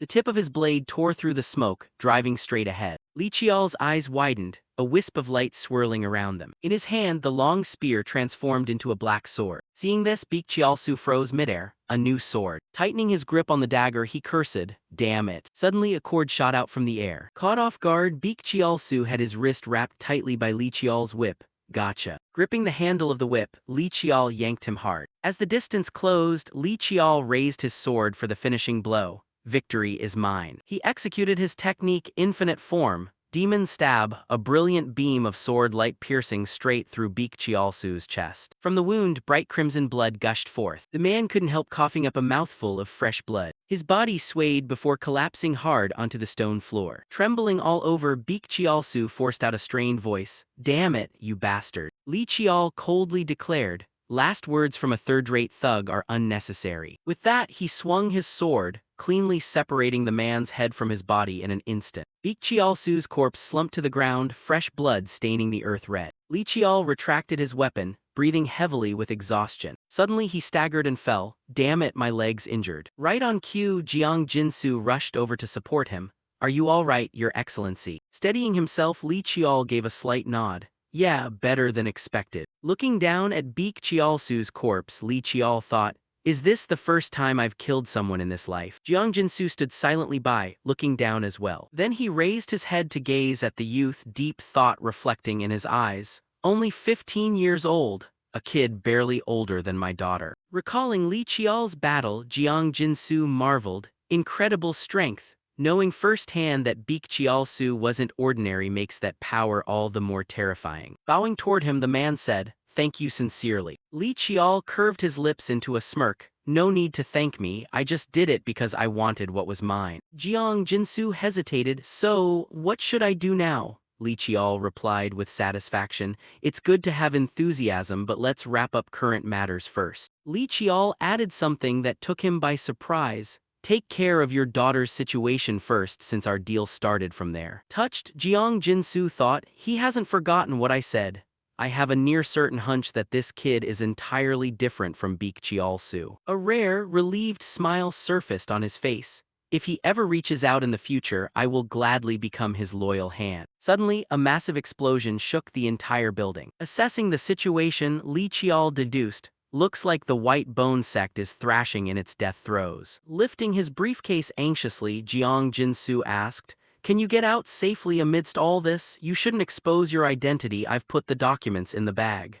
Accepting the bag, Li Qiao nodded. Right. Li Qiao reassured him. Don't worry, I'll slip out as soon as the timing is right. He calculated internally. The Sword Guild's capability is extraordinary, but with my silver form technique and myriad lightning flying iron. Just then, Jiang Jinsu interrupted. There's an underground escape tunnel. He explained, there's a drainage channel running through, but it's wide enough for people to walk through. Offering sincerely, Jiang Jinsu said, I'll guide you. Seeing this, Li Qiao smiled slightly. Has he made up his mind? Remembering their previous transaction, he knew the man understood he couldn't back out of their deal, meaning he was fulfilling his promise in earnest. Comparing the man's current gaze to the past, Li Qiao noted, it's no longer out of helplessness but a display of genuine sincerity. A wave of triumph washed over him. Before the regression, he was known as a rare genius brain. I've secured Jiang Jinsu. Finally, Li Qiao spoke, then I'll leave it to you. Nodding firmly, Jiang Jinsu replied,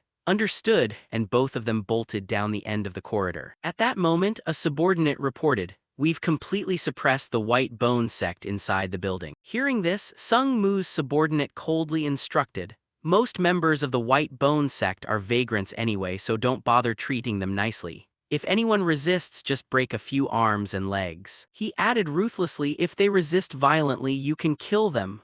Bowing his head, the subordinate answered, understood. Smiling, the subordinate asked further, what should we do with the black market attendees? They're screaming for lawyers and causing a ruckus. Chuckling, he remarked, hearing the name Li Yihak and still acting like that means they haven't figured out the situation yet, young master. With a mocking tone, he continued, The state granted us the authority to handle them, though that only applies to targets possessing special armed forces. Lee Yi-hak said in a dark, gloomy tone. Looks like they don't realize going to court will only put their necks in greater danger. Bursting into laughter, Lee Yi-hak wait, he turned his head to look back. 3 bound individuals listened tensely as the man continued. Just mobilize the young master's personal defense team and the lawsuit will be settled instantly. At that moment, another lackey walked up to report, the fleeing White Bone members have all been caught. Hearing this, he asked, what about the evidence? He then handed over a stack of papers and said, this is everything inside the black market. Lee Yi-hak took them, looked over the information inside the documents, and fell into thought. Afterward, he handed them back to the other person and said, there are no ledgers or visitor logs to be found anywhere. They must have hidden them somewhere else, huh? Lee Yi-hak fell silent for a moment, thinking that it would be cleaner to sweep away those places too, but doing so would scatter the vagrants everywhere. Suddenly, a subordinate nearby hesitated and said, about that. He recounted while searching the Golden Sword Guild caught someone. Hearing that, Lee Yi-hak asked, just one person. Then pointing over to the side, the subordinate said, they say he's the one who was directly in charge of operations here, but he brought this with him. Another person was hugging a handbag, insisting that the young master had to look at this. Lee Yi-hak immediately pulled out the stacks of papers inside the bag to inspect them. After reading through the contents, he couldn't help showing utter astonishment inwardly. This, before Lee Yi-hak, was a data table. Fund transfer histories and transaction names, numerous proxy accounts, personal information of incoming guests, along with cargo smuggling routes and origins. Only then did he raise his head and say, bring him here. The subordinate immediately replied, yes. A short while later, amidst the ruined landscape of broken rocks and debris, a man walked forward. The man appeared respectful, stating, I request an audience with the one bearing the bloodline of the great clan. Looking up, he introduced himself. My name is Jiang Jinsu. A subordinate of Yi-hak grew furious and barked, impudent wretch, where do you think you're pulling that arrogant attitude?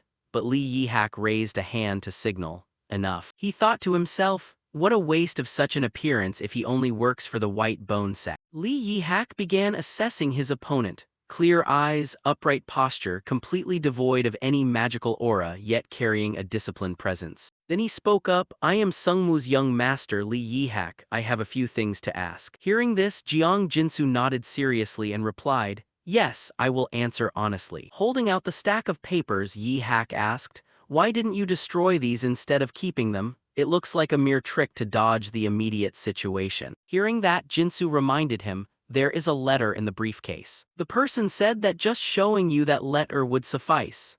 Hearing this, Lee Yi-hak turned his head back to look at the aforementioned briefcase. He reached his hand inside the briefcase and pulled out a small letter. After feeling its material, Lee Yi-hak thought to himself, did they use print paper so the handwriting couldn't be identified? The contents of the letter then revealed themselves. Those documents are more than enough to pay for this incident with plenty to spare. Just keep an eye on that guy in front of you for a little bit, and since he has a daughter, please ask your older brother to heal her. After finishing the letter, Lee Yi-hak chuckled softly. This insolent brat daring to blatantly take advantage of his older brother. Even so, he couldn't deny it. The documents left behind clearly held value. If utilized, they could secure funds tied to Baekjeolsu and provide leverage to exploit the weaknesses of the wealthy elite. Lee Yi-hak tapped the paper, plus he could claim credit for clearing out the black market. He had already prepped the field and handled the cleanup, yet now he wanted to use this to negotiate. Facing someone staring right at him, he mused further. Besides, shouldn't one avoid accepting help from the family while on a martial journey? Suddenly, Jiang Jinsu reminded Lee Yi-hak, there's something on the back too. Hearing that, he lowered his head and flipped the paper over to the other side. The text on the page appeared, adding a defensive postscript.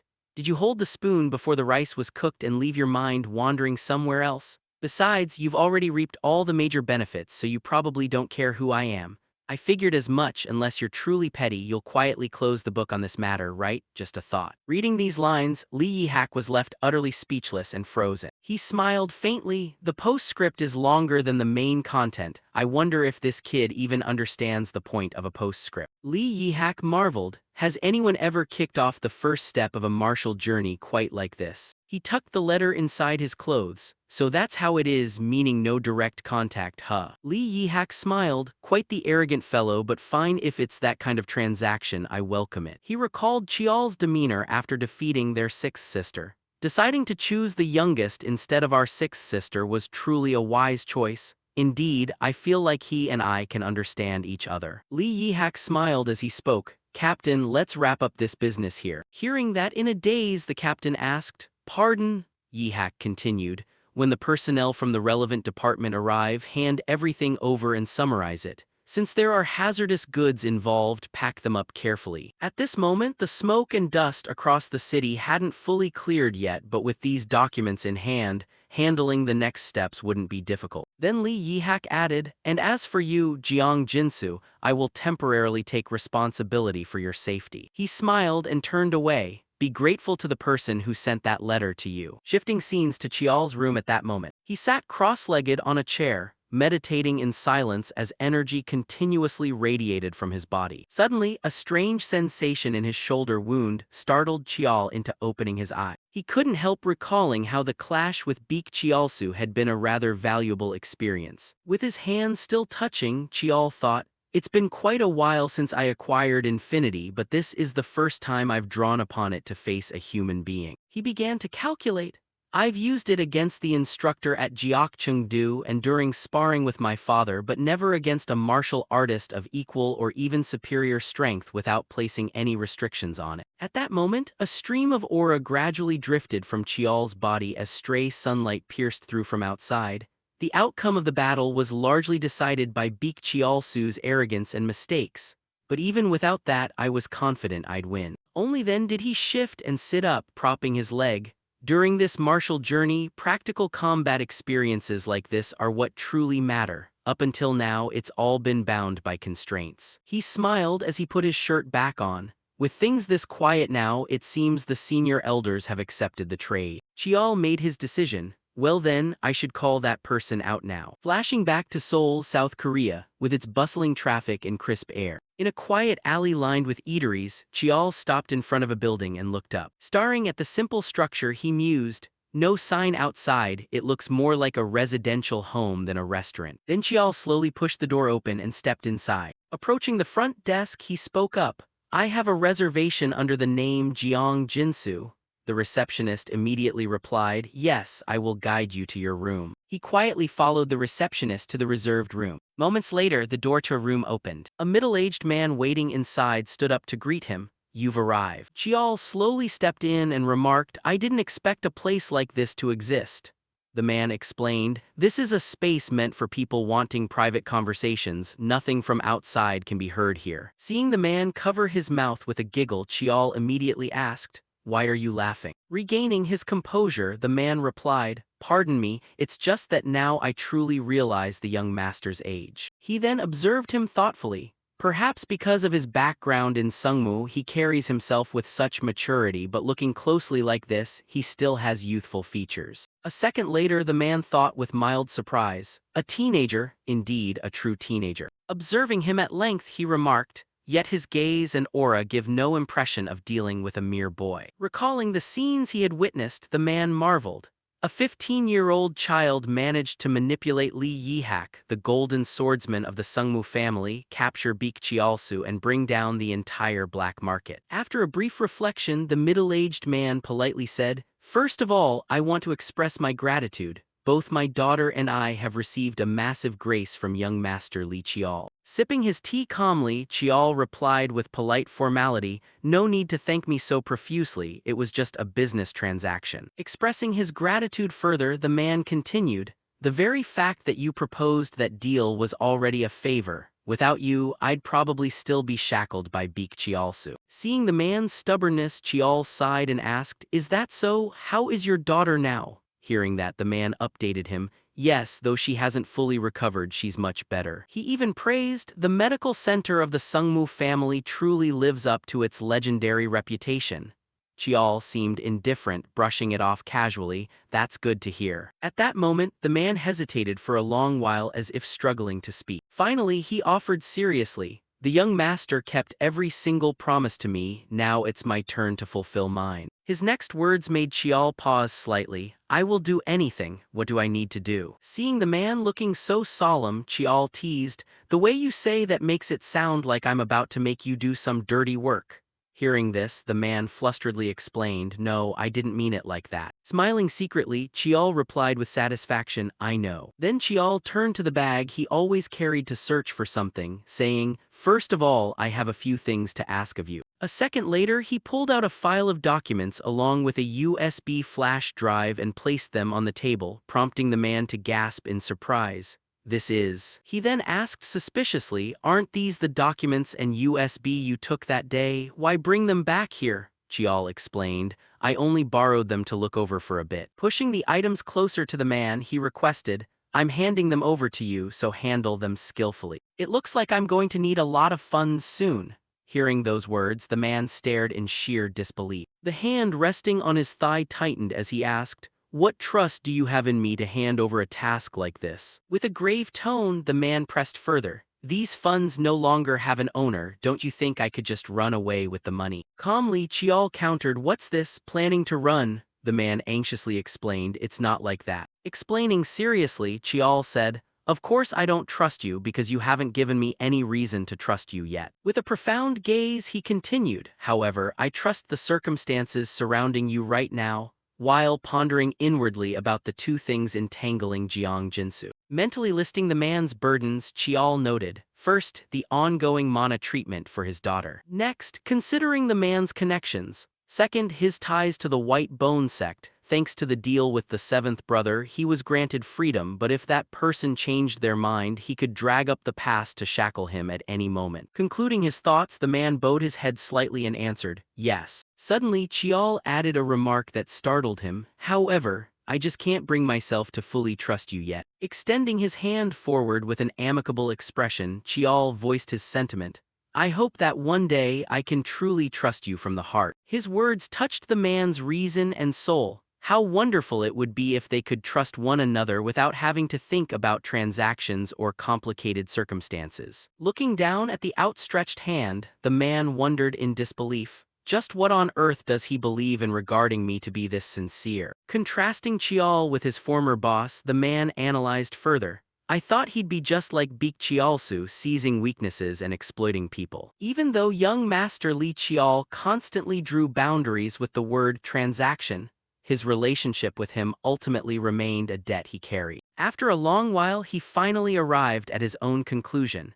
"Yet now, the way he treats me makes me feel like he views me as a true, equal relationship." Without hesitation, the man reached out and grabbed his hand, speaking up, "Understood, I will prove it step by step, it won't take too much time." Satisfied, Chial replied, "I genuinely look forward to it." Observing the person before him, Chial reflected, "Now I no longer see him as the man who lost his light under Beek Chialsu, but rather the silhouette of Xiao Jium overlapping onto him." Seeing him pick up the bag, the man asked, "Where are you heading now?" Chial replied with a hint of mystery, "Southward." After leaving the restaurant, as Chial walked down the street, a child's voice suddenly rang out, "Mom, look, that guy must be a martial artist, he's so handsome." The mother immediately pulled her boy along and said, "What are you talking about? No, come here."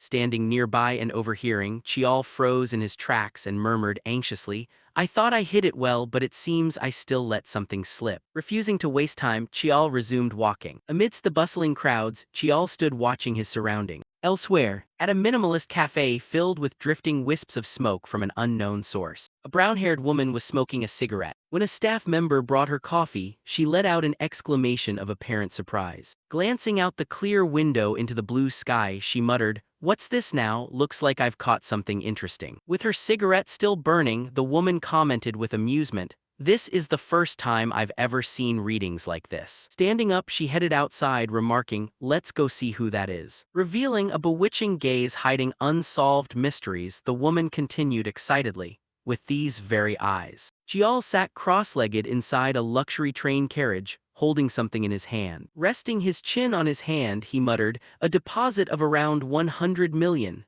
This should cover operational costs for the time being. Raising his head, Chial thought, thanks to Jiang Jinsu I was able to travel comfortably. Closing the bank book, he wondered, I wonder what kind of demeanor Jiang Jinsu will show this time. Lifting his golf bag to prepare, an idea formed in his mind. His talent has already been proven. For now, I'll let him freely unleash his abilities and see what happens. A plan gradually took shape in his mind.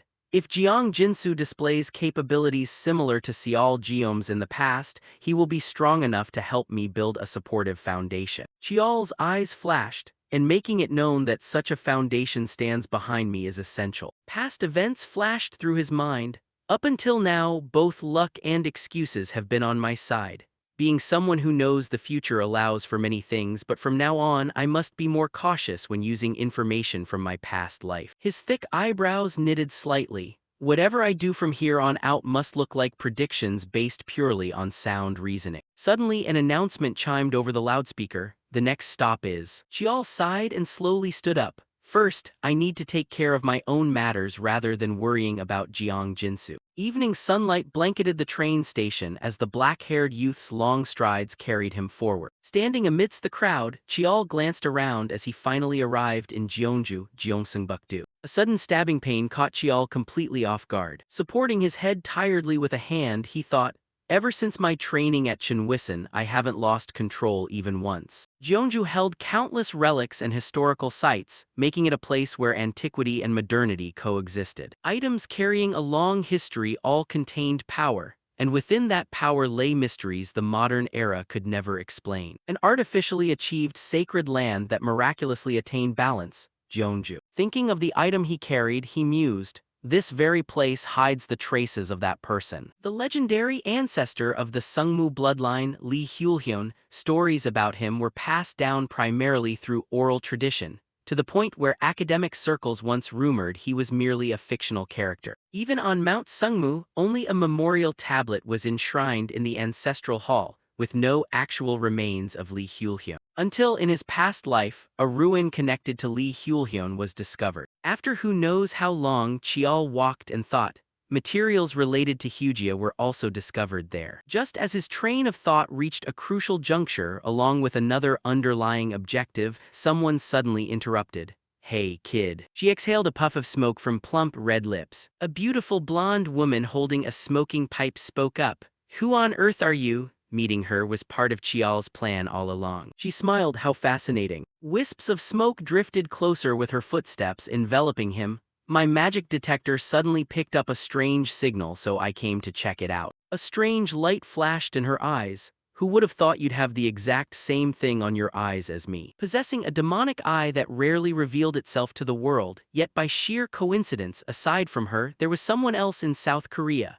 Valerie de Belle, a grand mage from the Eiffel Tower of magic in France, born to French nobility and one of the rare grand mages to reach Tier 2 in his past life. Her demonic eye possessed the ability to read and comprehend all hidden information within objects, the explanatory eye. Chial was somewhat caught off guard by this turn of events. I intended to seek this woman out, but I didn't expect to run into her like this. Valerie stepped in close. Hey, are you scared of me? Seeing him stay silent, she pressed further. Or are you a foreigner? He had no choice but to sigh. I'm Korean. At that, she immediately chuckled. Oh, thank goodness, actually I only know how to speak Korean. Another silent sigh escaped him. I knew it beforehand, but this woman really is unpredictable. Rumors flashed through Chial's mind. Her future moniker was the eccentric of the Magic Tower, no, more accurately, the madwoman of the Magic Tower. What baffled him wasn't just that. The reason she came to Korea was also utterly ridiculous.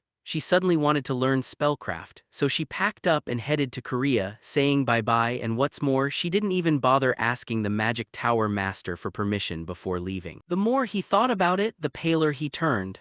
As for her decision to acquire Korean citizenship, it was simply because the fried chicken here tasted too good. Returning to reality, Valerie asked, anyway, dropping that subject, hey, who even are you? Chial was rendered speechless. She was the one who had started the conversation first, so why was she asking him? She clicked her tongue, reached out a hand and said, how finicky. Well then, let's exchange proper greetings. The female mage introduced herself at a leisurely pace. I'm Valerie DeBelle. As you can see, I'm not Korean, I'm a mage hailing from the tower. He also reached out and took her hand in a friendly gesture. I'm Lee Chial. Hearing his family name, she looked slightly surprised. Lee, could it be the Lee family? In Korea, it's apparently called Sungmu, right? Chial nodded. Yes, that's right. Valerie immediately exclaimed, if you're from Sungmu, you're practically part of the royalty in this country.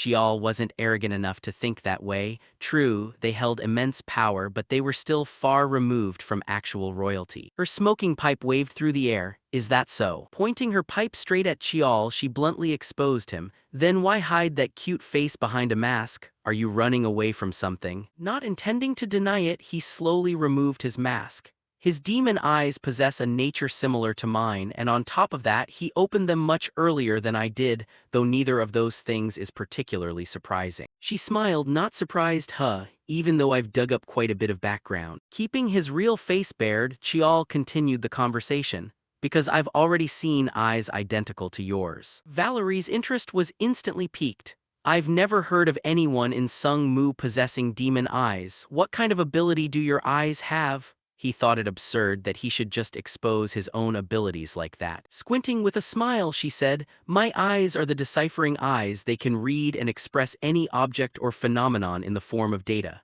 And yours? Faced with that expression, Chial didn't know what else to say. The female mage's seemingly harmless smile remained, yet something about her seemed to shift. Well then, I suppose we're out of options. In the blink of an eye, her eyes changed color and her voice deepened. I'll just have to find out for myself. An intense surge of power radiated outward. Chial's eyes seemed to be stimulated, changing color in response as well. Collapsing to his knees and shielding his eyes, he asked angrily, what on earth are you doing? Seeing his miserable state, Valerie softened her tone. Sorry, I was just too curious, but this is weird. She stepped closer. I can't read anything at all. Glaring at the dark-haired youth whose anger had yet to subside, the female mage coaxed him. Don't be so mad. Consider this a peace offering. I'll tell you something interesting. She flashed a fake smile again. In exchange, chat with me for a little while longer, deal. The sky had now grown dim as twilight cast a faint, lingering light into the large apartment tucked away in the corner of the street. Valerie and Chial stopped before the weathered gates of a villa, hesitating as they probed. You invited me out for coffee, but we're drinking it here. Chial looked around, silently musing that it just looked like an ordinary abandoned house on the outside, but Valerie didn't care and smiled. All right, let's head inside and see. No sooner had she spoken than a faint red light washed over Chial, leaving him momentarily dazed. He deduced, just now, that felt a lot like a monster's sorcery. Sensing something, Valerie asked, did you just realize it? You could sense it without using your demon eyes. Did you study spellcraft or something? He replied softly. I haven't studied spellcraft, but such a bizarre sensation is obvious enough. What's there to be surprised about? She explained, that sensation, unless you're a master like me, you shouldn't be able to detect it. Chial frowned in deep thought. A master? Does she mean the master of the Eiffel Michael Gerl magic tower? If you don't reach that level, you can't feel it. Is she actually claiming to have attained that rank? Chial exhaled to steady himself. I've already been through something similar before. Valerie rubbed her chin and muttered in a low voice, no, this is different. Even if you've experienced something similar, you normally shouldn't be able to feel it. A dangerous glint flashed in her eyes, unless you've trained spellcraft to its absolute limit. Breaking into a cold sweat, Chial involuntarily swallowed hard. I've had this weirdly familiar feeling since earlier. He turned pale as he remembered Jiohwa. She looks just like my aunt. The image of Jiohwa flashed in his mind, waving at him with a bright smile. Hey kid, let's go, time for some fun training. Composing himself, Chial asked, so is this teleportation? Valerie pushed the door open and explained with a calm demeanor, no, I might have quite a bit of money, but not that much. Stepping inside with a smug, self-satisfied look, she added, to put it more accurately, I used both mana and inner energy to forge a connected tunnel. The house was covered in dust from top to bottom, but Valerie warmly welcomed him.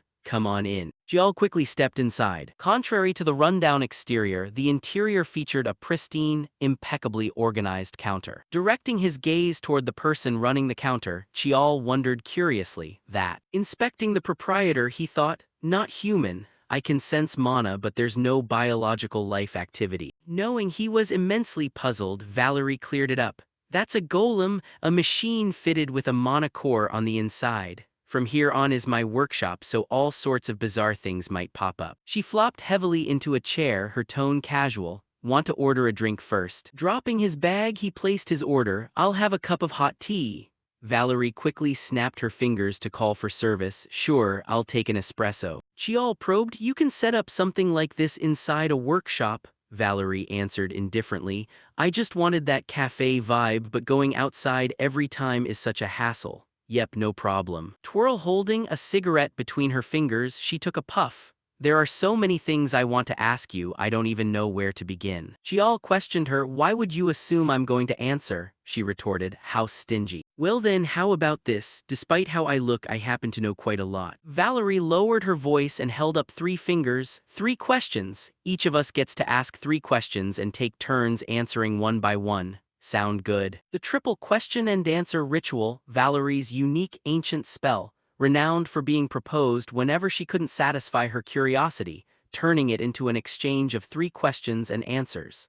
This proprietary spell she created by adapting the concept later became one of the defining symbols of the mage Valerie. And exchanging dry questions is boring, she raised her voice, so I'll add a little game using my magic. Hearing that, Chiol took a sip from his cup and thought to himself, just like the rumors say. He immediately gave a firm refusal. I decline. This left her blinking in surprise. He clarified his stance. I just met you today, I have nothing to be curious about, she asked in confusion. Aren't you curious about my eyes? Chiol explained further. Earlier, even without asking, someone deliberately told me about them, however. Setting his teacup down with a sense of appreciation, he added, this game actually sounds pretty fun. Let's set a condition, the winner gets to make one request. In that case, I'll participate, Valerie echoed. A request? You said you weren't curious about anything, so what kind of request could you possibly want? His expression turned dead serious. I'll figure that out later. He continued, the chance to make a request to a mage who owns an entire workshop doesn't come around every day.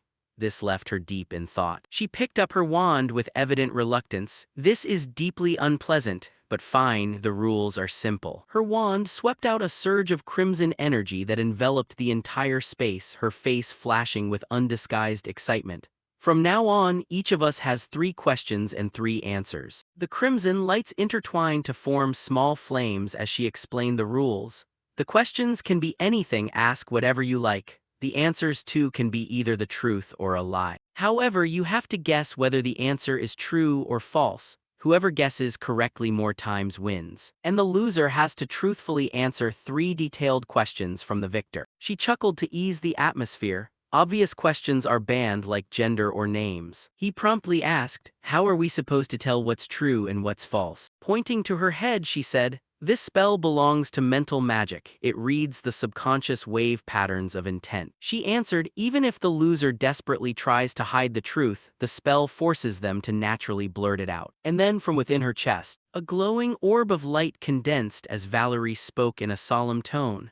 I, Valerie de Belle, swear on my title as a mage that I will honestly execute what I've stated without using tricks or deceit. Finishing her vow, the condensed orb burst above their heads, and I will abide by the rules to play a fair match. Valerie placed a hand over her chest as a guarantee. This is a mage's oath. If I break it, I'll lose all my mana. She then prompted him, now you can trust that I won't pull any tricks, right? He nodded in acknowledgement. Yes. Waiting for precisely that, Valerie snapped her fingers. Then let's begin. Small red orbs floated above their heads as Valerie faced Chiol under a tense, suffocating atmosphere. Chiol politely deferred. You go first, Your Excellency. Valerie cheerfully replied. All right, let's start off nice and easy. Her eyes shimmered with a mystical purple hue as she looked dreamily at Chiol and asked, your demon eyes, what kind of abilities do they have? Closing his eyes to think, Chiol mused. She hits me with the exact thing I wanted to know right from the first question, before answering promptly. I possess a power similar to yours. The moment his answer ceased, one of the flames above Chiol's head flickered out. Valerie jumped up in sheer astonishment. What is that supposed to mean? Can I count this as my second question? Sighing, she conceded, fine, whatever, it's your turn to ask. Wasting no time, he asked, Why are you so curious about my demon eyes? She fell into deep contemplation. After a brief pause, she answered decisively, out of a thirst for knowledge purely driven by curiosity as a mage.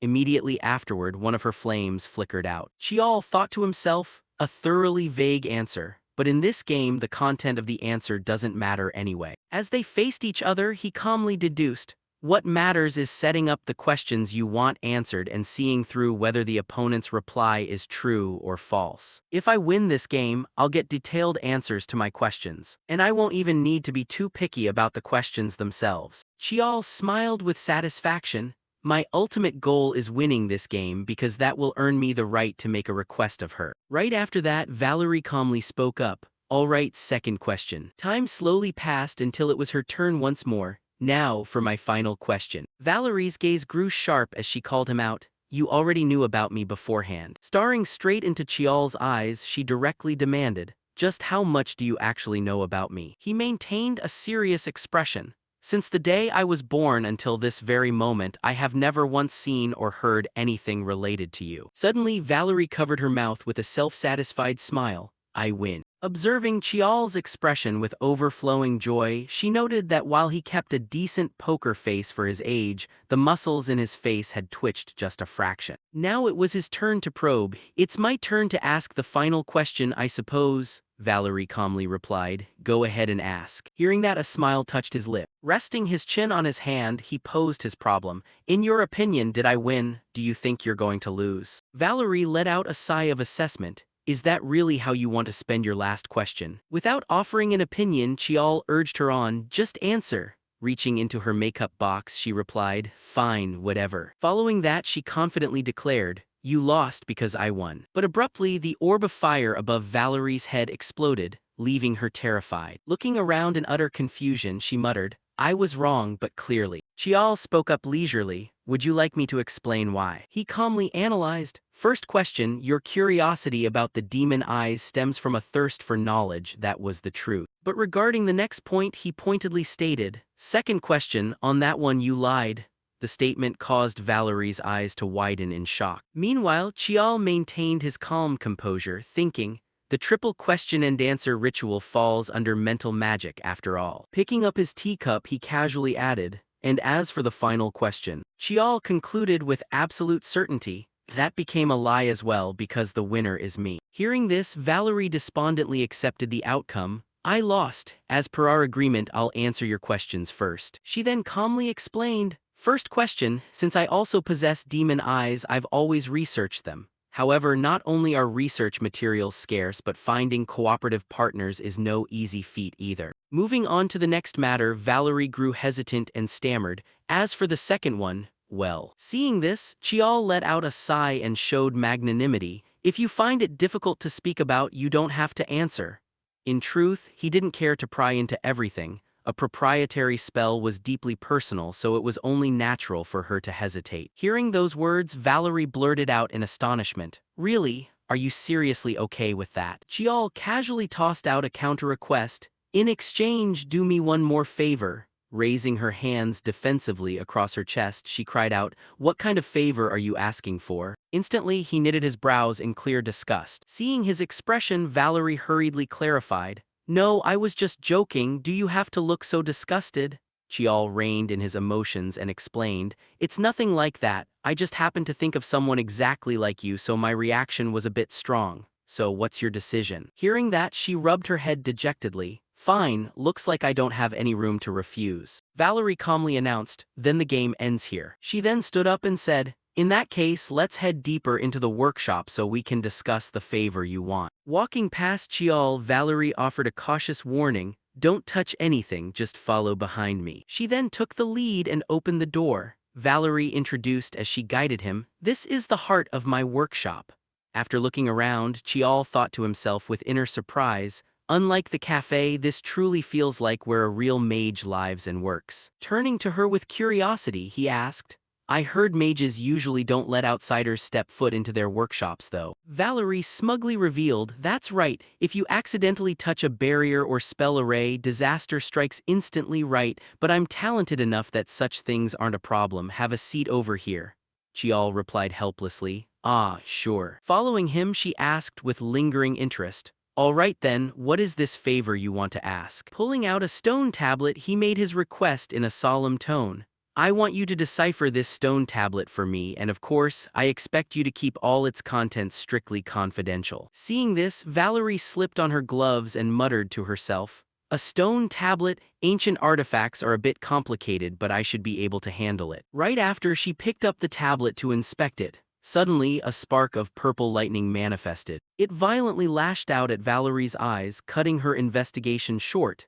HK. Struck by the backlash, Valerie covered her eyes before laboriously forcing out each word. This is an ancient artifact dating back at least to the 3rd or 4th century, if not older. Chial expressed respectful admiration. You figured that out immediately. Meanwhile, gripping the stone tablet tightly, she wailed in inner terror. Are you insane? An artifact this ancient, I almost lost my life. Her previous thoughts and words echoed in her mind. You were so confident earlier, but it seems the spellcraft in your workshop is shoddier than I thought. You have demon eyes, but your spellcraft? Even I could manage this level. I'm starting to wonder if I should even ask you for help anymore. The more she recalled, the angrier she became. With an artifact like this, the least he could have done was give me a heads up. Valerie glared irritably at Chial, mentally cursing up a storm.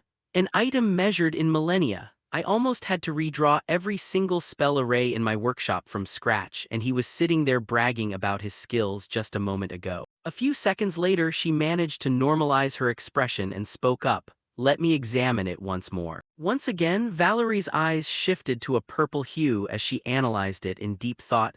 This doesn't look like anything from nearly 2,000 years ago at all. Valerie focused intently on analyzing the tablet. Is this really as far as I can read? After a moment, she rested her chin on her hand in contemplation. I can grasp the movements of the moon, the sun, and the operation of the stars, but that's where it stops. Valerie thought helplessly. If it were ancient writing or simple cryptography, I would have cracked it instantly. She turned to Chial and probed. It seems to record Eastern astronomy, dates, and a few basic scripts. What on earth is this thing? He calmly answered, it's a map and at the same time a key. Hearing that, Valerie finally conceded, it'll probably take me some time to fully decode this. Seeing an opening, Chial hesitated before speaking. Then, while we wait, can I state my second request? She agreed without the slightest hesitation. Sure. Outside, the sky had shifted to dusk. The last rays of sunlight filtered through the glass window, illuminating the room. After hearing Chial's proposition, Valerie looked startled and repeated, your second request is for me to tell you about demon eyes? He affirmed it and added, if it can benefit both of us, even better. He then calmly inquired, by the way, does your workshop happen to have a training room? Instantly, Valerie's face beamed with overwhelming confidence and boastfulness. Well, mages naturally need a place to train, don't they? Naturally, what workshop doesn't have a training ground, though? Mine happens to be a bit larger than usual. Chial was left speechless, silently thinking, is she flexing right now? For a mage's workshop to be this spacious means both her skill and wealth are at the very top tier. This is giving me flashbacks to someone else. He asked calmly, looks like you're quite wealthy then. Valerie answered with a puzzled look, didn't you know I come from an ancient aristocratic family? Following that, she proudly added, anyway, that's my second request. Don't go back on your word, a promise is a promise.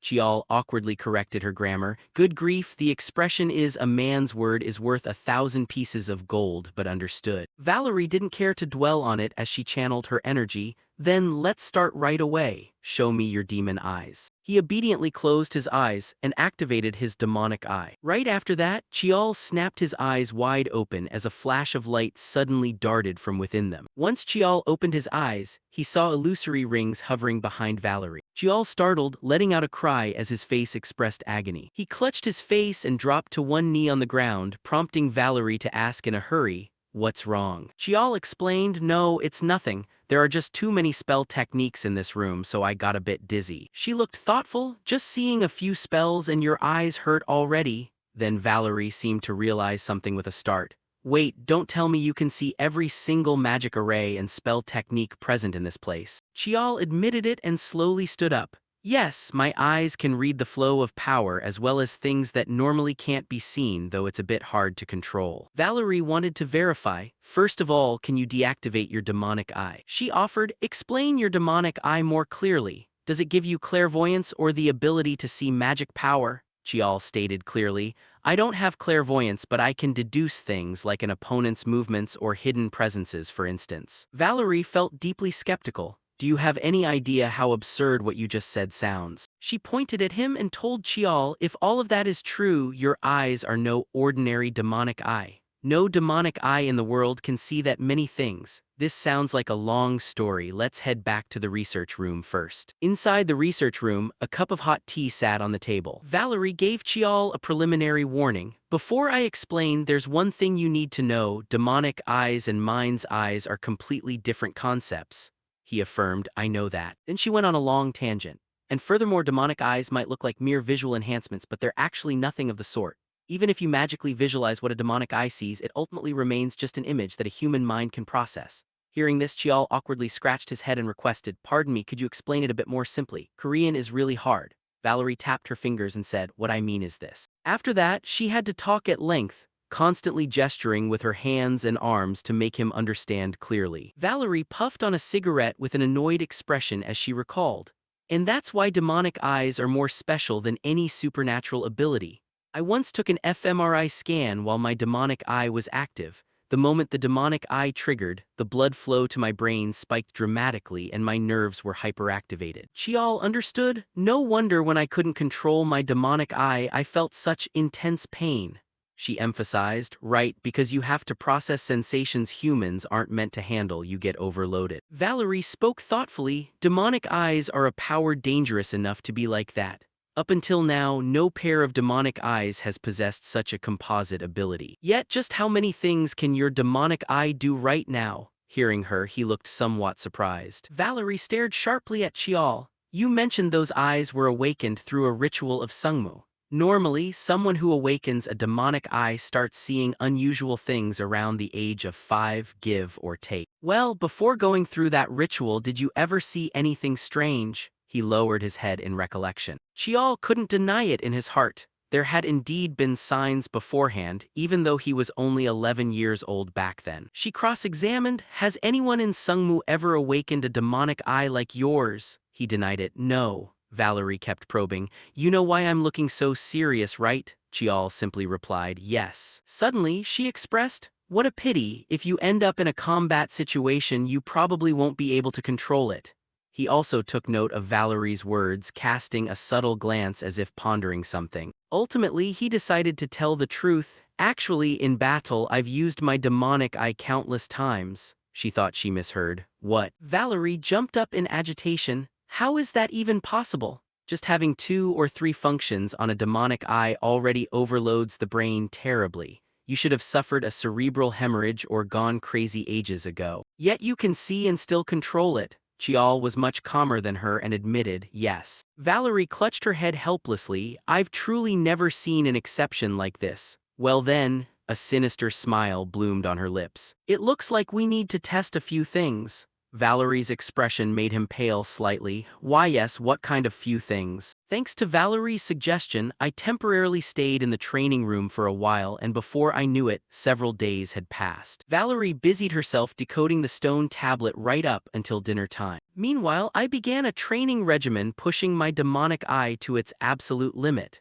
Chial lay on a wooden plank with his limbs restrained, gritting his teeth in agony from the surrounding electrical sparks. Finally, a device chimed, signaling the end of the measurement. Chial lay there dazed, nearly drifting off to sleep. It was manageable at first, but the difficulty keeps ramping up. He recalled what she had put him through. To test how much direct stimulation I could endure, she shoved masses of tangled, chaotic magic power right in front of me. Her smile back then had been genuinely terrifying. Come on, just a little more, while Chial could only scream out, you demon. Right on cue, Valerie walked into the room to check on him. How is it, holding up okay? He thought to himself, she acts no different from a mad scientist.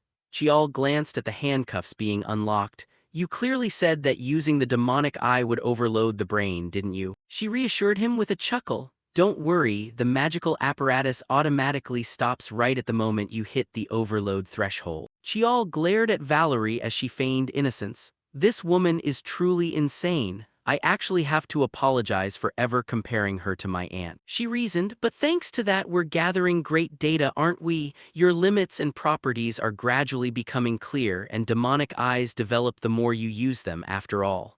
Chial couldn't deny it. That's not wrong, but... Yet she didn't bother listening further, turning away and humming, "Let's see if you'll obediently subject yourself to experiments." He realized. She purposely spoke in French. Valerie looked at what was before her in apparent astonishment. She observed the parameter display screen, asking herself, "What is this? Am I seeing things?" I set the automatic status check mode and let the difficulty scale up gradually. So how on earth is his growth rate getting this fast? No, it's not growth, it's more like adaptation. So the issue isn't with the explanation after all. The smile on Valerie's face grew increasingly intrigued. Things continued the same way in the days that followed. Training day 1? Oh no, I almost called it an experiment. This is training. After all, this is just a test requested by Li Qiao, not an experiment to satisfy my own curiosity. Even so, since I've painstakingly gathered enough data, I'll save it as a file. Confirmed that the demonic eye can easily read unidirectional mana circuits. Pain started creeping in from Tier 6 magic and above, but Tier 7 magic could still be read without too much trouble. Maybe I should bring in a CT scanner to help out. Training day 3, to test his clairvoyance capability, I deliberately hid a spell behind a metal plate and told him to read it. The results showed it wasn't clairvoyance, but rather reading the energy radiating from the object. It was just a pencil, yet I still have no clue what he read or how he read it. Afterward, I experimented with moving objects. At that point, he demonstrated the ability to predict blood flow and muscle movement. Faint glimpses of limited precognition showed up too, but he couldn't keep his demonic eye open for more than 2 hours. If only his brain and eye durability were a bit higher. More experiments, no, more training. Experiment day 8, he keeps breaking speed records while cranking up the difficulty to a crazy degree. I tried secretly spiking the difficulty to see what would happen, and he still caught up. Even I can't reach this level. I should have bought that CT scanner sooner. At this rate, I might have to dissect him and look directly inside. His demonic eye belongs to a completely different resolution system than mine. Li Qiao's visual capability is on an absurdly high tier. Well, if I had to describe it. Hearing a noise, Valerie hurriedly whipped her head around. What is it? She thought to herself, why didn't I just pretend I didn't know? Look at that glare of his.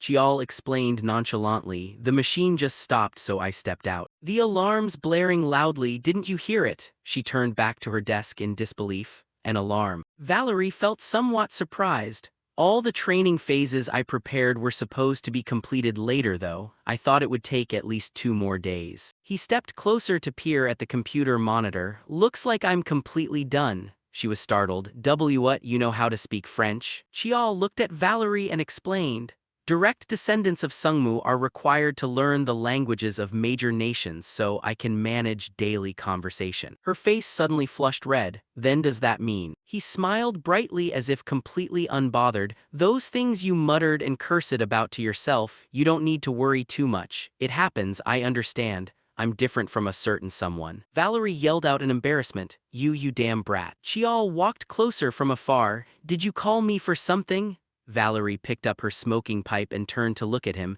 Yeah, the preliminary training phase is over. She probed for his thoughts. Honestly, I'd love to keep practicing in the lab, but what you need is practical combat application, right? So now I plan to start proper combat training. He seemed very agreeable. I'm always ready. But Valerie suddenly stopped him. Wait. A magic circle erupted beneath their feet with her at the center. Valerie explained. I've reinforced the training area's magic array. It's going to be much more complex than before. She added a warning. And another thing, you'd better completely drop the habit of closing and opening your eyes when activating the demonic eye. Little habits repeated over time become second nature. It might help with temporary control, but it'll cause bad side effects later on. Following her advice, he frowned and forced himself not to close his eyes. Finally, Chial successfully summoned his demonic eye. He stared intently at the room riddled with magic circles. Even though the training area's magic array has been enhanced, I only feel a mild headache.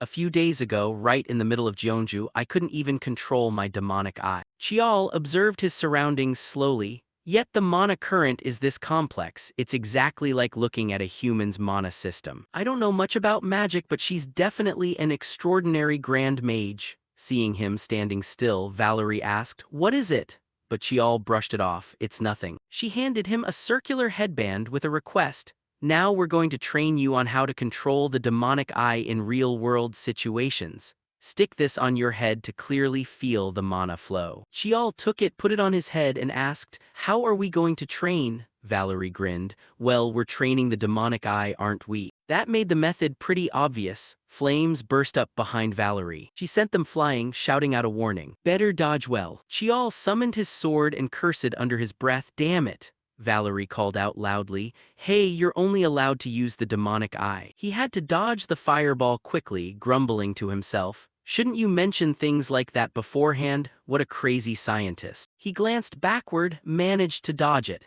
"If this were when I first stepped into the training room, I probably wouldn't have been able to." Valerie offered a friendly reminder. "Not done yet." The fireball hadn't stopped. It changed direction and flew back toward him. Jial widened his eyes in shock. The fireball suddenly exploded. She didn't seem to intend to hold back. "Evade and listen up. I've grasped the nature of your demonic eye now. Your demonic eye, to put it bluntly, is quite similar to my decoding system, but a tier higher." Chial looked soot-stained after the recent blast. She calmly lit her pipe. "Your demonic eye doesn't read a multitude of things. Like every other demonic eye, it only reads one single thing." The entire room was surrounded by red flames. Objects before your eyes, flora and fauna, mana, physical force, countless supernatural forces alike, and the exact present state of each of those pieces of information. "If I had to name it, maybe we could call it the present eye, an eye that reads every phenomenon currently existing at this exact moment." Valerie manipulated the spheres to move. Chial stepped back to avoid a mocking attack. "I feel like you're terrible at naming things." She ignored him and continued. "Your eyes read all the present information right before you, and once you can analyze the present, deducing a reasonable future naturally follows. Similarly, you can deduce the past. There was a really nice term for that, wasn't there? Right, the law of causality." Valerie smiled brightly as an explosion behind her generated a massive shockwave. Chial managed to stay standing despite the blast, looking thoroughly grimy. She informed him, "Anyway, your demonic eye is so high-tiered that it becomes a burden in itself. Even if your control improves, you could still get swallowed whole by your demonic eye in the blink of an eye." Well, all of this is for your own benefit." Fireballs were summoned once more. Valerie shouted out, "All right, let's go," as successive fireballs lunged at him. Once the session ended, Chial sat slumped on the ground, pitch black from head to toe, prompting Valerie to tease. "Did you just crawl out of a coal mine? Hey, open your eyes nicely. Do you have any idea how hard I worked to research your demonic eye?" He showed zero emotion. "I appreciate that much," she sighed in despair. "But hey, your demonic eye was awakened through Sungmu's special ritual. So is it because it's not a normal demonic eye that its discovery was delayed, or are you simply an exception?" He chose to remain silent. Valerie stopped pressing and stood up. "Either way, I probably won't find the answer on my own. My apologies." She broke into a sinister smile again. "Maybe we need some sophisticated scans or to cut you open and take a direct look." Chial looked terrified at that expression. "It's fine, we'll understand it someday. I have no idea what you're planning to cut open." Valerie excitedly summoned those fireballs again. "Fine then, let's resume training. Oh, by the way, to make it easier to refer to, I think giving your demonic eye a name would be best. How about analytical eye or causality eye? Sounds a bit lame." He frowned and refused, "Leave out the names." But she stubbornly insisted. "No way, for a demonic eye this terrifying, it definitely needs a name. How about the divine eye, the all-seeing eye of Solomon, or in an Eastern flavor, the true eye of the demon king?" Chial resolutely rejected it. "Not needed." But Valerie locked it in. "Yama's eye, that sounds cool, right? You must have had a hard time fighting off those continuous barrage attacks." Right then, Chial panted heavily, exhausted after days of this. Prediction, analysis, choice, and focus. When he utilized the full capability of his demonic eye, his growth rate spiked frantically, though his expression couldn't hide his excitement. The phone in his pocket suddenly buzzed. Valerie looked down and realized, it's gotten this late already. She walked up to Chial and teased, "At least you don't turn into a charred lump of coal like before, what a shame. Don't train on your own today, take a shower and head straight to the research room." He looked confused. What do you mean? Valerie winked and announced, well, because the decoding work is all done. Several books sat atop the table. The entire room was littered with carelessly scattered books. Chial asked suspiciously, I've only been away for a month, so how did everything change like this? Valerie replied nonchalantly, all of these are just research materials, we can throw them away now. She complained, back at the Magic Tower, ordering around senior scholars was so convenient. There isn't a single slave here, how boring. Valerie used magic to make the books float and called out, since ancient times, the Korean peninsula has preserved historical records very well, so decoding the language and writing wasn't too hard, it was actually quite fun. Come on, sit down here and check this out first. Chial picked up an object and remarked, the shape of the stone tablet looks different than before, she recounted. Since some constellations and characters faded away, I did some restoration work. From now on, I'll explain it to you. Valerie placed a document onto the tabletop. She pointed at an image on it and asked, have you ever seen this constellation? He immediately answered, no, I haven't. So Valerie laid out 2 more photos of the kind. Figures, right now this constellation has this shape. She pointed to one of them. Here lies the problem. Why did the ancients group these constellations together? Look down here, this thing was actually a fictional constellation all along. The sequence of these stars is the decryption key. Even though I was tricked by the disguise for a bit, it's neither a lunar orbit nor a star chart, so what on earth is it? Chial began to ponder. I feel like I've seen this somewhere before. Then he snapped his fingers as if remembering. Chial asked, can I try tearing this? Valerie offered a relieved smile. No need to tear it, it's right here. This is a map of the entire dragon vein across the Korean peninsula, not constellations, but a network of vital energy points spread all over the land of Korea. Marked points on the map were connected by striking black ink lines. Valerie's voice echoed through the quiet room. This isn't a constellation map, it's a meridian map of Korea. She continued, in Eastern philosophy, the world is viewed as a single living organism. Dragon veins are just like the human meridian system, they're the pathways where mana flows. Li Chial stared at the photo, stroking his chin in thought. But this stone tablet was created way back in ancient times. Back then, they couldn't have possibly expanded their territory all the way up north like this. Valerie replied, that's exactly why this is such an important historical document. Her words left Li Chial stunned, as it was concrete proof that the ancients had extended their domain all the way to this region, before Valerie finally left him to figure it out on his own. I can only explain up to the location part. You're better off reading the interpretation guide for the rest. Li Chial stared at the photos she handed him, pondering silently. This is the chant for the ancient mana technique of the blurred star constellation. It's a type of magic that operates on revealed mana lines. Nobody practices it anymore, but I memorized the incantation while researching with my aunt. He placed the map and the photograph of the constellations side by side. If dragon veins really are the meridian system, could it possibly be? Li Chial began to sense the energy from it according to the exact incantation, channeling his mana and tracing the pressure points based on those locations. After a few seconds of sensing, he couldn't hide his joy and let out a faint smile. I found it. His heart swelled with joy. Dongju, Tohamsan Mountain. That was where the tomb of the second head of the blurred star Hyangseong was located. A few days later, Valerie sat holding her magic wand, turned to look at him and asked, what, are you leaving? Li Chial had his travel backpack slung over his shoulder, and without turning back he answered, yes. Valerie asked during those final moments of preparation, before you go during that interrogation, can you at least tell me the trick to solving it? To which Li Chial replied, didn't you say I should figure it out myself? Valerie frowned, her expression twisted in annoyance. You really are stubborn to the very end, I give up on you. But unable to stay mad at him, she offered some words of encouragement. Be careful out there, Tohamsan Mountain is pretty dangerous. Li Chial replied, I know, even though it's a sacred mountain, it's special in a lot of ways. Valerie stood up, pointing as she lectured, you'd better stay away from the historical ruins. I heard one of the disciples from Bulguksa temple went missing recently. You never know when you'll get tangled up with spirits or phantoms and end up cursed. Do you even have any idea how terrifying curses are? Monsters can show up there too. Li Chial waited blankly for her to finish before speaking up. Calm down, Valerie, are you actually worried about me right now? At that moment, Valerie's face flushed red with embarrassment.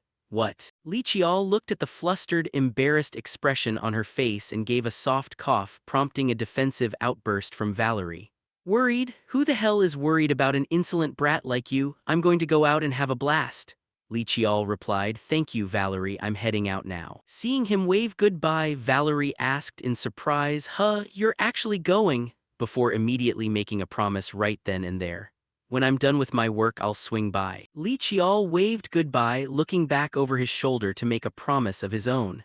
Let's grab some fried chicken together when that happens. A little while later, Li Qiao arrived at Tohamson Mountain, wiped the sweat from his face and muttered to himself, it's almost been 2 hours since I entered Tohamson Mountain. Looking at the map, Li Qiao let out a weary sigh, glancing between the parchment and his surroundings. Even though this map was made over 1,000 years ago and I knew the terrain might have changed, it's definitely way harder to find than I thought. He let out a frustrated sigh. It's pretty brute force, but since I've gotten so good at using my demon eyes, I can keep them active for a really long time. Despite how hard it was to find, Li Qiao couldn't just give up halfway, so he fumbled along the path marked on the map, wondering to himself as he noticed 3 orange-red threads along his way, acting almost like a guiding trail. Combining his observations of the external landscape with the map, he just kept walking until he spotted an orange-amber vortex. Discovering it, Li Qiao silently guessed, no way. He placed his hand on the nearest stone and felt it, realizing with excitement, this really is the place. A pale aquamarine aura surrounded him as Li Qiao stood up and shouted aloud, bowing. That blue light wrapped around the area around him, shining brightest right at the circle beneath his feet. The light clung to the grass and the stones scattered around, after which Li Qiao reeled the light back in and deduced, this is the sealed door leading to the tomb. Now I just need to channel my mana in the exact order of the other constellations on the stone tablet. Li Qiao touched a stone slab, blue energy radiating to envelop both his body and the rock as he began the door-opening ritual, starting from the north and moving clockwise. But before long, he realized too late, this drains an insane amount of mana. Li Qiao pulled his hand away. Looking frustrated, this is not easy at all. A little later, as dusk began to fall, Li Qiao resolutely placed his hand back onto the stone slab for one final attempt, muttering to himself, this is the last part. Right after that, the earth and sky shook violently, making it hard for Li Qiao to even stay on his feet. The internal energy surging from the stone made the world spin as a blinding aquamarine light burst forth. Li Qiao raised an arm to shield his face, wondering, what the hell is happening all of a sudden? He hugged his backpack to his chest, thinking to himself, why is there such an insane level of mana? Could it be that the mana of Tohamson Mountain accumulated over a huge span of time and then got triggered by my own mana? The internal energy felt like an explosion, sending Li Qiao crashing to the ground. He hugged his backpack as he stood back up, dusting off his clothes and his bag, and letting out a sigh of relief. I thought I was a goner for a second. Everything around him was pitch black, so dark he couldn't see his own hand in front of his face, prompting Li Qiao to look around and mutter, I can't see a thing. He had drained his mana down to the absolute limit, so even his demon eyes were useless. He dug a flashlight out of his backpack, switched it on, and said, good thing I can't sense any hostile presence or movement. Sweeping the flashlight beam around to observe his surroundings, Li Qiao suddenly illuminated a bronze statue of a soldier with a ferocious expression, sculpted with extremely high craftsmanship, making him jump and almost think he was being attacked. Li Qiao evaluated the area, thinking, with a scale like this, there's no way in hell this is just some ordinary ancient tomb. He shined his flashlight onto a stone tablet and read it, discovering that the inscription stated they had bought the land from the local deity to use as a burial site. If modern shamans saw this, they'd probably foam at the mouth from shock. Shifting the light to another stone tablet covered in cursive Chinese-style calligraphy whose flowing, dragon-like strokes gave off a unique artistic vibe, he thought, what about this one? Li Qiao read the inscription, King Wu Li Xian of the Li family lived to be 122 years old and rests here. Following that, he was surprised to notice the text stating, all the living and the dead who wish to step foot in this place turn back. Li Qiao felt a mix of anxiety and unease, thinking, this is a warning. He read on, beyond here lies only darkness.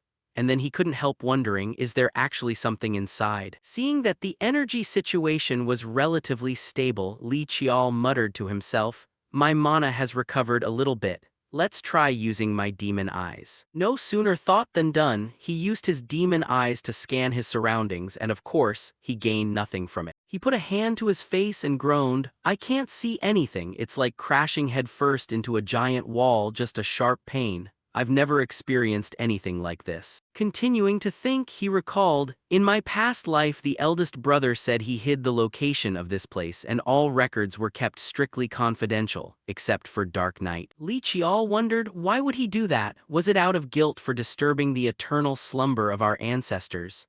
But he immediately dismissed the thought. No, if that were the case, he should have hidden the fact that it was ever excavated in the first place. Li Qiao fell deep into thought, noting how unlike the eldest brother's usual style, the information had been leaked in such a suspicious manner. If I assume this was an intentional trap. Suddenly, a noise drew his attention, and Li Qiao turned toward the source of the sound. There, a multitude of flames drifted out from out of nowhere, and two statues with ferocious expressions were closing in on him. Li Qiao panicked, realizing, the Vajra statues, are they moving? The two furious statues shouted loudly, "Human, leave this place." Li Qiao gripped his sword tightly, falling silent in thought.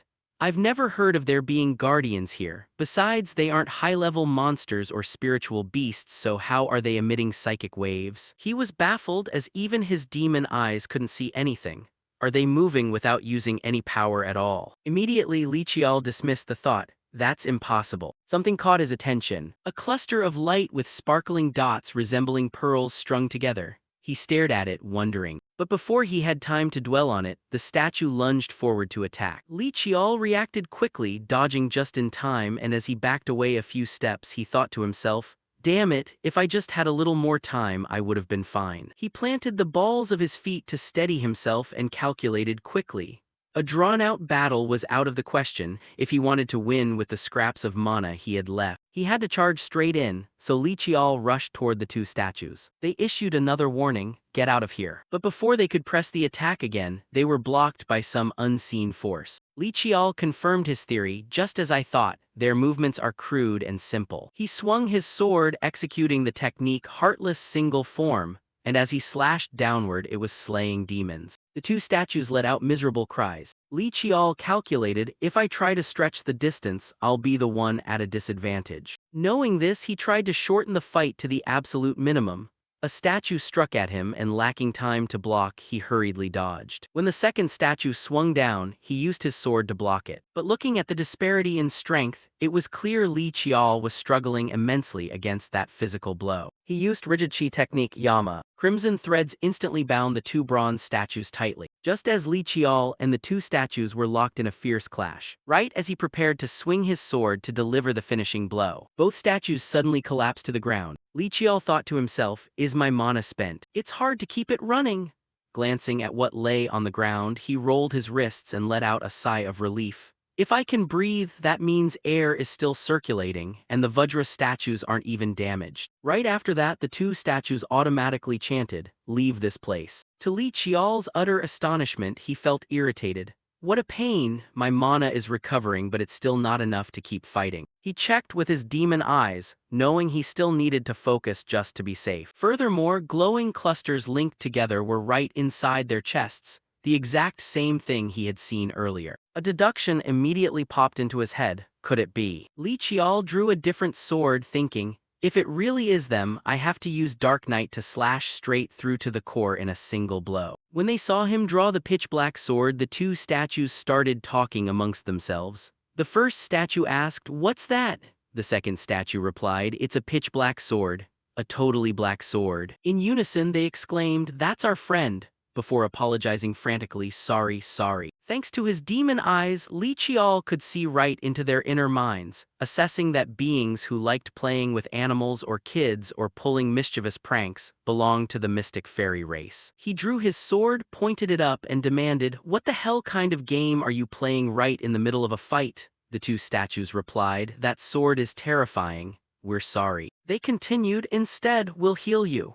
Immediately, they projected rays of light onto his body and Li Qiao felt his injuries healing rapidly. Li Qiao asked, "So why are you guys here?" They answered, "We don't know, we won't tell." He started threatening them. "I suddenly feel like swinging this thing around. Do you want to answer nicely or not?" they wailed, a scary human. Then the two statues began to explain, we made a pact, for 1,000 years, it's been over 1,000 years.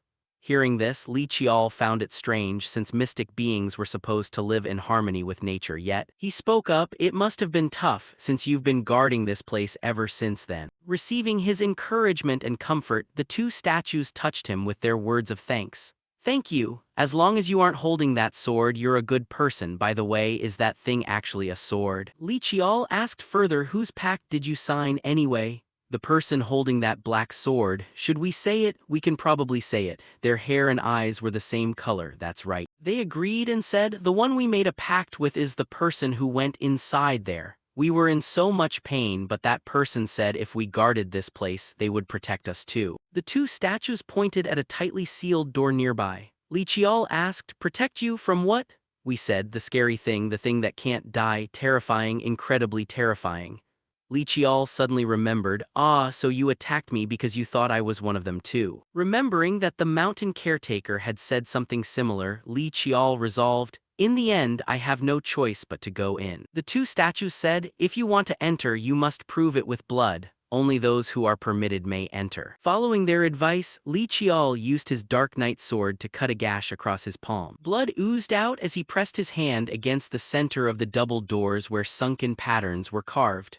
The blood soaked in, and the carvings instantly stood out clearer than ever before. The door opened effortlessly, revealing pitch-black darkness inside that stretched out into an abyssal depth. Li Qiao stepped inside, whispering, all right, let's go. Back in the laboratory, Valerie slumped over her desk, letting out a heavy sigh. There's still so much research to do, so why is this happening? She groaned in frustration. Today is a total write-off. I should just order some fried chicken. When she opened her phone to place the order, a beep-beep warning sound emitted from the computer monitor. Valerie turned back to look. Is that the detector alarm? Glancing at the map on the screen, a red dot suddenly appeared at a central point in the city of Jeonju. Staring at it in disbelief, she muttered, red means a gate breach. How the hell could a monster breach happen in the Jeonju area? Is the machine glitching? But then her expression gradually turned dead serious. Staring intently at the monitor, Valerie cried out in shock, no way, 5 gates opening at the same time. She jumped to her feet, typing furiously on her keyboard. Could it be because of that kid? But checking other regions showed everything operating completely normally, bringing her a brief wave of relief. No, wait, quite the opposite. The mountain's mana signature was still identical to before. She immediately packed her gear and left. This wasn't the time to stay calm. Even if Jeonju had a low civilian population, it was still extremely dangerous. Valerie hurried out of the room, failing to notice that the area she had just checked, which previously showed no abnormal signals, began sprouting red dots right after she left. Those red dots spread like a virus at a terrifying exponential rate, covering almost the entire map in the blink of an eye. Li Qiao walked while looking around, thinking to himself that this was no ordinary graveyard. After walking for a bit, he spotted an old bookshelf, and stepping closer to rummage through it, he found what he had come down here for. The book titled Records of the Dark Knight. Even though he needed it, his instincts told him there was something even better here. Li Qiao's heart pounded with joy as he felt dark qi vibrating all around him, making it feel like his heart was about to leap out of his chest from excitement. Walking forward, Li Qiao felt a strange sensation wash over his body. While still dazed, he looked ahead, and unexpectedly spotted a white-haired old man clutching a sword tightly in his arms. Unsure whether it was a hallucination or a genuine spirit, Li Qiao could sense a surging vitality radiating from the old man. Li Qiao verified his surroundings with his own eyes. Feeling shocked by what he saw, mural paintings plastered all over with talismans and golden threads. Failing to understand why so many seals were necessary, he muttered, what on earth are they sealing away? Following the golden threads, he discovered a gap in the seals, and grew alarmed upon seeing that many of the threads had snapped. As those threads broke, Li Qiao watched countless streams of dark qi gush out and converge toward the old man, while other torrents of dark qi surged straight at him. Caught off guard, Li Qiao was completely surrounded by the dark qi streams as they slowly dragged him under. A moment later, Li Qiao found a mirror placed inside his room, and looking into it, he saw a child with sad eyes and a completely lifeless expression, realizing silently that it was his past self from his previous life. Li Qiao reminisced, flashing back to scenes of being beaten and tortured simply for living in that lifetime. At that time, he had wondered why he had to endure such things and how he could escape from it all. Li Qiao recalled the scene of his family's female servant being fired for embezzling household funds when she had sneered, "What is the young master going to do without me?" Only for a cold voice to cut her off. "That is none of your business." Li Qiao thought that no words suited the embezzling servant better, and he never saw her again. At that moment, the old man with white hair looked at Li Qiao and told him not to worry, reassuring him that he wouldn't break down so easily. Even as he was being dragged away, he tried to comfort the boy by saying he would be back shortly after cleaning up the room. But Li Qiao knew he would never be able to come back. Right then, someone told him, "Go ahead, he will keep this a secret." Yet people within the clan would still come looking for him. He said that the boy would find his life again. Running wildly, Li Qiao thought to himself that he couldn't protect the maid, couldn't protect his uncle, and would even have to throw away his name and live like a fugitive. Li Qiao asked, "Why is the Lai bloodline so wretched?" He knew these were scars from his past life, the most fragile parts of his subconscious. Li Qiao clenched his fists and wondered why he was being shown these things. Even though he had been sent back to the past, this remained an undeniable truth, an agonizing past from his previous life that he had never turned away from. Those very memories were the sheer will that kept Li Qiao alive until now, to ensure he would never have what mattered most stolen and stripped away from him again. He broke out of the illusion and saw the creature sealed away within those bones. Li Qiao's head felt like it was about to split open. He caught glimpses of scenes and heard the words of the old man, telling him to prepare for the generations to come and seal him away alongside that thing. The other person immediately tried to stop him. Li Qiao was startled, feeling a sensation identical to when he absorbed memories using the endless dark qi, and he thought to himself, "Did I swallow the energy of that thing?" The old man explained that he was merely a bystander who would appear one day and carry what was in his heart. He declared that a child chosen by the Dark Knight would be born, and that child would become the hope. Handing the other person a stone tablet, he instructed, "Create this and scatter it into the world." A child guided by the prophecy of the stone tablet would come seeking it, and say that he would help free him from this burden. As the flashback ended, Li Qiao violently vomited that filthy substance. He hadn't expected everything to be this difficult. Sitting down on the dirt ground, Li Qiao leaned heavily on his sword and gasped for breath, thinking, "What on earth just happened?" His hand clutched his left chest as he felt something turning slightly ominous. It was magic seemingly spreading all over Li Qiao's body, and he could vividly feel that the dark qi, which had previously only pooled around his heart, was now diffusing evenly throughout his entire physique, making his frame noticeably larger than before. He gently opened his palm, letting jet-black magical energy emanate and cast an even denser dark aura than before. Li Qiao clenched his fist tightly. "What in the world is this?" He snapped up to his feet, fixing his gaze on the figure sitting atop the well. This place wasn't a burial ground, but rather a sealing chamber, and their ancestors had waited an eternity for a descendant to find this place. Could they have been waiting for me? Li Qiao gripped his sword tightly. Even having reached the pinnacle of martial realms, could a mortal truly read destiny over 1,000 years into the future?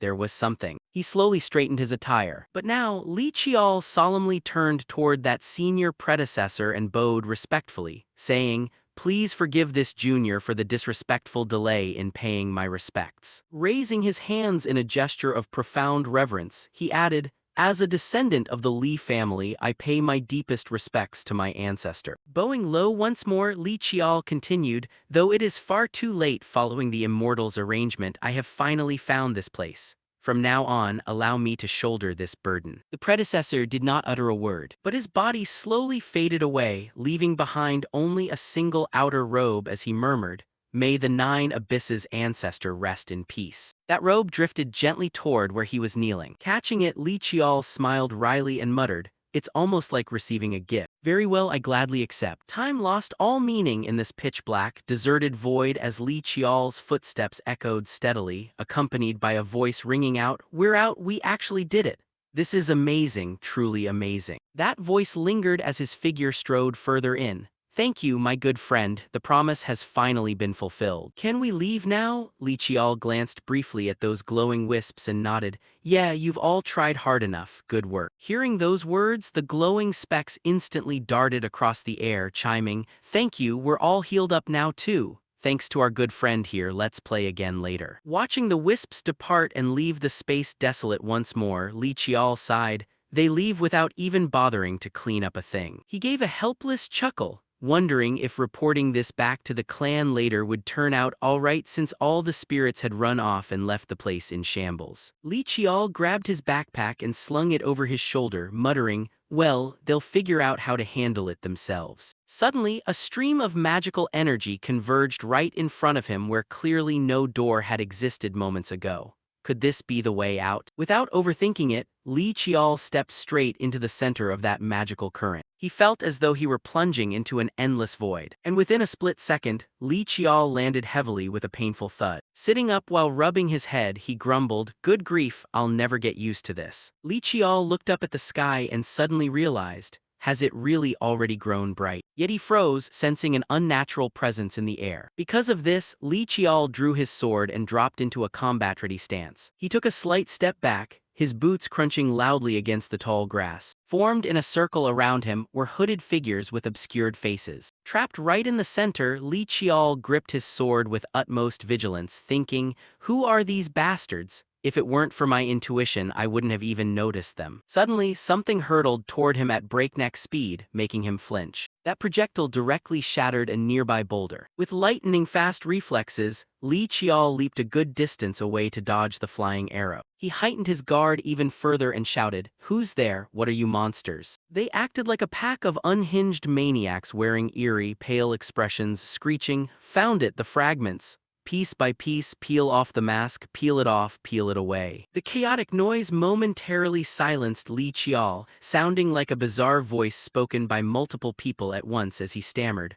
What? His eyes widened wide as he witnessed the scene unfolding before him. The flowing aura clearly belonged to a monster's demonic power, yet the presence it gave off was unmistakably human. Without a shred of hesitation, they lunged forward, yelling, The gate is open. How can a human possibly be in there? One of them charged straight at him wielding a massive tree trunk, brandishing what looked like a great free mask. Li Qiao gritted his teeth and slashed viciously through the air with a curse, damn it. His sword arc struck directly against the oncoming tree trunk. Seeing the trunk take 0 damage, Li Qiao was utterly stunned, thinking, how on earth did he swing something like that? This isn't something a normal human could ever wield. Only then did he examine the creature's face closer, dull, grayish-blue skin and pig-like facial features, an orc. But Li Qiao immediately dismissed the thought upon closer inspection, realizing, no, not an orc. It's a human wearing orc skin. Why would a human wear orc skin? Amidst his thoughts, the creature let out an irritating shriek and lunged closer. Something flashed from behind the tree trunk attack, shooting straight for him. Li Qiao swiftly tilted his body to evade the oncoming strike, while simultaneously swinging his sword upward. With blinding reflexes, he batted away the poisoned shuriken flying toward him. The poison dart was deflected far away, and he finally figured out how the bastard had launched it. Whatever kind of freaks these were, this place wasn't ideal for handling such large numbers. With that thought, Li Qiao poured his power straight into his sword, sending a violent shockwave through the surrounding space as he roared, Chi Art Ba Luo. Capitalizing on the chaos he had created, he zipped away from the spot at top speed. As he ran, Li Qiao thought to himself that he needed to change locations first. The sky still hadn't fully brightened, yet over the desolate mountain forest, where a figure wearing a white mask stood silently observing from atop a towering rock formation. With jet black hair and golden eyes, the figure spoke in a terrifying voice, descendant of Sungmu. I rushed here because the tomb gate opened, but what on earth was that thing? You damn bastard, how hateful. Oh, you souls who have attained true freedom, I will help you peel away that very last remaining mask. The mountain forest trembled as a grotesque sound echoed through the air. As the dawn began to break across the sparse woods, Li Qiao ran until he was completely out of breath, thinking, about 30 enemies. They're clearly human, yet they're wielding monster strength. It's impossible to tell whether humans turned into monsters or vice versa. Fortunately, they weren't moving in an organized fashion, and their patrol routes frequently crossed over one another. Although they wielded human weapons, their movements were clumsy like rookies who only knew how to rush in blindly. As for the rest of the information, I'll just capture one alive and find out myself. Currently in his hand was a shield, one of the rewards he received from sparring with the Sixth Sister, the masterpiece grade sacred shield Ansel. Even though it was a heavenly grade shield with the legend of being granted by the Lord to Numa Pompilius, the second king of Rome, the replica forged by divine command was rated as a masterpiece grade, which he had managed to absorb during his time in Valerie's workshop. From right ahead, the bastard charged forward at blistering speed, vanishing from sight for a split second before leaping into the air with a shrill scream, bringing down a lethal strike aimed at ending Li Qiao. Reacting swiftly, Li Qiao blocked the blow head-on with his shield, while his sword-wielding hand neatly hacked off the enemy's arm. This opportunistic window was a result of Li Qiao's pre-trained reflexes. Having severed the man's arm, he followed up with a flurry of sword strikes that left the assailant bleeding continuously. The moment Li Qiao brought down one enemy, the rest of them swarmed him all at once. Li Qiao's gaze was ice cold as their attack pattern shifted into a coordinated assault, making him wonder, have they still not completely lost their minds? His shield began to glow with an abnormal radiance, but it didn't matter. Li Qiao spun around, unleashing a classic wave of light from his shield that blasted them backward, while simultaneously slashing and spinning with his sword. Naturally, the enemies were thoroughly battered, not a single one spared. Spattering blood hit the ground right before the remaining onlookers, as Li Qiao braced himself to welcome the second wave. If they won't come to me, I'll go to them. He bolted forward like a flash of lightning wrapped in surging green energy. A short while later, back in the same forest, Li Qiao had effortlessly bound 3 of them up, remarking, "I've snapped their arms and legs so there's no way they can pull any stunts now." He fell into deep thought as he observed them more closely. Their eyes were murky and clouded, and the aura emitting from them belonged to monsters.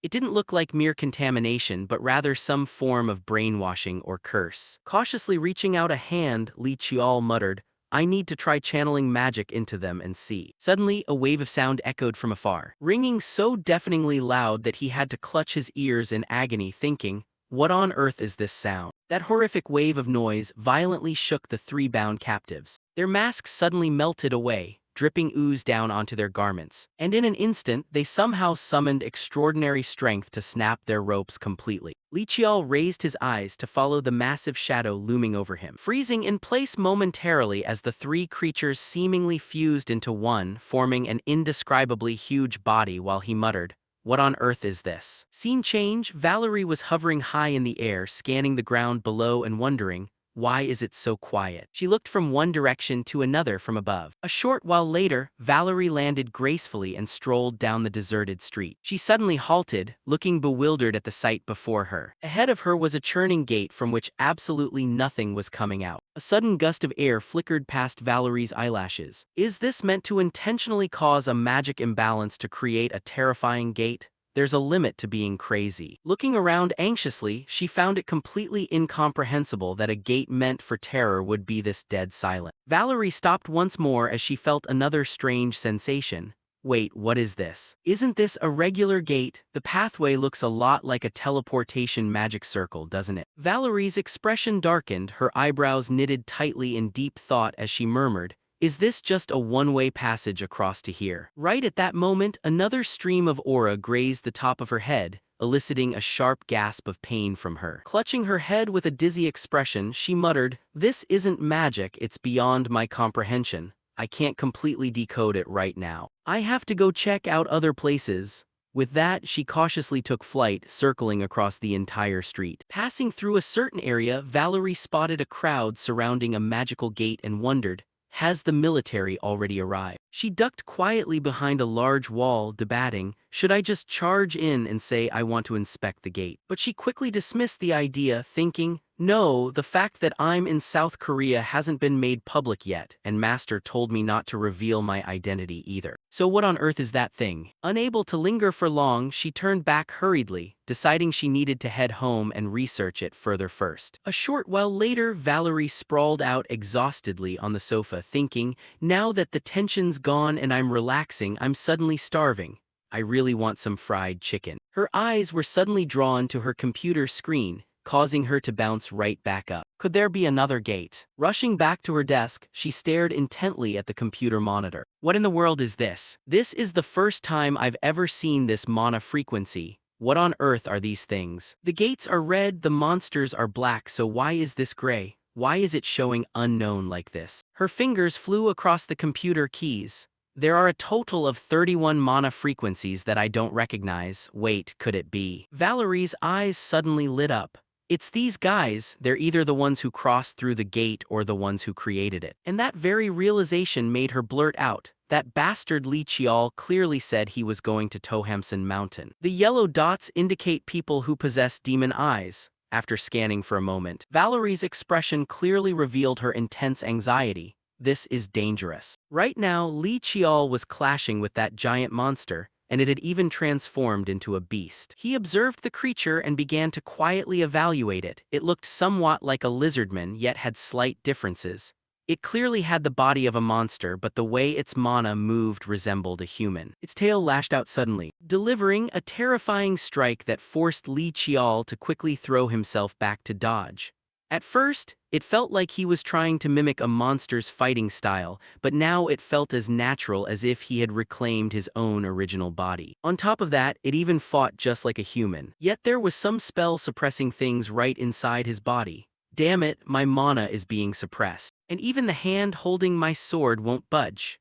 An endless aura surged forward the moment he let his guard down, rushing in to strike him hard, sending Li Qiao flying from the impact and crashing straight into a nearby large tree. Even splintering parts of the trunk, Li Qiao panted heavily, damn it. Beneath his feet was a puddle of slime clinging tightly. When did that slime get there? Is my mana being drained? Could this be energy absorption? Li Qiao clicked his tongue and immediately kicked the disgusting mass away. What a pain. The monster stood still without any intention of attacking. It didn't charge in right away like before, its intelligence had definitely increased. If it won't come to me, I'll go to it. With that thought, Li Qiao's eyes suddenly glowed. Mana welled up as he charged forward like a god, executing his specialized rigid chi technique, Swift Wind, leaving a decisive sword arc flashing horizontally across its body. After landing the blow, Li Qiao smirked. I sliced straight into the core but before he could finish his thought, his eyes widened in utter shock. Not only was the monster completely fine, but it swung its massive tail straight at him. Li Qiao spotted the slash mark on its body. Has it already regenerated? The slime uses energy absorption, the lizardman regenerates, and the wailing of the wraith suppresses mana. Facing a situation like this that he had never heard of in either his past or present life made him grind his teeth in frustration.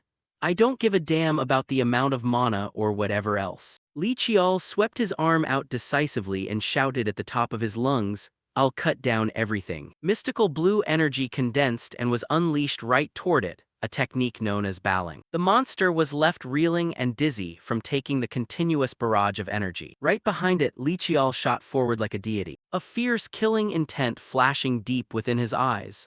Let's see if you can regenerate once your head is separated from your neck. With that, Li Qiao slashed directly through the monster's neck, sending its head flying. The body dropped to the ground with a heavy thud, leaving Li Qiao momentarily frozen as he heard a strange sound. What is that noise? He spun around in a start with a pale face. Could there still be leftovers? Yet the sight before him left him even more dumbfounded as something suddenly burst into flames. What the? Seeing it close in, Li Qiao gritted his teeth. Impact was imminent. Right after that, an earth-shattering explosion echoed out. Amidst the ruins left by the blast, the ground and rocks in the area were cracked and fractured. A foot wearing traditional clogs appeared. Stepping forward with an air of absolute confidence, the great lady has arrived. She appeared like a savior and proclaimed, Li Qiao, I'm here to help. Are you all right? He fell into a brief daze. Aside from almost getting killed by you just now, I'm doing just fine. Li Qiao sighed and continued, couldn't you have landed a bit more gently? Valerie laughed and waved a hand dismissively. Is that how you talk to someone who came running out of worry? He looked suspicious. Weren't you trying to assassinate me? She asked foolishly. Aren't you still uninjured? Seeing Valerie turn away with a laugh, Li Qiao felt a surge of resentment inwardly. I'm sorry, goddess, for ever comparing you to this madwoman. She pointed ahead and asked, more importantly, what on earth are those things? Li Qiao answered flatly, "The enemy." Hearing that, Valerie replied helplessly, "I can see that. But they turned from humans into monsters. What kind of nonsense are you spouting?" He nodded seriously. "I'm telling the truth, until just a moment ago they were still in human form." Hearing this, she irritably argued, "I keep telling you that kind of absurd thing is." Suddenly, the enemy emitted a deafening, ear-piercing screech. True enough, the sound caused both of them to grab their ears in agony. "What the hell is this?" And Valerie herself felt the mana within her churn. Was my mana system just shaken? Li Qiao immediately dropped into a combat stance. "Let's talk later, Valerie, can you capture them alive?" Startled by the request, she blinked.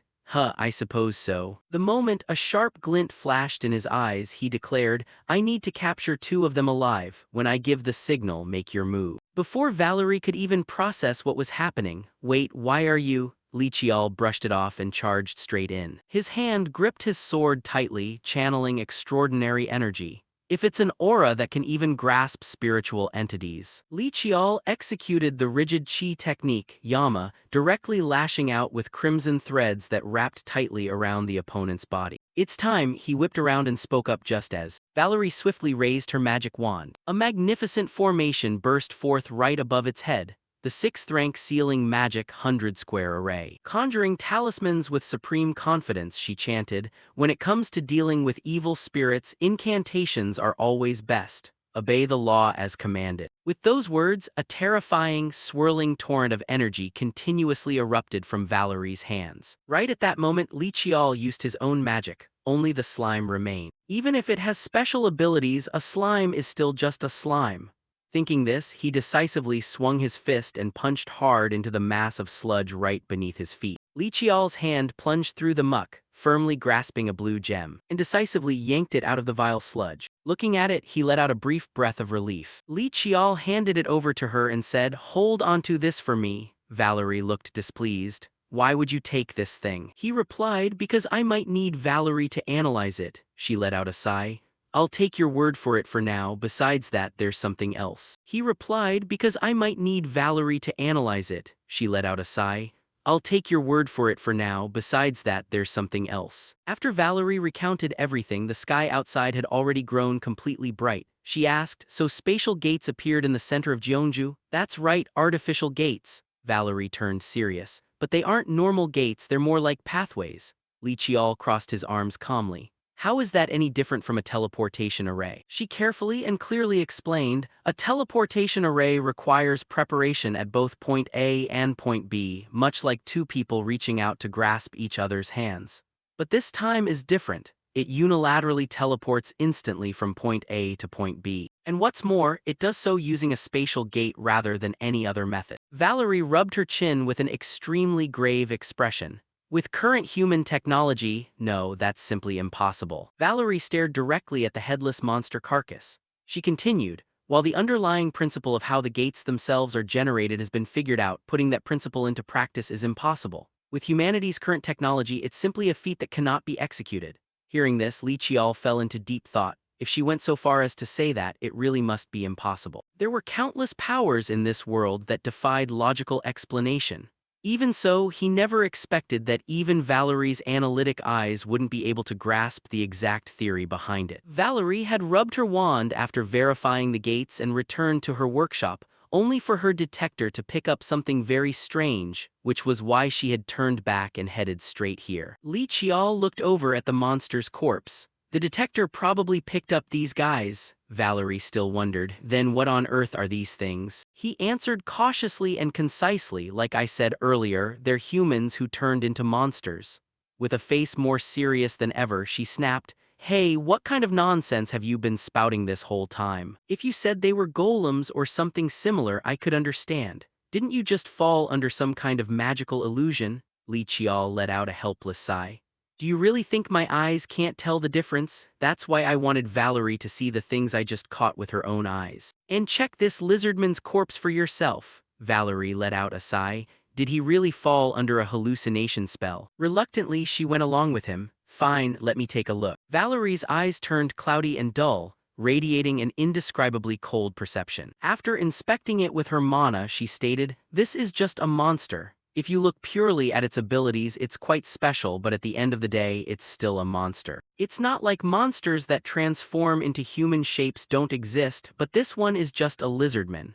Its mana system is weird and it has special abilities, that's all. But Li Qiao abruptly cut her off. However, there are also cases where individuals in a human state get mixed up with monsters. Come over here and take a look at this. The sky was now fully illuminated, bathing the entire forest in bright light. He gently brushed aside some tree leaves to lead the way for Valerie. This way. However, Li Qiao suddenly froze, startled by something he noticed. Right in front of him lay the corpse of an ordinary monster, unguarded. Hey, this is just a goblin. The moment she knelt down to observe it, Li Qiao remained stunned. When I took it down, it clearly still had a human shape. As Valerie was casting her inspection spell, she suddenly discovered something, and looked down at the goblin's feet. Wait, why is this thing on a monster's feet? She herself recognized the footprint patterns from when it was still human. Along with the clothes it was wearing, visible traces showing it had once been a person. Valerie's brows furrowed instantly. Could it actually be true? She slowly stood up and said gravely, I'll need to investigate this further. I've collected enough samples, so I'll look into it on my own. Li Qiao asked once more, do you believe me now? She scratched her head awkwardly. Since these monsters are all bizarre anyway, the evidence is already sufficient. For now, it's best to incinerate all the corpses. Then she asked, have you taken care of all of them? He lowered his gaze and answered nonchalantly, yes, I handled all 30 of them. Valerie panicked upon hearing that. Huh, wasn't it 31? I saw 31 unidentified mana sources on the detector earlier. This made him remember, could that flute sound earlier have been? Though he hadn't seen it with his own eyes, there seemed to be one more person. And that person was undoubtedly the one who had taken advantage of these transformed humans. Back at Valerie's workshop, Li Qiao opened the door and walked in. Valerie, how did the results turn out? Valerie slowly took off her glasses. I couldn't find much. It's pretty much the same as what I saw with my demon eyes back then. After a brief silence, he called her name. She replied, what? He continued, you remember I won the game of 3Q and A, right? Startled, Valerie slammed her hand down on the desk. I remember, what about it? Li Qiao crossed his arms calmly. Didn't I say that when you lie, it's very easy to tell? Her face soured. You little brat. Valerie snapped, if you knew what I was like back in France, you wouldn't stand here arguing with me. Yeah, I know. Yet she stubbornly insisted, no, it's true, I used to be the famous Rose of the Magic University of Paris. This caused Li Qiao to pause. A rose, weren't you more like a madwoman? Urging her onward, he said, I get it, so stop beating around the bush and just spit it out. Valerie pressed her lips together, her entire body instantly trembling with agitation. Seeing her shake like that, Li Qiao understood. Things were about to get messy. Therefore, he decided to soothe her. How could someone of Valerie's caliber not find anything? No need to stall, I already know how brilliant Valerie is. Hearing that, she was taken aback. Li Qiao awkwardly continued, not only are you the master of analytic eyes, but you also helped me elevate my mana technique realm, and you even deciphered the secret of the stone tablet my ancestors hid. Surely only Valerie could read something like that. After rattling off a long praise, he realized, oh no, that sounded so long-winded it felt like reciting a school textbook passage. She probably isn't annoyed, right? Suddenly, Valerie propped herself up and stood. After his compliments, she crossed her arms with utter confidence. Well, obviously, there's no such thing as something I can't figure out. Seeing this, Li Qiao felt satisfied. Simple enough. Valerie turned serious again. Before I explain, I have a question to ask. Her expression involuntarily shifted. Those mutated freaks that attacked you this time, they were targeting you from the very beginning, weren't they? Li Qiao pondered for a moment. Probably, but since we couldn't communicate, I can't know for sure. But seeing her cut off mid-sentence, Valerie grew even more curious. What did you discover at the place with that stone tablet? Do you know what those people are after? He sat down beside the space she had just mentioned. Wait, were those people? With a calm demeanor, Li Qiao replied, I did gather a few things, but it's a bit hard to explain everything. I trust Valerie, but this matter is different. As you know, that stone tablet belongs to my family. I can't just casually disclose it to anyone. This caused her to fall silent in deep thought for quite a while. He couldn't help wondering slightly why she had asked such a thing. Valerie leaned back in her chair, Keep in mind that this is just my speculation. You can treat it like listening to a sci-fi novel. During the era of war, there was once a massive organization that took part in the Grand Conflict. That war, also known as the World War, began with a large-scale invasion of monsters. But as the war escalated, it stopped being a simple conflict between humans and beasts. Humans, demi-humans, and monsters, their interests and losses all converged in one place, turning the world into a sea of blood. In that blood-soaked era, obeying the call of the times, countless things that had been slumbering beneath the surface emerged into the light. 6 organizations stepped out into the world like that. They were bizarre and deeply mysterious, yet endlessly captivating. Each organization had a different location, form, and unique impact on the world. Because of that eerie commonality, people lumped them together and called them the Six Knights. Valerie sat cross-legged. They're organizations that are very hard to find in history books. Honestly, even that name is just something my master told me about. Even though people grouped them together, I heard they didn't consider each other to be of the same kind. Li Qiao asked. Are you saying the things I encountered belong to one of the organizations you just mentioned? She pressed her lips together and said, among them is an organization called Behemoth. The story I heard from my master sounds quite similar to the tale you told. Their ideology is actually very simple. Break away from rationality. Valerie rubbed her chin. Humans should live by the unconscious or instinct. Li Qiao clicked his tongue. Isn't that the thesis that scholars and thinkers of that era talked about? She nodded. If it stopped there, then yes, human form is ultimately just a mask, and by shedding that mask one can attain true freedom. And to achieve that freedom they reportedly operated in the guise of monsters. This caused him to let out a surprised huh. Valerie explained further, they believed that monsters acting purely on the unconscious were the truest form of living creatures. Hearing this, Li Qiao couldn't help wondering, does that mean they were already turning humans into monsters back then? If there was a precedent, why did Valerie say it was impossible? Addressing his question, she waved a hand dismissively. No, what my master said and what you're saying are different. They talked about people wearing masks or donning mock monster skin, not people actually turning into monsters. Valerie pulled out a cigarette and struck a match. Behemoth believed their ideology was absolutely right. They poured all their effort into spreading it and created a huge following. It was an organization powerful enough to wage war against entire nations. It's still unclear whether those culprits were Behemoth, but some organization definitely targeted you and caused this incident.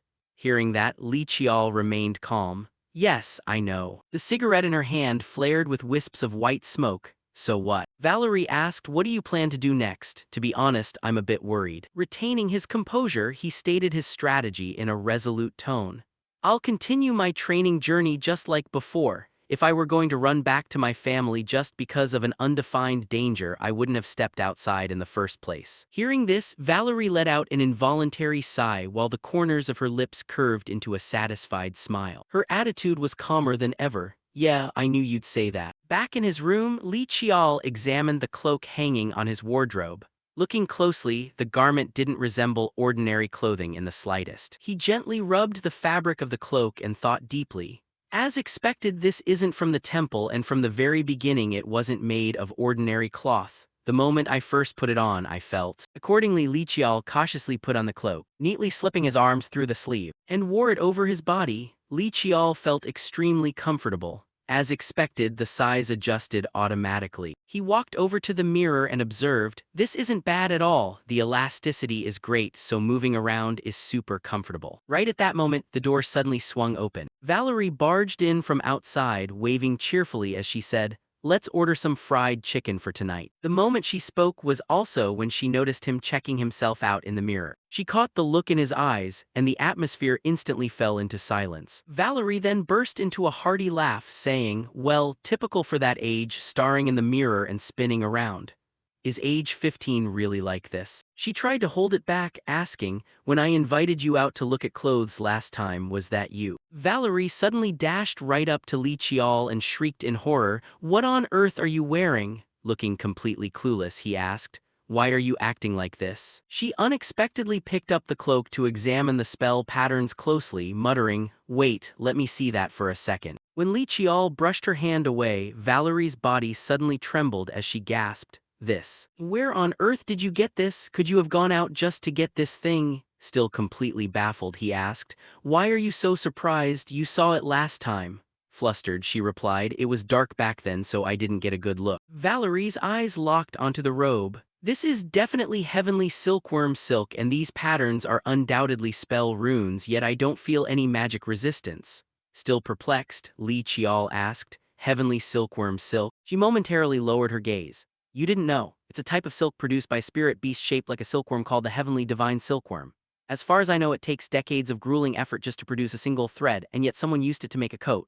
Li Qiao hadn't expected it to be this precious. Valerie clicked her tongue. Just precious. If that entire thing is made of heavenly silkworm silk, it's practically a heavenly grade piece of equipment. This caught him completely by surprise as he asked, heavenly grade. Did Valerie misunderstand something? When I examined it with my magic eyes, I didn't sense any special power at all. She waved her hand dismissively. Of course, because heavenly silkworm silk isn't a finished thread in its raw state. Clenching her fist, Valerie continued, heavenly silkworm silk grows together with its master, and it's so extraordinarily rare that spellcasters only ever use it as a spell catalyst, yet here it's woven into a garment. This is a terrifying piece of gear that the history of mankind will never be able to produce again. Pleadingly, she asked, can I try wearing it just once? Li Qiao refused. There's not that much of it to spare. Looking like a starving person yearning for food, Valerie begged, just one thread? No, 2 threads, exactly 2 threads. Seeing her approach, he backed away and said, hold on. A moment later, a sigh of relief escaped Valerie. I can't believe it's already bound to its owner. Hugging the cloak tightly with excitement, she squealed, it's already gained sentience. This is crazy, absolutely insane. Naturally displeased, Li Qiao asked, how long do you plan to keep doing that, Valerie? Hearing this, she hurriedly stammered, right, okay, sorry, I was just finishing up looking. Valerie handed him something and instructed, here, read this. When the book was opened, the inside contained information about the angel silkworm, a spirit beast that feeds on magic power and grows in places where yin and yang are balanced, taking 10 years to hatch an egg and another 20 years to form a cocoon. The silk produced by melting down that cocoon in a spiritual elixir called heavenly spirit water is precisely heavenly silkworm silk. Heavenly silkworm silk possesses sentience, automatically recognizing its master and absorbing magic power. Even if slashed apart by blades, it absorbs magic power to self-heal, remains completely dry when exposed to water, and quickly restores its original state if burned by fire. Li Qiao took the cloak back from her, asking, do items really have consciousness too? Valerie calmly replied, it's slightly different but pretty much the same. Adding, hey, look at this. She pointed to a pattern of runes on the robe. Most importantly, this is limitless equipment and its magic resistance stat is practically 0. Even wrapping yourself in pure mana wouldn't match this level. Letting out a heavy sigh, Valerie muttered, even a third-rate spellcaster could become top tier just by owning this. If it weren't already bound, I would have begged for a single thread. After listening to all that, Li Qiao instinctively looked down at the cloak and thought, I knew it was special, but I had no idea it was to this extent. Valerie asked, what's the name of that outfit? Putting the cloak back on, he replied, Ninhan. The name was inscribed in white patterns on the inner lining of the coat. Ninhan meant Milky Way, and no name could have possibly suited it better. The sword embodied the pitch-black night, while the attire embodied the entire Milky Way. Though not a matching set, they harmonized as if they were meant to be one. Valerie nodded approvingly. You've really gotten your hands on something incredibly valuable. A few days later, in a brightly lit room, a soft voice murmured, translating this took a lot longer than I expected. Li Qiao clutched his head in front of a stack of documents on his desk, especially since they were written in ancient script. If he had given them to Valerie, she could have translated them easily, but since this concerned clan secrets, she couldn't be allowed to see them. Rubbing the back of his neck, he muttered, anyway, getting these books was all thanks to Valerie. Let's try translating it again. The translated sentences suddenly popped into Li Qiao's mind. I leave these lines for posterity. Leaving behind the story of the Dark Knight goes against my father's wishes. This made him ponder, was this written by the second ancestor Li Xiangxian? The book recorded, I cannot guarantee whether this record will be safely passed down to future generations. If someone were to do so, it would be. Reading this, Li Qiao pulled out another bamboo scroll. The rest of the contents were completely intact. Why are only these parts? Except for a few specific words, none of the text is blurred. Did someone intentionally erase them? Did someone raid the tomb even before I did? No, that's impossible, because there were no traces left behind in the ancestor's tomb. A deep, unreadable contemplation settled on his face, especially since the ancestor had written as if anticipating this very thing. The contents written as notes might not survive. Rubbing his chin, Li Qiao continued thinking, the explanations regarding the sword's seals aren't as extensive as I thought, only reaching the level that the eldest brother discovered and made public. Was this written by ancestor Li Xiangxian? No wonder it only records up to seal. Reaching this thought, Li Qiao let out a sigh. Turns out the eldest brother didn't intentionally hide anything after all. Li Qiao's fingers gently brushed across the bamboo book. As he instinctively muttered aloud, the Dark Knight is a sword forged by the gods to sever down to this point. Stunned into silence, Li Qiao thought, did I misread that? A sword forged by the gods. Right at that moment his phone vibrated. What the hell is this? He quickly pulled it out. The name displaying the incoming message startled Li Qiao slightly. Jinsu Jiang, out of nowhere. A text message popped up on the screen. An issue has come up. I'd like to meet with you for a moment. By this time, he had already packed his belongings and started preparing for a new journey, sending a note of gratitude to Valerie. Thanks for everything lately. Smugly puffing out her chest, she replied, of course, researching the magic eyes, deciphering the stone tablet, and even the stuff about the outfit. That was all thanks to me telling you, you know. Watching her act like this, he frowned and thought to himself, here she goes again. Then he sighed, I'll introduce you to some people later. This offer made her slightly curious. Introduce who? He continued. One of them is my aunt. Well, I think the two of you would get along great. Having said that, he turned around to leave, bidding farewell. Well then, I'm heading out. Just as he was about to leave, she immediately called out, wait. Shyly pulling out a gemstone, she offered, take this. It's not like it's anything amazing. Well, actually, it is pretty amazing. It's a stone I poured my heart into making, embedding a spell praying for peace. I'm not sure how effective it is, it's just a simple warding talisman. Accepting the stone, he smiled and replied, thanks, I always end up receiving things from Valerie. Shaking her head in denial, she protested, no, actually I didn't even manage to. Before she could finish her sentence, he interrupted, what, Valerie too, are you hiding something from me? Looking away shyly, she shook her head and muttered, ah, it's nothing. She thought to herself, I can't possibly tell him. In my thesis on Li Qiao's magic eyes, I named them Ultimate Superhero and Magical Evil Eye True Sight. Remembering that moment, she squirmed with excitement, thinking, if you don't get caught, is it even a crime? He probably didn't read those academic papers anyway. Only magic losers cooped up in their rooms read those, right? Letting out a sigh, he replied, that stings a bit, but let's just assume that's the case. His nonchalant attitude infuriated her, prompting her to point right at his face.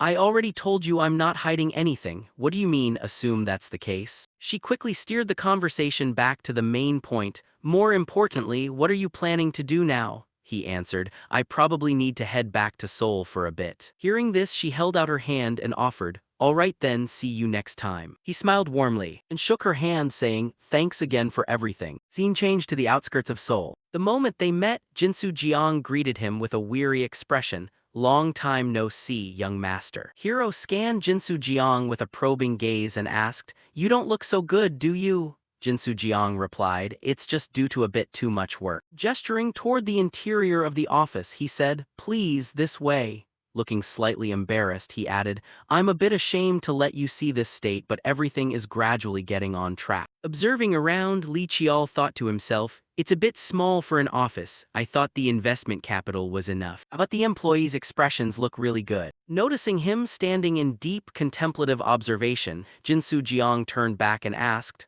are you a bit disappointed? He answered, at first I was, but now I think I understand. Did you deliberately start out small like this? Jinsu Jiang nodded and elaborated, yes, exactly. Bringing out 2 cups of tea, he continued, when you said you needed money, I thought long and hard about whether you wanted immediate short-term profits, or if you wanted to build an organization with a solid foundation.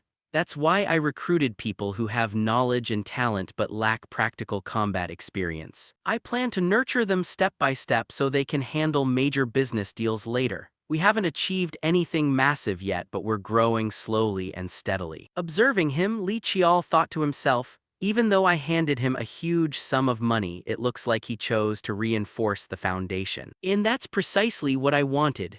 The corners of his mouth curved up into a satisfied smile. Jinsu Jiang brought his hands together in front of his chest and asked, "Was I being too presumptuous?" He replied, "I told you before, just do as you please. Even if you haven't seen any concrete results yet, just keep walking the path you believe is right." Seeing the worried look on the man's face, he thought to himself, if I praise him for doing well, he'll just double down on this direction.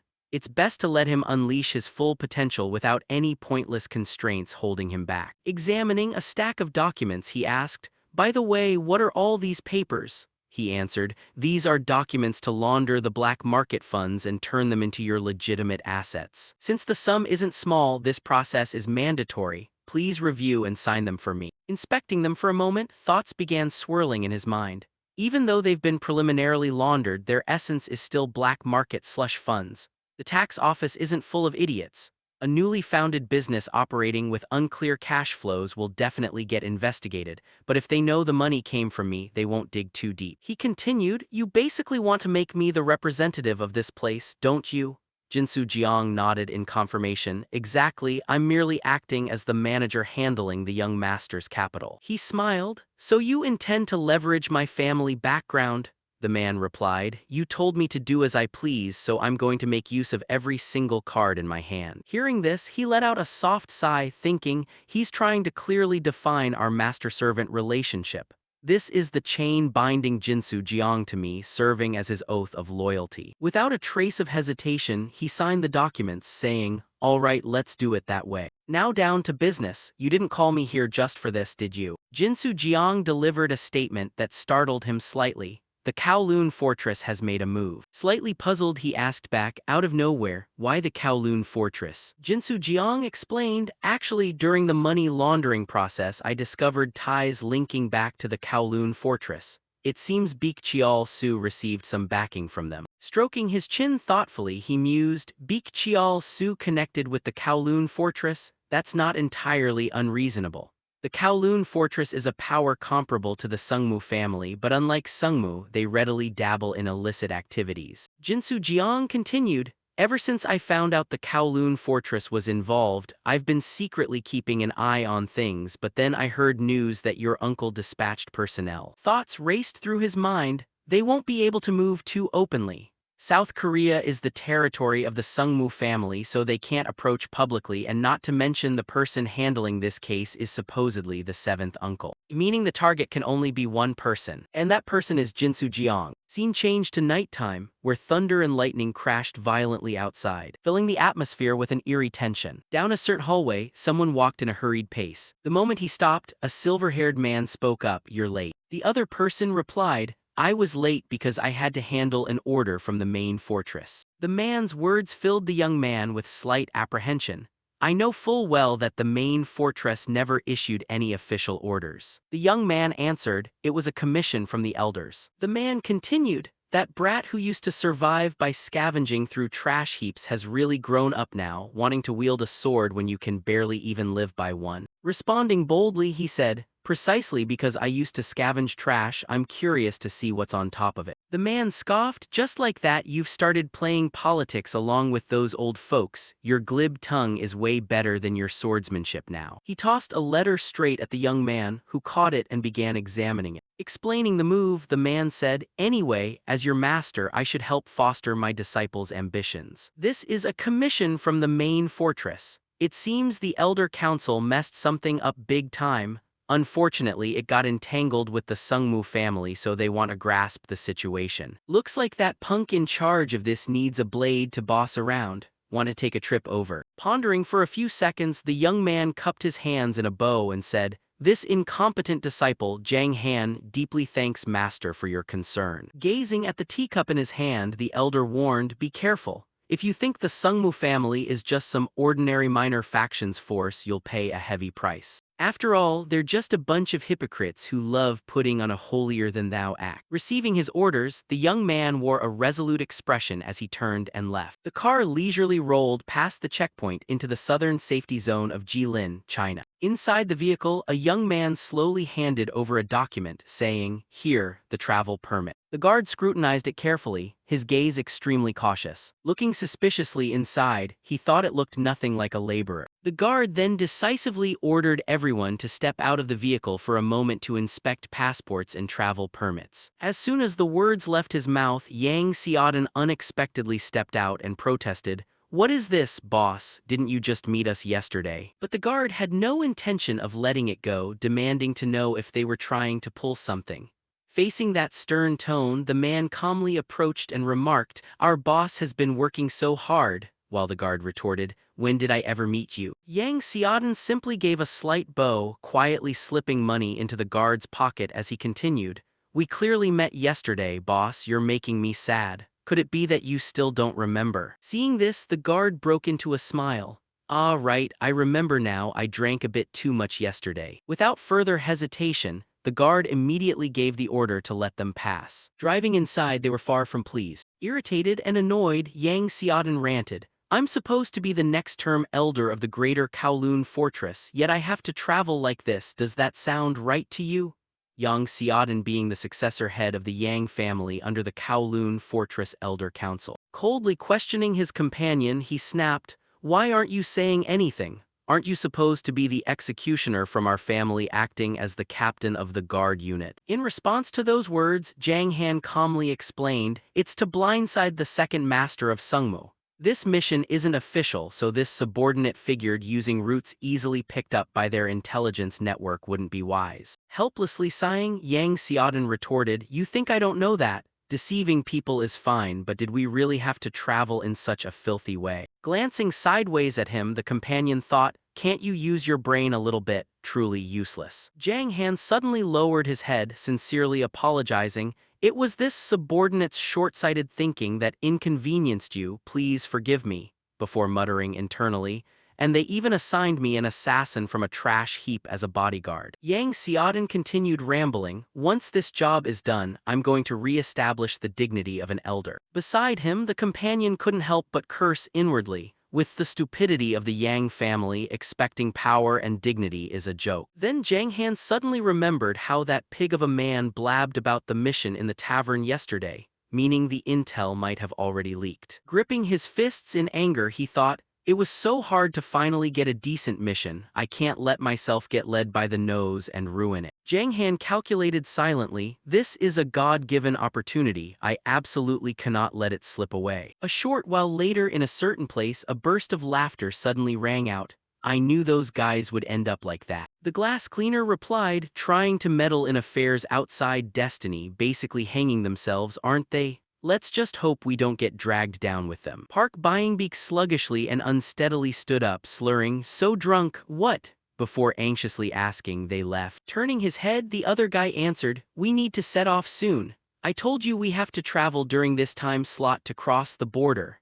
This response surprised the glass cleaner, wondering why the number one drunkard of this bird's nest suddenly became so diligent. Park Byingbeek shoved the door open, thinking, "Big bro, well, ever since Beek Chial-su died, I've hooked up with the brokers, and nowadays what makes better money than human trafficking?" Yet right beneath his feet, a strange mana circle appeared. Park Byingbeek panicked, looking around in bewilderment as he muttered, "What is this?" Before he could even process it, a steel-like punch flew straight at his face. What the? Having let his guard down, Park Byingbeek took the thunderous blow square in the face. Losing his balance, he instantly crashed down to the ground. The one who had just struck with such brutal force was none other than Jang Han, Park Byingbeek, a member of the White Bone sect specializing in human trafficking. Turning away, he immediately gave the order, "That's right, drag him away." Agonized screams echoed throughout the dark warehouse. Gripping his sword tightly, Jang Han spoke up, "So you're saying that after the White Bone sect disbanded, you scattered everywhere out of fear of retaliation from the second Sungmu?" With a trembling voice, Park Byung-beek flusteredly explained, "Why yes, that's right. Young Master Lee Yi-hak is the seventh member of the second Sungmu." However, he coldly cut him off, "We already covered that. If you plan on stalling any longer, I'll chop off your other hand." Stammering, the man uttered every sincere word, "Yes, I'll confess everything I know." Right after saying that, Park Byung-beek cried out in agony, "He manages both the dark funds and all the other financial accounts." Without a shred of courtesy, Jang Han coldly stomped down hard on him. "Who is that person? Captain Jiang, it's Captain Jinsu Jiang. Park Byung-beek desperately begged for mercy. I really don't know anything else now, please spare my life. Hearing this, he lifted his foot, thinking to himself, this is the third time that name has come up and it's the same name written on the mission order. That means as long as I find this person, the mission is basically over. Thinking he had been spared, the man stammered as he raised his head, please spare me now. But unexpectedly, Jang Han decisively finished off Park Byung-beek. Glancing down at the head on the ground, he muttered, killed just like a bug. Right at that moment, Yang Seo-dan quietly approached from behind. For the first time, I actually approve of that executioner. Next time let me do it, I'm quite confident when it comes to torture. Jang Han's next words left him stunned. We've gathered enough necessary information. Korea's security is extremely strict, so we need to hurry if we want to cross the border. Casually sheathing his sword, he added, if we move fast, we can have dinner at the hotel tonight. Yang Seo-dan exclaimed in surprise, a hotel. Left with no other choice, he could only sigh in defeat. Well, nothing we can do about it then. I'll head out to the car first, so make sure you hurry up. The moment he received the order, Jang Han replied, understood. On the other side, Lee Chial gently flipped through the files, thinking, sure enough, the person Baek Chial Su hooked up with belongs to the Elders' Council faction. Jinsu Jiang, sitting across from him, continued handing over another stack of documents. Yes, it seems they are providing moderate support while observing the situation. Hearing this, Lee Chial remarked, if it were major support, the family would have noticed from the very beginning. Suddenly, Lee Chial recalled that the Nine Dragons Fortress still had too many shortcomings to be considered a unified force. He thought to himself, though the organization is gigantic because it started as an alliance of various martial families and sects, not only is it ununified, but it's constantly fractured with everyone clinging to their own traditions. Lee Chial meticulously memorized every important detail, including how the elders consisted of 5 sects and 4 major families, along with the Fortress Lord faction consisting of subordinate powers. With a cold expression, he grimly calculated, overall, the Elders' Council is currently ahead, but they managed to maintain a balance thanks to the overwhelming martial might of the 9 Dragons Fortress Lords. Then, Lee Chial broke the silence, nodding, you've really recorded everything, from the personal info of key figures in both the Elders and Fortress Lord factions to the cooperative ties and power struggles between the various forces. He curiously asked, how on earth did you manage to investigate the power structure to this extent? Jinsu Jiang honestly replied, I happen to know an information broker from the Swallow organization, so I bought the intelligence from them. Li Chial calculated quietly, being able to sell this level of intelligence means the merchant belongs to this side of the underworld and the only merchants holding this kind of high-tier info. Could it be the Black Crow Society? He smiled faintly. You figured it out right away, my lord. Pondering slowly over those words, Li Chial thought, the Black Crow Society, an organization with influence spanning all across East Asia, an intelligence broker renowned for reliability and espionage networks. If it's information from the Black Crow Society, it can be trusted. However, Jinsu Jiang unexpectedly brought up the next topic. As for the individual from the 9 Dragons Fortress handling this mission, Li Chial looked over in surprise. Yang Seo-dan, that idiot whose only redeeming quality is politics, is he the one who came here? Resting his chin on his hand, he figured, he probably caused all sorts of trouble and got sidelined by the Fortress Lords faction, so they must have sent him here to pick up some easy achievements. Seeing that expression, Jinsu Jiang awkwardly explained, it seems he's been going around bragging to everyone that he's personally coming to Korea to handle the mission, and he's scheduled to illegally enter the country sometime this week. Li Chial simply sighed, a helpless look in his eyes. Does that guy even have a brain? He's probably going to try entering through a dangerous zone. Afterwards, Jinsu Jiang proposed a plan. Should I go into hiding for the time being to buy some time? Because of the second Sungmu, they won't be able to stay in Korea for long anyway. However, Li Chial immediately shot down the idea. No, if you do that, the 9 Dragons Fortress will just send someone else. Li Chial closed his eyes in thought and offered praise. I've got a pretty good idea. Jinsu Jiang blankly asked, what kind of idea? He expressed, just me alone won't cut it, I'll need to borrow a bit of your clout. Looking at him earnestly, Jinsu Jiang replied, if it's something within my power, please name it. Hearing that response, Li Chial beamed with a cheerful tone, you really mean it? Jinsu Jiang answered in bewilderment, yes. Meanwhile, at the Zhangno Chinseng Hotel, suddenly a voice rang out, well, did that bastard Li Yihak let him go? Yang Xiao Dan lay lazily on the bed and continued listening. Yes, that's right, he probably survived by selling black market intel. He intently stared at the stack of documents. That's exactly why I refuse to work with sketchy people who lack a clear background. Growing bored, he tossed the papers aside. In that case, we just need to capture this guy and we can finally leave this damn country. Standing nearby, Zhang Han silently cursed, you talk as if you actually accomplished something when you just dumped all the real work onto others. He thought to himself, still, my impression of the Sungmu family has changed a bit. Even if the information isn't directly related, everyone keeps their mouths shut tight.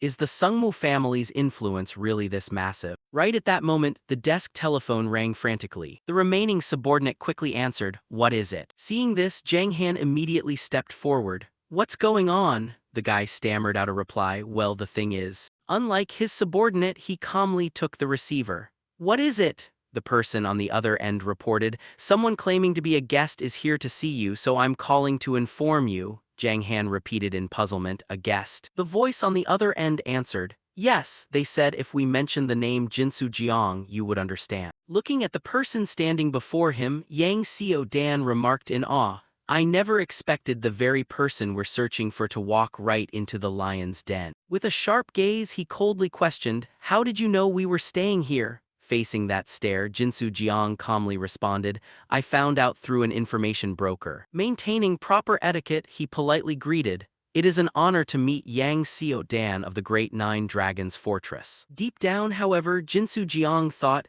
I certainly didn't expect you to be hiding out in a hotel while on a mission.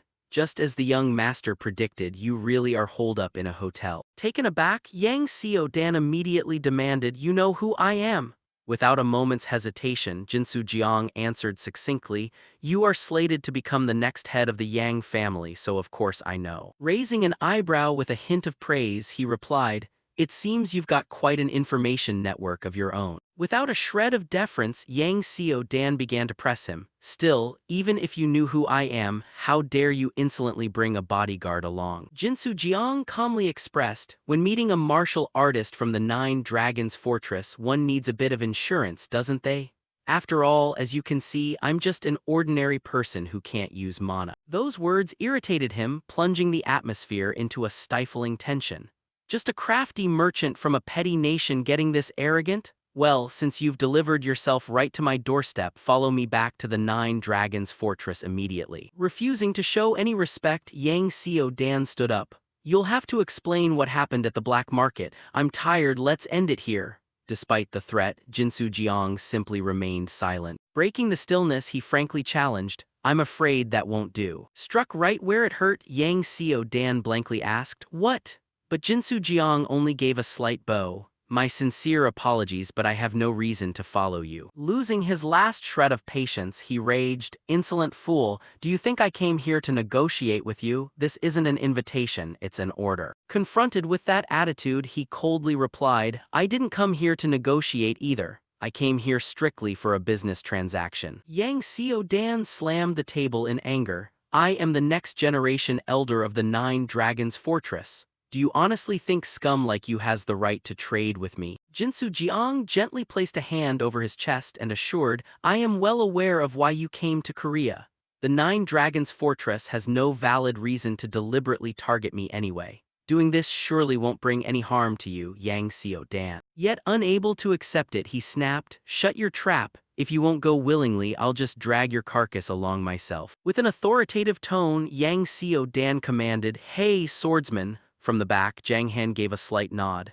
Yes. Pointing decisively at the man standing beside Jinsu Jiang, he ordered, first, kill that guy. The moment the words left his mouth, a blade lunged forward, tearing through the air. Reacting with lightning speed, Li Qiao nimbly parried the attack. Hidden behind his mask, his eyes couldn't hide his shock. Fast. Taking advantage of the chaos, Yang Xiao Dan made his move to retreat, yelling, who gave you permission to swing your sword so recklessly, you stupid swordsman? Grasping his sword, Li Qiao thought to himself, things are getting troublesome. Yang Xiao-dan is arrogant and stupid. I thought it would be easy to manipulate him just by saying a few sweet words. He blankly wondered to himself, I never expected him to be even more pathetic than imagined. Before my regression, I clearly remember his political acumen being widely recognized. Filled with skepticism, Li Qiao's gaze narrowed as he evaluated. More importantly, who on earth is this guy? Calmly observing Zhang Han, he noted, at most, he's around 17 to 19 years old, yet he radiates the scent of iron, gunpowder, and blood. Li Qiao gripped his sword tighter.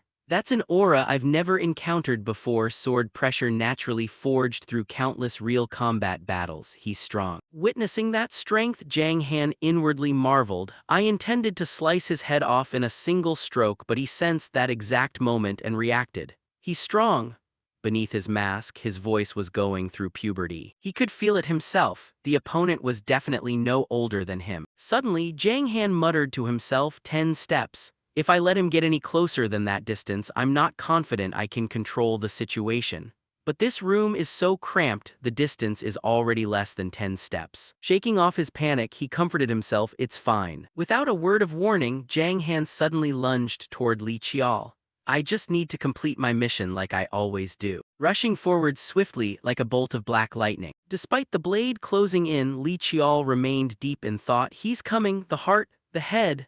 As he hurriedly blocked the strike, he realized, if I use my Demon Man skills, my identity will be exposed. I have to rely entirely on my sixth sense. The deafening sound of a collision reverberated throughout the room. The two began testing each other's swordsmanship as the sound of clashing blades rang out continuously. In a split second, Li Qiao nimbly evaded Zhang Han's sword arc. This isn't orthodox martial arts. The opponent is aiming strictly for my vital weak points, weaknesses where a single hit would result in severe injury. He silently analyzed his opponent. If it's an assassin's martial arts, naturally they hold the advantage in many aspects. While thinking, Li Qiao circulated his mana. Still, if that's all. Mysterious blue mana wrapped around his blade, then I'm guaranteed to win. Rigid chi technique, swift win. Seeing this, Zhang Han scrambled to block the incoming technique with his sword. However, Li Qiao quickly followed up with another strike. Zhang Han struggled to hold his ground, moving at angles his body could barely endure.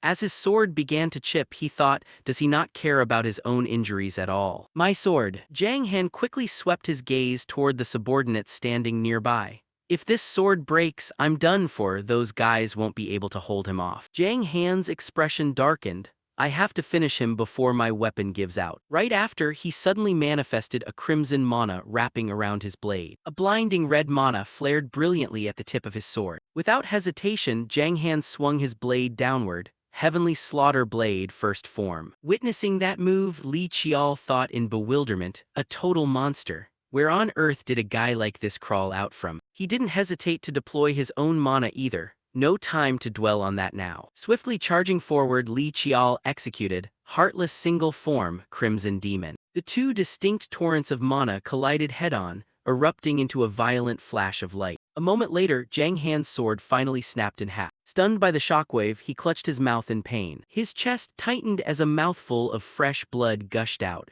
I lost. Remembering the stench of that garbage dump, this was a sword I've swung tens of thousands of times. Glancing up at Li Qiao with a bitter look, he thought, and yet, I still couldn't reach him. However, Li Qiao suddenly broke the silence, asking, what is your name? Summoning what was left of his willpower, Zhang Han panted out a response, Zhang Han. A moment later, Yang Xiao-dan finally stepped out, demanding, what on earth is? Retreating in panic, he thought to himself, I thought he was just some small-time assassin, so how the hell is that brat so insanely strong? While Yang Xiao-dan was lost in thought, the sound of clapping echoed out.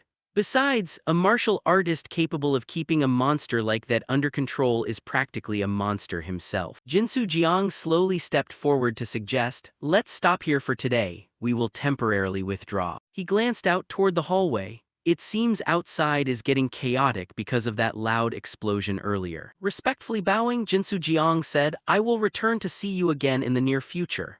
Seeing this, Yang Xiao-dan no longer dared to give him a hard time and answered, fine, do as you like. Out in the hallway, the two of them calmly and leisurely walked away without a word. Unable to hide his anxiety, Jinsu Jiang asked, are you all right, my lord? Li Qiao casually reassured him. I sustained some internal injuries, but they'll heal quickly. Don't worry. He then mentioned, I've already secured the situation just in case of any contingencies. The man beside him praised, you intervened at just the right time. If we had dragged it out any longer, things would have gotten messy. Li Qiao suddenly stopped in his tracks. Actually, maybe this turns out for the better. After all, we've managed to grab hold of the crux of this whole situation. Slowly removing his mask, he thought, more importantly, Jiang Han. Glancing back toward the company building, Li Qiao's mind was a mess of tangled thoughts. I figured I'd cross paths with him eventually, but I never expected it to be now. Memories gradually resurfaced. Jiang Han, the heavenly slaughter blade born in a garbage dump, raised to be an assassin, whose proven prowess eventually caught the eye of the Nine Dragons Fortress Lord. Etched deeply into his memory, that figure was unforgettable. When the current Nine Dragons Fortress Lord wiped out the Elders' Council and stabilized internal affairs, the sword he kept closest and utilized the most was none other than Jiang Han. Feeling a sense of resonance, he thought, in the end, he became recognized as the successor to the Nine Dragons Fortress Lord, a guy who is both different from me yet shares so many similarities. At that moment, Yang Xiaodan anxiously spoke up, my only demand is simple, you must join the Nine Dragons Fortress. Acting as the representative, Jinsu Jiang cautiously replied, the person connected to the Nine Dragons Fortress was Beek Chial Su. I no longer work under Beek Chial Su, so I have no reason to go to the Nine Dragons Fortress. Crossing his arms in frustration, Yang Xiao Dan asked, so you're telling me you expect me to go back empty-handed? Hearing this, Jinsu Jiang calmly explained, not at all. What I mean is, let's reconsider your mission. Without hiding anything, Jinsu Jiang laid out the facts. The Nine Dragons Fortress secretly supported Beek Chial Su in order to exert influence over Korea's underworld. In the process, the Sungmu family intervened, which forced you guys to pay attention to the Sungmu family's movements. With a steady gaze, he looked straight ahead. Surely you don't want an armed conflict with the Sungmu family. You were sent here to investigate the black market, and it was during that investigation that you learned of me. The next words caught Yang Xiao Dan off guard. From the very beginning, your true target wasn't me. Yang Xiao Dan quickly voiced his deduction, meaning you'll prepare something else related to this incident for me. Jinsu Jiang gave a slight nod, exactly. With a hint of mystery in his tone, he added, and I can even present you with a gift far greater than that. Resting his chin, Yang Xiao Dan muttered, a gift. Without a moment's hesitation, Jinsu Jiang dropped a bombshell, proof that the Sungmu family will not take any hostile action regarding this incident. However, the other man didn't seem very impressed, asking, you call that a gift? Jinsu Jiang hinted, depending on how you report it, it will become a gift with enough weight to matter. Extending his hand, Jinsu Jiang continued, having obtained documents grasping the Sungmu family's intentions, isn't that more than enough to prove your capability and turn it into a monumental achievement? At that point, Yang Xiao Dan began to waver. What do you want from me? Exhibiting an easygoing smile, he explained, I don't expect much. I simply want to build a good relationship.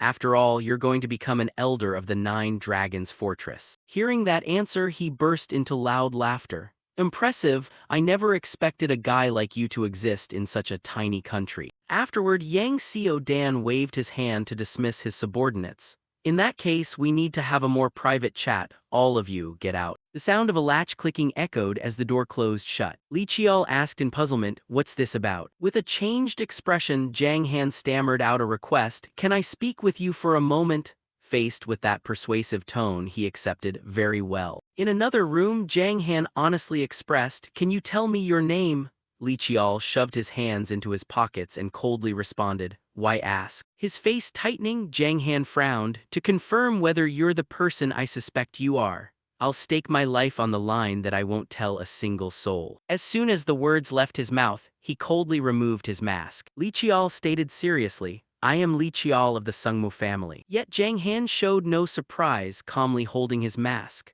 So it really was you? Asked how he figured it out, Jiang Han replied unbothered, I heard rumors that the Sungmu family possesses a direct-line blood relative who entered the path of martial arts at the youngest age in history. Facing those words, Li Qiao remained silent.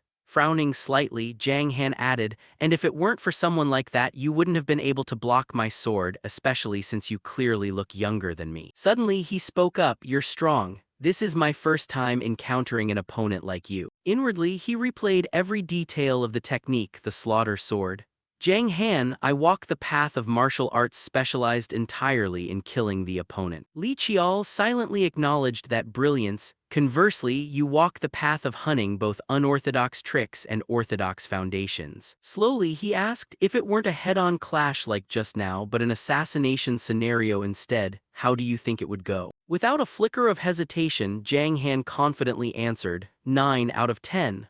I'd succeed with a 90% success rate. Bluntly voicing his thoughts, he added, though I'm sure both of us are hiding a few things. Crossing his arms, Jiang Han added leisurely, the rate I just gave was calculated purely based on what you've shown so far. Realizing his cover was blown, Li Qiao could only let out a helpless sigh. Looking closely at him, Jiang Han asked, you figured it out? If I hadn't realized it, I'd be a complete idiot. Right after, Jiang Han abruptly dropped a hint, next year a massive tournament will be held in Germany. Let's meet there. In contrast, he nonchalantly replied, if I'm free, I'll go. Eyebrows twitching, Jiang Han quietly muttered, the Sungmu family truly impossible to like. Hearing that, Li Qiao quickly chimed in, tell me about it, I don't care much for the Nine Dragons Fortress either. Jiang Han declared with resolute certainty, next time we fight I'll show you everything I've been hiding. Adjusting his mask, he added, same goes for me. Regaining his icy demeanor, Li Qiao turned and walked away decisively. Just make sure you don't drag that idiot along with you next time. Just like that, a short while passed as Jinsu Jiang let out a quiet sigh, drenched in exhaustion. Taking it all in, Li Qiao couldn't help teasing, that was a close one, you and Yang Xiaodan seemed to hit it off pretty well. Stammering, Jinsu Jiang tried to excuse himself, I'm still not quite used to dealing with martial artists. Wondering about the contents of their conversation and how on earth he had managed to persuade the guy to the point where Yang Xiaodan even treated him like a blood-related younger brother, Li Qiao recalled how Yang Xiaodan had placed complete trust in him and even prepared flight tickets. You really are slick. Jinsu Jiang's expression suddenly brightened. If you've survived the South Korean corporate rat race, it's not that hard. Stunned, Li Qiao muttered, that's terrifying. South Korean office workers. Jinsu Jiang eagerly chimed in, I just did exactly as the young master instructed. Teasing further, Li Qiao replied, if you're going to be humble, stop right there. Li Qiao suddenly pulled out a stack of documents. Here, take this. Curious, Jinsu Jiang accepted them and asked, what is this? Explaining calmly, Li Qiao said, these are noteworthy businesses and talents. I've only put together a brief summary, so have a look through it. As for the figures I've marked, recruit them at all costs, no matter how much it takes. Li Qiao's hands gripped his rice bowl tightly. Just don't get carried away by it, you know the underworld better than I do. Skillfully responding, Jinsu Jiang said, of course, young master doesn't like people who only know how to obey unconditionally. Following up, Li Qiao added, you get me, I'm going to be out of contact for a while, so don't wait up. Jinsu Jiang immediately asked, could it be that you're heading to an unexplored region? Slamming his rice bowl down onto the table, Li Qiao answered, no. Finally, he made his choice. I'm heading to Jeju Island. Inside a lavish estate belonging to a certain family, warm golden sunlight spilled across every corner. In the office of the head of the Sungmu family, Li Tishan commanded coolly, report. A subordinate instantly materialized from the void. Just as you predicted, they've begun making a move. The 5 spatial gates that appeared at Mount Tohamson belong to Behemoth, and there are traces showing they were opened using a sacred artifact of the demonic heavenly cult. That report caused him to pause his brush momentarily. With an icy, indifferent tone, Li Tishan remarked, they've been crushed twice and still haven't woken up, just a bunch of lingering ghosts from a bygone era. The subordinate continued, the intruders confirmed to have crossed through the gate consist of 30 mortal tier operatives and 1 white-faced tier. He asked, how is the pursuit going? Bowing slightly, the subordinate replied, we've finished tracking the white-faced operative and are continuing to monitor him while the 30 mortal tier ones have all been killed. Hearing that, Li Tishan slowly removed his glasses. Killed. The subordinate added, young master Li Qiao is currently in Jeonju. Dumbfounded, Li Tishan asked in shock, what? Li Tishan immediately voiced his inner doubt, is the reason they accepted the risk of being exposed just because of the youngest? eagerly answering, the subordinate said, "Yes, aside from the young master, there were no anomalies at Mount Tohamson." Sitting in his chair, he asked, "What is the youngest doing in Jeonju?" However, the subordinate could only go so far. Since he was staying away under the family head's orders, this subordinate couldn't find out. Helpless, Lee Tishin nodded, muttering, "Is that business about to repeat itself again?" Manager Choi looked at him with a worried expression. "Master." Lee Tishin immediately issued an order. "Spirit Sword Squad, track down the youngest's whereabouts and report back to me immediately. I need to know why the demonic heavenly cult is targeting him." Pondering deeply, he muttered, "I cannot tolerate those small fries daring to obstruct the progress of the Sungmu bloodline." With cold intent, Lee Tishin ordered, "If Behemoth wants to set foot on this land, hunt them down to the ends of the earth and slaughter them all." Bowing, the subordinate vanished instantly.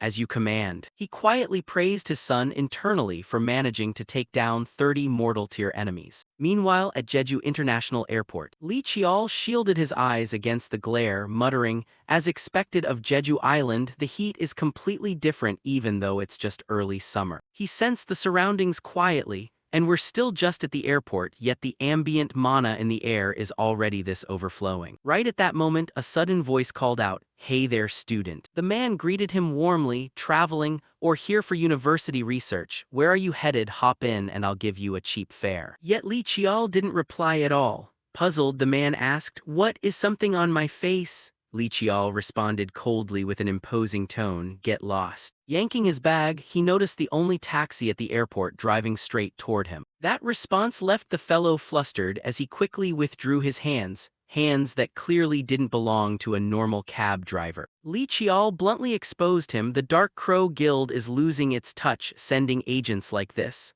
Stammering, the man asked, "How did you know?" Glancing out of the corner of his eye, Li Chial muttered, "Must be because they figured I wasn't important enough." I Am Yongmuk suddenly appeared behind him, apologizing, "Sorry for giving you that impression. Our recruits are still in training, so they're a bit lacking." Wearing a friendly smile, he introduced himself. I am Yongmuk, the head of the southern branch of the Dark Crow Guild." Li Chial replied coldly, "You don't look much better yourself." Spreading his arms amicably, the man laughed, "That's just because the young master is too exceptional." Without hesitation, Li Chial asked straight to the point, "What business does the Dark Crow Guild have with me?" I Am Yongmuk quickly opened the car door. "This isn't a convenient place to talk, let's get moving, I'll take you right to our destination." Li Chial stared back apathetically without moving. A moment later, he reluctantly agreed, "Fine, take me to the entrance of Mount Halasan." Inside the car, I Am Yongmuk chattered continuously, "I really messed up that crucial first impression." Glancing over indifferently, Li Chial said, "Time is money, state your reason for seeking me out first." Placing a hand over his chest with a friendly smile, I Am Yongmuk said, "I like your straightforwardness. Very well, we want to sign an official contract with the young master." Li Chial recalled the symbol and scale of that organization. Its vast sphere of influence, communication methods, and intelligence broker network that operated entirely in secret, proudly boasting a formidable intelligence web across East Asia. Even Li Chial couldn't hide his surprise at crossing paths with them this way.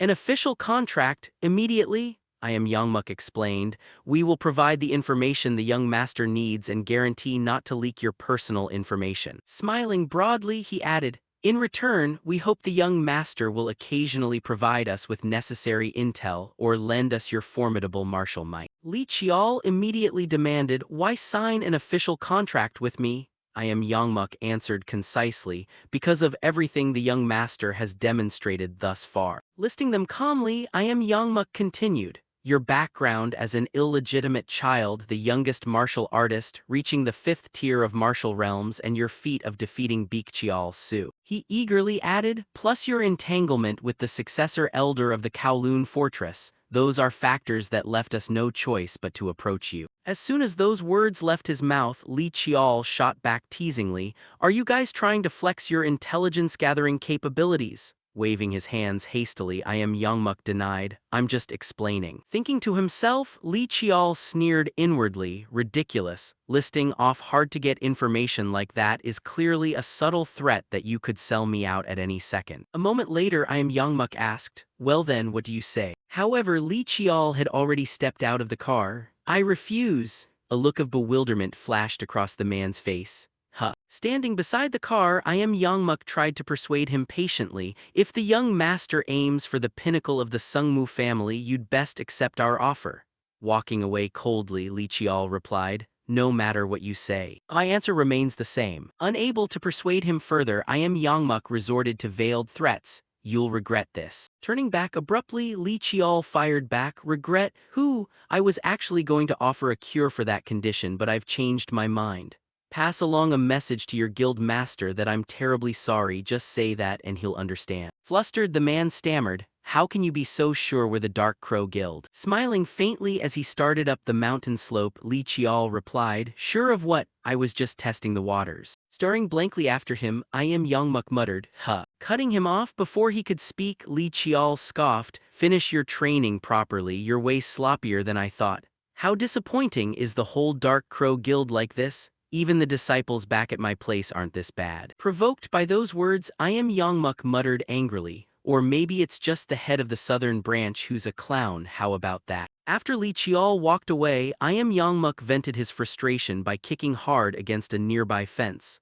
Damn it. Panting with a furious expression, a subordinate nearby asked gently, are you all right, branch head? Glancing sideways with an inward curse, Yangmuk thought, I just wanted to bring some free-roaming punk in to play with for a bit. And because of this idiot, my dignity is completely gone. Pulling out his phone hastily, Yangmuk fumed. Why on earth did upper management make me come handle this contract personally anyway? Relaying his report slowly, he said, reporting the situation, he doesn't read the room the way I expected, the negotiation has failed. Stunned on the other end, the voice repeated, what, it's over? Yangmuk stammered, yes, exactly. Recounting the whole ordeal, he added, and well, he had a message for the guild master. Hearing that, the person on the other end stammered in disbelief. Did he really say that? Urgently demanding answers, the caller ordered, chase after him right now. No, wait, where is he right now? Gripping his phone tightly, Yangmuk answered, he's currently heading through the northern checkpoint of the Mount Halasan danger zone. Ordering frantically from the other side, the superior shouted, mobilize all personnel of the southern branch immediately, don't lose track of him, and as for you, prepare to resign from your post.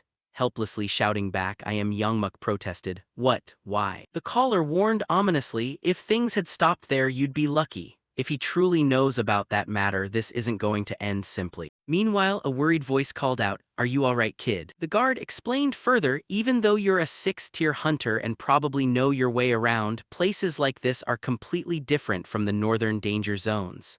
But Li Qiao remained resolute. I know, I'll be fine. Handing his ID card back hurriedly, the guard sighed, it would have been great if you had a team with you. I've checked your identification. The iron gates swung open immediately. Open the gate for him. Li Qiao thought to himself quietly, just crossing the gate and the heat is already entirely different. Stepping forward step by step, he muttered, there's no turning back now. Surveying the surrounding scenery, Li Qiao mused, right here, deep within Mount Halasan, exists the deity recorded in the chronicles of the Dark Night. Known for its majestic scale, it was Hala, one of the 3 sacred mountains of South Korea. Since ancient times, Jeju Island, brimming with spiritual energy, remained the sole major danger zone in the southern part of the Korean peninsula. Sweating profusely, Li Qiao thought, the first reason conquering this place is so difficult is due to marine monsters, and the second is, panting heavily with labored breaths, because this dense forest shrouds the center of Jeju Island with Mount Hala at its core. Walking forward with great difficulty, Li Qiao thought, if it were just a matter of a normal jungle that would be one thing, but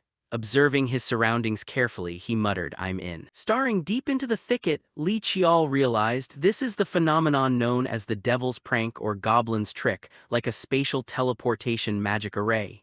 Even without a physical gate, the scenery shifts in the blink of an eye. Glancing upward, he murmured, a pine forest this time. Calculating silently in his head, Li Qiao thought, until recently, I didn't know much about Mount Hala until I read the Chronicles of the Dark Night. Flashes of imagery appeared in his mind. At the southern tip of this land, Go Yulna, Bu Yulna, and Yang Yulna founded the Tamna kingdom created by the 3 divine patriarchs. The visions continued to surface, but in reality they were merely a mysterious race born from nature, what mortals call Ditgabi. A brilliant golden light illuminated the scene. Serving as sorcerers, carpenters, and visionaries, they forged stars using the thermal energy of the Earth's veins, creating countless mystical magical treasures. Inside a cavern, it was those very Ditgabi who had forged the Dark Night. A stream of molten lava flowed slowly by. A sturdy, muscular man focused intently in front of a blazing furnace. Gritting his teeth, he muttered, "This is such an eyesore." At that exact moment, the muscular man sensed an intrusion. Angered, he stood up abruptly. How bold. Out in the forest, monsters were being cut down one by one. Exhausted and helpless, Li Qiao thought, to think that fifth-tier monsters can utilize mana. What a crazy place. Scanning his surroundings slowly, he realized, perhaps because the mountain's own ambient mana is so dense, the monsters here are far stronger than external ones.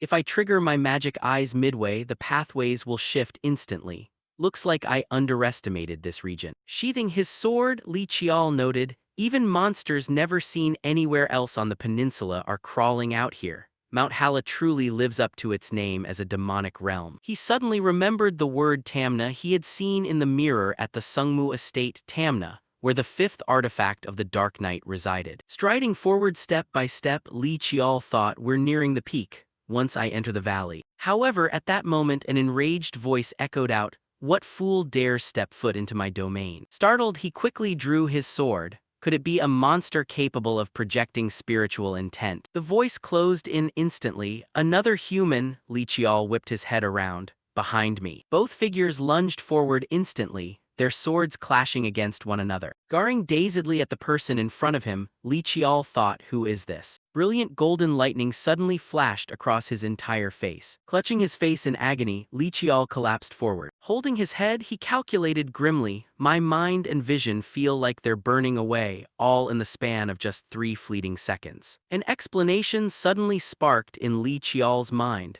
Is the presence of the entity before me so grand that it defies comprehension? Raising his head slowly, he muttered, that is. Narrowing his eyes, he thought, are they talking about the Dark Night? Without a doubt, the mythical god mentioned in the Chronicles of the Dark Night is this very Ditgabi. Bowing politely, Li Qiao said, Li Qiao, descendant of the Sungmu family, respectfully pays homage to the earth deity. The refined-looking man muttered softly, the Sungmu family, before grinding his teeth in frustration. Without letting him explain, the elegant man immediately channeled his mana.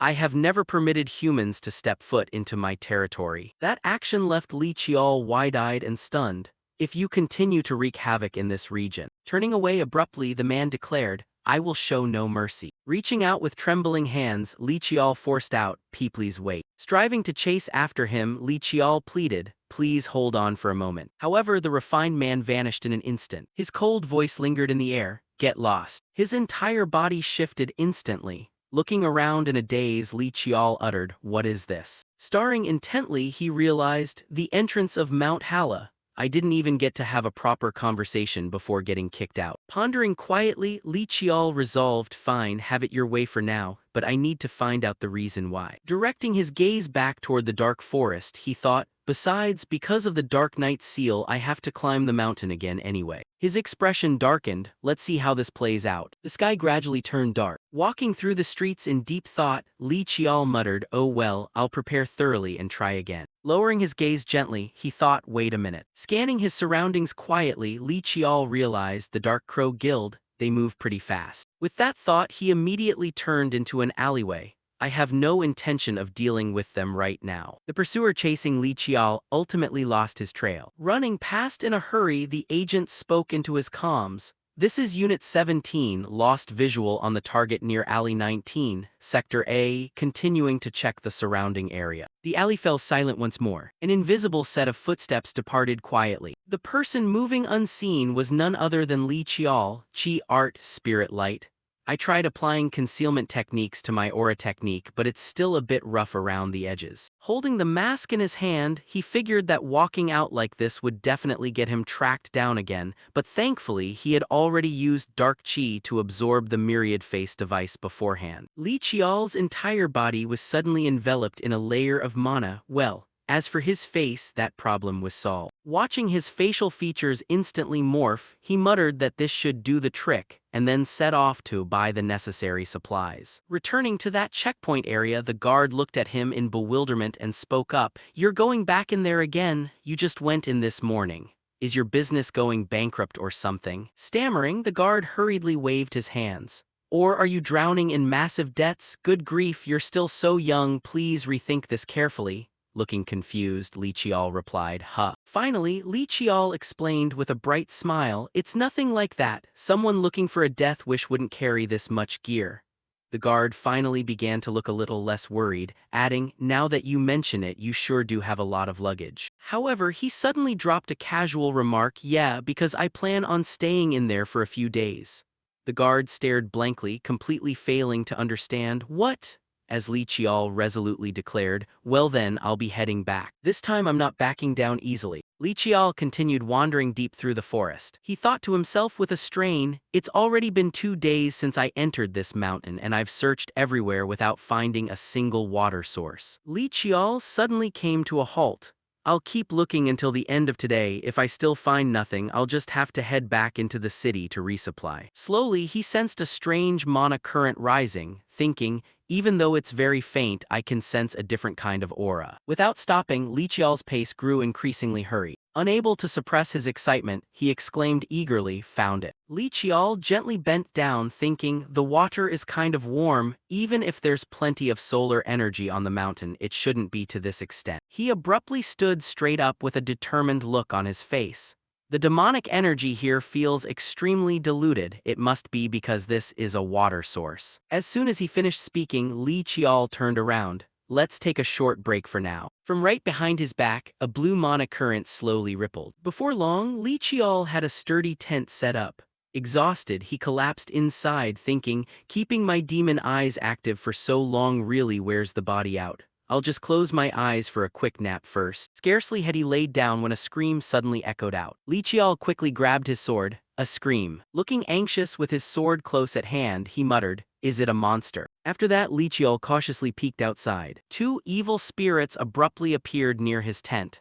"No way are they fiends, but this is a sacred mountain where spiritual energy gathers." Staying calm, he mentally calculated all the options before him based on the number of horns and wings. At the very least, it has to be a rank 5. And since the other monsters on the mountain are tougher than usual, this is most likely a rank 4. While thinking, Li Qiao glanced outside cautiously. There's no need to provoke them for no reason. Another scream rang out, causing him to instantly leap to his feet. Is that a kid crying? 3 trembling figures panicked and sprinted forward. No way. The young boy squeezed his eyes shut in terror, yelling, "You nasty demons, get away, hurry up and get away."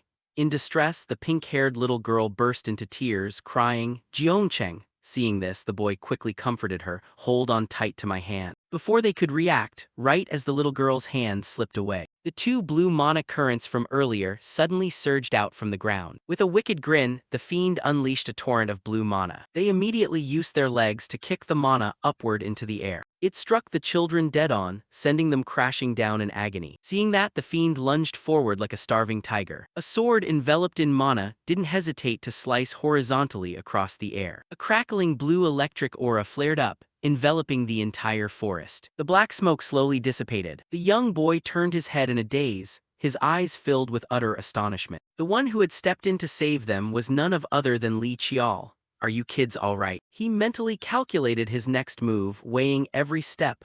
"For now, I managed to slash one of them, but coming into contact with demonic chi is extremely dangerous." However, the remaining fiend spat out a powerful wave of purple aura straight from its mouth. Li Qiao's footwork moved with blinding agility, but, without a shred of fear, he sprang forward at an astonishing speed. That action startled the fiend, leaving a clear expression of shock on its face. Li Qiao decisively struck, finishing off the fiend right before him. He muttered to himself, "I kept debating what to use for my final equipment slot, but choosing this was definitely the right call." Li Qiao touched the necklace around his neck, which was radiating holy energy to ward off the evil miasma, a masterpiece-grade protective artifact. After that, he gently handed a garment over to the kids, saying, "Take this." Li Qiao turned his head and asked in a soft tone, "Hey kid, what's your name?" The boy nervously stammered out a reply, "It's Chang." He immediately instructed, "All right, Chang, hold on to that and absolutely do not take it off, understand?"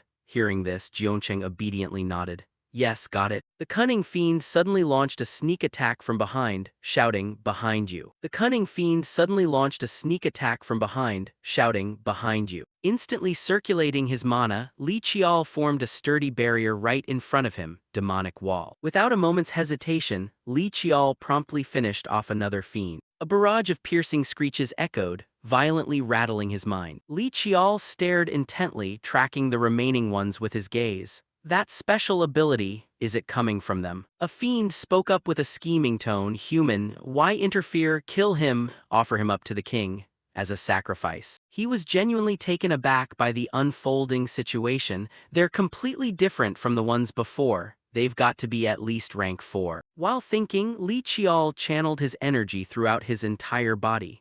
"If I can neutralize their special ability, I can still handle them." Planting his feet firmly into the ground, he muttered, "This preparation is enough." Next, Li Qiao agilely darted toward them. A flash of blue lightning suddenly cracked across the air. That bolt of lightning crashed down fiercely, tearing through the quiet atmosphere. A voice suddenly echoed out, "Seeing you show up on the mountain, I was wondering what was going on."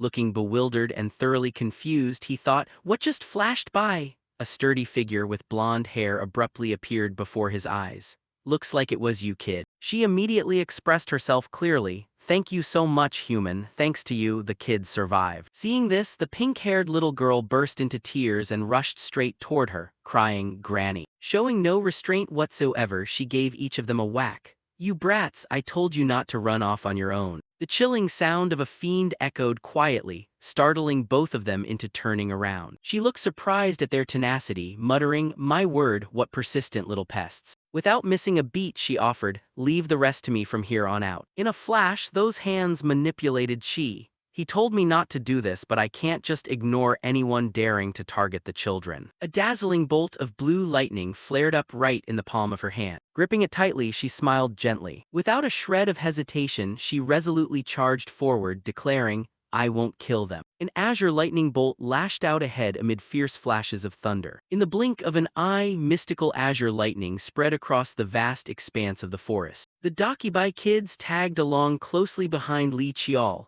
bombarding him with curious questions about everything under the sun. Annoyed by how fussy the little ones were being, Ryo scolded them and told them to stop bothering the distinguished guest. Noticing Chial staring curiously at her outfit, Ryo chuckled and told him she had made it with her own hands. But she humbly added that she only spun the threads and didn't handcraft the whole thing from start to finish. When Chial brought up the Grand Elder, Ryo explained that while this was the Elder's territory, she was the one running day-to-day operations. She let out a hearty laugh, mentioning that while the Elder supposedly disliked humans, she herself was quite the exception. After walking for a bit, Ryo told him to step closer so she could open the gateway leading into their village. A surge of powerful energy erupted as she drove her weapon into the ground to undo the seal. The gate swung open, and Ryo smiled as she invited him inside their domain. The moment he stepped through, Li Qiao stood frozen in awe at the enchanting, ethereal scenery before his eyes. Tiny spirits fluttered everywhere, weaving an intensely magical atmosphere. This was Mirani Village, a place where various races lived in harmony with nature atop ancient, towering trees. Ryo handed him a glass of fruit juice to quench his thirst after the long journey. Chial was quite surprised to discover that races other than the Dakibai lived here as well. He took a refreshing sip while listening to her introduce the Jangi race, also known as L. It was then that Ryo officially introduced herself by name and revealed that she was the village chief. Just by looking at his hair and eye color, she immediately guessed he belonged to the prestigious Sungmu Lee family. Casually, she asked if he knew the guy currently tasked with guarding the mountain outside. The mere mention of him made Ryo throw a fit,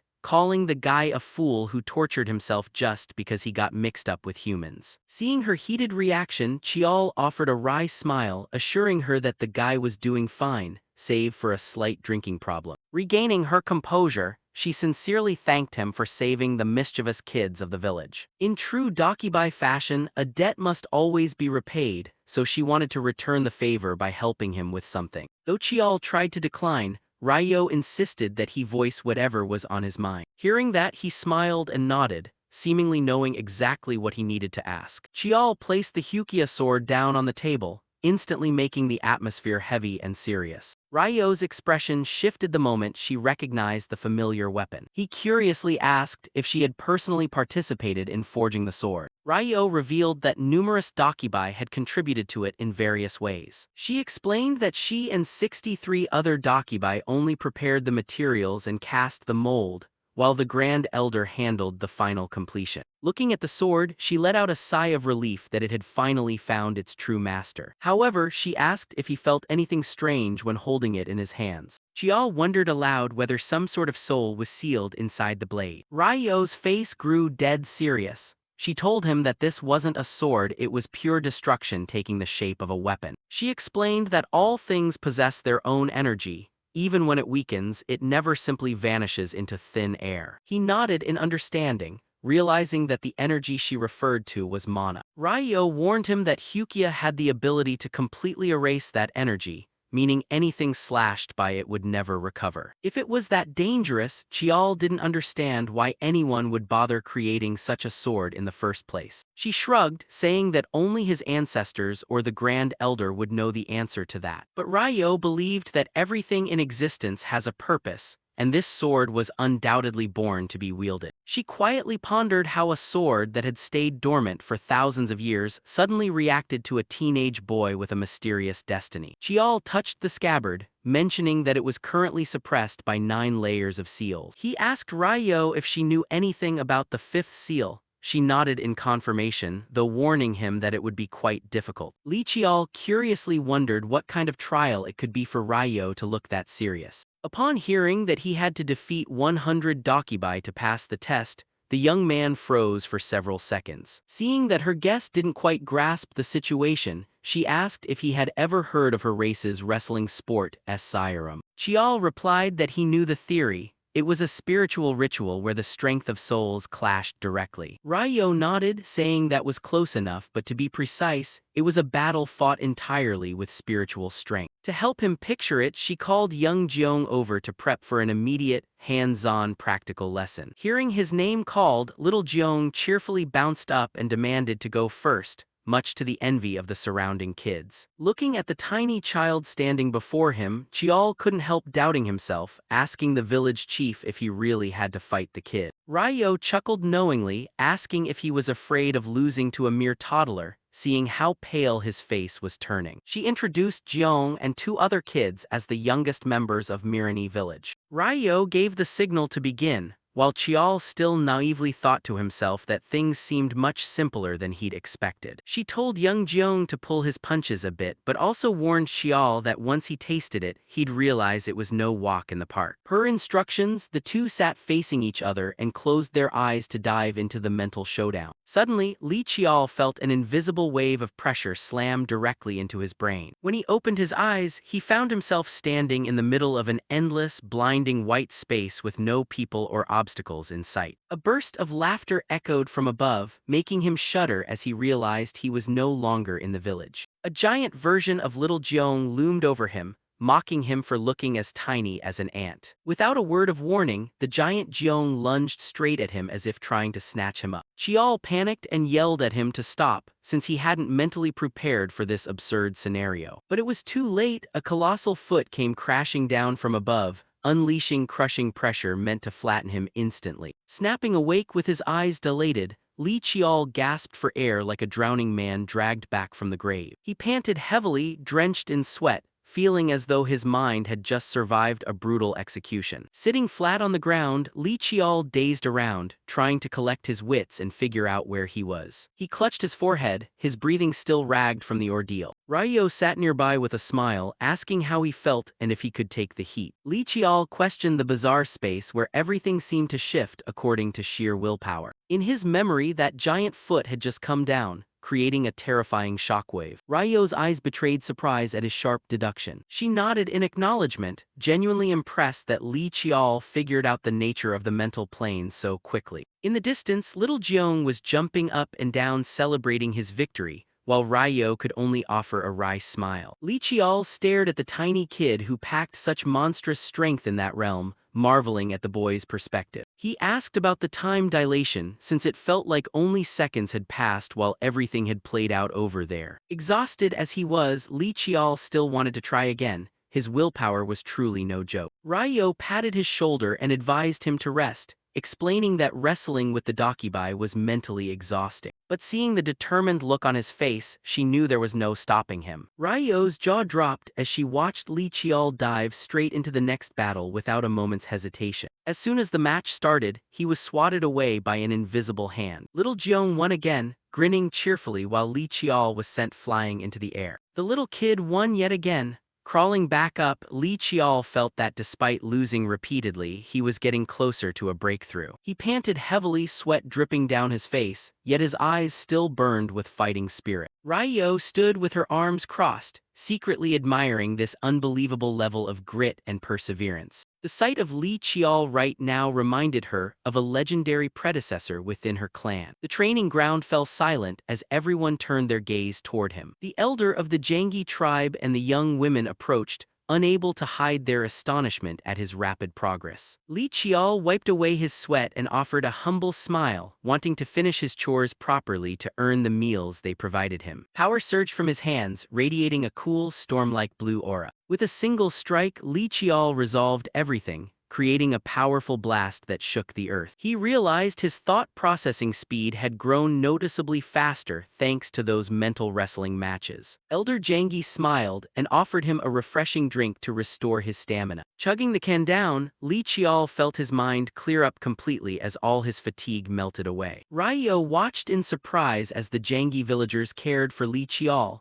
knowing how notoriously strict they were with outsiders. Yet here he was, effortlessly helping them heave massive boulders around. Li Qiao stopped working as Ryo approached, scratching the back of his neck in embarrassment for getting a bit too carried away. Ryo asked the elder if she could take him along now that the chores were mostly done. When the elder scolded her for slacking off, Ryo playfully covered her ears and pretended not to hear a thing to brush it off. Turning back to Li Qiao, Ryo chuckled at how quickly he had integrated into the village, even helping out with odd jobs. Ryo explained that offering him that drink was a huge honor, as the Jangi people didn't accept just anyone. Li Qiao nodded in realization. No wonder his mental stamina had recovered miraculously fast. It turned out to be a precious elixir crafted from soul essence and herbs aged for decades. Li Qiao wondered why they lived such secluded lives, but hesitated to ask directly. He figured that as an outsider, he shouldn't pry into the tribe's private matters unless they brought it up themselves. Her question led back to the fiery memories of the Great War,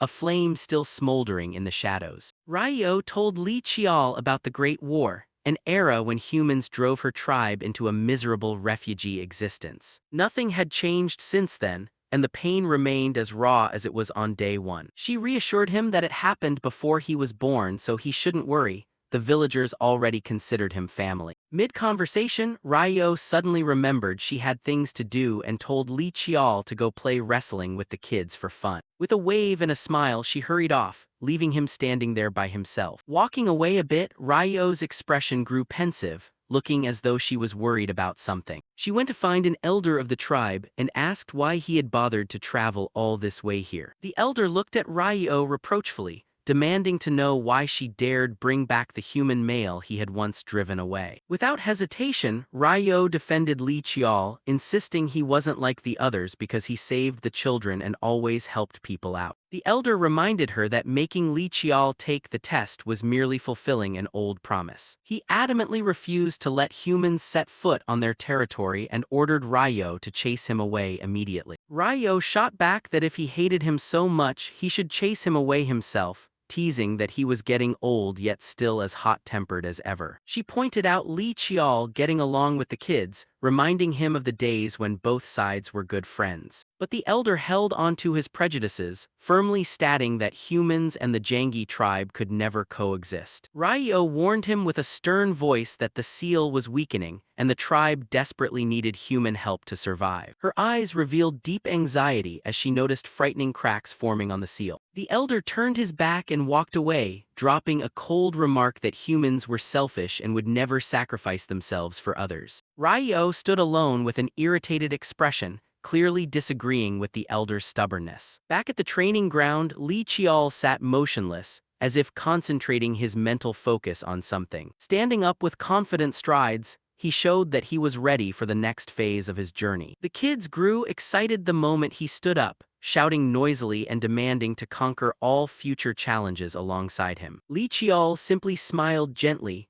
the confident smile of someone who had found his own path. Li Qiao stood amidst a group of children in a mental space, where the little ones cheered him on, telling him he needed to break something through. A close-up of Li Qiao showed his expression calm and confident, perfectly primed to do something big. A massive vortex of energy erupted, blending water and fire, while the children cheered and waved from below. Standing before a dazzling, exploding torrent of light, Li Qiao looked tiny yet immensely resolute as he uttered, "Fine." He wore a smug smile, knowing it was finally time for Li Qiao to strike back after days of getting beaten up by Granny. The scene cut to fragmented frames filled with groans of exhaustion. Turns out they had been wrestling continuously for 3 hours. A female Jangi warrior watched with unconcealed shock, amazed that his willpower and mental fortitude were this terrifying. She smiled with satisfaction, realizing this trial seemed to yield results far beyond expectation. Li Qiao sat flat on the ground to rest while the kids swarmed around him, and he greeted Granny,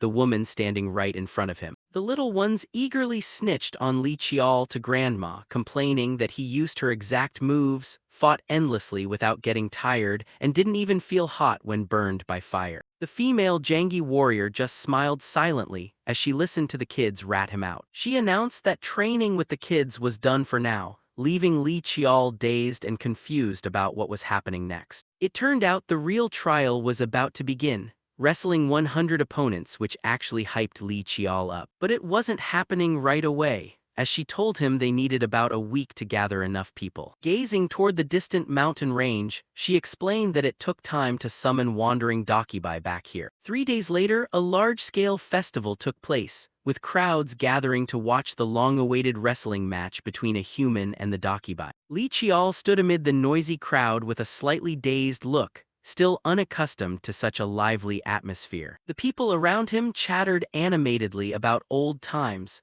bringing up someone named Mr. Kim who had passed away 30 years ago. The female Jangi warrior walked over and patted Li Qiao's shoulder, asking where he had been and what he'd been doing over the past few days. Li Qiao thanked her politely, while she looked at him seriously and asked if he was ready to begin the test. The crowd behind them started cheering, heating up the atmosphere. She warned him sternly that if the adult Dakibai didn't acknowledge his strength, this test would drag on endlessly. Li Qiao nodded in confirmation, keeping the 1-week time limit clear in his mind. Smiling encouragingly, she told him to give it his all so they could jump straight into a roaring celebration afterward. Shouting loudly to settle the crowd, she announced the start of the match without wasting any more time. Under a brilliant blue sky, leaves fluttered down amid the excited cheers of the onlookers. The 3 kids from earlier appeared first, and Li Qiao noticed they seemed vastly different from a few days ago, much stronger. Score 1-100.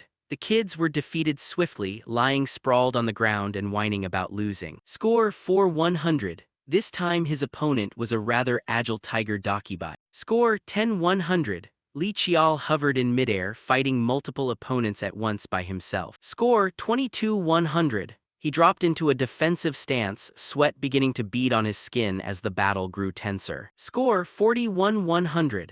A Dakibai dressed in a sleek gentleman's suit appeared, acknowledging Li Qiao as an astonishing human. Score 57-100. A colossal panda Dakibai holding a bamboo branch blocked his path, making Li Qiao look tiny by comparison. Score 63-100.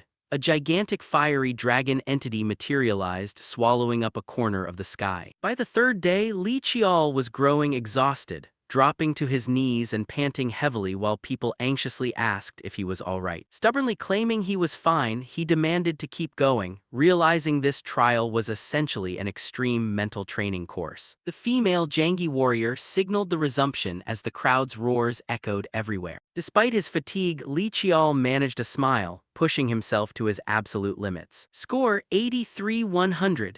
Sitting cross-legged and wiping away his sweat, his body felt sore all over, but his willpower remained unshaken. A close-up showed Li Qiao's eyes squeezed shut, sweat streaming down as he regulated his breathing. Score 99-100.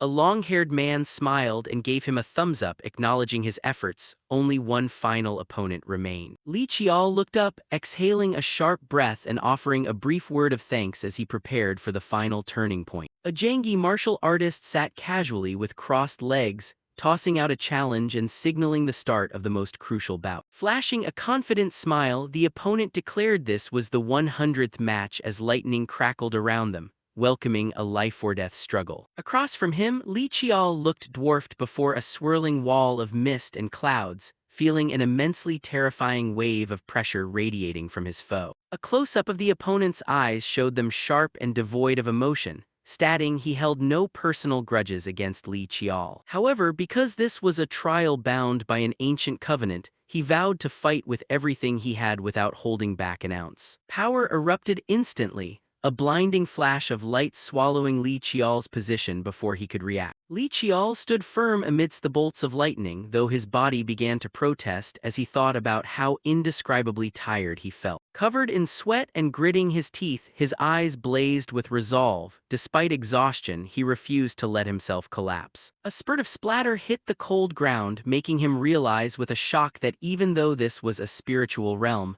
the damage taken felt terrifyingly real. Li Qiao buckled completely, clutching his chest and coughing up blood as the pain tortured his mind. Defying everything, he clenched his fists and forced himself back up, past caring about his injuries as he begged to fight just once more. The opponent let out a startled gasp at his stubbornness, never expecting a human to possess such ironclad willpower. A colossal mountain suddenly collapsed right before his eyes, leaving Li Qiao dazed as massive boulders rained down without warning. With rubble flying everywhere, he realized with a jolt that all previous challenges were merely an opening act. Gritting his teeth with a tense expression, Li Qiao acknowledged that the scale of this trial vastly exceeded his imagination. The opponent began lecturing him, asserting that persistent human effort could eventually level a massive mountain. A cataclysmic beam of light descended from the sky, symbolizing an unrivaled power capable of destroying everything. Li Qiao braced himself to block the direct attack head-on, prompting the opponent to look impressed before gearing up for an even stronger technique. The surroundings exploded in violent, energetic clashes, blowing away huge boulders like scraps of paper. Standing in the eye of the lightning storm, he tried to keep his balance while tracking his opponent's every minor movement. Li Qiao forced a bitter smirk, whispering to himself that things were starting to get way out of hand. A giant blue explosion erupted, enveloping the entire battlefield and swallowing Li Qiao's silhouette in a dazzling glow. Li Qiao was trapped amidst a violent surge of spiritual energy. Sitting quietly, his entire body radiated a stark white aura amid the crackling energy bolts. All around, Jangi villagers gathered to watch, whispering amongst themselves because this was already his 50th time facing the Elder's trial. The young men in the village worriedly told each other to go easy on the old lady, so she wouldn't drop dead from exhaustion. Li Qiao snapped back to reality, drenched in sweat and panting as if he had just returned from the gates of death. He asked in a daze how long he had been unconscious. Looking at his trembling hands, he still couldn't tell reality apart from illusions. The female Jangi warrior stood nearby and answered concisely that he had just passed out for about 2 hours. Li Qiao clenched his fists tight, past caring how many times he had fallen or for how long. He declared that whether it was in his mind or in reality didn't matter. He would keep going until he succeeded. The female Jangi warrior was stunned by his insane, iron-willed determination. She watched in silence, sweating as she felt the immense pressure radiating from him. Li Qiao turned and walked away, leaving the female warrior behind with a pensive look on her face. She silently admired the fact that he was fighting continuously, without taking a single second to rest. Elder Jangi stood with the crowd behind them, equally doubting whether a normal human could endure to this extent. Li Qiao stood firmly within the spiritual vortex, questioning why he had to push himself this far. Power surged wildly, shattering the surrounding earth and stone as he cast away thoughts of when this trial would ever end. He stopped caring who his opponent was, his mind completely cleansed. Eradicating all stray thoughts, he fixed his burning gaze straight ahead. His mind now held only a single objective: to win at all costs. A brilliant burst of light erupted from Li Qiao, enveloping the entire surrounding space. The female Jangi warrior thought it was almost over, convinced he would pull through this time. But then she suddenly froze, her expression turning frantic. Li Qiao had reached the state of selflessness, entirely forgetting his own existence. His eyes rolled up blankly, devoid of any human life, making her wonder if he was driving himself to self-destruction. The female Jangi warrior gritted her teeth, sweat rolling down her cheek at this terrifying transformation. She screamed out in horror, believing this wasn't a path any human should ever walk down. Li Qiao's expression was as cold as ice, radiating a pressure that made anyone shudder. A gigantic pillar of light surged straight up into the sky, banishing all the lingering clouds within his consciousness. The female warrior realized something was terribly wrong. This was no longer just your ordinary state of selflessness. He wasn't just blending in, he was actively seizing control of the entire mental space she had created. The illusory world began to fracture and shatter entirely under the terrifying pressure unleashed by Li Qiao. She couldn't believe her eyes, wondering how on earth a human could pull off such an unimaginable feat. Amidst the ruins of the mental space, Li Qiao stepped forward with an aura of absolute authority. This form of his left the Jangi female warrior in a state of utter shock. His gaze was eerily calm, yet it carried an overwhelming, absolute might. The moment the trial concluded, Li Qiao collapsed onto the magic circle from exhaustion, while the female warrior let out a sigh of relief. The onlookers began whispering in praise, acknowledging that his mental fortitude was genuinely impressive. Straining to get back up, drenched in sweat, Li Qiao tiredly asked if everything was over. The Jangi female warrior broke into a bright smile, firmly confirming that he had passed the test. Li Qiao bowed his head in deep thought, asking with a naive expression, "Did I lose?" The girl looked at him speechlessly, wondering if he had any idea just how earth-shattering of a feat he had just accomplished. A definitive declaration, "You won," rang out, putting an end to his grueling mental torment and training. Li Qiao blinked open his eyes with a strange, lingering sense of satisfaction plastered across his face. Standing in the middle of the infinite void, he wondered if everything he had just experienced was just a lucid dream. Every single movement and sword technique from that space remained deeply engraved in his mind. Everything felt so vivid, as if he had literally just experienced it firsthand. The entire process of combat and enlightenment within the spiritual realm flashed clearly before his eyes. Even the imposing figure of that powerful black sword didn't fade away in his memory in the slightest. The ring on his finger suddenly flashed, radiating a current of dark qi as if intensely resonating with its master. Gasp! Li Qiao jolted awake, his breathing ragged and tense as if he had just escaped a long nightmare. He propped himself up inside a wooden cabin, with a male Jangi tribesman sitting nearby who had been staying by his side to take care of him. The man handed him a bowl of medicine, letting out a sigh of relief because he thought Li Qiao wouldn't wake up today either. Word of his awakening quickly spread, and the Jangi villagers rushed over to cheer, never having seen anyone with such iron willpower before. Outside, a lively festival was underway, with everyone sharing drinks to celebrate his achievement. The Jangi female warrior suddenly appeared, scolding the young men for making a ruckus right in front of someone who had just woken up. She checked up on his condition and then dropped a shocking truth. He had been fast asleep for a whole week after the trial ended. Li Qiao stared blankly in disbelief, barely even remembering how he had managed to pull through the ordeal. Seeing him still dazed, they reassured him once more that he had truly achieved a resounding victory. That night, the entire Jangi tribe was bathed in the sparkling lights of a festival celebrating a worthy successor. Afterward, the female warrior led him to examine some confidential ancient texts called the Records of Hukia. Holding these records in his hands, Li Qiao finally gained a deeper understanding of the Black Sword's origins and power. Finally, Li Qiao donned a noble martial uniform left behind by a predecessor, a fateful gift that felt tailor-made just for him. Wearing his new martial attire, Li Qiao thought to himself that this gear was left behind by his ancestors for him and no one else. Holding the ancient bamboo slips, Yunhin noticed that large portions of the historical records had been intentionally erased. Li Qiao curiously asked if she knew what those erased sections were about,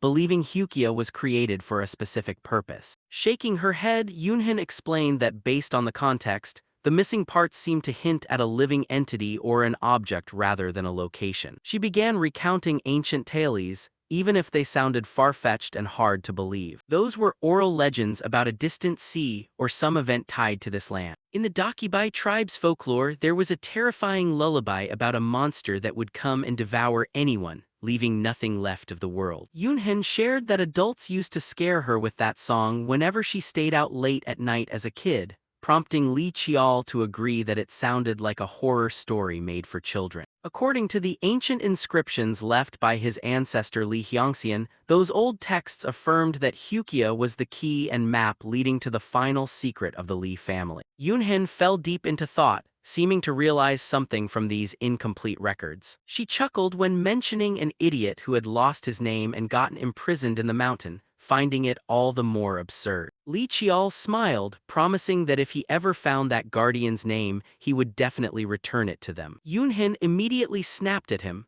telling him to let that guy suffer for another 1,000 years and not return anything at all. Calming down a bit, she asked Qiao if he had any other questions he wanted answered. Gazing deep into the shadows, Li Qiao asked Yunhin to tell him about the tribe's grand elder. Instantly, a sturdy man with long hair and a bushy beard emerged from the darkness, radiating a heavy pressure. That was Grand Elder Siop, who possessed strange eyes holding a sparkling galaxy within them. Amidst the bustling festival atmosphere of the Dakibai village, Li Qiao was cheerfully chatting with the children of the tribe. Watching a human integrate so seamlessly with his descendants, Grand Elder Siop's gaze flickered with a mix of complex emotions yet remained deeply distant. But then his face darkened, as if recalling some painful memory. Flashes of a village engulfed in flames, thick smoke, and desperate cries for help crossed his mind. A terrified child reached out amidst the inferno, but it seemed no one could salvage that tragic disaster. Grand Elder Siop sighed, thinking to himself that in the end,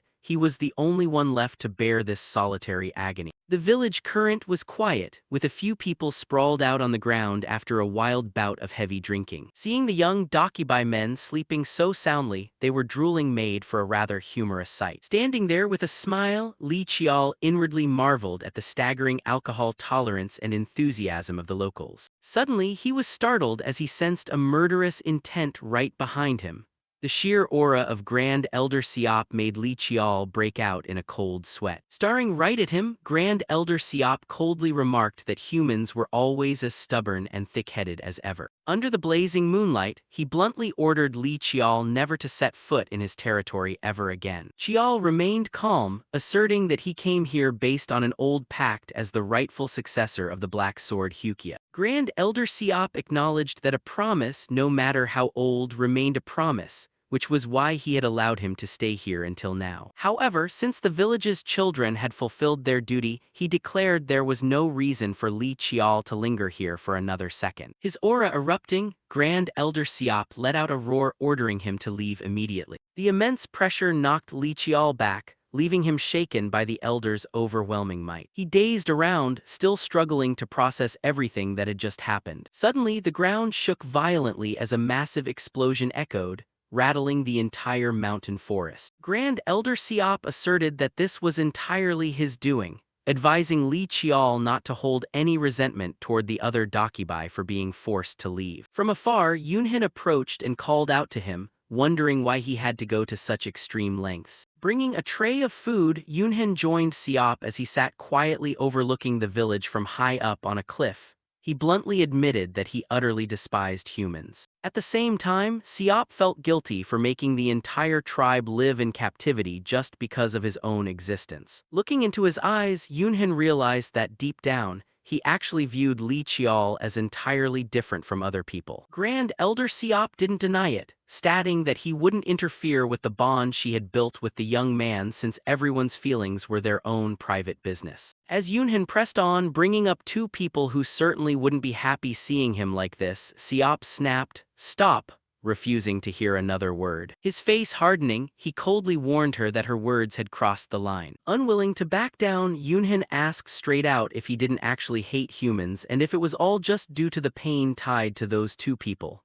Siop could only sigh and call her child. He intended to say something, but his words seemed choked up in his throat facing the harsh reality. Suddenly, a massive tremor erupted, an ear-splitting sound tearing through the night that terrified them both. Yunhen gasped in shock, "No way," refusing to believe the ancient seal could experience such a violent upheaval. From the rubble, piercing beams of green spiritual energy flared brilliantly straight up into the night sky as if trying to rip it apart. An abyssal black hole split open right in the middle of the tribe's sacred land, radiating wicked and oppressive energy. The ground cracked into massive chunks as searing heat surged from deep within the shattered rock crevices. Yunhin winced at the sudden spike in temperature, while Grand Elder Siop kept a grim, anxious gaze locked on the widening fissure. Glowing bright orange-red cracks signaled that molten lava was about to erupt onto the surface. The entire geological structure completely collapsed, exposing a rushing torrent of blazing red lava right beneath their feet. Grand Elder Siop stretched out his hand to cast a spell, wrapping his body in a mystical glow. An ancient stone staircase materialized amid the swirling vortex of energy.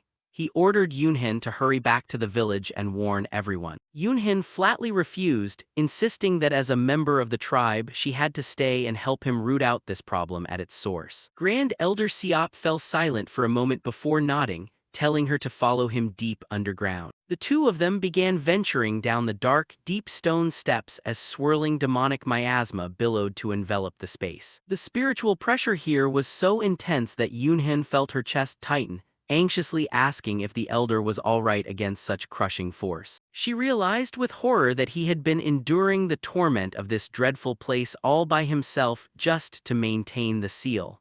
Siop simply gave a quiet nod confirming that painful truth. He revealed that corrupted energy from the north had started affecting the seal years ago, and now everything had spun out of control. Stepping out of the dark tunnel, they entered a vast, sprawling chamber filled with the blazing, fiery glow of lava. Before them stood the majestic lava-ceiling underground shrine, where an ancient stone altar sat isolated amid a churning sea of glowing molten rock.